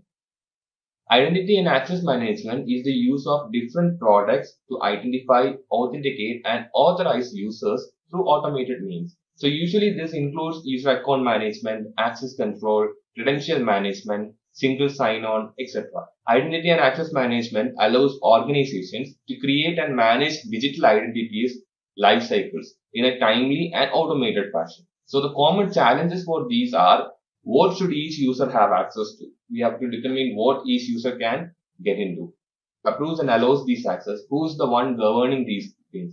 How do we keep up with our dynamic and ever-changing environment? The access control system can keep on changing, and how should we keep up with that? What is the process of revoking access? When should a person be not allowed to get into something? How is access controlled and monitored centrally? And how do we control access for our employees, customers, and partners? The next one is Web Access Management or WAM. Web Access Management is a form of identity management that controls access to web resources, providing authentication management, policy-based authorizations, auditing, and reporting services. The steps used here are: the user sends in credentials to a web browser or server, and the web server requests the WAM platform to authenticate the user. The WAM authenticates against the LDAP directory and retrieves authorization. User requests to access the resource, and the web server verifies that the object access is authorized and allows access. So it's like if the user has this authorization, then the user will be able to complete his request. The WAM software is the main gateway between users and the corporate web-based resources. It is commonly a plugin for a web server, so it works as a front-end process. Now, let's see what is a password. So the most common authentication technique is the use of a password with type 1 authentication. That is something that you know. So passwords are actually a weak security mechanism because of the following reasons. The first one is that it is mostly static in nature. So it's not changing. Once you set a password, people tend to use the password for much longer periods. Also, users often choose passwords that are easy to remember and therefore easy to guess or crack. Randomly generated passwords are hard to remember, thus many users write them down. So when you write them down, the possibility of a third person getting it is even higher. Passwords are sometimes transmitted in clear text or with easily broken encryption protocols. And the password databases are something stored in publicly accessible online locations. And brute force attacks can quickly discover weak passwords. Now, we'll see what a strong password is. A strong password is sufficiently long and uses multiple character types such as uppercase letters, lowercase letters, letters in general, numbers, and special characters. So organizations often include a written password policy in the overall security policy, which defines the maximum age requires users to change their password periodically, such as every 45 days, and the password complexity, which refers to how many character types it includes, the password length, which refers to the minimum number of characters that the password should have, and the password history, which remembers a certain number of previous passwords and prevents the users from reusing a password in the history. Now we see what are the password types. The first one is password phrases. A passphrase is a string of characters like a password, but that has a unique meaning to the user. So passphrases are often basic sentences modified to simplify memorization. So example is IP at SSCD, the CIS SPE exam. So this is something that has some meaning to the user, but it is made complex so that other people won't be able to identify this, but it will be simple for the user to remember this as it is meaningful to him or her. Then there is cognitive passwords. This is a series of questions about facts or predefined responses that only the subject should know. Authentication systems often collect the answers to these questions during the initial registration of the account. So these questions can be like, what is your birth date? What is your mother's maiden name? What is the name of your first boss? What is the name of your first pet? What is your favorite sport, etc. These are questions only the subject or the person trying to have the access will be knowing. So when you use these questions, it can be used as an authentication method. Now we'll see what are the types of password attacks. The first one is sniffing or replay attack. Here, what happens is listening to the network traffic to capture password and reusing it later. Then there is access the password file, where usually it is done on the authentication server. The password file contains many users' passwords, and if compromised can be the source of a lot of damage. Then there are brute force attacks, which is performed with tools that cycle through many possible character, number and symbol combinations to uncover a password. So if you use weaker passwords, brute force attack will be able to crack them much easier. Then there are dictionary attacks, where files of thousands of words are compared to user's password until a match is found. Then a rainbow table, where an attacker uses a table that contains all possible passwords already in a hash format. And then there is social engineering, in which an attacker falsely convinces an individual that he or she has the necessary authorization to access specific resources. Now, what is a one-time password or OTP? A one-time password or OTP is also called a dynamic password. It is a good authentication purpose because it is implemented by a dedicated token device with a small screen. It has a smartphone application or a service that sends an SMS message. The best feature here is that since it is dynamic, it cannot be used multiple times. So there will be usually a time period attached with this OTP password, like 15 minutes, after which this becomes obsolete. So it is very strong or very secure than the static passwords that we use. OTPs avoids many shortcomings that are associated with traditional password-based authentication like replay attacks. So replay attacks is where someone gains their access to the passwords and reuses it. But if someone gains access to your OTP, after the time period is over, no one can use that. Now let's see what are smart cards. So smart cards provide processing power to the information stored inside the card. So these smart cards have inbuilt microprocessors and integrated circuits, and they provide two-factor authentication as information stored inside the card can be locked with a PIN also. So this information is stored in an encrypted form and can be programmed to detect any tampering to the cards. The types of smart cards can be the first one, contact card, which has gold seal and needs to be inserted in the card reader, and this will supply the power and data to the I/O chip. And then there is contactless cards, which has an antenna on perimeter, and EM fields of the reader generates energy to power the internal chip of the card. It's like RFID and all those things. And there are two contactless cards also, which are hybrid. There are two chips for contact and contactless function, and there are COMPI, which is a single chip for both contact and contactless functionalities. Now, what are the attacks on smart cards? The first one is fault generation attack. We are introducing a computational errors in the cards to uncover encryption stored in them. And then some methods also include changing the voltage, clock rate, temperature fluctuation, etc. Here an attacker analyzes the encryption process with an induced error against the correct results and reverse engineers the encryption process. Then there are side channel attacks where they uncover the sensitive information using an unconventional technique. So here differential power analysis examines the power emissions during processes. Electromagnetic analysis examines the frequencies emitted, and timing records how long a specific process takes to complete. Then there are software attacks. Here, attacks involve input of instructions into the card to extract information, primarily account information. So examples are POS machines used to swipe money. It is non-intrusive in nature. Then there is micro probing, where these attacks are more intrusive. So they use needles and ultrasonic vibrations to remove the protective covering of the circuit. Once removed, data can be extracted by directly tapping into the read-only memory chips. Now, what are biometrics? So it is something based on your characteristics. So biometrics verifies an individual's identity by analyzing a unique personal attribute or behavior. which is one of the most effective and accurate methods of verifying identification. Biometrics is way more expensive and complex than other types of identity verification process. So the types include physiological, which is what you are, traits that are physical attributes unique to a specific individual, example fingerprint. Then there are behavioral also, which is what you do. So these are based on characters of an individual, like signature dynamics and all those things. Now let's see what is session management. So what is a session? A session is a temporary and interactive information interchange between two or more communicating devices. So sessions are typically stateful, meaning that at least one of the communication parties need to hold current state information.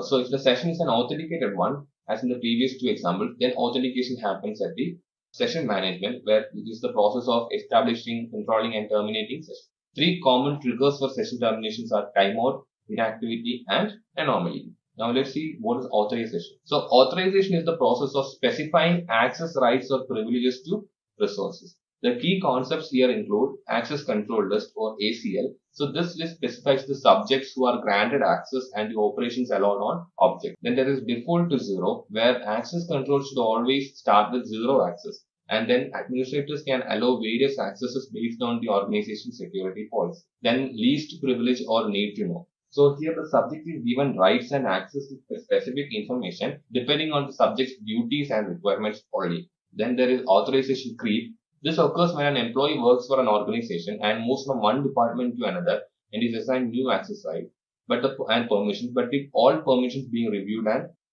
now what are permissions, rights, and privileges? First one, permission. So it is a property of an object such as a file. So it says which agents are permitted to use the object and what they are permitted to do, whether they are only able to read it or if they can modify it, etc. Then there is rights. So this primarily refers to the ability to take an action on objects. For example, a user might have the right to modify a system time on a computer. So only some users will be able to have these rights. For example, there are privileges which allows an agent to access an object that it does not have permission to access, and privileges which allow an agent to perform maintenance functions such as restart the computer. Identity and access lifecycle. So identity and access have a life cycle that begins with provisioning of an account, goes through a series of periodic reviews, and finally deprovisioning. This is true not only for people but also for systems. So what are the stages in this? The first one is provisioning. This happens when a new user or a system is added to an organization. Then user access review. User access level should be reviewed periodically to check for any inconsistency. So here it includes extended vacation or sabbatical, hospitalization, long-term disability with an unexpected future return, investigation for possible wrongdoing, unexpected disappearance, etc. Then system access review. Here system account access reviews should also occur periodically or when certain conditions are met. And finally deprovisioning. So this is the process of revoking access. It is important to transfer ownership of its resources to someone else. Now what is digital identity? Digital identity can be a collection of attributes which includes the department's role in the company, shift time, clearance, etc. Entitlements, which includes resource availability, authoritative rights, etc. And traits, which includes biometric information like height, sex, etc. So the directory of IDM system has all of this identity information centralized, which is why it is so important. A federated identity is a portable identity and its associated entitlements that can be used across business boundaries. What is accountability? So auditing capabilities ensure users that are accountable for their actions, and this verifies that the security policies are enforced and can be used as investigation tools. So this stores the audit securely, use right tools to keep the size of the logs under control. Logs must be protected from any unauthorized changes and train the right people to review the data and captures activities of all high privileged accounts. So audit trails can be reviewed manually or through automated tools like security information and event management. So event management gathers logs from various devices, servers, firewalls, routers, etc. and correlate the log data and provide an analysis capabilities. What is unauthorized disclosure? So information can be disclosed unintentionally when one falls prey to attacks such as social engineering, object reuse, covered channels, malicious code, and electrical airwave sniffing. So Here, object reuse. What is object reuse? Object reuse issues pertain to reassigning to a subject media that previously contained one or more objects. So sensitive data should be classified by the data owner before allowing someone to use previously used media. It should be erased or deghost. So if media holds sensitive information and cannot be purged, steps should be used to properly destroy it. Then what is emanation security? All electrical or electronic devices emit electrical signals. These signals can hold important information, and if an attacker buys the right equipment and positions himself in the right place, he could capture this information from the airwaves and access data transmission. So what is tempest? It is a term for external electromagnetic radiation from data processing equipment and the security measures used to prevent them. Faraday cage, this is usually an outer covering or a metal mesh to prevent the radiation from escaping. White noise is a uniform spectrum of random electrical signals. In control zone refers to security perimeter to protect against unauthorized access to data. Here we have to discuss what intrusion detection systems or IDS are. So intrusion detection is the process of detecting an unauthorized use of or attack upon a computer or network infrastructure. So there are three types. First one is signature based IDS, where pattern matching like an antivirus software is used, and here we cannot identify new attacks. Only signature based attacks can be used, and signature database has to be updated. Then there are anomaly based. Here behavioral based system that learns the normal activities of an environment. Here this can detect new attacks also. This is also called behavior or heuristic based attacks. So statistical anomaly based creates a profile of normal and compares activities to this profile. Protocol anomaly based identifies protocols used outside of their common bonds, and traffic anomaly based identifies unusual activity in the network.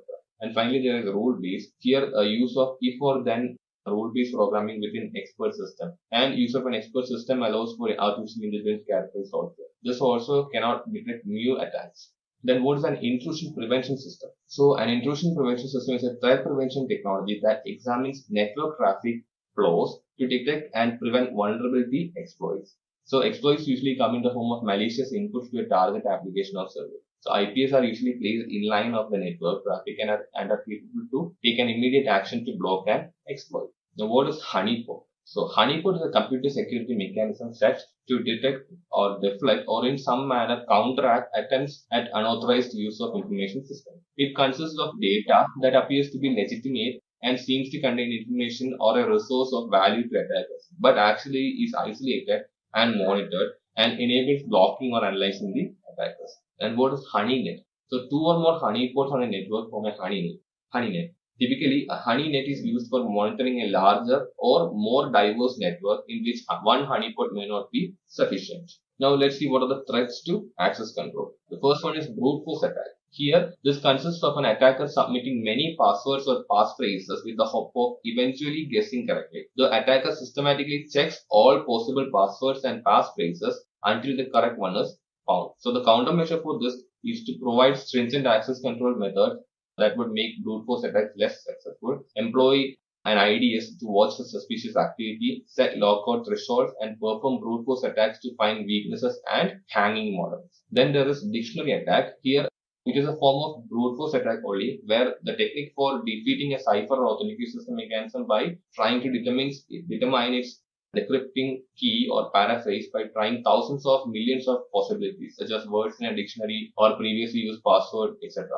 And these are often from lists obtained from past security breaches. The countermeasure here is to encrypt the passwords, employ one-time password tokens, use special characters or strict rules for passwords, rotate the passwords frequently, employ an intrusion detection system to detect suspicious behavior, use dictionary cracking tools to find weak passwords chosen by users, and protecting the password files. Now, what is phishing? So, phishing is a social engineering attack with the goal of obtaining personal information, credential, credit card numbers, or financial data. Peer phishing is when a phishing attack is crafted to trick a specific target like CXX and not a large generic group of people. So the countermeasure here is to review the address bar to see if the domain name is correct. For any financial transaction, a TLS connection should be set up, and one should not click an HTML link within an email. Type the URL out manually instead, and do not accept email in HTML format. What is farming? So farming redirects a victim to a seemingly legitimate yet fake website. The attacker carries out something called DNS poisoning, in which a DNS server resolves your host name into an incorrect IP address. The benefit of farming attack to the attacker is that it can affect many victims without the need to send out emails, and the victims usually fall for this more easily since they are requesting to go to a website themselves. The countermeasure here is that the DNS server should deploy DNS SEC, be wary of any abnormal redirections, and making sure that the website is using CLS connections, HTTPS, and verifying the certificate and CA. Security assessment and testing. So first of all, we'll see what is security assessment program. So security assessment and testing programs perform regular checks to ensure that adequate security controls are in place and that they effectively perform their assigned function. So these are just processes that takes place to make sure that every security control is in place. So the components of a security assessment program are security tests, security audits, and security assessments. Now, what is a security test? So a security test verifies that a control is functioning properly. So these tests include automated scans, tool-assisted penetration tests, and manual attempts to undermine security. Security testing should take place on a regular schedule. So the factors that affect security testing are criticality of the systems and applications protected by the tested controls, sensitivity of information contained on tested systems and applications, likelihood of a technical failure of the mechanism implementing the control, likelihood of a misconfiguration of the control that would jeopardize security, risks that the system will come under attack, difficulty and time required to perform a control test, and impact of the test on normal business operations. Now, what is a security assessment? So, a security assessment is a series of planned tests that are somehow related to each other. So, they provide comprehensive reviews of the security of the system, application, or other tested environment, and it can review or it gives the review of the threat environment, current and future risk, and the value of the targeted environment. So, the outcome of a security assessment is the report, an assessment report addressed to the management that contains the results of the assessment in non-technical language and concludes with specific recommendations for improving the security of the tested environment. Finally, what is a security audit? So security audits are like security assessments but must be performed by independent auditors. So these are performed with the purpose of demonstrating the effectiveness of controls to a third party, and they provide an impartial, unbiased view of the state of security controls, and the audience may include a board of directors, government regulators, and other third parties. There can be different kinds of audit. The first one is internal audit. This is performed by an internal audit staff and are intended for internal audiences only. So there is a high possibility of conflict of interest here, and there is no or very low cost involved. Then there are external audits. So these are performed by outside auditing firms and they are intended for external audiences. Here there is high degree of external validity as auditors have no conflict of interest, and this is usually higher cost or high cost is involved in these kinds of audits. Now let's see the security audit process. Usually the steps followed in a security audit process are: the first one is determining the goals, then we are involving the right business unit leaders, then determining the scope because not everything can be tested, then choosing the audit team, which may consist of internal or external personnel, planning the audit to ensure that all goals are met on time and on budget, then conducting the audit as per plan and documenting any deviations, documenting the results, and communicating the results to the right leaders. Now let's see what is Statement on Auditing Standards number 70.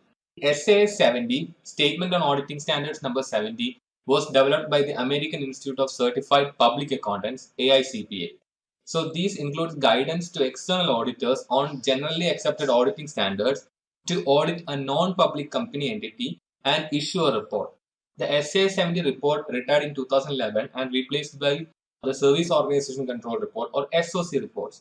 The assurance needs of the users of outsourced services are more clearly addressed in SOC or the Service Organization Control reports.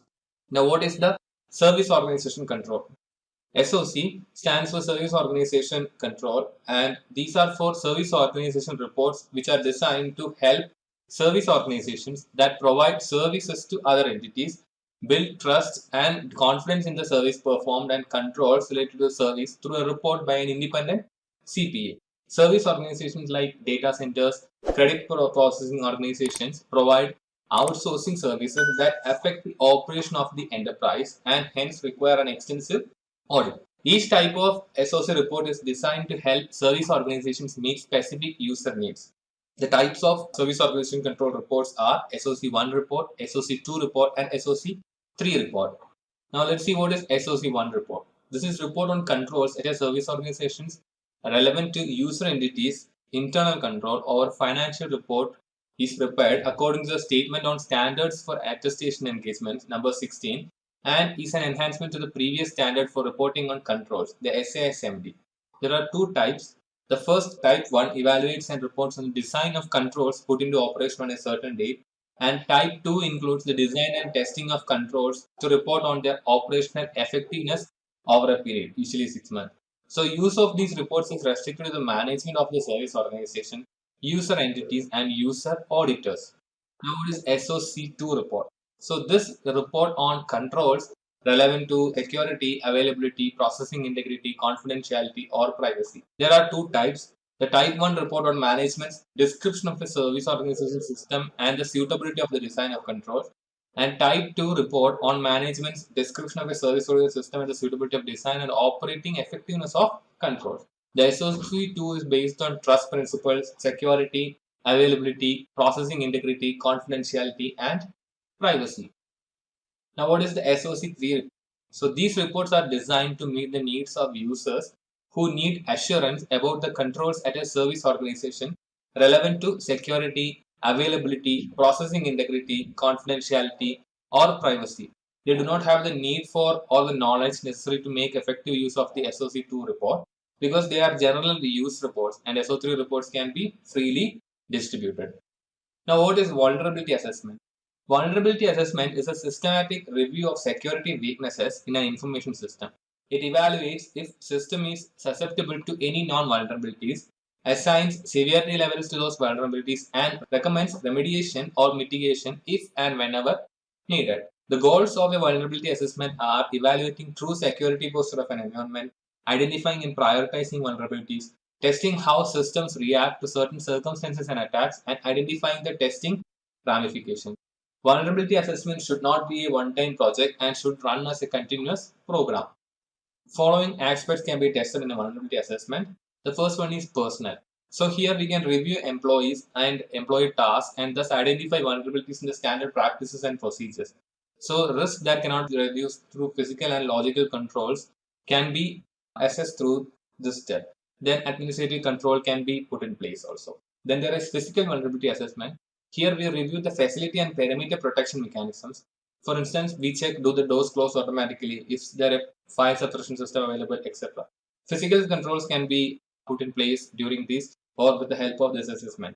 Then there are system and network assessment. Here we identify non-vulnerabilities in the systems, network, and any other technical control in the place. And this is the usually most common form of vulnerability testing, and this is used for putting in place technical controls. Now, what is network scans? Network scans can be different types like network discovery scan, network vulnerability scans, etc. The first one is network discovery scan. This is searching for systems with open ports which do not probe for vulnerabilities. And the techniques used are TCP, SYN, TCP connect, XMA scan, etc. The tools include Nmap.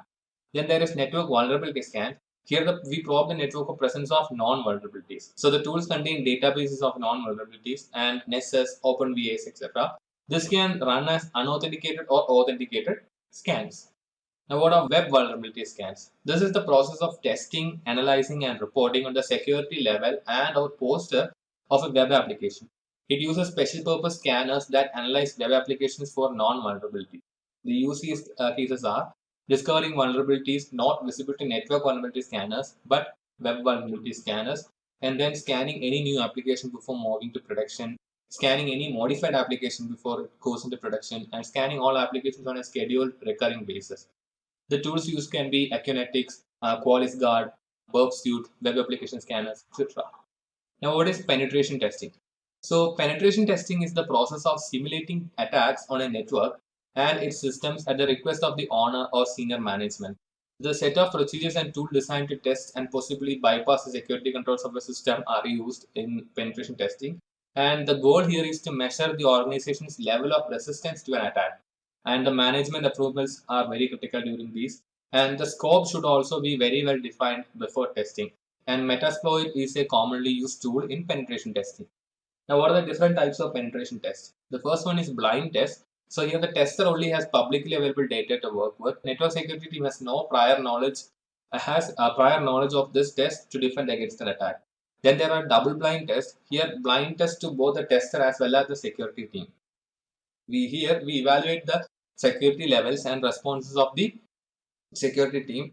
A realistic demonstration of likely success or failure of an attack can be achieved here. Then there are targeted tests, which involves external and internal parties carrying out a focused test on a system or function. Now, what is the pen and one test approach? The first one is black box or zero knowledge. Here, the tester has no prior knowledge of the system, and this best simulates an external attacker. But the drawback here is that it may not detect all vulnerabilities. Then there is a white box or full knowledge attack. Here, the tester has complete knowledge of the system, and the tester can target specific controls and features. This provides a more complete results, but this may not represent it or give an idea of an external hacker. Then there is gray box or partial knowledge. Here the tester has some information about the systems, and this is used to guide tactic towards areas that need to be thoroughly tested, and this provides best of the both worlds kind of testing. Now let's talk about software testing. So software testing is a method to check whether the actual software product matches the expected requirements and to ensure that the software product is defect free. It involves execution of software or system components using manual or automated tools to evaluate one or more properties of interest. Benefits include cost effectiveness because testing any IT project on time helps to save money for the long term. Then security. So people are looking for trusted products and it helps in removing risks and problems earlier if we test earlier. Then there is quality. Testing ensures that the quality of product delivered is kept intact to the customers. Then there is customer satisfaction. The main aim of any product is to give satisfaction to customers, and regularly testing product can improve the features the customer gets and thus improve their satisfaction. Now, what are the different types of software testing? The first one is functional testing, which includes unit testing, integration testing, user acceptance testing, and interoperability. Then there are non-functional testing, which includes the performance, reliability, load, etc. And then there is maintenance, which includes regression and maintenance testing. Now let's see what is code review. Code review is the foundation of software assessment programs. So during a code review, also known as a peer review, developers other than the ones who wrote the code reviews it for defects. Code reviews may result in approval of an application's move into a production environment, or they may send the code back to the original developer with recommendations for rework of issues detected during the review. Code review, Faggot inspection. Faggot inspection is a formal code review process of trying to find defects in documents such as the source code or formal specification during various phases of the software development process. This level of formality is normally found only in highly restrictive environments where code flows may have catastrophic impact. Now let's see the different software testing methods. The first one is static testing. Here, this kind of testing evaluates the software without running it. So this usually makes use of automated tools designed to detect common software flows, and developers have access to static analysis tools to use them throughout the design, build, and testing processes. And static analysis does not reveal logical errors and design flaws. Then there is dynamic testing. This evaluates the software in a runtime environment. The only option flowing application developed by someone else is dynamic testing, and testers may not have access to the source code. And dynamic testing can involve the use of synthetic testing also. This is effective for compatibility testing, detecting memory leakages, identifying dependencies, etc. Now, what is fuzz testing? Fuzz testing is a dynamic testing technique, and this applies invalid input, either random or specifically crafted to trigger non-software vulnerabilities, and then monitors the performance of the applications for software crashes, buffer overflows, etc. ZERF is one of the commonly used tools. Then there is mutation fuzzing, which takes the previous input values from actual operational software and manipulates it to create fuzzed input. Then there is generational fuzzing or intelligent fuzzing. So this develops data models and creates new first input based on an understanding of the types of data used by the program. Now let's see interface testing. Interface testing is performed to evaluate whether systems or components pass data and control correctly to one another. It is to verify if all the interactions between these modules are working properly and errors are handled properly. So the interface types can be application programming interfaces or APIs, which offer a standardized way for core modules to interact with each other. Then user interfaces, which include the graphic user interface and command line interfaces. Then physical interfaces, which exist in some applications that manipulates machinery, logic controllers, or other objects in the physical world. Now, regression testing. Regression testing confirms that a recent program or code change has not adversely affected the existing or partial selection of already executed test cases, which are re-executed to ensure existing functionalities work fine. The techniques used are retest all, regression test selection, and test case prioritization. Use case testing. So use case testing is a software testing technique that helps to identify test cases that cover entire systems on a transaction by transaction basis from start to end. Use case testing helps to identify gaps in software application that might not be found by testing individual software components. And use cases are related to one another in a variety of ways called associations and are represented using the Unified Modeling Language or UML. Misuse case or abuse testing. Misuse case testing tries to evaluate software from the perspective of an attacker. It is closely related to penetration testing but should be performed at different stages of the software development process. Under the UML, threat actors are represented as stick figures with shaded heads and their actions are depicted as shaded ovals. The benefits of this kind of testing is that the model is easy to understand and use, and the measures are immediately visible because risks and countermeasures are visualized, and the risk can be recognized customer specifically and per user case basis. Then there is test coverage analysis. So test coverage is defined as a technique which determines whether our test cases are covering the application code and how much code is exercised when we run those test cases. It is impossible to completely test any piece of software. There are simply too many ways that software might malfunction or undergo attack. Test coverage analysis to estimate the degree of testing conducted against the new software. Test coverage is equal to use cases tested by total use cases. The benefit is that it can identify gaps in requirements, test cases, and defects at an early level and code level. It can prevent defect leakage while testing components. Now let's see log management. Log management comprises an approach to dealing with large volumes of computer-generated log messages, audit trails, event logs, etc. And log management generally covers log collection, centralized log aggregation, long-term log storage and retention, log analysis, log search, and reporting. Now, what is log review and analysis? So, log analysis is the process of reviewing and understanding computer-generated records called logs. It helps to gain insight into the inner workings of the system. Logs are generated by network devices, OS, applications, etc. A log consists of a series of messages in time sequence that describes the activities going on within a system. The use cases of logs are to comply with the internal security policies and outside regulations and audits, to analyze data breaches and other security incidents, and troubleshoot systems, computers, or networks.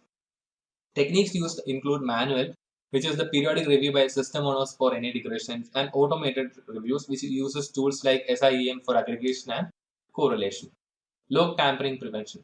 So logs acts as a source of truth and should be tamper-proof to make sure that there is sufficient confidence in corresponding reports. So prevention can be like remote logging, which is putting a log file into another device while protecting it from being tampered in a compromised system. Simplex communication. This is one-way communication between the reporting device and the central log repository. Replication, which is generating multiple copies of log data and keeping them in different locations. Then write-once media, which is using write-once media, which can prevent any modification to log files. And cryptographic hash, which is a powerful technique for ensuring unauthorized modifications are easily noticed. Now we see synthetic versus real user monitoring. So synthetic monitoring is a way of actively monitoring your website as well as checking that it's working and performing at its optimal level.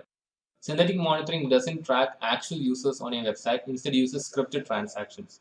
The pros are that they are proactive and predictable, but the cons are that this may not capture all user actions. Then there is real user monitoring, which takes an opposing approach to synthetic monitor, in that it passively monitors how real users interact with the website instead of actively tracking a site's performance. The pros are that these are based on real user actions, but the cons are that they are reactive, irregular, and it can have varying results.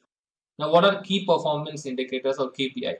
Key performance indicators refer to a set of quantifiable measurements used to gauge a company's overall long-term performance. ISO 27004 provides guidelines to evaluate the information security performance and the effectiveness of an ISMS in order to fulfill the requirements of ISO 27001. It establishes monitoring and measurement of information security performance, monitoring and measurement of the effectiveness of an ISMS, including its processes and controls, analysis and evaluation of the results of monitoring and measurement. Now let's see what are the important terms in key performance indicators. The first one is factor, which is an attribute of the ISMS that can be described as a value that can change over time. Example, number of alerts generated by an intrusion into system, etc. Then there are measurements, which are values of factors at particular point in time. Example, 356 IDS alerts in the last 24 hours. Then baseline, which is an arbitrary value for a factor that provides a point of reference or denotes that some condition is met by achieving some threshold value. Example, IR teams will investigate 100 events or less in any given month. Metric, which is a derived value that is generated by comparing multiple measurements against each other or against a baseline. Example, ratio of verified incidents to IDS alerts during a 30-day period. Indicator, which is the interpretation of one or more metrics that describes an element of the effectiveness of the ISMS. In other words, indicators are meaningful to management. Example, threshold ratio of no more than 30% false or undetected events has been met for a reporting period. Let's have a quick quiz question, guys. And the question we have here is dash dash is the technique used for tricking users to disclose their username and passwords through fake pages. Now, the options that we have for this particular question are social engineering, cookie stealing, banner grabbing, and phishing. Think thoroughly and mention which out of these four options stands out as a right answer to this particular question. Just a quick info, guys.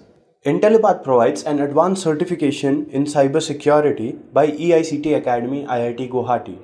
You will get to learn the most important concepts such as ethical hacking, penetration testing, and network security in this course. You'll get to learn from IIT faculty and industry experts. Reach us out to know more.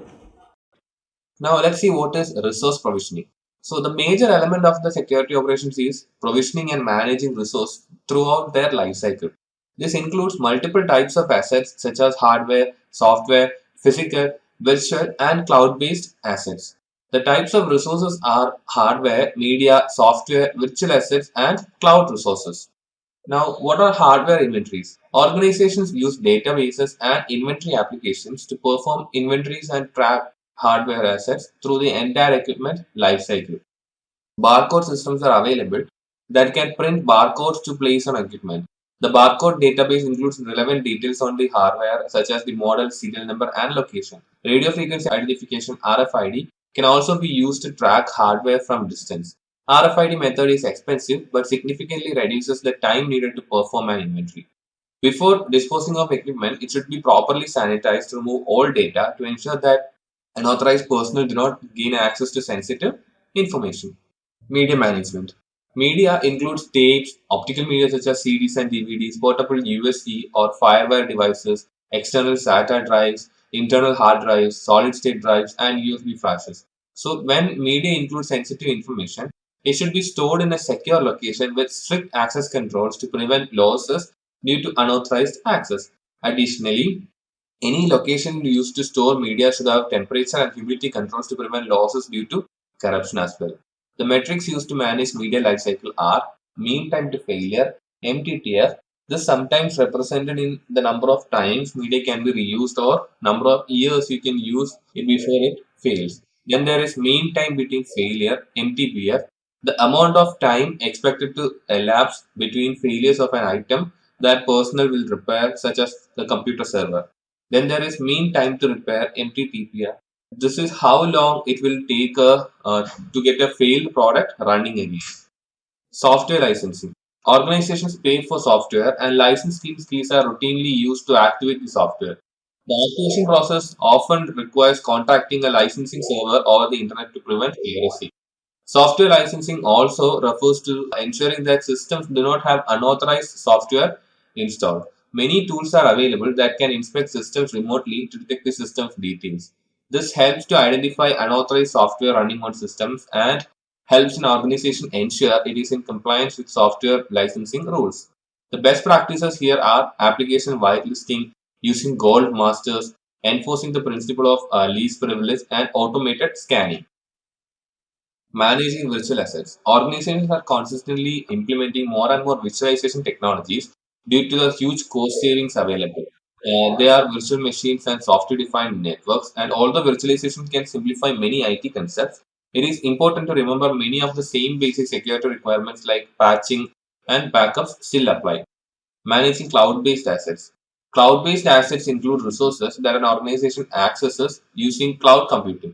Organizations typically lease cloud based resources from outside, but they can also host them within the organization. One of the primary challenges is that these resources are outside the direct control of an organization, making it more difficult to manage the risk. There are varying levels of responsibility for assets depending on the service model, like infrastructure as a service, platform as a service, and software as a service. The cloud deployment model also affects the breakdown of responsibility of the cloud-based assets, private clouds, public clouds, hybrid clouds, and community clouds. Similar to on-premise resources, the cloud resources also needs to be managed and tracked throughout their life cycle to maintain required security posture. Now let's see what are the steps in incident management. Incident response is a practice of detecting a problem, determining its cause, minimizing the damage it causes, resolving the problem, and documenting each step of the response for future references. So the flowchart would go like, first it will be detection, then there will be a response, then mitigation, reporting, recovery, remediation, lessons learned, and in the future it will come back to detection and the whole process will be repeated. Now, in the first step is detection. So, the commonly used methods to detect potential incidents are intrusion detection and prevention systems, alerts administrators when an item of interest occurs. Anti-malware software often display a pop-up window to indicate when it detects malware. Automated tools regularly scan audit logs looking for predefined events, and end users sometimes declare activity and contact IT administrators. IT professionals are usually classified as first responders or for incidents, and they are the first ones who on the scene and have knowledge on how to differentiate typical IT problems from security incidents. Now, the second step is response. After detecting and verifying an incident, the next step is to respond. Organizations have a designated incident response team, sometimes called a computer security incident response team, CSIRT. The organization activates the team during a security incident. Triage process will ensure that only valid alerts are promoted to investigation or incident status. False positive or incorrect alerts are identified and removed. Information is collected to investigate its severity and set priorities on how to deal with the incident. Incidents are categorized according to their severity level of potential risk, the source, whether it is internal or external, its rate of growth, and the ability to contain the damage. More data is gathered to try and figure out the root cause of the incident. Now, the next step is mitigation. Mitigation steps attempt to contain an incident. One of the primary goals of an effective incident response is to limit the effect or scope of an incident. So we try to minimize any further loss or damage from this incident so that you can begin to recover and remediate. We'll prioritize the mitigation of the most critical assets, followed by the mitigation of less important assets. We'll do isolation and containment, which can limit the exposure of your organization and prevent further damage. And the response team needs to take its last forensic samples prior to commencing mitigation activities. Reporting.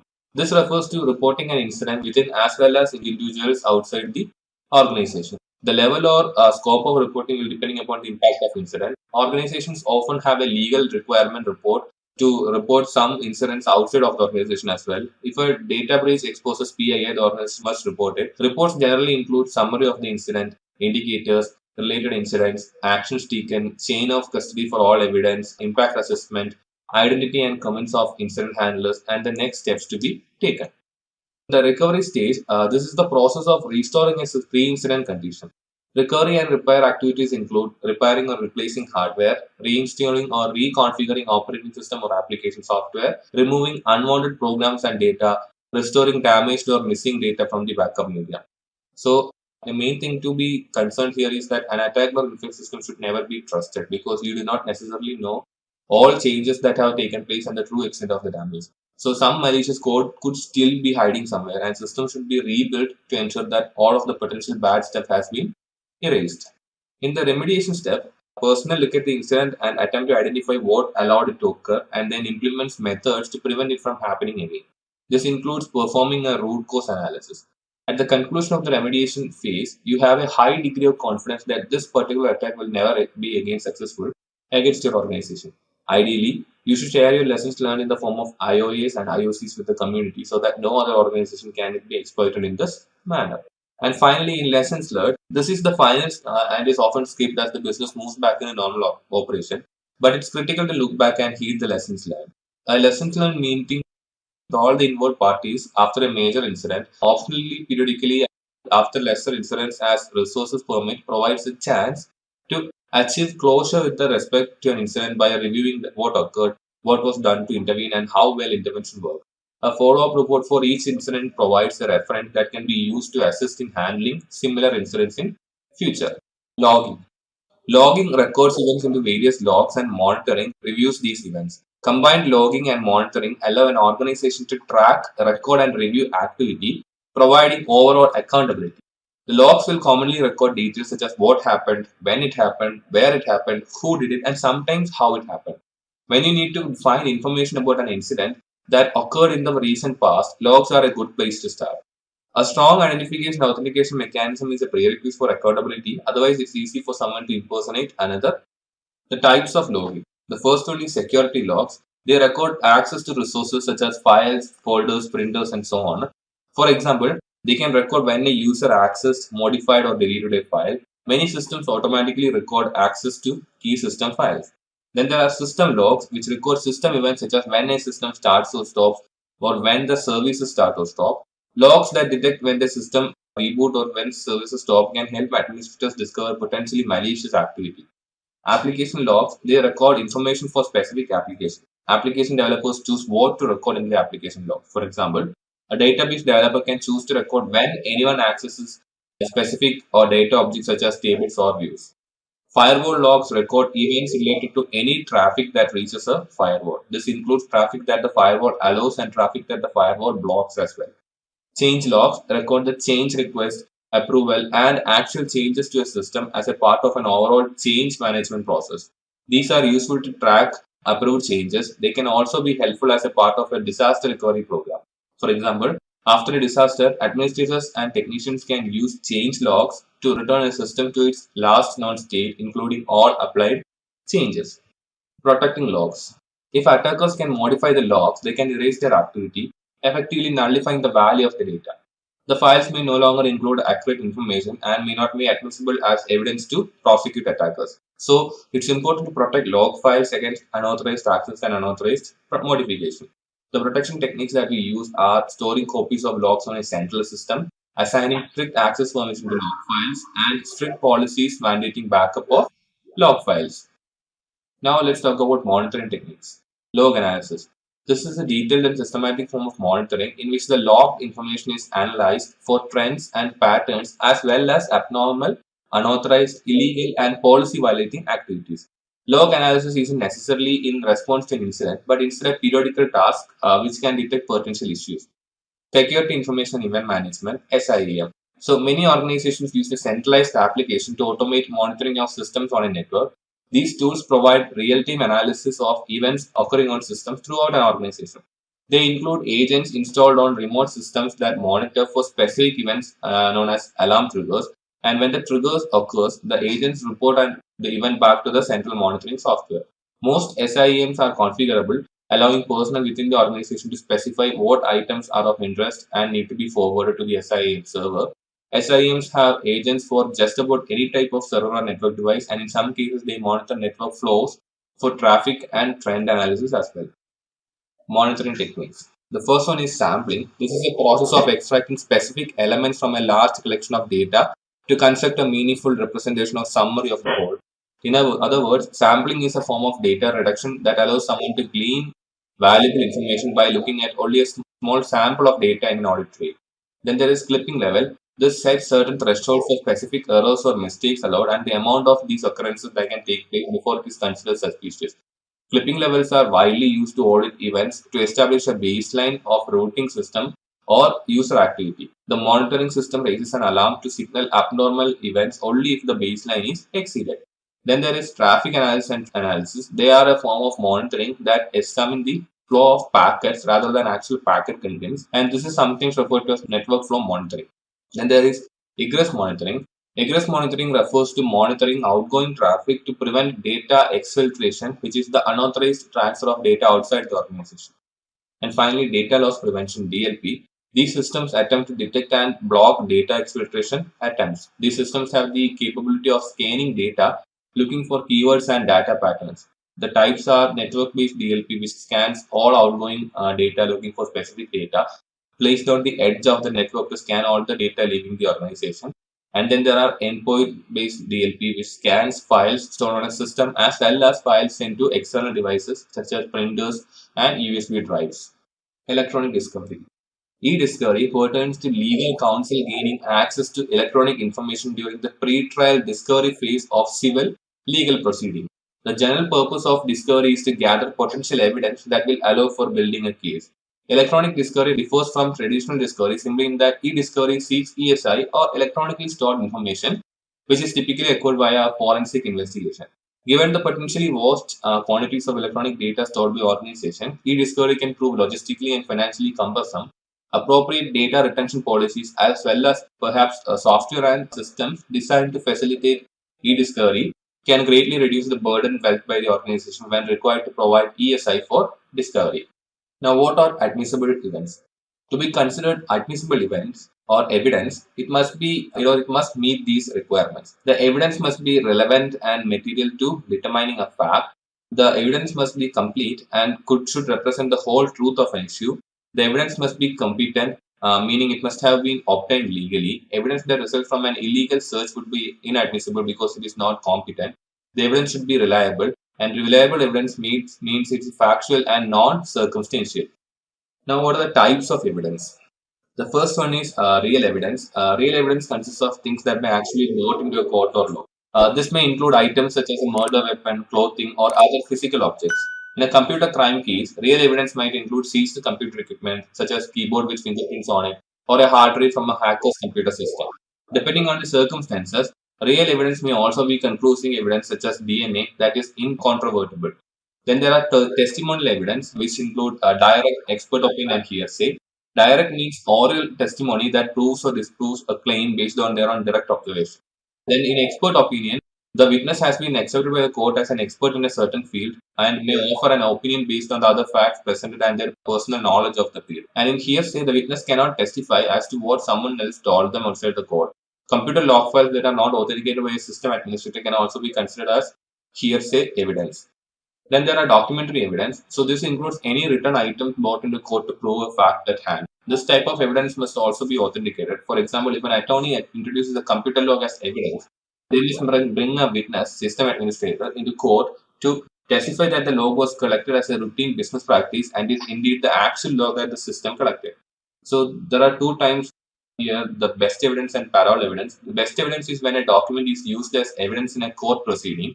The original document must be introduced. Copies or descriptions of original evidence on a secondary evidence will not be accepted as evidence. And in parallel evidence, when an agreement between parties is put in a written form, the written document is assumed to contain all the terms of the agreement and no verbal agreements may modify the written agreement. Now, there are conclusive evidence property, which is irrefutable and cannot be contradicted, and this overrides all other evidence. And then there are secondary properties, which is copy of evidence or oral description. It is not reliable and strong. Then circumstantial evidence. This can prove intermediate fact to infer or assume the existence of another fact, and the case cannot rest on circumstantial evidences alone. And then there are corroborative, which proving an idea or point with the help of supporting evidence and used as supplementary tool and cannot stand on its own. Now, what are the different types of analysis types? The analysis type can be network analysis, media analysis, software analysis, and hardware analysis. In network analysis, it can be traffic analysis, log analysis, and path tracing. In media analysis, it can be disk imaging, timeline analysis, and registry analysis. In software analysis, it can be reverse engineering, malicious code review, and exploit review. And finally, in hardware analysis, there can be personal computers, smartphones, tablets, or embedded computers. Now, forensic investigation in process. So the forensic investigation moves in the direction as from identification, preservation, collection, examination, analysis, and presentation.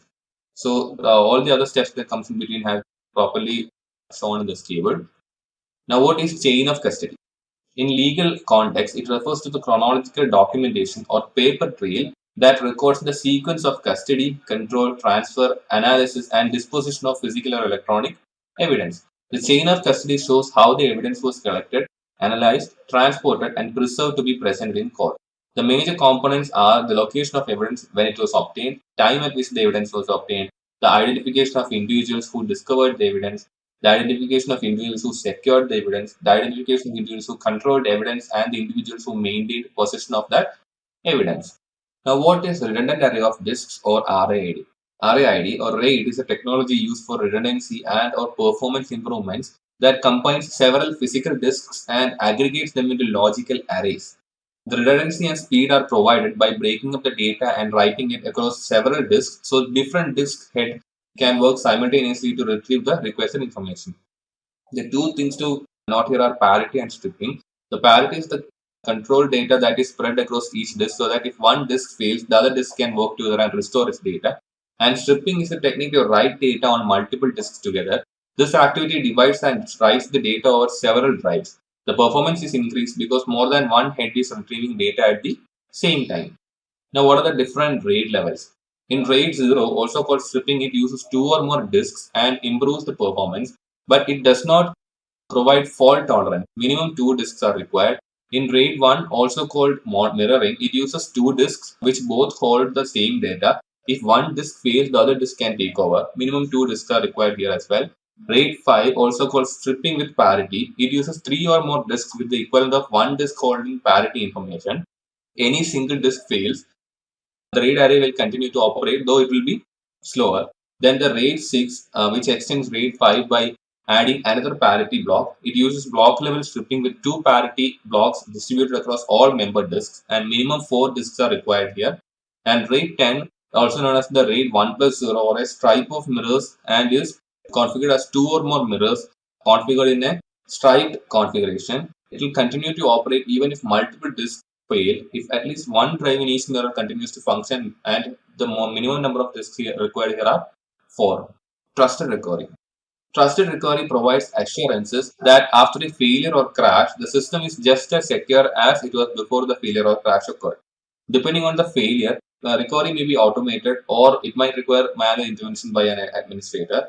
Systems can be designed so that they fail in a fail-secure state or a fail-open state. A fail-secure state will default to a secure state in the event of failure, blocking all access. A fail-open system will fail in an open state, granting all access. The choice is dependent on whether security or availability is more important after a failure. In the context of physical security, the terms fail-safe and fail-secure are used. Specifically, a fail-safe electrical lock will be unlocked when power is removed, but a fail-secure electrical lock will be locked when power is removed. For example, emergency exit door will be configured to be fail-safe so that the personnel are not locked inside during a fire or other emergency. Now, what is recovery strategy? When a disaster interrupts your business, your disaster recovery plan should kick in nearly automatically and begin providing support for recovery options. The DRP should be designed so that the first employees on the scene can immediately begin the recovery effort in an organized fashion, even if members of the official DRP team have not yet arrived on site. The business unit and functional priorities. Business units within the highest priority must be recovered first, identifying and prioritize critical business functions as well as so you can define which functions you want to restore after a disaster or failure and in what order. And then crisis management. Here, individuals like security guards, technical personnel should be fully trained in disaster recovery procedures and know the proper notification procedures and immediate response mechanism. And all of the employees should receive some basic level of training on how to respond in a crisis. Now, what is trusted recovery? Trusted recovery provides assurances that after a failure or crash, the system is just as secure as it was before the failure or crash occurred. Depending on the failure, the recovery may be automated or it might require manual intervention by an administrator. The systems can be designed so that they fail in a fail-secure state or a fail-open state. A fail-secure system will default to a secure state in the event of failure, blocking all access. And a fail-open system will fail in an open state, granting all access. The choice here is dependent on whether security or availability is more important after a failure. In the context of physical security, the terms fail-safe and fail-secure are used. Specifically, a fail-safe electrical lock will be unlocked when power is removed, but a fail-secure electrical lock will be locked when power is removed. For example, emergency exit doors will be configured to be fail-safe so that personnel are not locked inside during a fire or other emergency. So, some common criteria of evaluation defines four types of trusted recovery. The first one is manual recovery. If a system fails, it does not fail in a secure state. Instead, an administrator is required to manually perform the actions necessary to implement a secured or trusted recovery after a failure or system crash. Then there is automated recovery. The system can perform trusted recovery activities to restore itself after failure. For example, a hardware RAID provides automated recovery against the failure of a hard drive, but not against the failure of the entire server. Then there is automated recovery without undue loss. This is like automated recovery in that a system can restore itself after a failure. However, it includes mechanisms to ensure that specific objects are protected to prevent their loss. A method of automated recovery that protects against undue loss would include steps to restore data to other objects. And finally, function recovery. Systems that support function recovery can automatically recover specific functions. This state ensures that the system can successfully complete the recovery for the functions or that the system will be able to roll back the changes to return into a secure state. Alternate processing sites. One of the most important elements of the disaster recovery plan is the selection of alternate processing sites to be used when the primary sites are unavailable. When choosing any alternate processing site, be sure to situate it far away enough from your primary location that it won't be affected by the same disaster that disables your primary site, but it should be close enough that it is easy to reach for employees. Cold sites. Cold sites are standby facilities large enough to handle the processing load of an organization and equipped with appropriate electrical and environmental support systems. However, a cold site has no computing facilities pre-installed and has no active broadband communication links. The advantage of cold site is it is relatively low cost and there is no computing base to maintain and no monthly telecommunication bill when the site is idle. The drawback is a tremendous lag between the time the decision is made to activate the site and the time when the site is ready to support business operations. Now, what is alternate processing sites and hot sites in alternate processing sites? A hot site is the exact opposite of the cold site. A backup facility is maintained in constant working order with a full competent complement of servers, workstations, and communication links ready to assume primary operations responsibilities. The servers and workstations are all pre-configured and loaded with appropriate operating system and application software. The data on the primary servers is periodically or continuously replicated to corresponding servers at the host site, ensuring that the host site has up-to-date data. Then advantage of hot site is that it can be activated almost immediately, and however the cost is extremely high. So maintaining a hot site essentially doubles an organization's budget for hardware, software, and services, and requires the use of additional employees to maintain the site. Warm sites. Warm sites occupy the middle ground between hot and cold site. They always contain the equipment and data circuits necessary to rapidly establish operations. However, warm sites do not typically contain copies of the production data. The main requirement in bringing a warm site to full operations is the transportation of appropriate backup media to the site and restoration of critical data on the standby servers. Activation of a warm site typically takes at least 12 hours from the time a disaster is declared. And finally, mobile sites. Mobile sites consist of trailers, trucks, or other easily located units. They include all the environmental control systems necessary to maintain a safe computing environment. Larger corporations sometimes maintain these sites on a flyover basis, ready to deploy them to any operating location around the world via air, rail, sea, or surface transportation. Mobile sites are usually configured as cold sites or warm sites. Now, service bureaus. Service bureau is a company that leases computer time. Service bureaus own large server farms and often fields of workstations. Any organization can purchase a contract from a service bureau to use a portion of their processing capacity. Cloud computing. Many organizations now turn to cloud computing as their preferred disaster recovery option. Strong, ready-to-run images in cloud providers is often quite cost-effective and allows the organization to avoid incurring most of the operational cost until the cloud site activates in a disaster. Mutual assistance or reciprocal agreements, and here two organizations pledge to assist each other in an event of disaster by sharing computing facilities or other technological resources. MAAs are difficult to enforce, and confidentiality concerns often prevent businesses from placing their data in the hands of others. Backup techniques comparison. The methods are backup speed, restoration speed, and storage speed. in full, differential, and incremental. All the comparison is given in this table.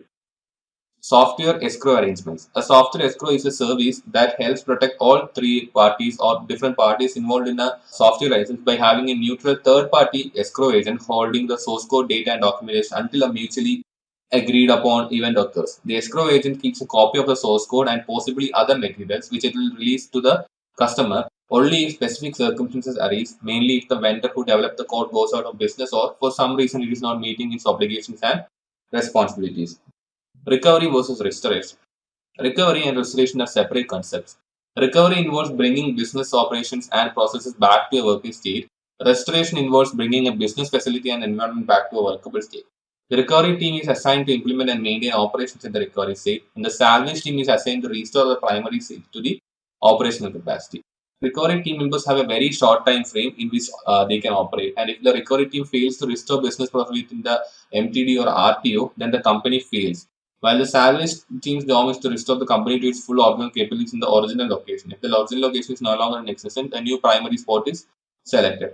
The salvage team must ensure that the reliability of the new infrastructure, and this is done by returning the least mission critical processes to the restored original site to stress test the rebuilt network. As the restored site shows resiliency, more important processes are transferred. Let's talk about barriers. Barriers define how an area should be designed in order to obstruct or deny access. The objectives of barriers are to define a secure perimeter, keep intruders out, and cause delays in intrusion. Then fences. Fences are perimeter identifiers that are designed and installed to keep intruders out. Types of fences include chain link, barbed wire, barbed tape, or concertina wire. Walls and bollards. Walls are man-made barriers but generally are more expensive to install than fences. The types are block, masonry, brick, and stone. Bollards are small concrete pillars outside a building. Example, traffic bollard. Perimeter Intrusion Detection System or PIDS. The perimeter sensors alert the security when any intruders attempt gaining access across the open space or attempt breaching the fence line. Open terrain sensors include infrared, microwave systems, time domain reflectometry, and video content analysis and motion path analysis. The typical features are that they reliably detect and deter would-be intruders. They avoid complexity by minimizing nuisance alarms, and they are cost effective for smaller remote sites and offer scalable integration options. Lightning. A perimeter fence is the first layer of defense since most disturbances occur under darkness. Adding perimeter lighting is an essential part of every security plan. Lighting helps to deter and detain individuals who would attempt to breach a secure perimeter. The benefits are that they provide security personnel visual assessment at night. They provide real and psychological deterrent against intruders. Increases the effectiveness of guard forces and CCTV. Provides illumination where the natural light is insufficient and inexpensive to maintain, and reduces the need for security personnel. Security operation concept. So what is security operation? Security operations pertains to everything that takes place to keep networks, computer systems, applications, and environments up and running in a secure and protected manner. Operations take place after the system is developed and implemented. This includes continual maintenance of the environment. So the security operation reflects due care and due diligence. So implementing the common security operations concepts along with performing periodic security audits and reviews demonstrate a level of due care and due diligence that will reduce senior management's liability when a loss occurs. Now, what are administrative controls? The first one is need to know. This imposes the requirement to grant users access only to data or resources they need to perform some assigned works or tasks. So this need to know is commonly associated with security clearances, such as a person having a secret clearance. However, the clearance does not automatically grant access to the data. So if he needs access to the data, it requires authorization. Now the next one is least privilege. So here subjects are granted only the privileges necessary to perform the assigned work or task and nothing more than that. So limiting and controlling privilege based on this concept protects confidentiality and data integrity. It relies on the assumption that all users have a well-defined job description. So everyone will be given access that is required only within their description. They will not get access for doing anything more than what their job requires. Then entitlement. Entitlement refers to the amount of privileges granted to users, typically when first provisioning an account. And finally, aggregation check, which refers to the amount of privileges that users collect over time.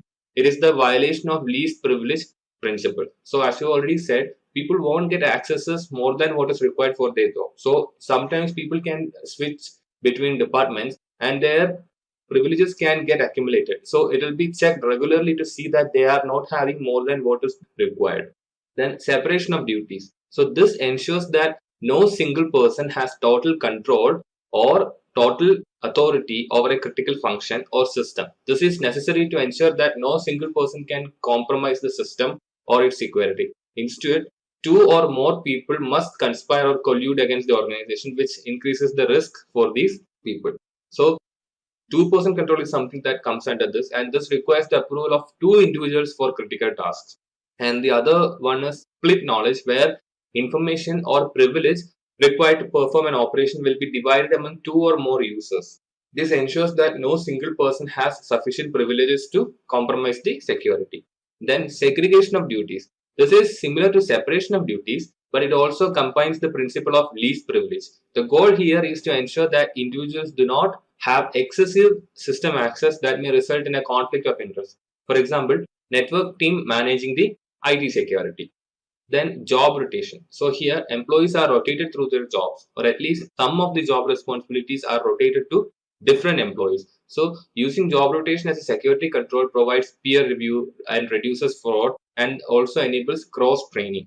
Then mandatory vacation. So many organizations that serve in sensitive data require employees to take mandatory vacations in 1 week or 2 week increment. This provides a form of peer review and helps detect fraud and collusion. So when this employee is on vacation, some other people will be filling in their roles and they can check that everything is in place. Then monitoring special privileges. So accounts granted elevated privileges are often referred to as privileged entities that have access to special higher capabilities inaccessible to normal users. So if misused, these elevated rights and permissions can result in significant harm to the confidentiality, integrity or availability of the organization and its assets. Because of this, it is important to monitor privileged entities and their access. Let's see what is configuration management. Configuration management helps ensure that systems are deployed in a secure, consistent state and maintains this state throughout their lifetime. So configuration management is the process for maintaining computer systems, servers and software in a desired consistent state.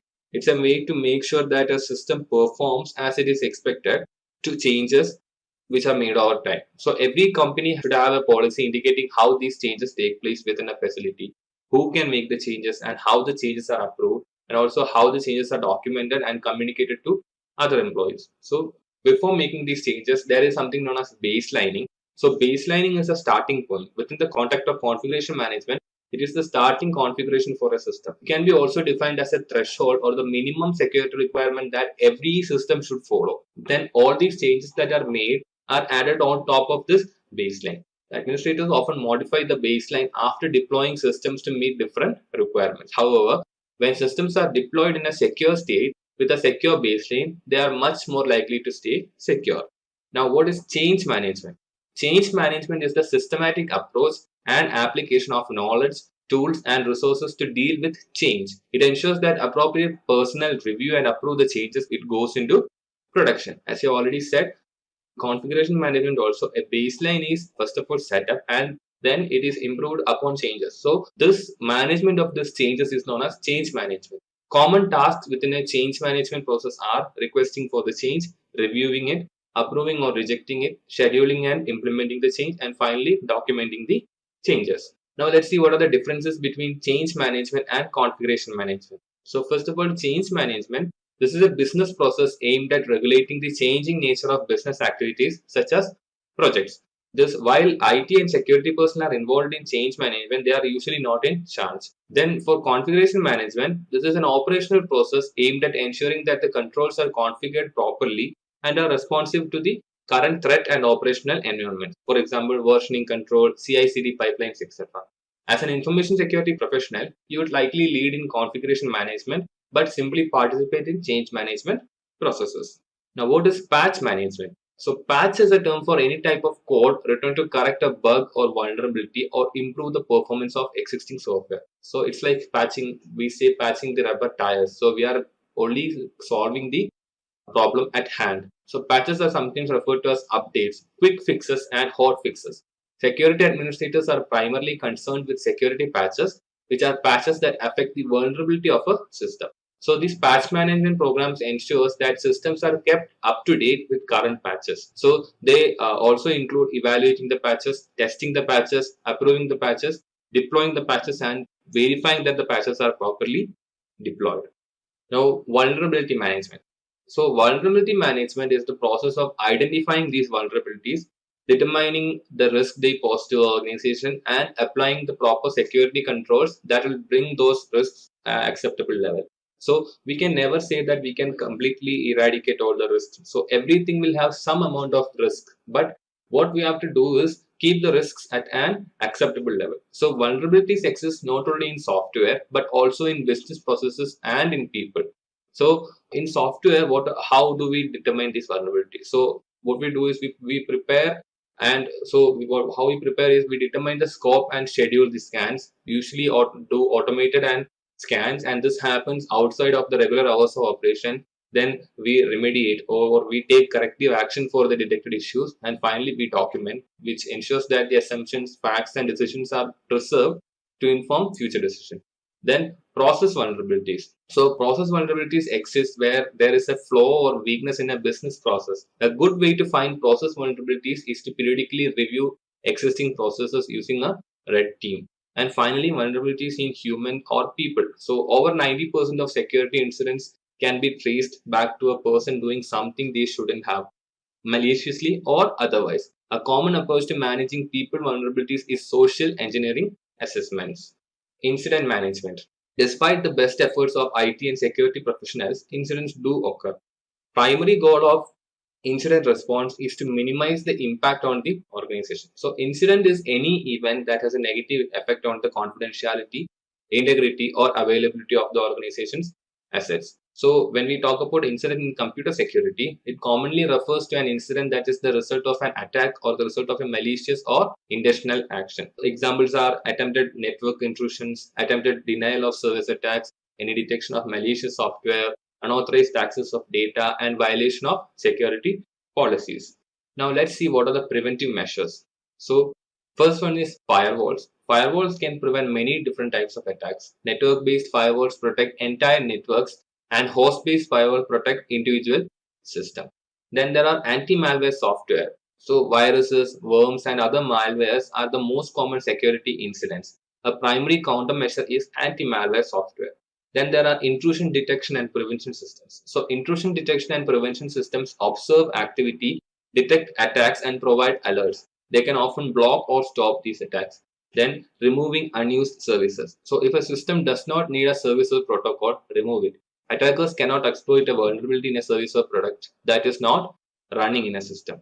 And then keeping the systems and applications up to date. So vendors regularly release patches to correct bugs and security flaws, but these only help when they are applied. So patch management ensures that systems and applications are kept up to date with relevant patches. Now we'll see what are the different types of attacks. The first one is denial of service attack or DOS. So this attacks prevent a system from processing or responding to legitimate traffic or requests for resources and objects. So a common form of a DOS attack will transmit so many data packets to a server that it cannot process them all. Other forms of DOS attacks focus on the exploitation of a non-fault or vulnerability in an operating system, service, or application. Then there are distributed denial of service attacks. These attacks occur when multiple systems attack a single system at the same time. For example, a group of attackers could launch coordinated attacks against a single system. And distributed reflective denial of service or DRDoS is an attack which is a variant of DOS. It uses a reflected approach to an attack. It doesn't attack the victim directly, instead manipulates traffic or a network service so that the attacks are reflected back to the victim from other sources. Examples are Smurf attack, DNS cache poisoning, etc. Now, SYN flood attack. This is a common DOS attack. It disrupts the standard three-way handshake used by TCP to initiate communication sessions. In this attack, the attackers send multiple SYN packages but never complete their connection with an ACK. So the mitigation is for SYN cookies is one method of blocking this attack. When the system receives an ACK, it checks the SYN cookies and establishes a session. Another method of blocking this attack is to reduce the amount of time a server will wait for an ACK. Now, what is a Smurf attack? This is another type of flood attack. It floods the victim with internet controlled message protocol echo packets. The attacker sends the echo request out as a broadcast to all systems on the network and spoof the source IP address. All these systems respond with echo replies to the spoofed IP address, flooding the victim with traffic. Nowadays, Smurf attacks are rarely seen as it is becoming common to disable ICMP on firewalls, routers, and even many servers to prevent any type of attacks using ICMP. Then Fraggle attacks. So these are similar to Smurf attacks. However, instead of using ICMP, a Fraggle attack uses UDP packets over UDP port 7 and 9. The Fraggle attack will broadcast a UDP packet using the spoof IP address of the victim. All systems on the network will then send traffic to the victim, just as with a Smurf attack. Then ping flood. So ping flood floods a victim with ping request. This can be very effective when launched by zombies within a botnet as a DDoS attack. Common way systems handle this today is by blocking ICMP traffic. Active intrusion detection systems can detect a ping flood and modify the environment to block ICMP traffic. Then there are botnets. So the computers in a botnet are like robots, often called zombies, and will do whatever attackers instruct them to do. A bot herder is typically a criminal who controls all the computers in the botnet via one or more command and control centers. So computers often join a botnet after being infected with some type of malware. Bot herders commonly use computers within a botnet to launch a wide range of attacks, send spam and phishing emails, or rent the botnets out to other criminals as well. Then ping of death. So this attack employs on oversized ping packet. So ping packets are normally 32 or 64 bytes. The ping of death attack changed the size of ping packets to over 64 KB, which was bigger than what many systems could handle. So when a system receives this ping packet larger than 64 KB, it results in the crash or instability of the system. Then teardrop. So here an attacker fragments traffic in such a way that the system is unable to put data packets back together. Large packets are normally divided into smaller fragments when they are sent over a network. And the receiving system then puts the packet fragments back together into their original state. However, a teardrop attack mangles these packets in such a way that the system cannot put them back together. And land attacks. So land attacks occur when the attacker sends spoofed SYN or SYN packets to a victim using the victim's IP address as both the source and destination IP addresses. This tricks the system into constantly replying to itself and can cause it to freeze, crash, or reboot. Zero-day exploit. A zero-day exploit refers to an attack on a system exploiting a vulnerability that is unknown to others. So mitigation of this involves ensuring systems are not running unneeded services and protocols to reduce a system's attack surface, enabling both network-based and host-based firewalls to limit potentially malicious traffic, and also using intrusion detection and prevention systems. Man in the middle. So this occurs when a malicious user is able to gain a position logically between the two endpoints of an ongoing communication. There are two types. One involves copying or sniffing the traffic between two parties, which is basically a sniffer attack. The other type involves attackers positioning themselves in the line of communication where they act as a store and forward or proxy mechanism. Now let's see what is an intrusion detection or intrusion prevention system. So intrusion detection monitors information and real-time events to detect abnormal activity indicating a potential incident or intrusion. Intrusion detection system automates the inspection of logs and real-time system events to detect intrusion attempts and system failures.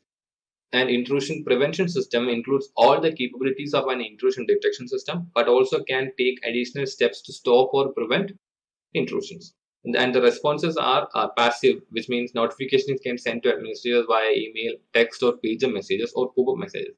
And in active, they modify the environment using several methods like modifying ACLs to block the traffic. Intrusion detection and prevention behavior or detects malware behavior using two common methods, that is knowledge based and behavior based. So the first one is knowledge based. Here, this is the most common method, also called signature based detection or pattern matching detection. It uses a database of known attacks developed by the IDS vendor. The drawback here is that it is effective only against known attack methods. So we have already stored the known attacks in a database and we are checking with the known attacks.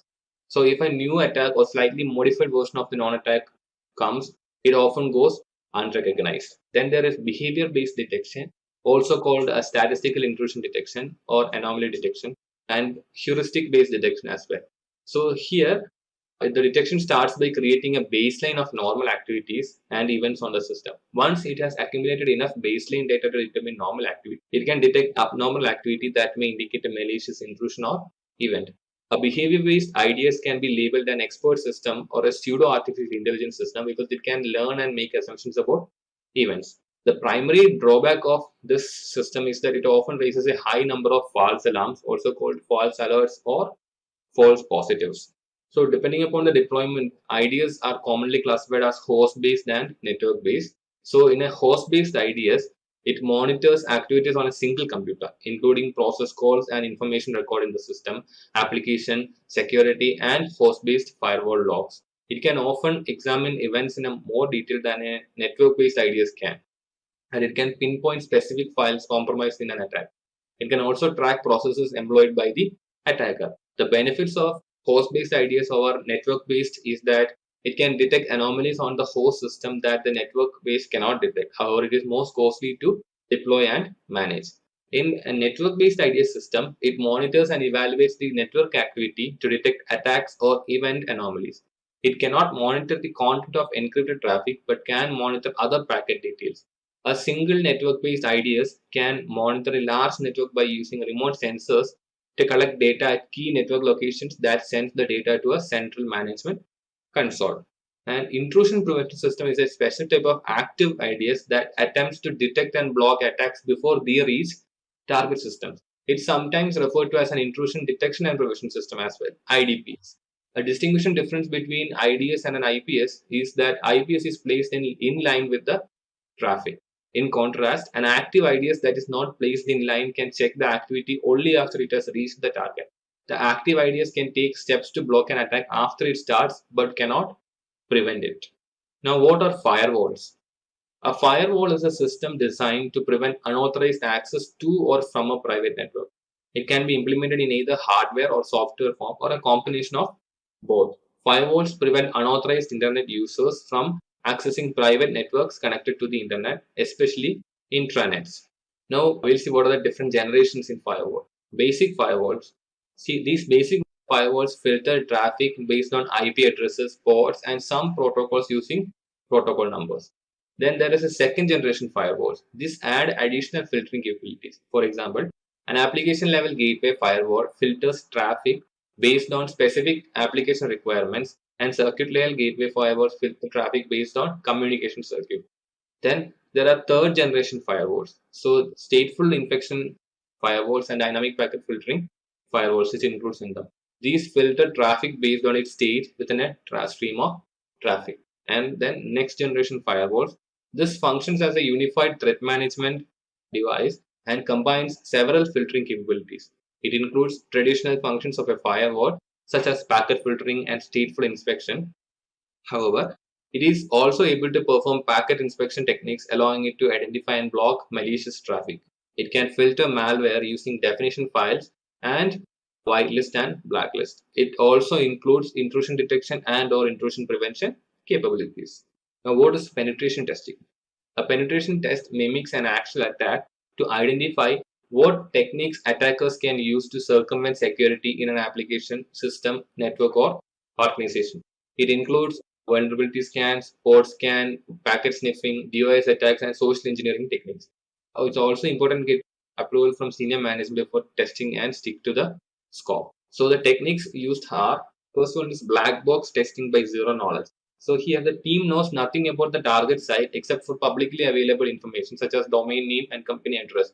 An attack by a zero knowledge team closely resembles a real external attack because all information about the environment must be obtained from scratch.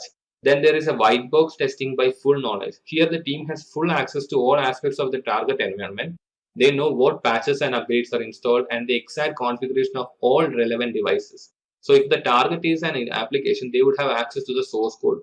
So white box testing is commonly recognized as being more efficient and cost effective in locating vulnerabilities because less time is needed for discovery. Then there is gray box testing by partial knowledge. So here The team has some knowledge of the target performs and they perform grey work texting, but they are not provided access to all the information. They may be given information on the network design and configuration details so that they can focus on attacks and vulnerabilities for specific targets. Now, what are honeypots and honeynets? So, honeypots are individual computers created as a trap for intruders. A honeynet is two or more network honeypots used together to simulate a network. They look and act like legitimate systems, but they do not host data of any real value for an attacker. Administrators often configure honeypots with vulnerabilities to attempt intruders into attacking them. They may be unpatched or have security vulnerabilities. The goal is to grab the attention of intruders and keep the intruders away from the legitimate network that is hosting valuable resources. Honeypot also gives administrators an opportunity to observe an attacker's activity without compromising the live environment. In some cases, the honeypot is designed to delay an intruder long enough for the automated IDS to detect the intrusion and gather as much information about the intruder as possible. Now, let's see what is enticement versus entrapment. So, placing a system on the internet with open security vulnerabilities and active services with non-exploits is enticement. Enticed attackers make their own decisions to perform illegal or unauthorized actions. And entrapment, which is illegal, occurs when the honeypot owners actively solicits visitors to access the site and then charges with unauthorized intrusion. So let's see what is a pseudo flaw. So false vulnerabilities or apparent loopholes intentionally implanted in a system to tempt attackers are known as pseudo flaws. So they are often used on honeypot systems to emulate well-known operating system vulnerabilities. Padded cells like a honeypot is like a honeypot, but it performs intrusion isolation using a different approach. When an IDS detects an intruder, that intruder is automatically transferred to a padded cell. It is a simulated environment that offers fake data to retain an intruder's interest, like a honeypot. Warning banners. Warning banners inform users and intruders about basic security policy guidelines. They typically mention that online activities are audited and monitored and often provide reminders of restricted activities. In most situations, wording in banners is important from a legal standpoint because these banners can legally bind users to a permissible set of actions, behaviors, and processes. Monitoring. Monitoring is a necessary function to ensure that subjects, such as users and employees, can be held accountable for their actions and activities. Monitoring and reviewing audit trails provides accountability for the users. Legislation often requires specific monitoring and accountability practices. This includes laws such as the Sarbanes-Oxley Act of 2002, the Health Insurance Portability and Accountability Act, and the European Union privacy laws that many organizations must abide by. Now, what is investigation? Whether an incident or a non-disaster, a disaster or a catastrophe, we should treat the systems and facilities that it affects as potential crime scenes. This is because what may at first appear to have been a hardware failure, a software defect, or an accidental fire may have in fact been caused by a malicious actor targeting the organization. So when a potential computer crime takes place, it is critical that the investigation steps are carried out properly to ensure that the evidence will be admissible to the court if things go that far and that it can stand up under the cross-examination and scrutiny that will take place. So the types of investigation are operational investigation. So operational investigation examine issues related to the organization's computing infrastructure and have the primary goal of resolving operational issues. Operational investigations have the lowest standards for collection of information. Then criminal investigations. So criminal investigations typically conducted by law enforcement personnel investigates the alleged violation of criminal law. So these investigations may result in charging suspects with a crime and the prosecution of those charges in a criminal court. So most of these cases must have the evidence that proves the crime beyond a reasonable doubt. Civil investigation. Civil investigations typically do not involve law enforcement but rather involve internal employees and outside consultants working together on a legal team. So they prepare the evidence necessary to present a case in a civil court, resolving a dispute between two parties. Most of these cases do not follow the beyond a reasonable doubt standard of proof. Instead, they use the weaker preponderance of the evidence standard. Then there is regulatory investigation. Here, government agencies may conduct regulatory investigations when they believe that an individual or a corporation has violated administrative law. So regulatory investigations vary widely in scope and procedure and are almost always conducted by the government agents. Digital forensic. Digital forensics, sometimes known as digital forensic science, is a branch of forensic science encompassing the recovery and investigation of material found in digital devices, often in relation to cyber crimes. So the goal of digital forensics is to examine digital media in a forensically sound manner with the aim of identifying, preserving, recovering, analyzing, and presenting facts and opinion about the digital information. So this comes into action if something of a crime happens where digital devices are involved. That what is digital evidence? So digital evidence must be handled in a careful fashion so it can be used in different courts no matter what jurisdiction is prosecuting a suspect. The Scientific Working Group on Digital Evidence, SWGD, lists the following principles. So the first one is, when dealing with digital evidence, all the generic forensic and procedural principles must be applied. Upon the seizing of digital evidence, actions taken should not change that evidence. If it is necessary for a person to access original digital evidence, the person should be trained for the purpose. All activity relating to the seizure, access, storage, or transfer of digital evidence must be fully documented, preserved, and available for review. An individual is responsible for all actions taken with respect to digital evidence while the digital evidence is in their possession. Any agency that is responsible for seizing, accessing, storing, or transferring digital evidence is responsible for compliance with these principles. Now let's see what are the categories of computer crime. Computer crimes are generally classified as one of the following types. They can be military and intelligence attacks, they can be business attacks, financial attacks, terrorist attacks, grudge attacks, and thrill attacks. Disaster recovery planning or DRP. DRP steps in where BCP leaves off.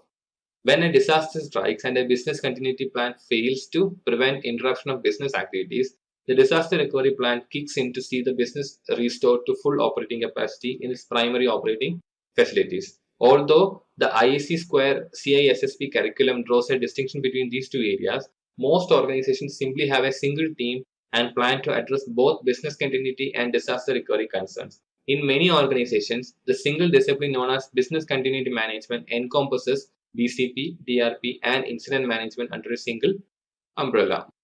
Now, what are the types of disasters? So, disasters can be natural or man-made. The natural disasters include earthquakes, floods, storms, fires, and other regional events. Man-made disasters can be fires, terrorism, power outages, hardware or software failures, theft or vandalism, and other utility failures. Now, what is system resilience and fault tolerance? So, fault tolerance is the ability of a system to suffer a fault but continue to operate. Fault tolerance is achieved by adding redundant components such as additional disks within a redundant array of inexpensive disk array or additional servers within a failover clustered configuration. Whereas system resilience refers to the ability of a system to maintain an acceptable level of service during an adverse event. This could be a hardware fault managed by fault tolerance components, or it could be an attack managed by other controls such as effective intrusion detection and prevention systems. Technical controls that add to system resilience and fault tolerance directly affect availability. One of the core goals of the CIA security triad, confidentiality, integrity, and availability, is this. A primary goal of system resilience and fault tolerance is to eliminate single points of failure. Now, what are failure and recovery metrics? Maximum tolerable downtime, MTD. This is the maximum period for which the organization's key processes and functions are unavailable, after which the organization would suffer significant losses or may even go out of business. These are generally measured in minutes, hours, days, depending on the nature of the business. Then there is recovery point objective or RPO. Here, data or workloads resulting from disrupting events. So this is usually expressed in units of time. Then recovery time objective or RTO. This refers to maximum time allowed to recover business or ITS systems. This is expressed in time such as minute, hours, or days. And then there is work recovery time WRT, which is the time required to configure a recovered system. This consists of systems recovery time and work recovery time as well. Protecting servers. So fault tolerance can be added for critical servers with failover clusters. A failover cluster includes two or more servers, and if one of the server fails, another server in the cluster can take over its load in an automatic process called failover. Now, protecting power resources. So fault tolerance can be added for power resources with uninterrupted power supply like UPS, a generator, or both. In general, a UPS provides battery supplied power for a short period of time between 5 and 30 minutes, and a generator provides long-term power. The goal of a UPS is to provide power long enough to complete a logical shutdown of a system or until a generator is powered on and providing stable power. Recovery strategy. When a disaster interrupts your business, your disaster recovery plan should kick in nearly automatically and begin providing support for recovery options. DRP should be designed so that the first employees on the scene can immediately begin the recovery effort in an organized fashion.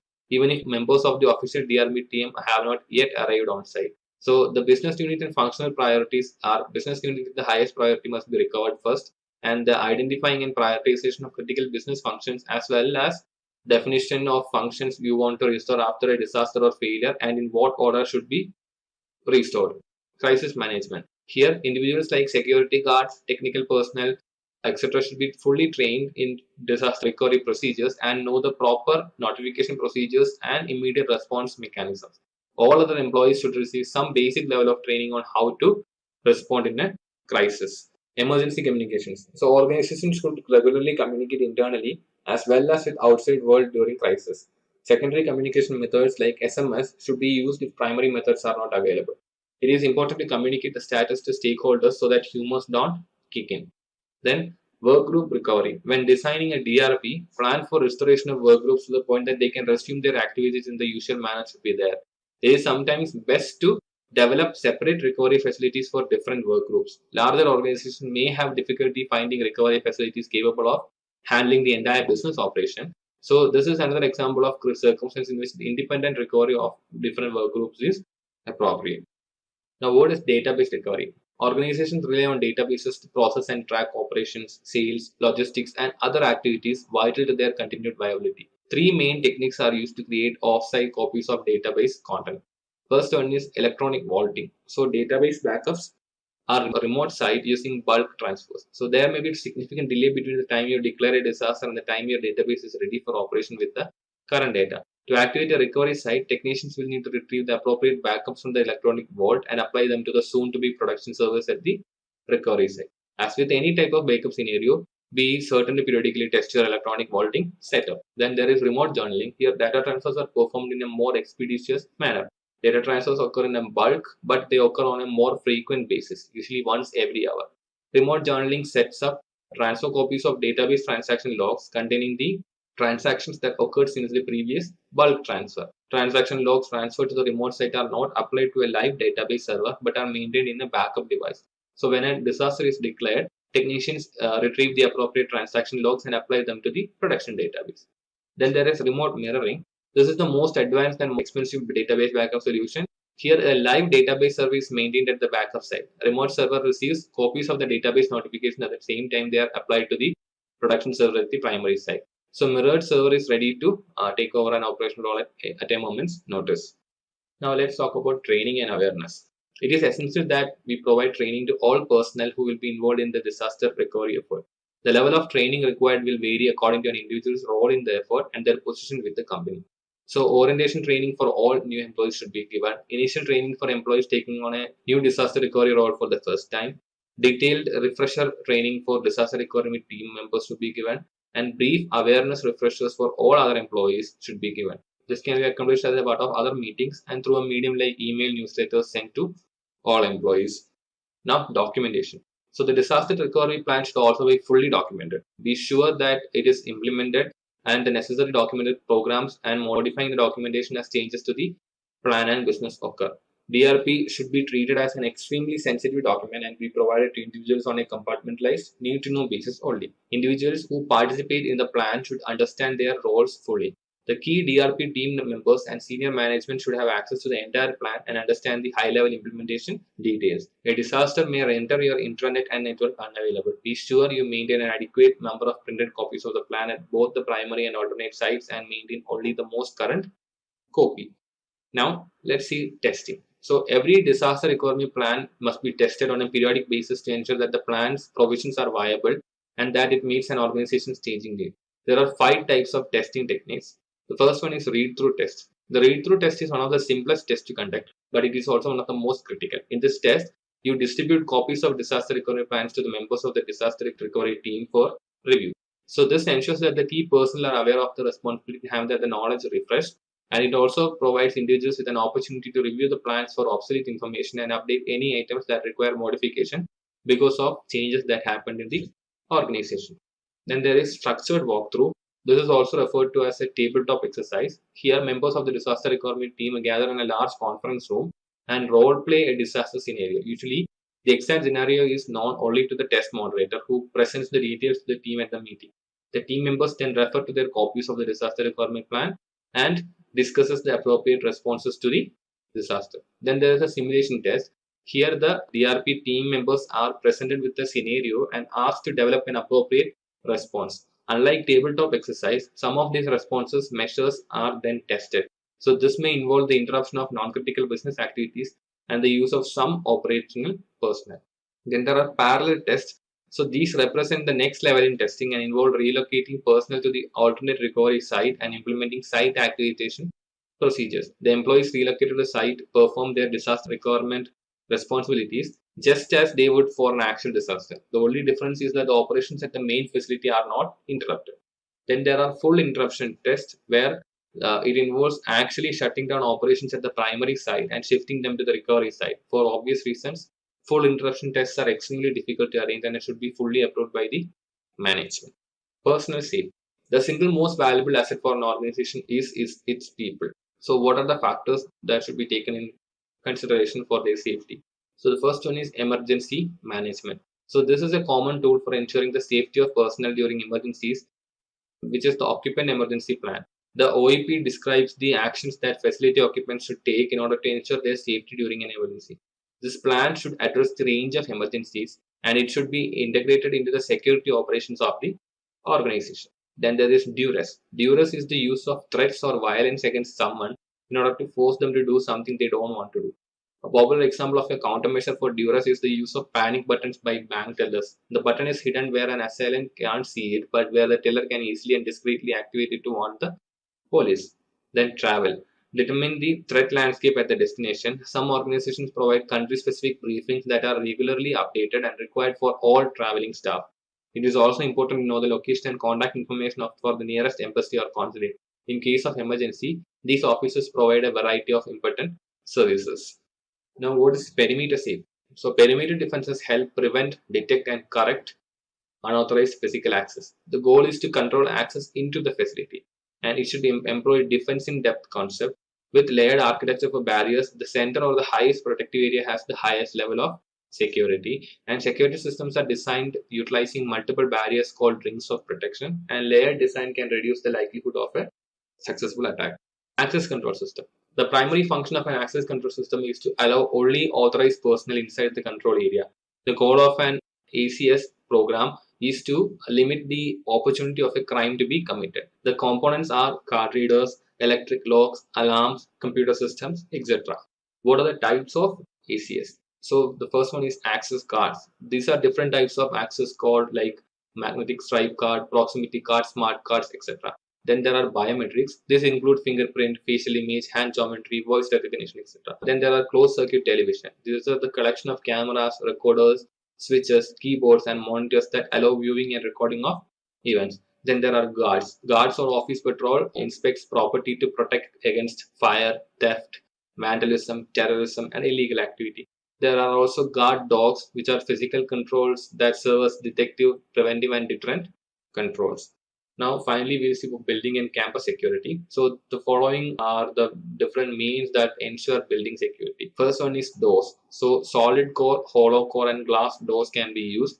Then there are locks, which are rim, mortise, and cipher locks are used. Piggybacking, which is man trap and turnstile.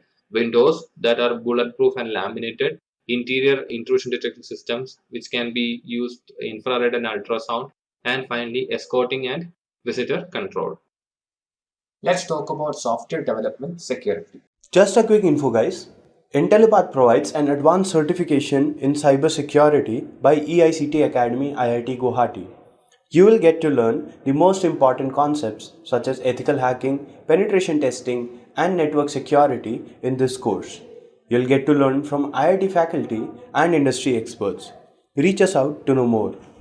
So first of all, we can see what is quality of code. So code quality defines code that is good, that is either high quality, or code that is bad, which is low quality. So this quality that we say whether it is good or bad is all subjective. So which means that different teams may use different definitions based on their context. So code that is considered high quality may mean one thing for one developer, while it may mean something different for another. So the code quality is very important, and it impacts the overall software quality, and the quality impacts how safe, secure, and reliable your code base is. So a good code should do what it should do. It should follow a consistent style. It should be easy to understand. It should be well documented, and it should be properly tested. Now let's see what is secure software design.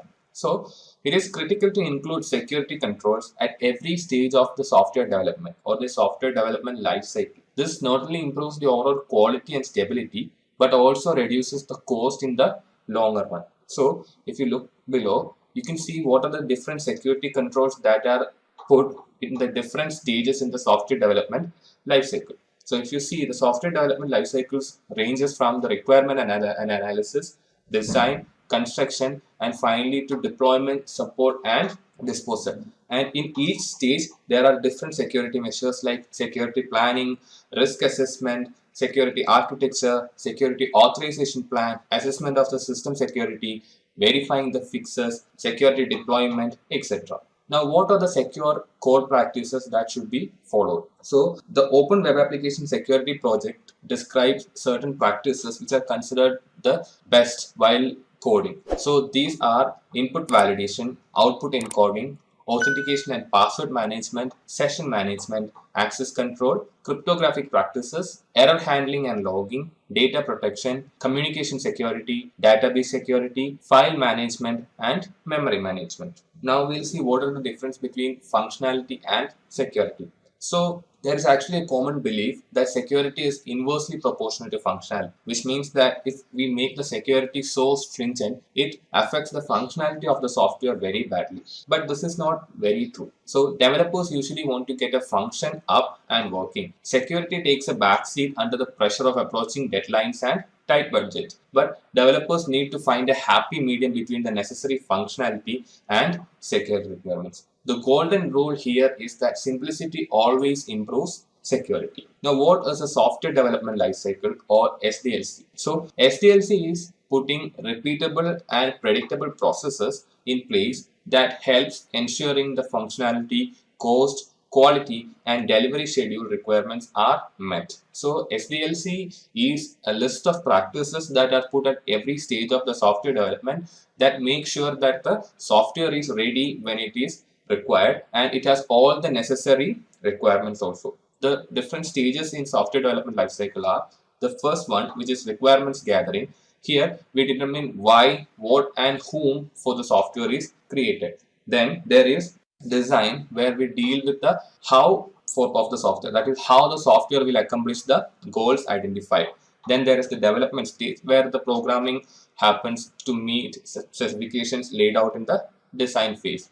The testing phase, where we verify and validate to ensure that the software works as planned and the goals are met. And then the operations and maintenance stage, where the software is deployed and then it is ensured that it is properly configured, patched, and monitored. Now let's see how security is implemented at the different stages in the SDLC. So if we see in the top, we can see the different stages that like requirement gathering, design, development, testing, operation, and maintenance. And in all these columns are the different security controls that are put in place on the different stages. So if you see requirement gathering, so we in the stage we'll assess the risk, security risk, we'll assess what the privacy risk, and we'll also find what is the acceptable risk level. In the design stage, we'll attack surface analysis and we'll do threat modeling also. In the development stage, we'll do automated case tools and we'll do static analysis. In the testing stage, we do dynamic analysis, fuzzing, manual testing, unit integration acceptance, etc. And in the operation and maintenance stage, we do the final security review.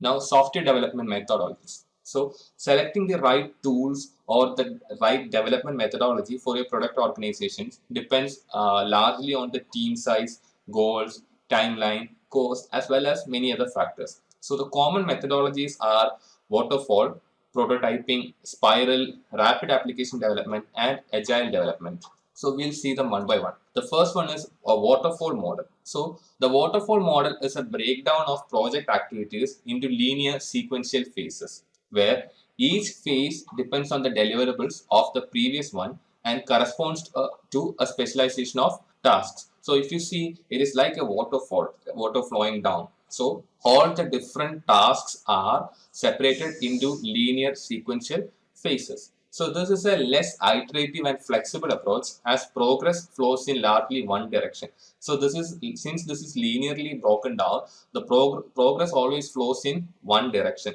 that is downwards, like a waterfalls. So the phases, different phases involved in this model are: first one, the conception, initiation, analysis, design, construction, testing, and finally deployment and maintenance. So this is a linear model in which the progress always goes in the downward direction.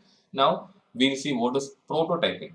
So a prototype is a sample of software or code or a model that can be developed to explore a specific approach to a problem before investing expensive time and resources. So what we do here is, if the requirements are given to us and we need to make a software for the requirements, but we know that making the actual software would be very costly, and if something goes wrong we have to spend more on it to make that right. So before something like that happens, we make a prototype with less cost, with the less resources, so that we can show what we can deliver to them.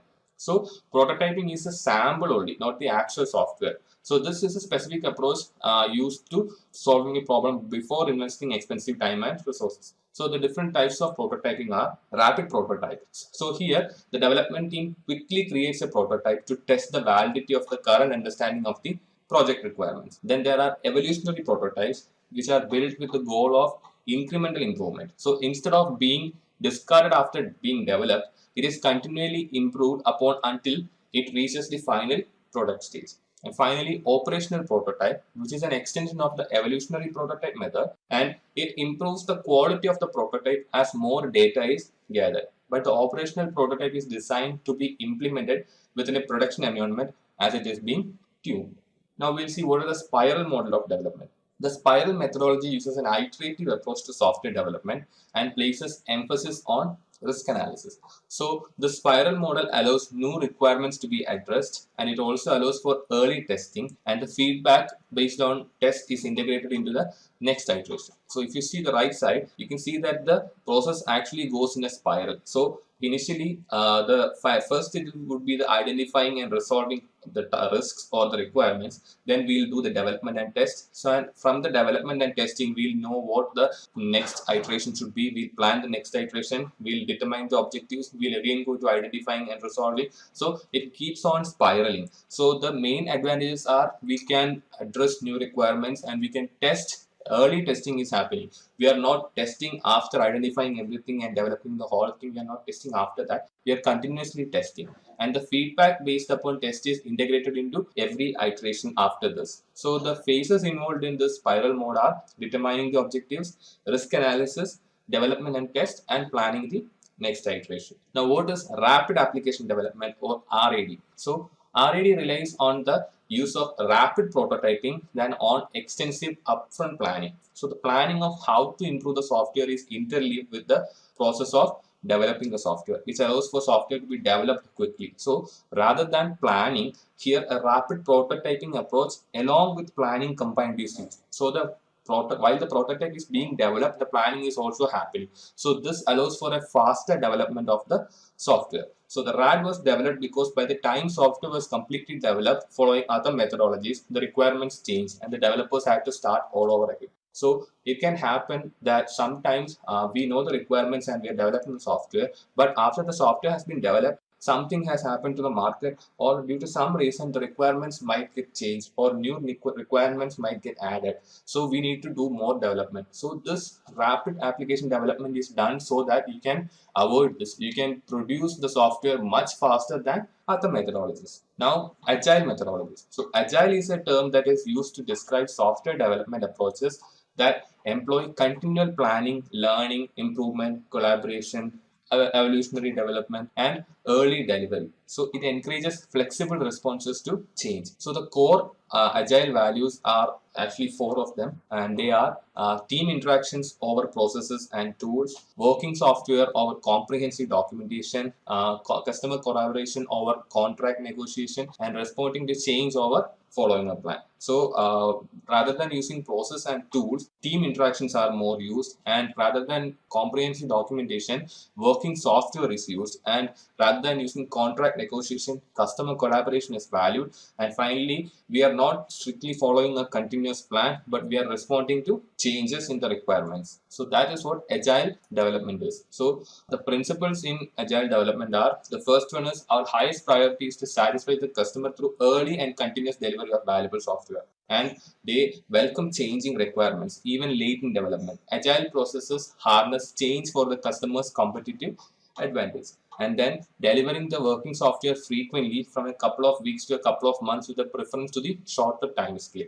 And then business people and developers must work together daily throughout the project. So continuous collaboration is happening. Then building the projects and motivated individuals. So giving them the environment and the support they need, and trust them to get the job done. And agile processes promote sustainable development. The sponsors, developers, and users should be able to maintain a constant pace indefinitely. And the working software is the primary measure of progress. The most efficient and effective method of conveying information to and within a development team is face-to-face conversation. And continuous attention to technical excellence and good design enhances agility. Simplicity, the art of maximizing the amount of work not done, is essential. And the best architectures, requirements, and designs emerge from self-organizing teams. And at regular intervals, the team reflects on how to become more effective, and then tunes and adjusts its behavior accordingly. Now, let's see what are the different methods in agile development. So the common agile approaches are: the first one is Scrum, and this concentrates specifically on how to manage tasks within a team-based development environment. And Scrum allows the empowering the development team and advocates working in small teams. Then there is extreme programming, and this advocates frequent release of the product in short development cycle, and it introduces a checkpoint where any customer requirements can be easily implemented. And then there is Kanban. This is a Japanese word which means a card containing all the information needed to be done on the product at each stage along its path to completion. So this is quite adopted in software testing method, especially in agile testing. Now, what is the ideal model? The ideal model realizes a methodological infrastructure framework to guide organizations in planning and implementing effective process improvement programs for CMMI and alike initiatives. So the different phases in an ideal model are: the first one, initiating. So this represents laying the groundwork for a successful improvement effort. And then diagnosing. This determines where you are relative to where you want to be. And then establishing. So this is planning the specifics of how you will reach the objectives. And acting, which refers to doing the work according to the plan. And finally, learning, which is learning from the experience and improving the ability to adopt new improvements in the future. Now, what is a Gantt chart and PERT? So Gantt chart. So the first one, Gantt chart, is a horizontal bar chart commonly used in project management, which is a visual view of the tasks scheduled over time. So it provides a graphical visualization of schedules that helps to plan, coordinate, and track specific tasks or elements in a project. So this is actually a visual representation of the tasks in a horizontal table or a horizontal bar chart. So it gives you a visual approach to planning. So it gives you a real-time view of the process or the progress and what are the process to be done. Then there is PERT chart, which is a program evaluation and review technique. So this is a project management tool which is used to schedule, organize, and coordinate tasks within a project. And this is used to analyze the tasks involved in completing a given project and the time needed to complete each task and to identify the minimum time needed to complete the total project. Now, what is DevOps? So DevOps is a set of practices that combine software development and IT operations together. So earlier, in organizations, the development team and the operations team were different.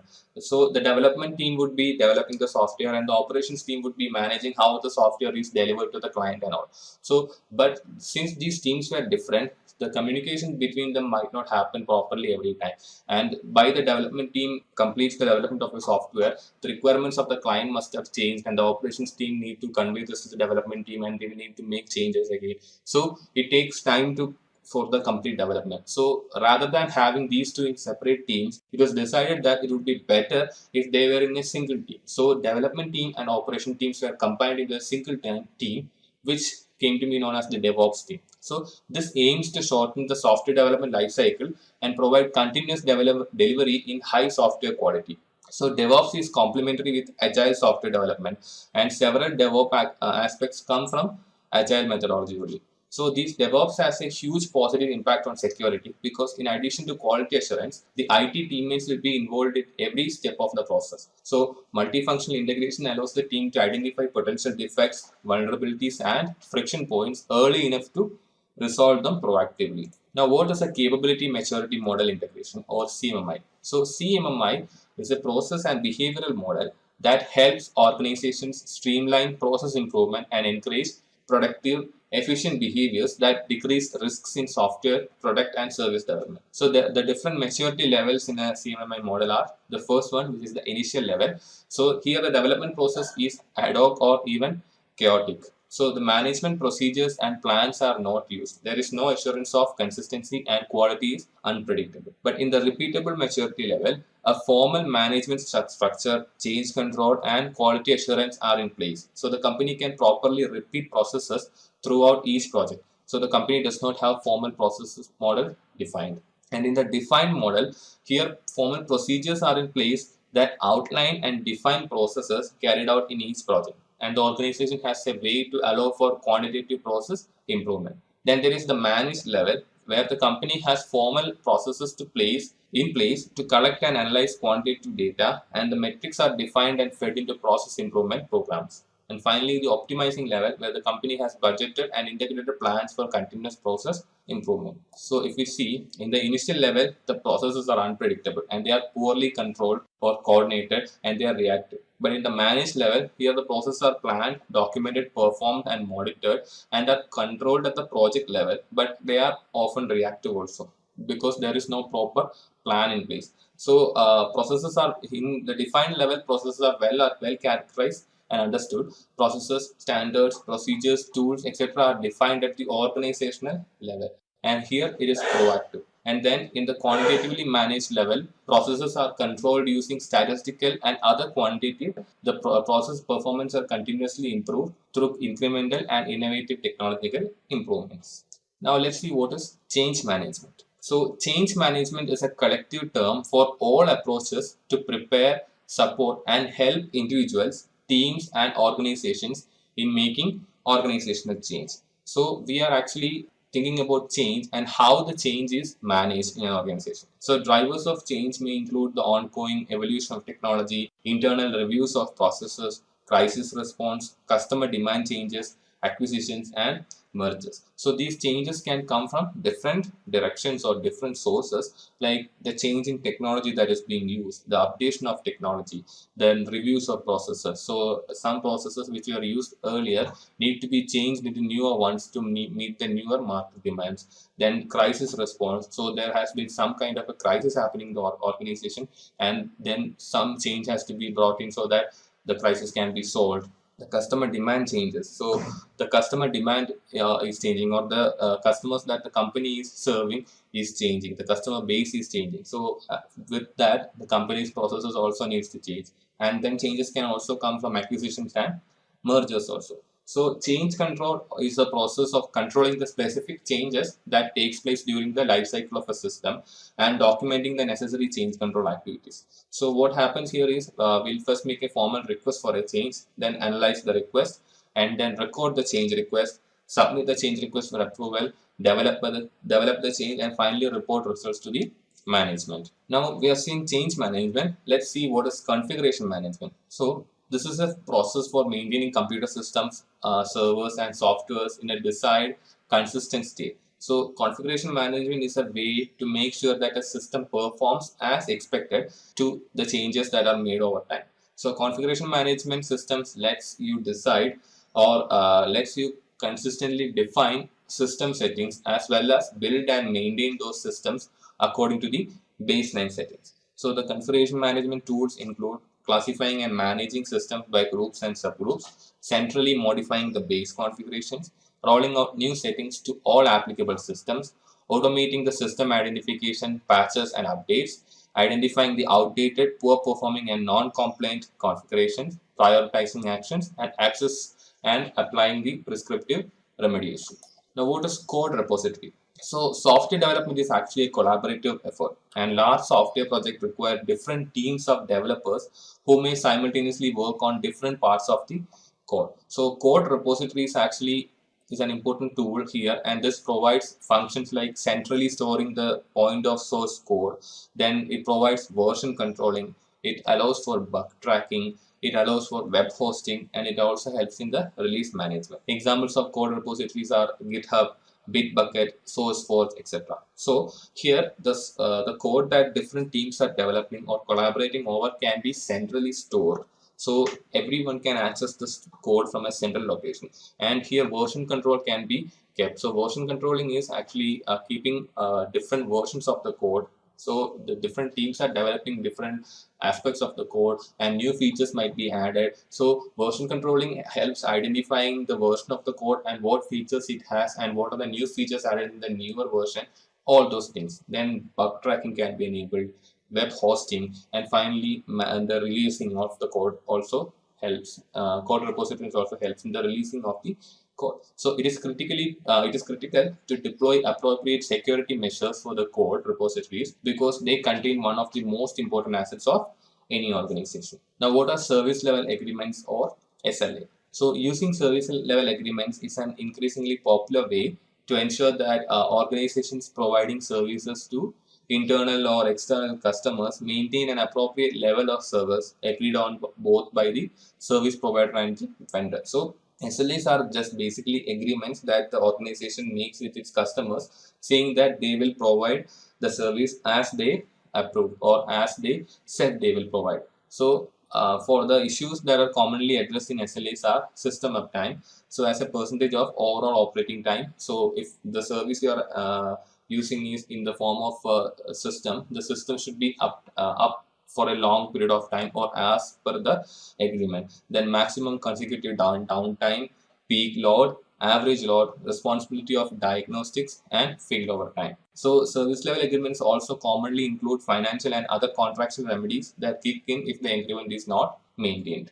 What is a software escrow? A software escrow is a service that helps protect all parties involved in a software license by having a neutral third-party escrow agent hold source code, data, and documentation until a manually agreed upon event occurs. So here, what happens is a third-party escrow agent holds the source code, data, and documentation until a mutually agreed upon event occurs. So the escrow agent keeps a copy of the source code and possibly other materials, which it will release to the customer only if specific circumstances arise, mainly if the vendor who developed the code goes out of business or for some reason it is not meeting its obligations and responsibilities.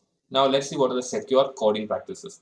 So the Carnegie Mellon University's Software Engineering Institute's top 10 secure coding practices are validating inputs, heeding the compiler warnings, architect and design for security policies, keeping it simple, default deny, adhering to the principle of least privilege, sanitizing data sent to other systems, practicing defense in depth, using effective quality assurance techniques, and adopting a secure coding standard.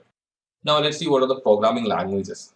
So a programming language is a vocabulary and set of grammatical rules for instructing a computer or computing device to perform specific tasks. So just like the natural language we use to communicate with someone or instruct someone to do something, we can use programming languages to instruct a computing device to perform specific tasks.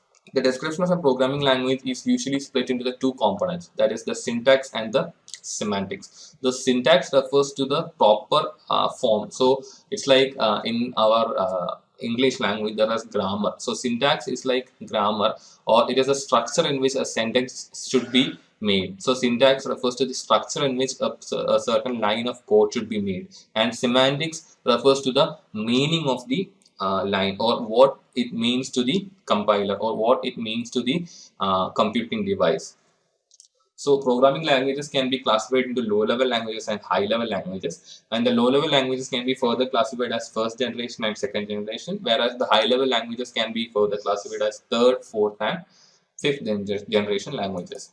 So we'll see what are the categories in programming languages. The first one is machine language, which is first generation language. So this is a format that the computer's processors can understand and work with directly. So here there is no need for any conversion happening. So the machine can directly understand this language. So the machine code is represented in a binary format, ones and zeros, and is the most primitive form of programming language. So here there is no need for any compiler or any device to convert the code into a machine understandable form or machine executable form. So this is directly understandable by the machine. And then the second generation is the assembly language. So this is a lower level programming language and is the symbolic representation of machine level instructions. So it uses ADD, push called mnemonics to represent complicated binary codes, and this uses programs called assemblers which automatically converts this assembly code into the necessary machine compatible binary language. So assembly language is a step up from binary language, but it is still very complicated, a very complicated language, and here it uses a certain code which is converted by assemblers to the machine understandable form. Then there are high level languages, which is the third generation language. So these use abstract statements, and these are easier to work as their syntax is similar to human languages. So here the main advantages is that they use words which are understandable to humans. So it helps in remembering the syntax and writing proper code, and it also helps in the readability of the code. And they are processor independent, and they use compilers and interpreters. Then there are very high level languages, which are the fourth generation of languages. So here it further enhances the natural language support, and it focuses on highly abstract algorithms that allow straightforward programming implementation. And for the fifth generation is natural language. This is based on problem solving using constraints given to the program rather than using an algorithm written by a programmer. Now let's see what are assemblers, compilers, and interpreters. So assembler. So the assembler is a program that translates code written in assembly language into machine understandable code. So the source program is an input of the assembler that contains assembly language instructions, and the output generated by the assembler is the object code or the machine code understandable by the computer. Then there are compilers, which reads the complete source program written in high level languages in one go and translates it into an equivalent program in machine language, and this is called a compiler. So C, C++, C#, Java, etc. have compilers in them, and they once we write a code or program in this language, the compiler evaluates the whole thing in one go and translates it into an object or a machine understandable form. And these compilers are also the ones that tell us if there are any errors in our syntax. And then there are interpreters. So here the translation of single statement of source program into machine code is done by the language processor, and it executes it immediately before moving on to the next line, and this is called an interpreter. So here what happens is, if we have written different lines of code here, an interpreter does this where it goes to every single line, it checks if the line is correct or not, and it executes the line. So if there is an error in the statement, the interpreter terminates its translating process at that statement and displays an error message. Examples are Perl, Python, MATLAB, etc. So what happens here is that these languages have interpreters, and how an interpreter works is it goes line by line.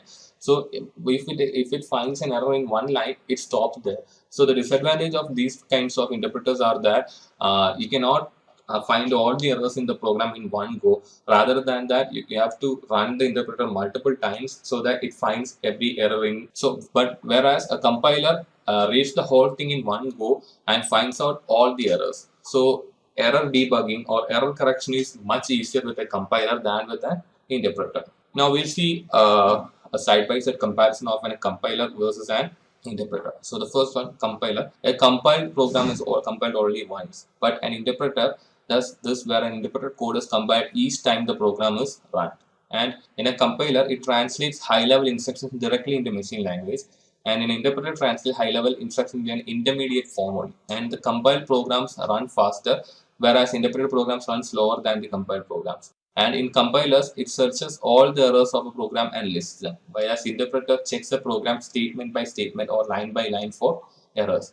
And in compiler, it generates the error message only after scanning the whole program, while as an interpreter, it continues translating the program until the first error is met, in which case it stops. So in an interpreter, if it sees the first error, it will stop there and tell us that there is another error and we have to correct it, and then it will go check again, and if it sees another error, it just repeats the process. Whereas a compiler scans through the whole code and reports us all the errors in one go.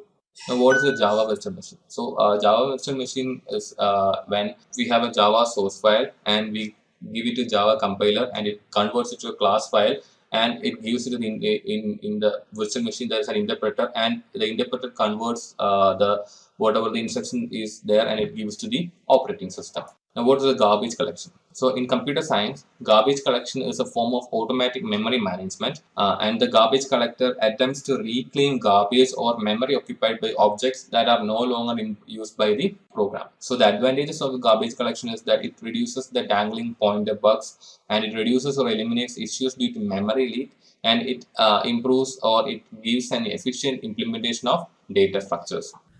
Let's have a quick quiz question, guys. And the question we have here is a security event that compromises the confidentiality, integrity, or availability of an information asset. And the options that we have for this particular question are incident, trademark, breach, or due care. Think thoroughly and mention which option stands out as the right option out of these given 4 options for this particular question.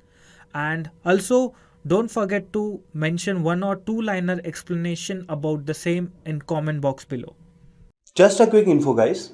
Intellipaat provides an advanced certification in cybersecurity by EICT Academy IIT Guwahati. You will get to learn the most important concepts such as ethical hacking, penetration testing, and network security in this course. You'll get to learn from IIT faculty and industry experts. Reach us out to know more. Now, what is object-oriented programming or OOP? Object-oriented programming is a computer programming model that organizes software design around data or objects rather than functions and logic. So, an object can be defined as a data field that has unique attributes and behavior. So, object-oriented programming is a programming approach which stands very close to real-life situations where we have data stored in certain classes and objects are instances of those classes. For example, if a bank account is there, so all the details of a particular account, like the account number, the balance in the account, the name of the account holder, these are all information that is stored in a class, and every account is an object which represents all these data. So every account is an instance of the details in the bank account class. So this is very real life example which connects to object oriented programming. So the concepts in object oriented programming are: the first one, inheritance. This is when one object acquires all the properties and behaviors of a parent object, and it is known as inheritance, and it provides code reusability. So there can be classes where some classes have features which are related to other classes. So in this cases, we do not need to make a new class in itself. Rather, we can inherit the features from the parent class, and this is called inheritance. Then there is polymorphism. Here, one task is performed in different ways. It's known as polymorphism. For example, to draw a shape which can be done in a circle can be drawn, a triangle can be drawn, or a rectangle can be drawn. A common example is like we can use functions with the same name but with different parameters given to them in different ways. So it is a one function, but it can do different tasks when the right parameters are given to them. Then there is abstraction. So abstraction is hiding the internal details and showing the functionality. For example, a phone call. We don't know what is happening internally, but only we are knowing is that we are getting a phone call, we are taking the call and we are speaking, but we are not aware of what is happening in between. Then there is encapsulation, which is binding or wrapping the code and data together into a single unit so that it can be kept together. So Java class is an example of encapsulation. Now let's see what is cohesion and coupling. So Cohesion is the indication of the relationship within the module. So it is a concept of intra-module. Cohesion has many types, but usually highly cohesion is good for software. So cohesion represents what are the relationships within different modules of the code, or it is a concept of intra-module, how modules are connected to each other. Then coupling. So in coupling, it is an indication of relationship between modules. It is a concept of inter-module, or the coupling has only many types that usually low coupling is good for software. Data modeling and data structure. So first of all, data modeling. So it is an abstract model that organizes elements of data and standardizes how they relate to one another and to the properties of real-world entities. So data models can sometimes be referred to as data structures, especially in the context of programming languages. Whereas data structures is a data organization, management, and storage format that enables efficient access and modification. It is a collection of data values, the relationship among them, and the functions or operations that can be applied to the data. Now, what is an application programming interface or API? An application programming interface is a computing interface that defines interactions between multiple software intermediaries. So it defines the kinds of calls or requests that can be made, how to make them, the data formats that should be used, the conventions to follow, etc. So in today's world, there are multiple applications that are on our devices or on the web or any such application they can be. So these applications need to communicate with each other, and application programming interfaces are defined how these communications can happen. So how the call should be made between different applications. So what kind of data can they transfer between them? What are the conventions to be followed when such communication is happening? So these things are defined by the APIs. So APIs enable modular programming, allowing users to use the interface independently of the implementation. Now we'll see the differences between a SOAP API versus a REST API. So SOAP stands for Simple Object Access Protocol, and REST stands for Representation State Transfer. So SOAP is a protocol, whereas REST is an architectural type, and SOAP uses service interfaces to expose the business logic, whereas REST uses URA to expose the business logic. And then SOAP defines standards to be strictly followed, whereas REST does not define too much standards like SOAP. And SOAP requires more bandwidth and resources than REST, and REST requires less bandwidth than SOAP. And SOAP defines its own security, whereas RESTful web services inherit security measures from the underlying transport. SOAP permits XML data format only, while REST permits different data formats such as plain text, HTML, XML, JSON, etc. Now let's talk about the security in APIs. So API security is the protection of the integrity of APIs, both the ones you own and the ones you use. So some of the best practices are using tokens. So here we are establishing trusted identities and then controlling access to services and resources by using tokens assigned to those identities, using encryption and signatures. So encrypting your data using methods like TLS are used here, and this requires signatures to ensure that the right users are decrypting and modifying your data and no one else is doing this. Identify vulnerabilities. So here we are keeping up with our operating system, network drivers, and API components. So we are keeping everything updated using quotas and throttling. So placing quotas on how often your API can called and track its use over history. So if you use the Google Maps API to get some information about some places and all, so there are limits to which they can use. It's like 2,500 requests per day or something like that. So using quotas and throttling helps to keep your APIs safe. Then using an API gateway. API gateways act as the major point of enforcement for API traffic. A good gateway will allow you to authenticate traffic as well as control and analyze how your APIs are used. Now, what is distributed computing? So, distributed development architectures allow applications to be divided into pieces called components. So, here the examples of software systems based on distributed objects are Common Object Request Broker Architecture or CORBA, Java Remote Method Invocation JRMI, Enterprise Java Bean EJB, Distributed Component Object Model DCOM. So the Object Request Broker ORB is created for finding objects, initiating objects, and sending requests to the object. Examples are Java-based systems. And then what are Object Request Brokers or ORB? So Object Request Brokers act as the locators and distributors of objects across networks. Example, Component Object Model, Distributed Component Object Model, Common Object Request Broker Architecture. Now what is Component Object Model or COM? So component object model is a model that allows inter-process communication within one application or between applications on the same computer system. It locates objects on a local system. It allows objects within different OOP languages to communicate. Example, object written in C++ can send messages to object written in Java. It is designed to hide the details of individual objects, and it was developed by Microsoft. Now, what is distributed component object model, or DCOM? So DCOM enables applications to use components on the same system, while DCOM enables applications to access objects that reside in different parts of the system, while a COM only enables applications to use components on the same system. And this locates objects over a network, and it supports communication among objects on different computers, and it allows the application to be distributed at sensible locations. It includes object linking and embedding, and DCOM uses globally unique identifiers to uniquely identify users, resources, and components within an environment, and it was developed by Microsoft. And Common Object Request Broker Architecture, or CORBA. Common Object Request Broker Architecture is an open vendor object broker framework developed by Object Management Group, or OMG. So the object request broker manages all communications between the components and enables them to interact in a heterogeneous and distributed environment. The ORB works independently of the platforms where the objects reside. It is the middleware that allows the client-server communication to take place, and ORB provides communication between different objects, and it provides portability for applications. It defines an industry standard that enables programs written in different languages to interface and communicate. Examples are that CORBA can enable Java code to access and use objects whose methods are written in C++. Object linking and embedding, OLE. Object linking and embedding is a Microsoft technology that facilitates the sharing of application data and objects written in different formats from multiple sources.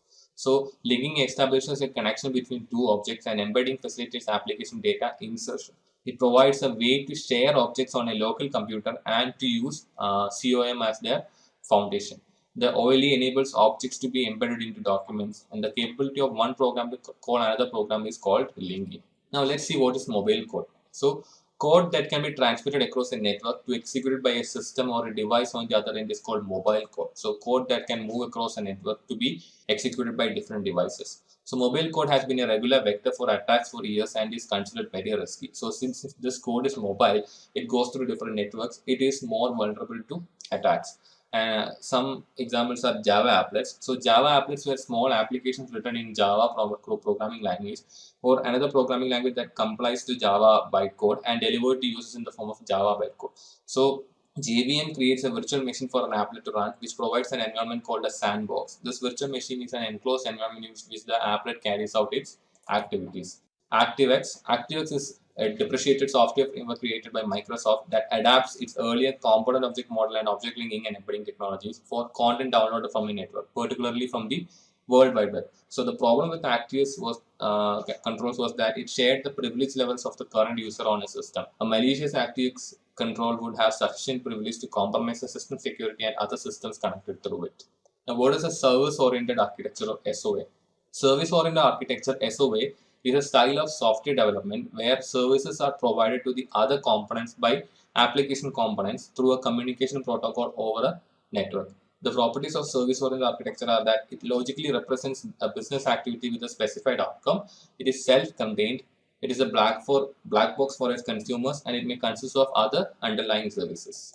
What are the components of SOA? So the first one is Simple Object Access Protocol, or SOAP. This is an XML-based protocol that encodes messages in a web service environment. It actually defines an XML schema of how communication is going to take place. So the SOAP XML schema defines how objects communicate directly. Then there is Web Services Description Language, WSDL, which provides a machine-readable description of the specific operations provided by the service. Then there is Universal Description Discovery and Integration, UDDI, which is an XML-based registry that lists available services. It provides a method for services to be registered by service providers and located by service consumers. So this is the SOA components diagram.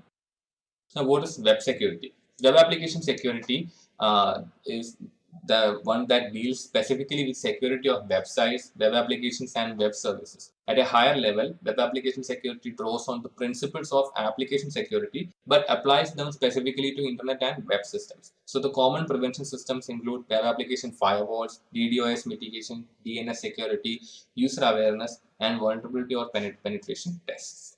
Web application security principles. So the 10 principles are: first one is minimizing attack surface area, establishing secure defaults, the principle of least privilege, the principle of defense in depth, fail security, don't trust services, separation of duties, avoid security by obscurity, keeping security simple, and fixing security issues correctly.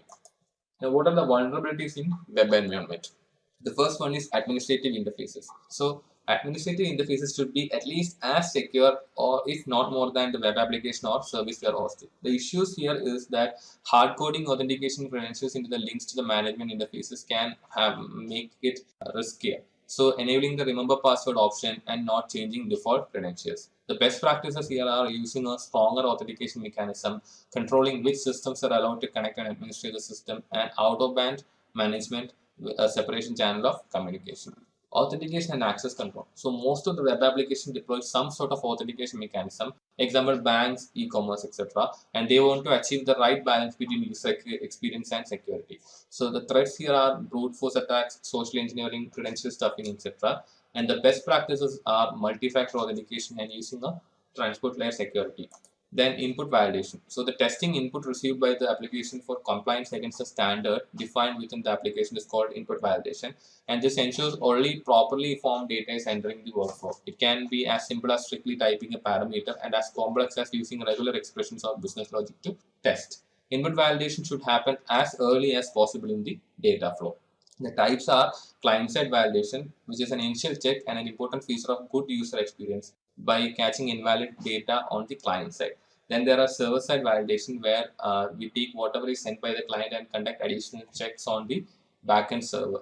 Now, what is session management? So managing several thousand different clients connecting to a web-based application is a huge challenge. And commonly used method of managing client sessions is to assign unique session IDs to every connection.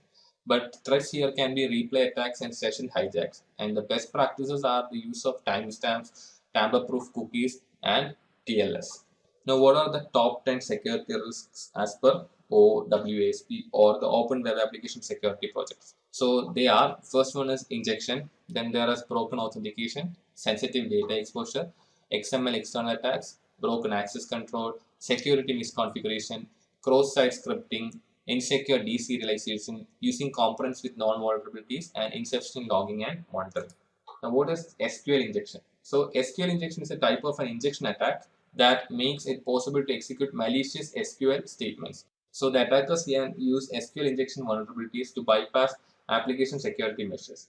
And they can go around authentication and authorization of web page or web application and retrieve the content of the entire SQL database. And they can also use SQL injection to add, modify, and delete the records.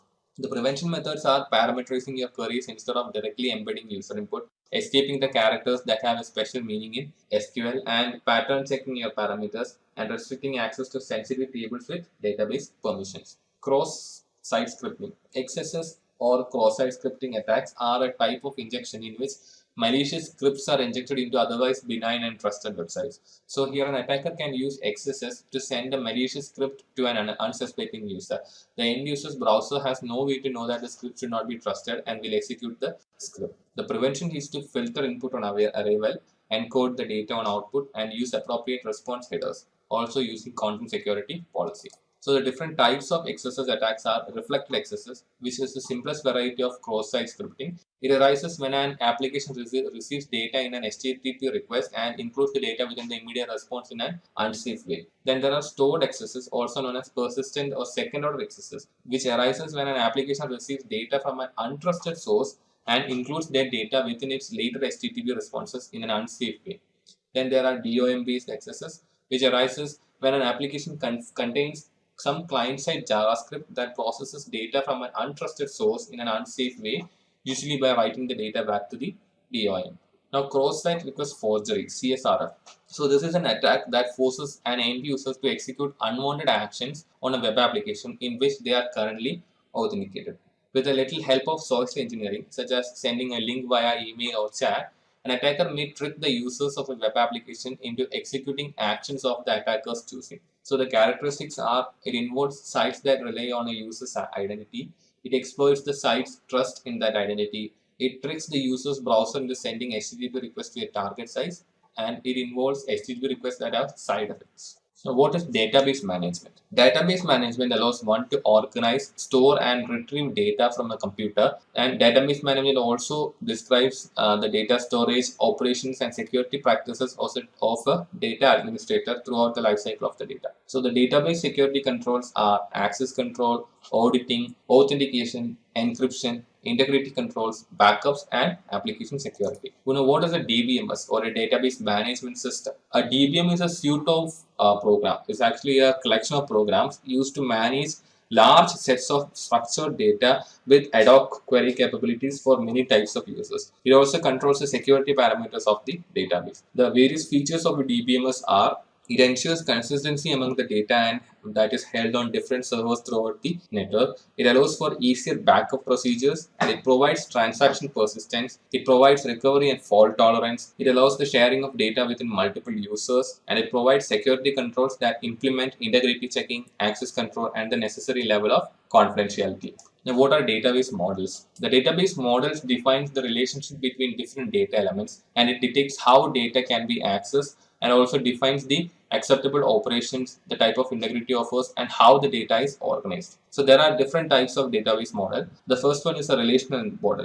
This uses attributes or columns and tuples or rows to organize information, and this presents information in the form of tables. And here the primary key is a field that links all the data within a record to a unique value. So an example for a relational database would be our registers in our schools that we use to take our attendance in. So in here we can see the roll numbers on first column, the names, and whether we are present on or not, and all these things are there. So if we take the roll number or our name as a primary, the roll number as a primary key, if the whole school is having unique roll numbers, it can be used to connect different relational databases as well.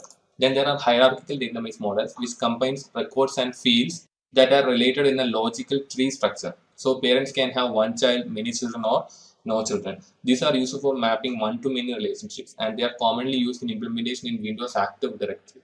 Then there are network models, which are built upon hierarchical data models and allows each data element to have multiple parent and child records as well. This is a redundant network-like structure instead of a strict tree structure. Then there are object-oriented data models, which are designed to handle a variety of data types like images, audios, documents, and videos, etc. And objects can be created when needed, and the data and procedures go with the object when it is requested. It has classes to define the attributes and procedures of its objects. Then there are object relational data models, which is a relational database with a software front end that is written in an object-oriented programming language. So if there is a front end that provides the procedures that can be carried out on the data, then an application that accesses this database does not need to have the necessary procedures. Now, what are the database programming interfaces? Open Database Connectivity, or ODBC. This is an API that allows an application to communicate with the database either locally or remotely. The application sends a request to the ODBC API, and the ODBC tracks necessary database-specific driver for the database to carry out the transaction. Then there are object linking and embedding database, OLEDB. So this separates data into components that run as middleware on a client or server. It provides a low-level interface to link information across different databases and provides access to data no matter where it is located or how it is formed. Then there are ActiveX Data Objects, or ADO, and this is also an API that allows applications to access backend data systems. And so this has a set of ODBC interfaces that exposes the functionality of data sources through accessible objects. ADO uses the OLEDB interface to connect with the database, and these are commonly used in web applications and other client or server applications.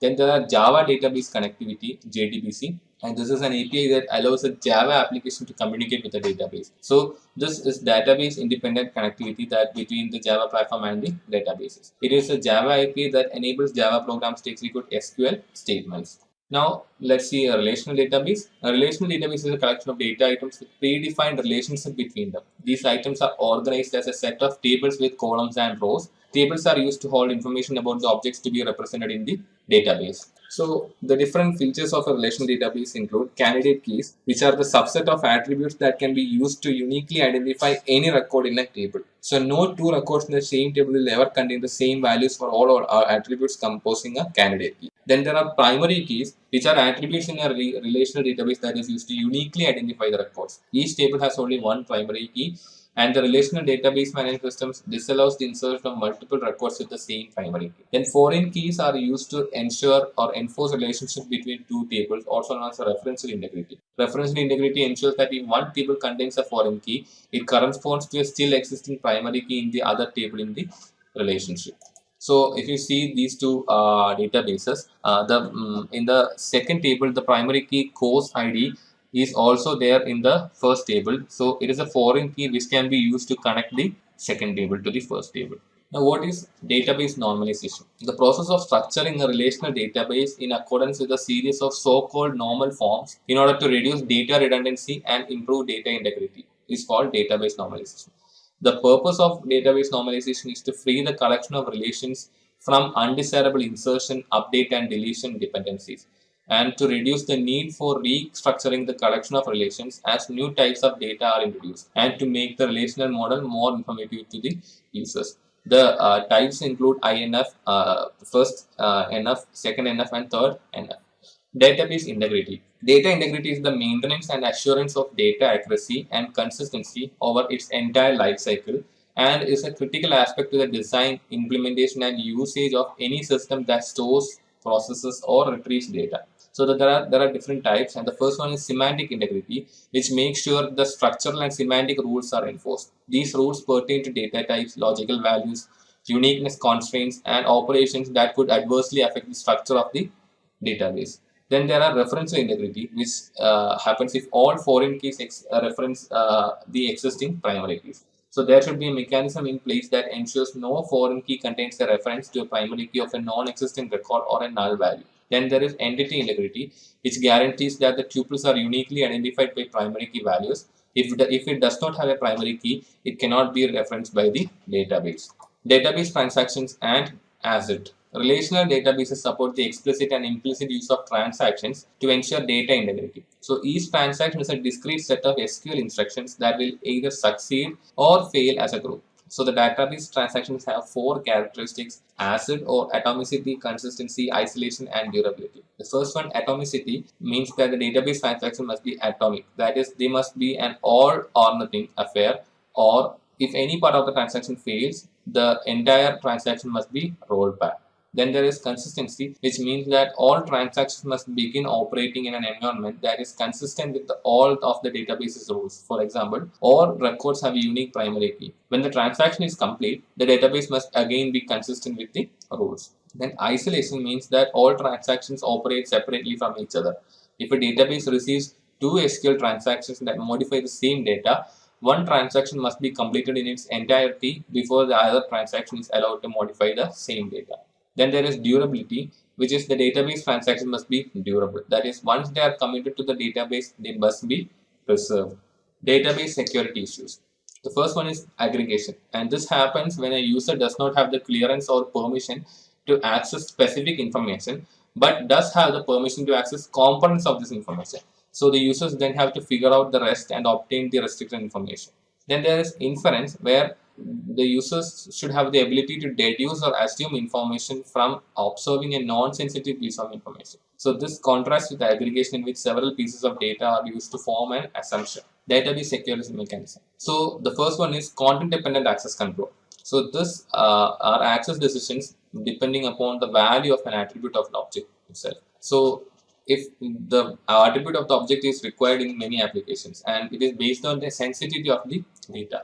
The more sensitive the data, the smaller the subset of the individuals who can gain access to the data.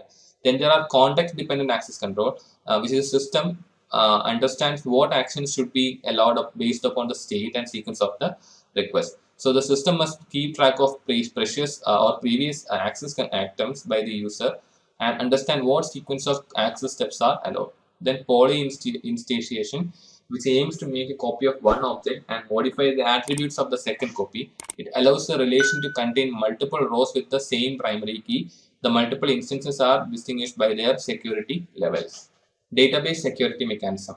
Then there is cell suppression, which is a technique used to hide specific cells that contain information that could be used in inference attacks. Then there are partitioning, which involves dividing the database into different parts, which makes it much harder for an unauthorized individual to find connecting pieces of data that can be brought together and other information that can be deduced or uncovered. Noise and perturbation, which is a technique of inserting bogus information in the hopes of misdirecting an attacker or confusing the matter enough that the actual attack will not be fruitful. Now, what are knowledge-based systems? A knowledge-based system, KBS, is a computer program that reasons and uses a knowledge base to solve complex problems. So a knowledge-based system has two distinguished features, that is a knowledge base and an inference engine. And the knowledge-based systems can be classified broadly into two types, that are expert systems and neural networks. What are expert systems? Expert systems seek to embody the accumulated knowledge of experts on a particular subject and apply it in a consistent fashion to future decisions. So every expert system has two main components, the knowledge base and the inference engine. The knowledge base contains the rules known by an expert system, and the knowledge base seeks to codify the knowledge of human experts in a series of if or then statements. And the inference engine analyzes information in the knowledge base to arrive at the proper decision. So expert systems can play an important role in analyzing emergency events, stock trading, and other scenarios in which emotion sometimes gets in the way of logical decision. Then there are neural networks. So a neural network is a series of algorithms that endeavors to recognize underlying relationship in a set of data through a process that mimics the way the human brain operates. So in this sense, neural networks refers to systems of neurons, either organic or artificial in nature. So a neural network works similar to the human brain's neural network. A neuron is in a neural network is a mathematical function that collects and classifies information according to a specific architecture. The network bears a strong resemblance to the statistical methods such as curve fitting and regression analysis. Now, what is malicious software? So malware or malicious software is any software intentionally designed to cause damage to a computer, server, client, or computer network. So the types include viruses, worms, Trojan horses, ransomware, spyware, adware, etc. So the countermeasures to malicious software are antiviruses, firewalls, intrusion prevention systems, training, etc. By contrast, software that causes unintentional harm due to some deficiency is typically described as a software bug only. Now, what are viruses? A computer virus is a type of computer program that, when executed, replicates itself by modifying other computer programs and inserting its own code. So, the life cycle of a virus includes the dormant phase, where the virus program is idle during this stage. So the virus program has managed to access the target user's computer or software, but during this stage, the virus does not take any action. Then there are the propagation stage. So in this stage, the virus starts propagating, which is multiplying and replicating itself. And the triggering phase, which is in which a dormant virus moves into this phase when it is activated and will now perform the function for which it was intended. And then the execution phase. This is the actual work of the virus, where the payload will be released, and it can be destructive, such as deleting files from the disk, crashing the system, or corrupting files. What are the different types of viruses? The first one is a macro virus, which is written in Visual Basic or VB script and is platform independent. So macro viruses infect and replicate in templates and within documents. These are easy to write and are used extensively in commonly used products. Then there are boot sector virus, which infects the boot sector of a computer. So they have part of their code in the boot sector, which can initiate the viruses when a system boots up, and the rest of their code in sectors on the hard drive marked off as bad. So because the sectors are marked as bad, the operating system application will not attempt to use these sectors.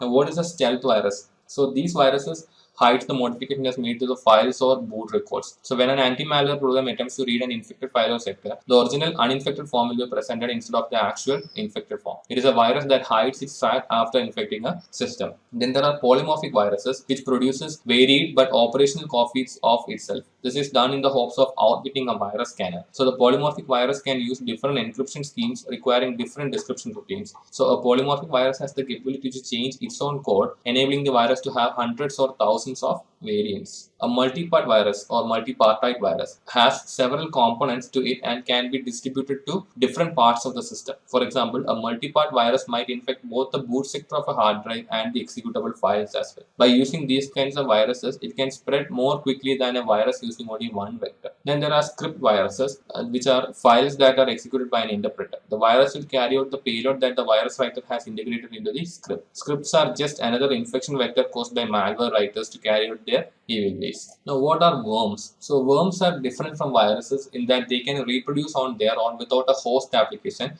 and are self-contained programs. So worms are just little programs, and like viruses, they are used to transport and deliver malicious payloads. One of the most famous computer worms is Stuxnet, which is targeted stream supervisory control and data acquisition software and development, or SCADA. Now, what is a rootkit? So, a rootkit is a malicious software that allows an unauthorized user to have privileged access to his computer and to restrict areas of its software.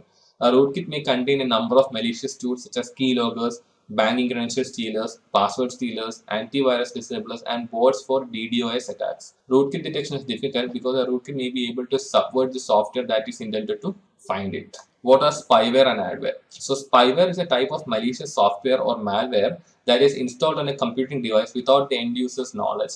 It invades the device, steals sensitive information and internet usage data, and relays it to advertisers, data firms, or external users.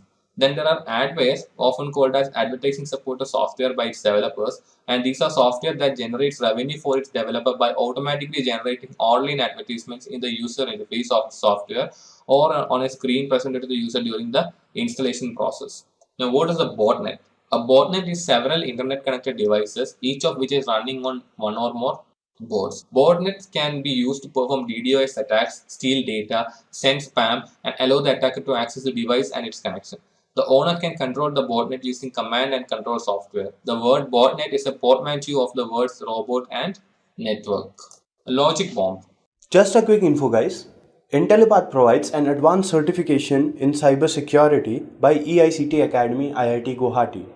You will get to learn the most important concepts such as ethical hacking, penetration testing, and network security in this course. You'll get to learn from IIT faculty and industry experts. Reach us out to know more.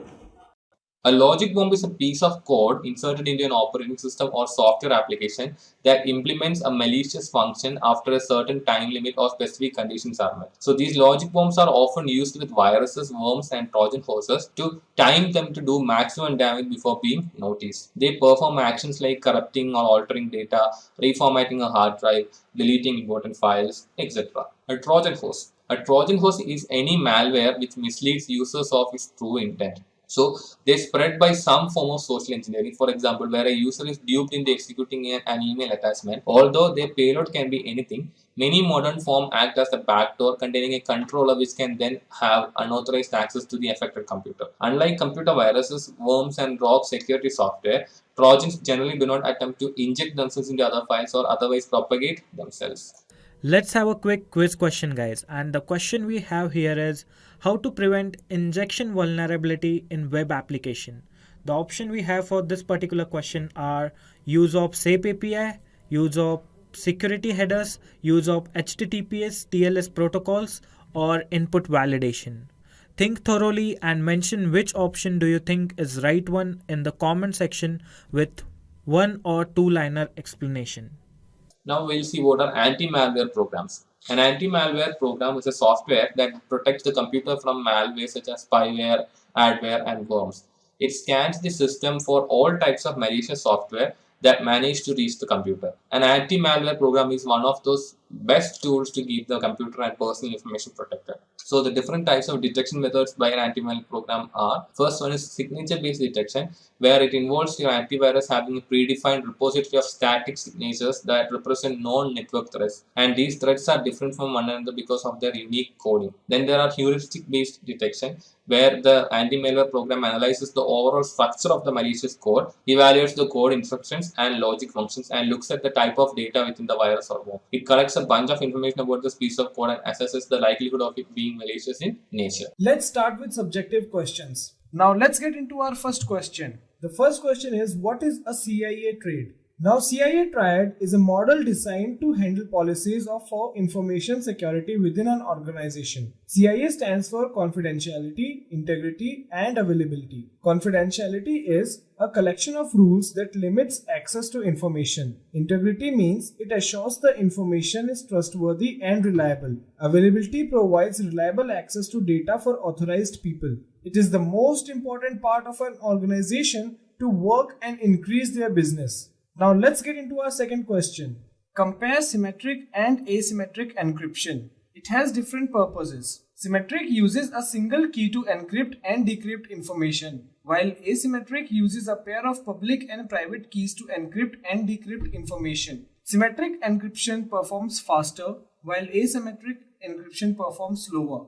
Some algorithms that symmetric uses is AES, RC4, DES, Quad, 3DES, Blowfish, etc. And examples of asymmetric algorithms are Diffie-Hellman and RS. The purpose for symmetric encryption is it's preferred for transferring huge data, while an asymmetric is used for exchanging secret keys very safely. Our next question is, what's the difference between hashing and encryption? Let's look at the answer. Both hashing and encryption are used to convert readable data into an unreadable format. The significant difference is that encrypted data can be transferred into original data by decryption, whereas hashed data cannot be processed back to the original data. Our next question is, what's the difference between vulnerability assessment and penetration testing? The answer for this is, I'll tell you first about vulnerability testing. It's a process to define, detect, and prioritize the vulnerabilities in computer systems, network infrastructure, applications, etc., and gives the organization the required information to fix the flaws. While penetration testing, which is also called as pen testing or ethical hacking, it's a process of testing a network, system, application, etc. to identify vulnerabilities that attackers could exploit. My next question is, what's a three-way handshake process? People who know networking might have guessed it the right answer. A three-way handshake process is used in TCP protocol for transmission of data in a reliable way between the host and the client. It uses three kinds of packets. The first one is sync packet. The client wants to establish a connection with the server and sends a segment with SYN to the server if the server is up and has open ports. Then the server responds to the client request with sync acknowledge signal bits that send it has open ports. And finally, the client acknowledges the response of a server and sends an ACK packet back to the server.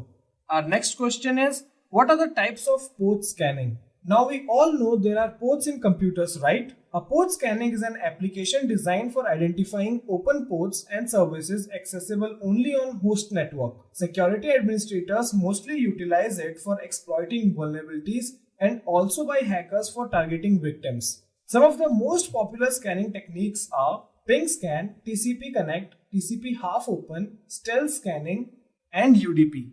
Our next question is, what is more secure, SSL or HTTPS? Now SSL is a secure sockets layer.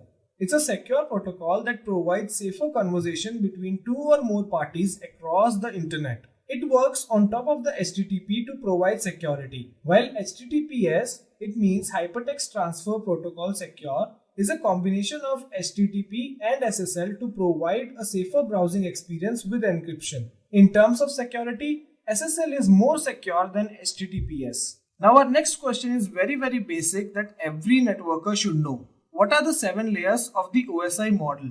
Now the main objective of the OSI model is to process the communication between two endpoints in a network.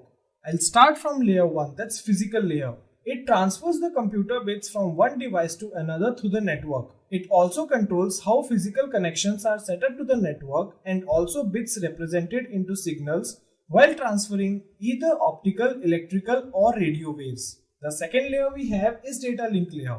It handles the flow of data to and fro in the network. It also controls problems that occur due to bit transition errors. The third layer we have is network layer. It is used to transfer data to and fro through another network. Transport layer is used for sending data across a network and also offers error checking practices and data flow controls. Session layer determines the period of a system that awaits for another applications to respond. Presentation layer manages encryption and decryption of data required for the application layer. It translates or formats data for the application layer based on the syntax of application that accepts. The final layer we have is application layer. It allows users to communicate between network application when required to perform network related operations. Now let's get into our next question. This is very important for cybersecurity and networking people. What is the use of Address Resolution Protocol, aka ARP? Now ARP is a protocol specially used to map IP address to physical address such as Ethernet addresses. It translates 32-bit addresses to 48 bits addresses and vice versa.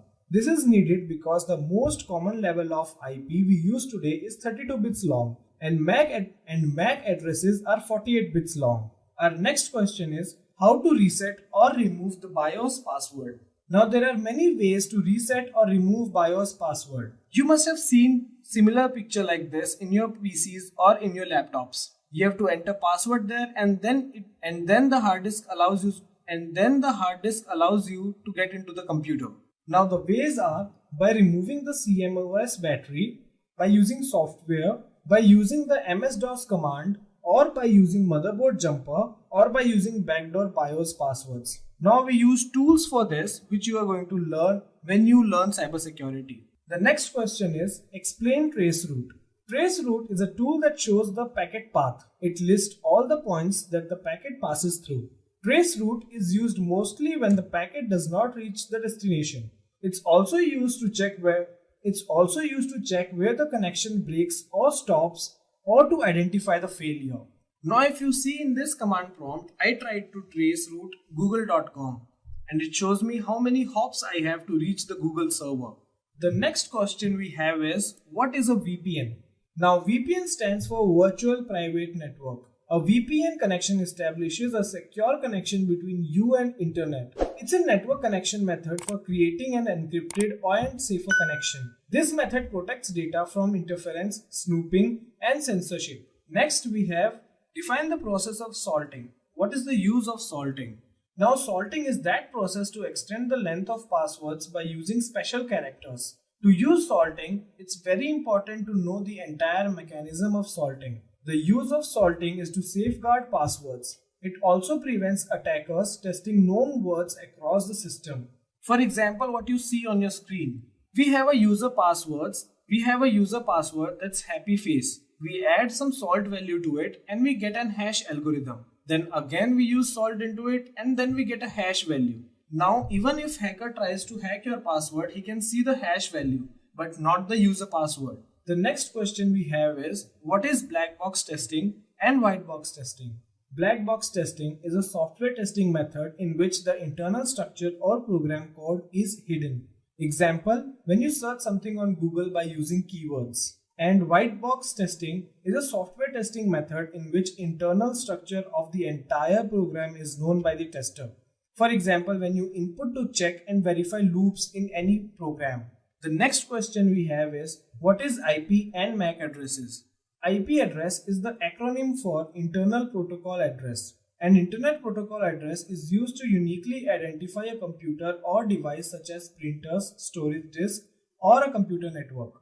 For example, we have IP address as 192.64.25.124. MAC address is the acronym for Media Access Control Address.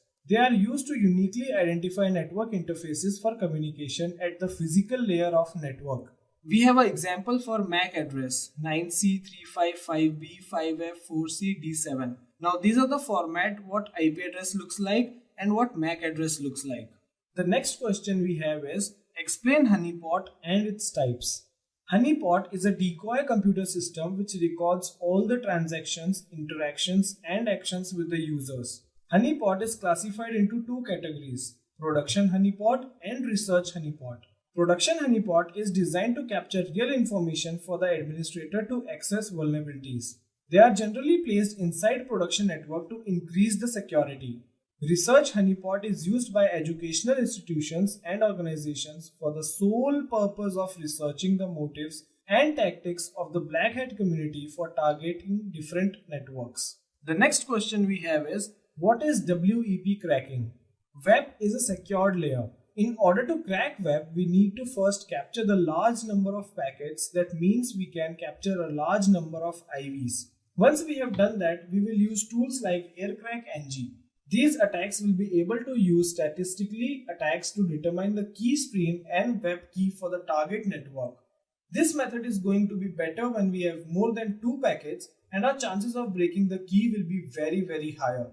The next question we have is list out various methods of session hijacking. So we have 4 methods of session hijacking. The first is using packet sniffers, cross-site scripting, IP spoofing and blind attack. The next question we have is explain the difference between stream cipher and block cipher. Stream operator operates on a small plain text units while block cipher works on very large block data. Stream requires very less code while block requires a large amount of code. Stream cipher can be used only once, whereas block cipher can be used at any number of times. Stream cipher is used on SSL or secure socket layer, while block cipher is used to encrypt file and database. Stream cipher is used on hardwares, while block cipher is used on softwares. Now let's move on to our next question. What is remote desktop protocol? Let me show you an image first. Have you come across image like this, guys? If you are not, go on your run command and then type remote desktop connection and press enter. You will come to this screen. RDP is developed by Microsoft, which provides graphical user interface to connect two devices over a network. The user uses RDP client software to serve this purpose, while other device must run RDP server software. This protocol is specifically designed for remote management and to access virtual PCs, applications, and terminal server. It's time for multiple choice questions, guys. Now in this section, I need you guys to answer before I give you the answer. Which of the following tool is used for Wi-Fi hacking? Any guesses? Well, the correct answer is AirCrack-NG. Our second question is, which of the following is a popular IP address and port scanner? I think you guys can guess it. It's Angry IP Scanner. There are dash types of scanning in ethical hacking and cybersecurity. How many types of scanning are there, guys? There are 3 types of scanning in ethical hacking and cybersecurity. The next question is, which of the following is the most important activity in system hacking? Is it covering tracks, escalating privileges, cracking passwords, or information gathering? The correct answer is cracking passwords. It's very difficult, right? Moving on to our next question, which of the following is the first computer virus? It's Creeper, Blaster, Sasser, or none of the above. I know you guys know it. So the correct answer is Creeper. Our next question is, which of the following option is used to protect data against passwords? Now this is a security question. Authorization, authentication, encryption, or non-repudiation. The correct answer is, it's encryption. What does TCP/IP stands for? Is it option A, B, C, or none of the above? The correct answer is Transmission Control Protocol, Internet Protocol. Now our next question is, why would a hacker use a proxy server? Any reasons? To create a stronger connection with the target, to create a ghost server on the network, to obtain a remote access connection, or to hide malicious activity on the internet. The correct answer is to hide malicious activity on the network. That's why hacker uses a proxy server. Moving on to our next question, which of the following can be considered as the class of computer threats? Is it DDoS, phishing, soliciting, or both A and C? The correct answer is DDoS attack is considered as the class of computer threats. Moving on to our final question. In Wi-Fi security, which of the following protocol is more used? WPA, WPA2, WPS, or both A and C? The correct answer is WPA2. Just a quick info, guys. Intellipaat provides an advanced certification in cybersecurity by EICT Academy IIT Guwahati. You will get to learn the most important concepts such as ethical hacking, penetration testing, and network security in this course. You'll get to learn from IIT faculty and industry experts. Reach us out to know more.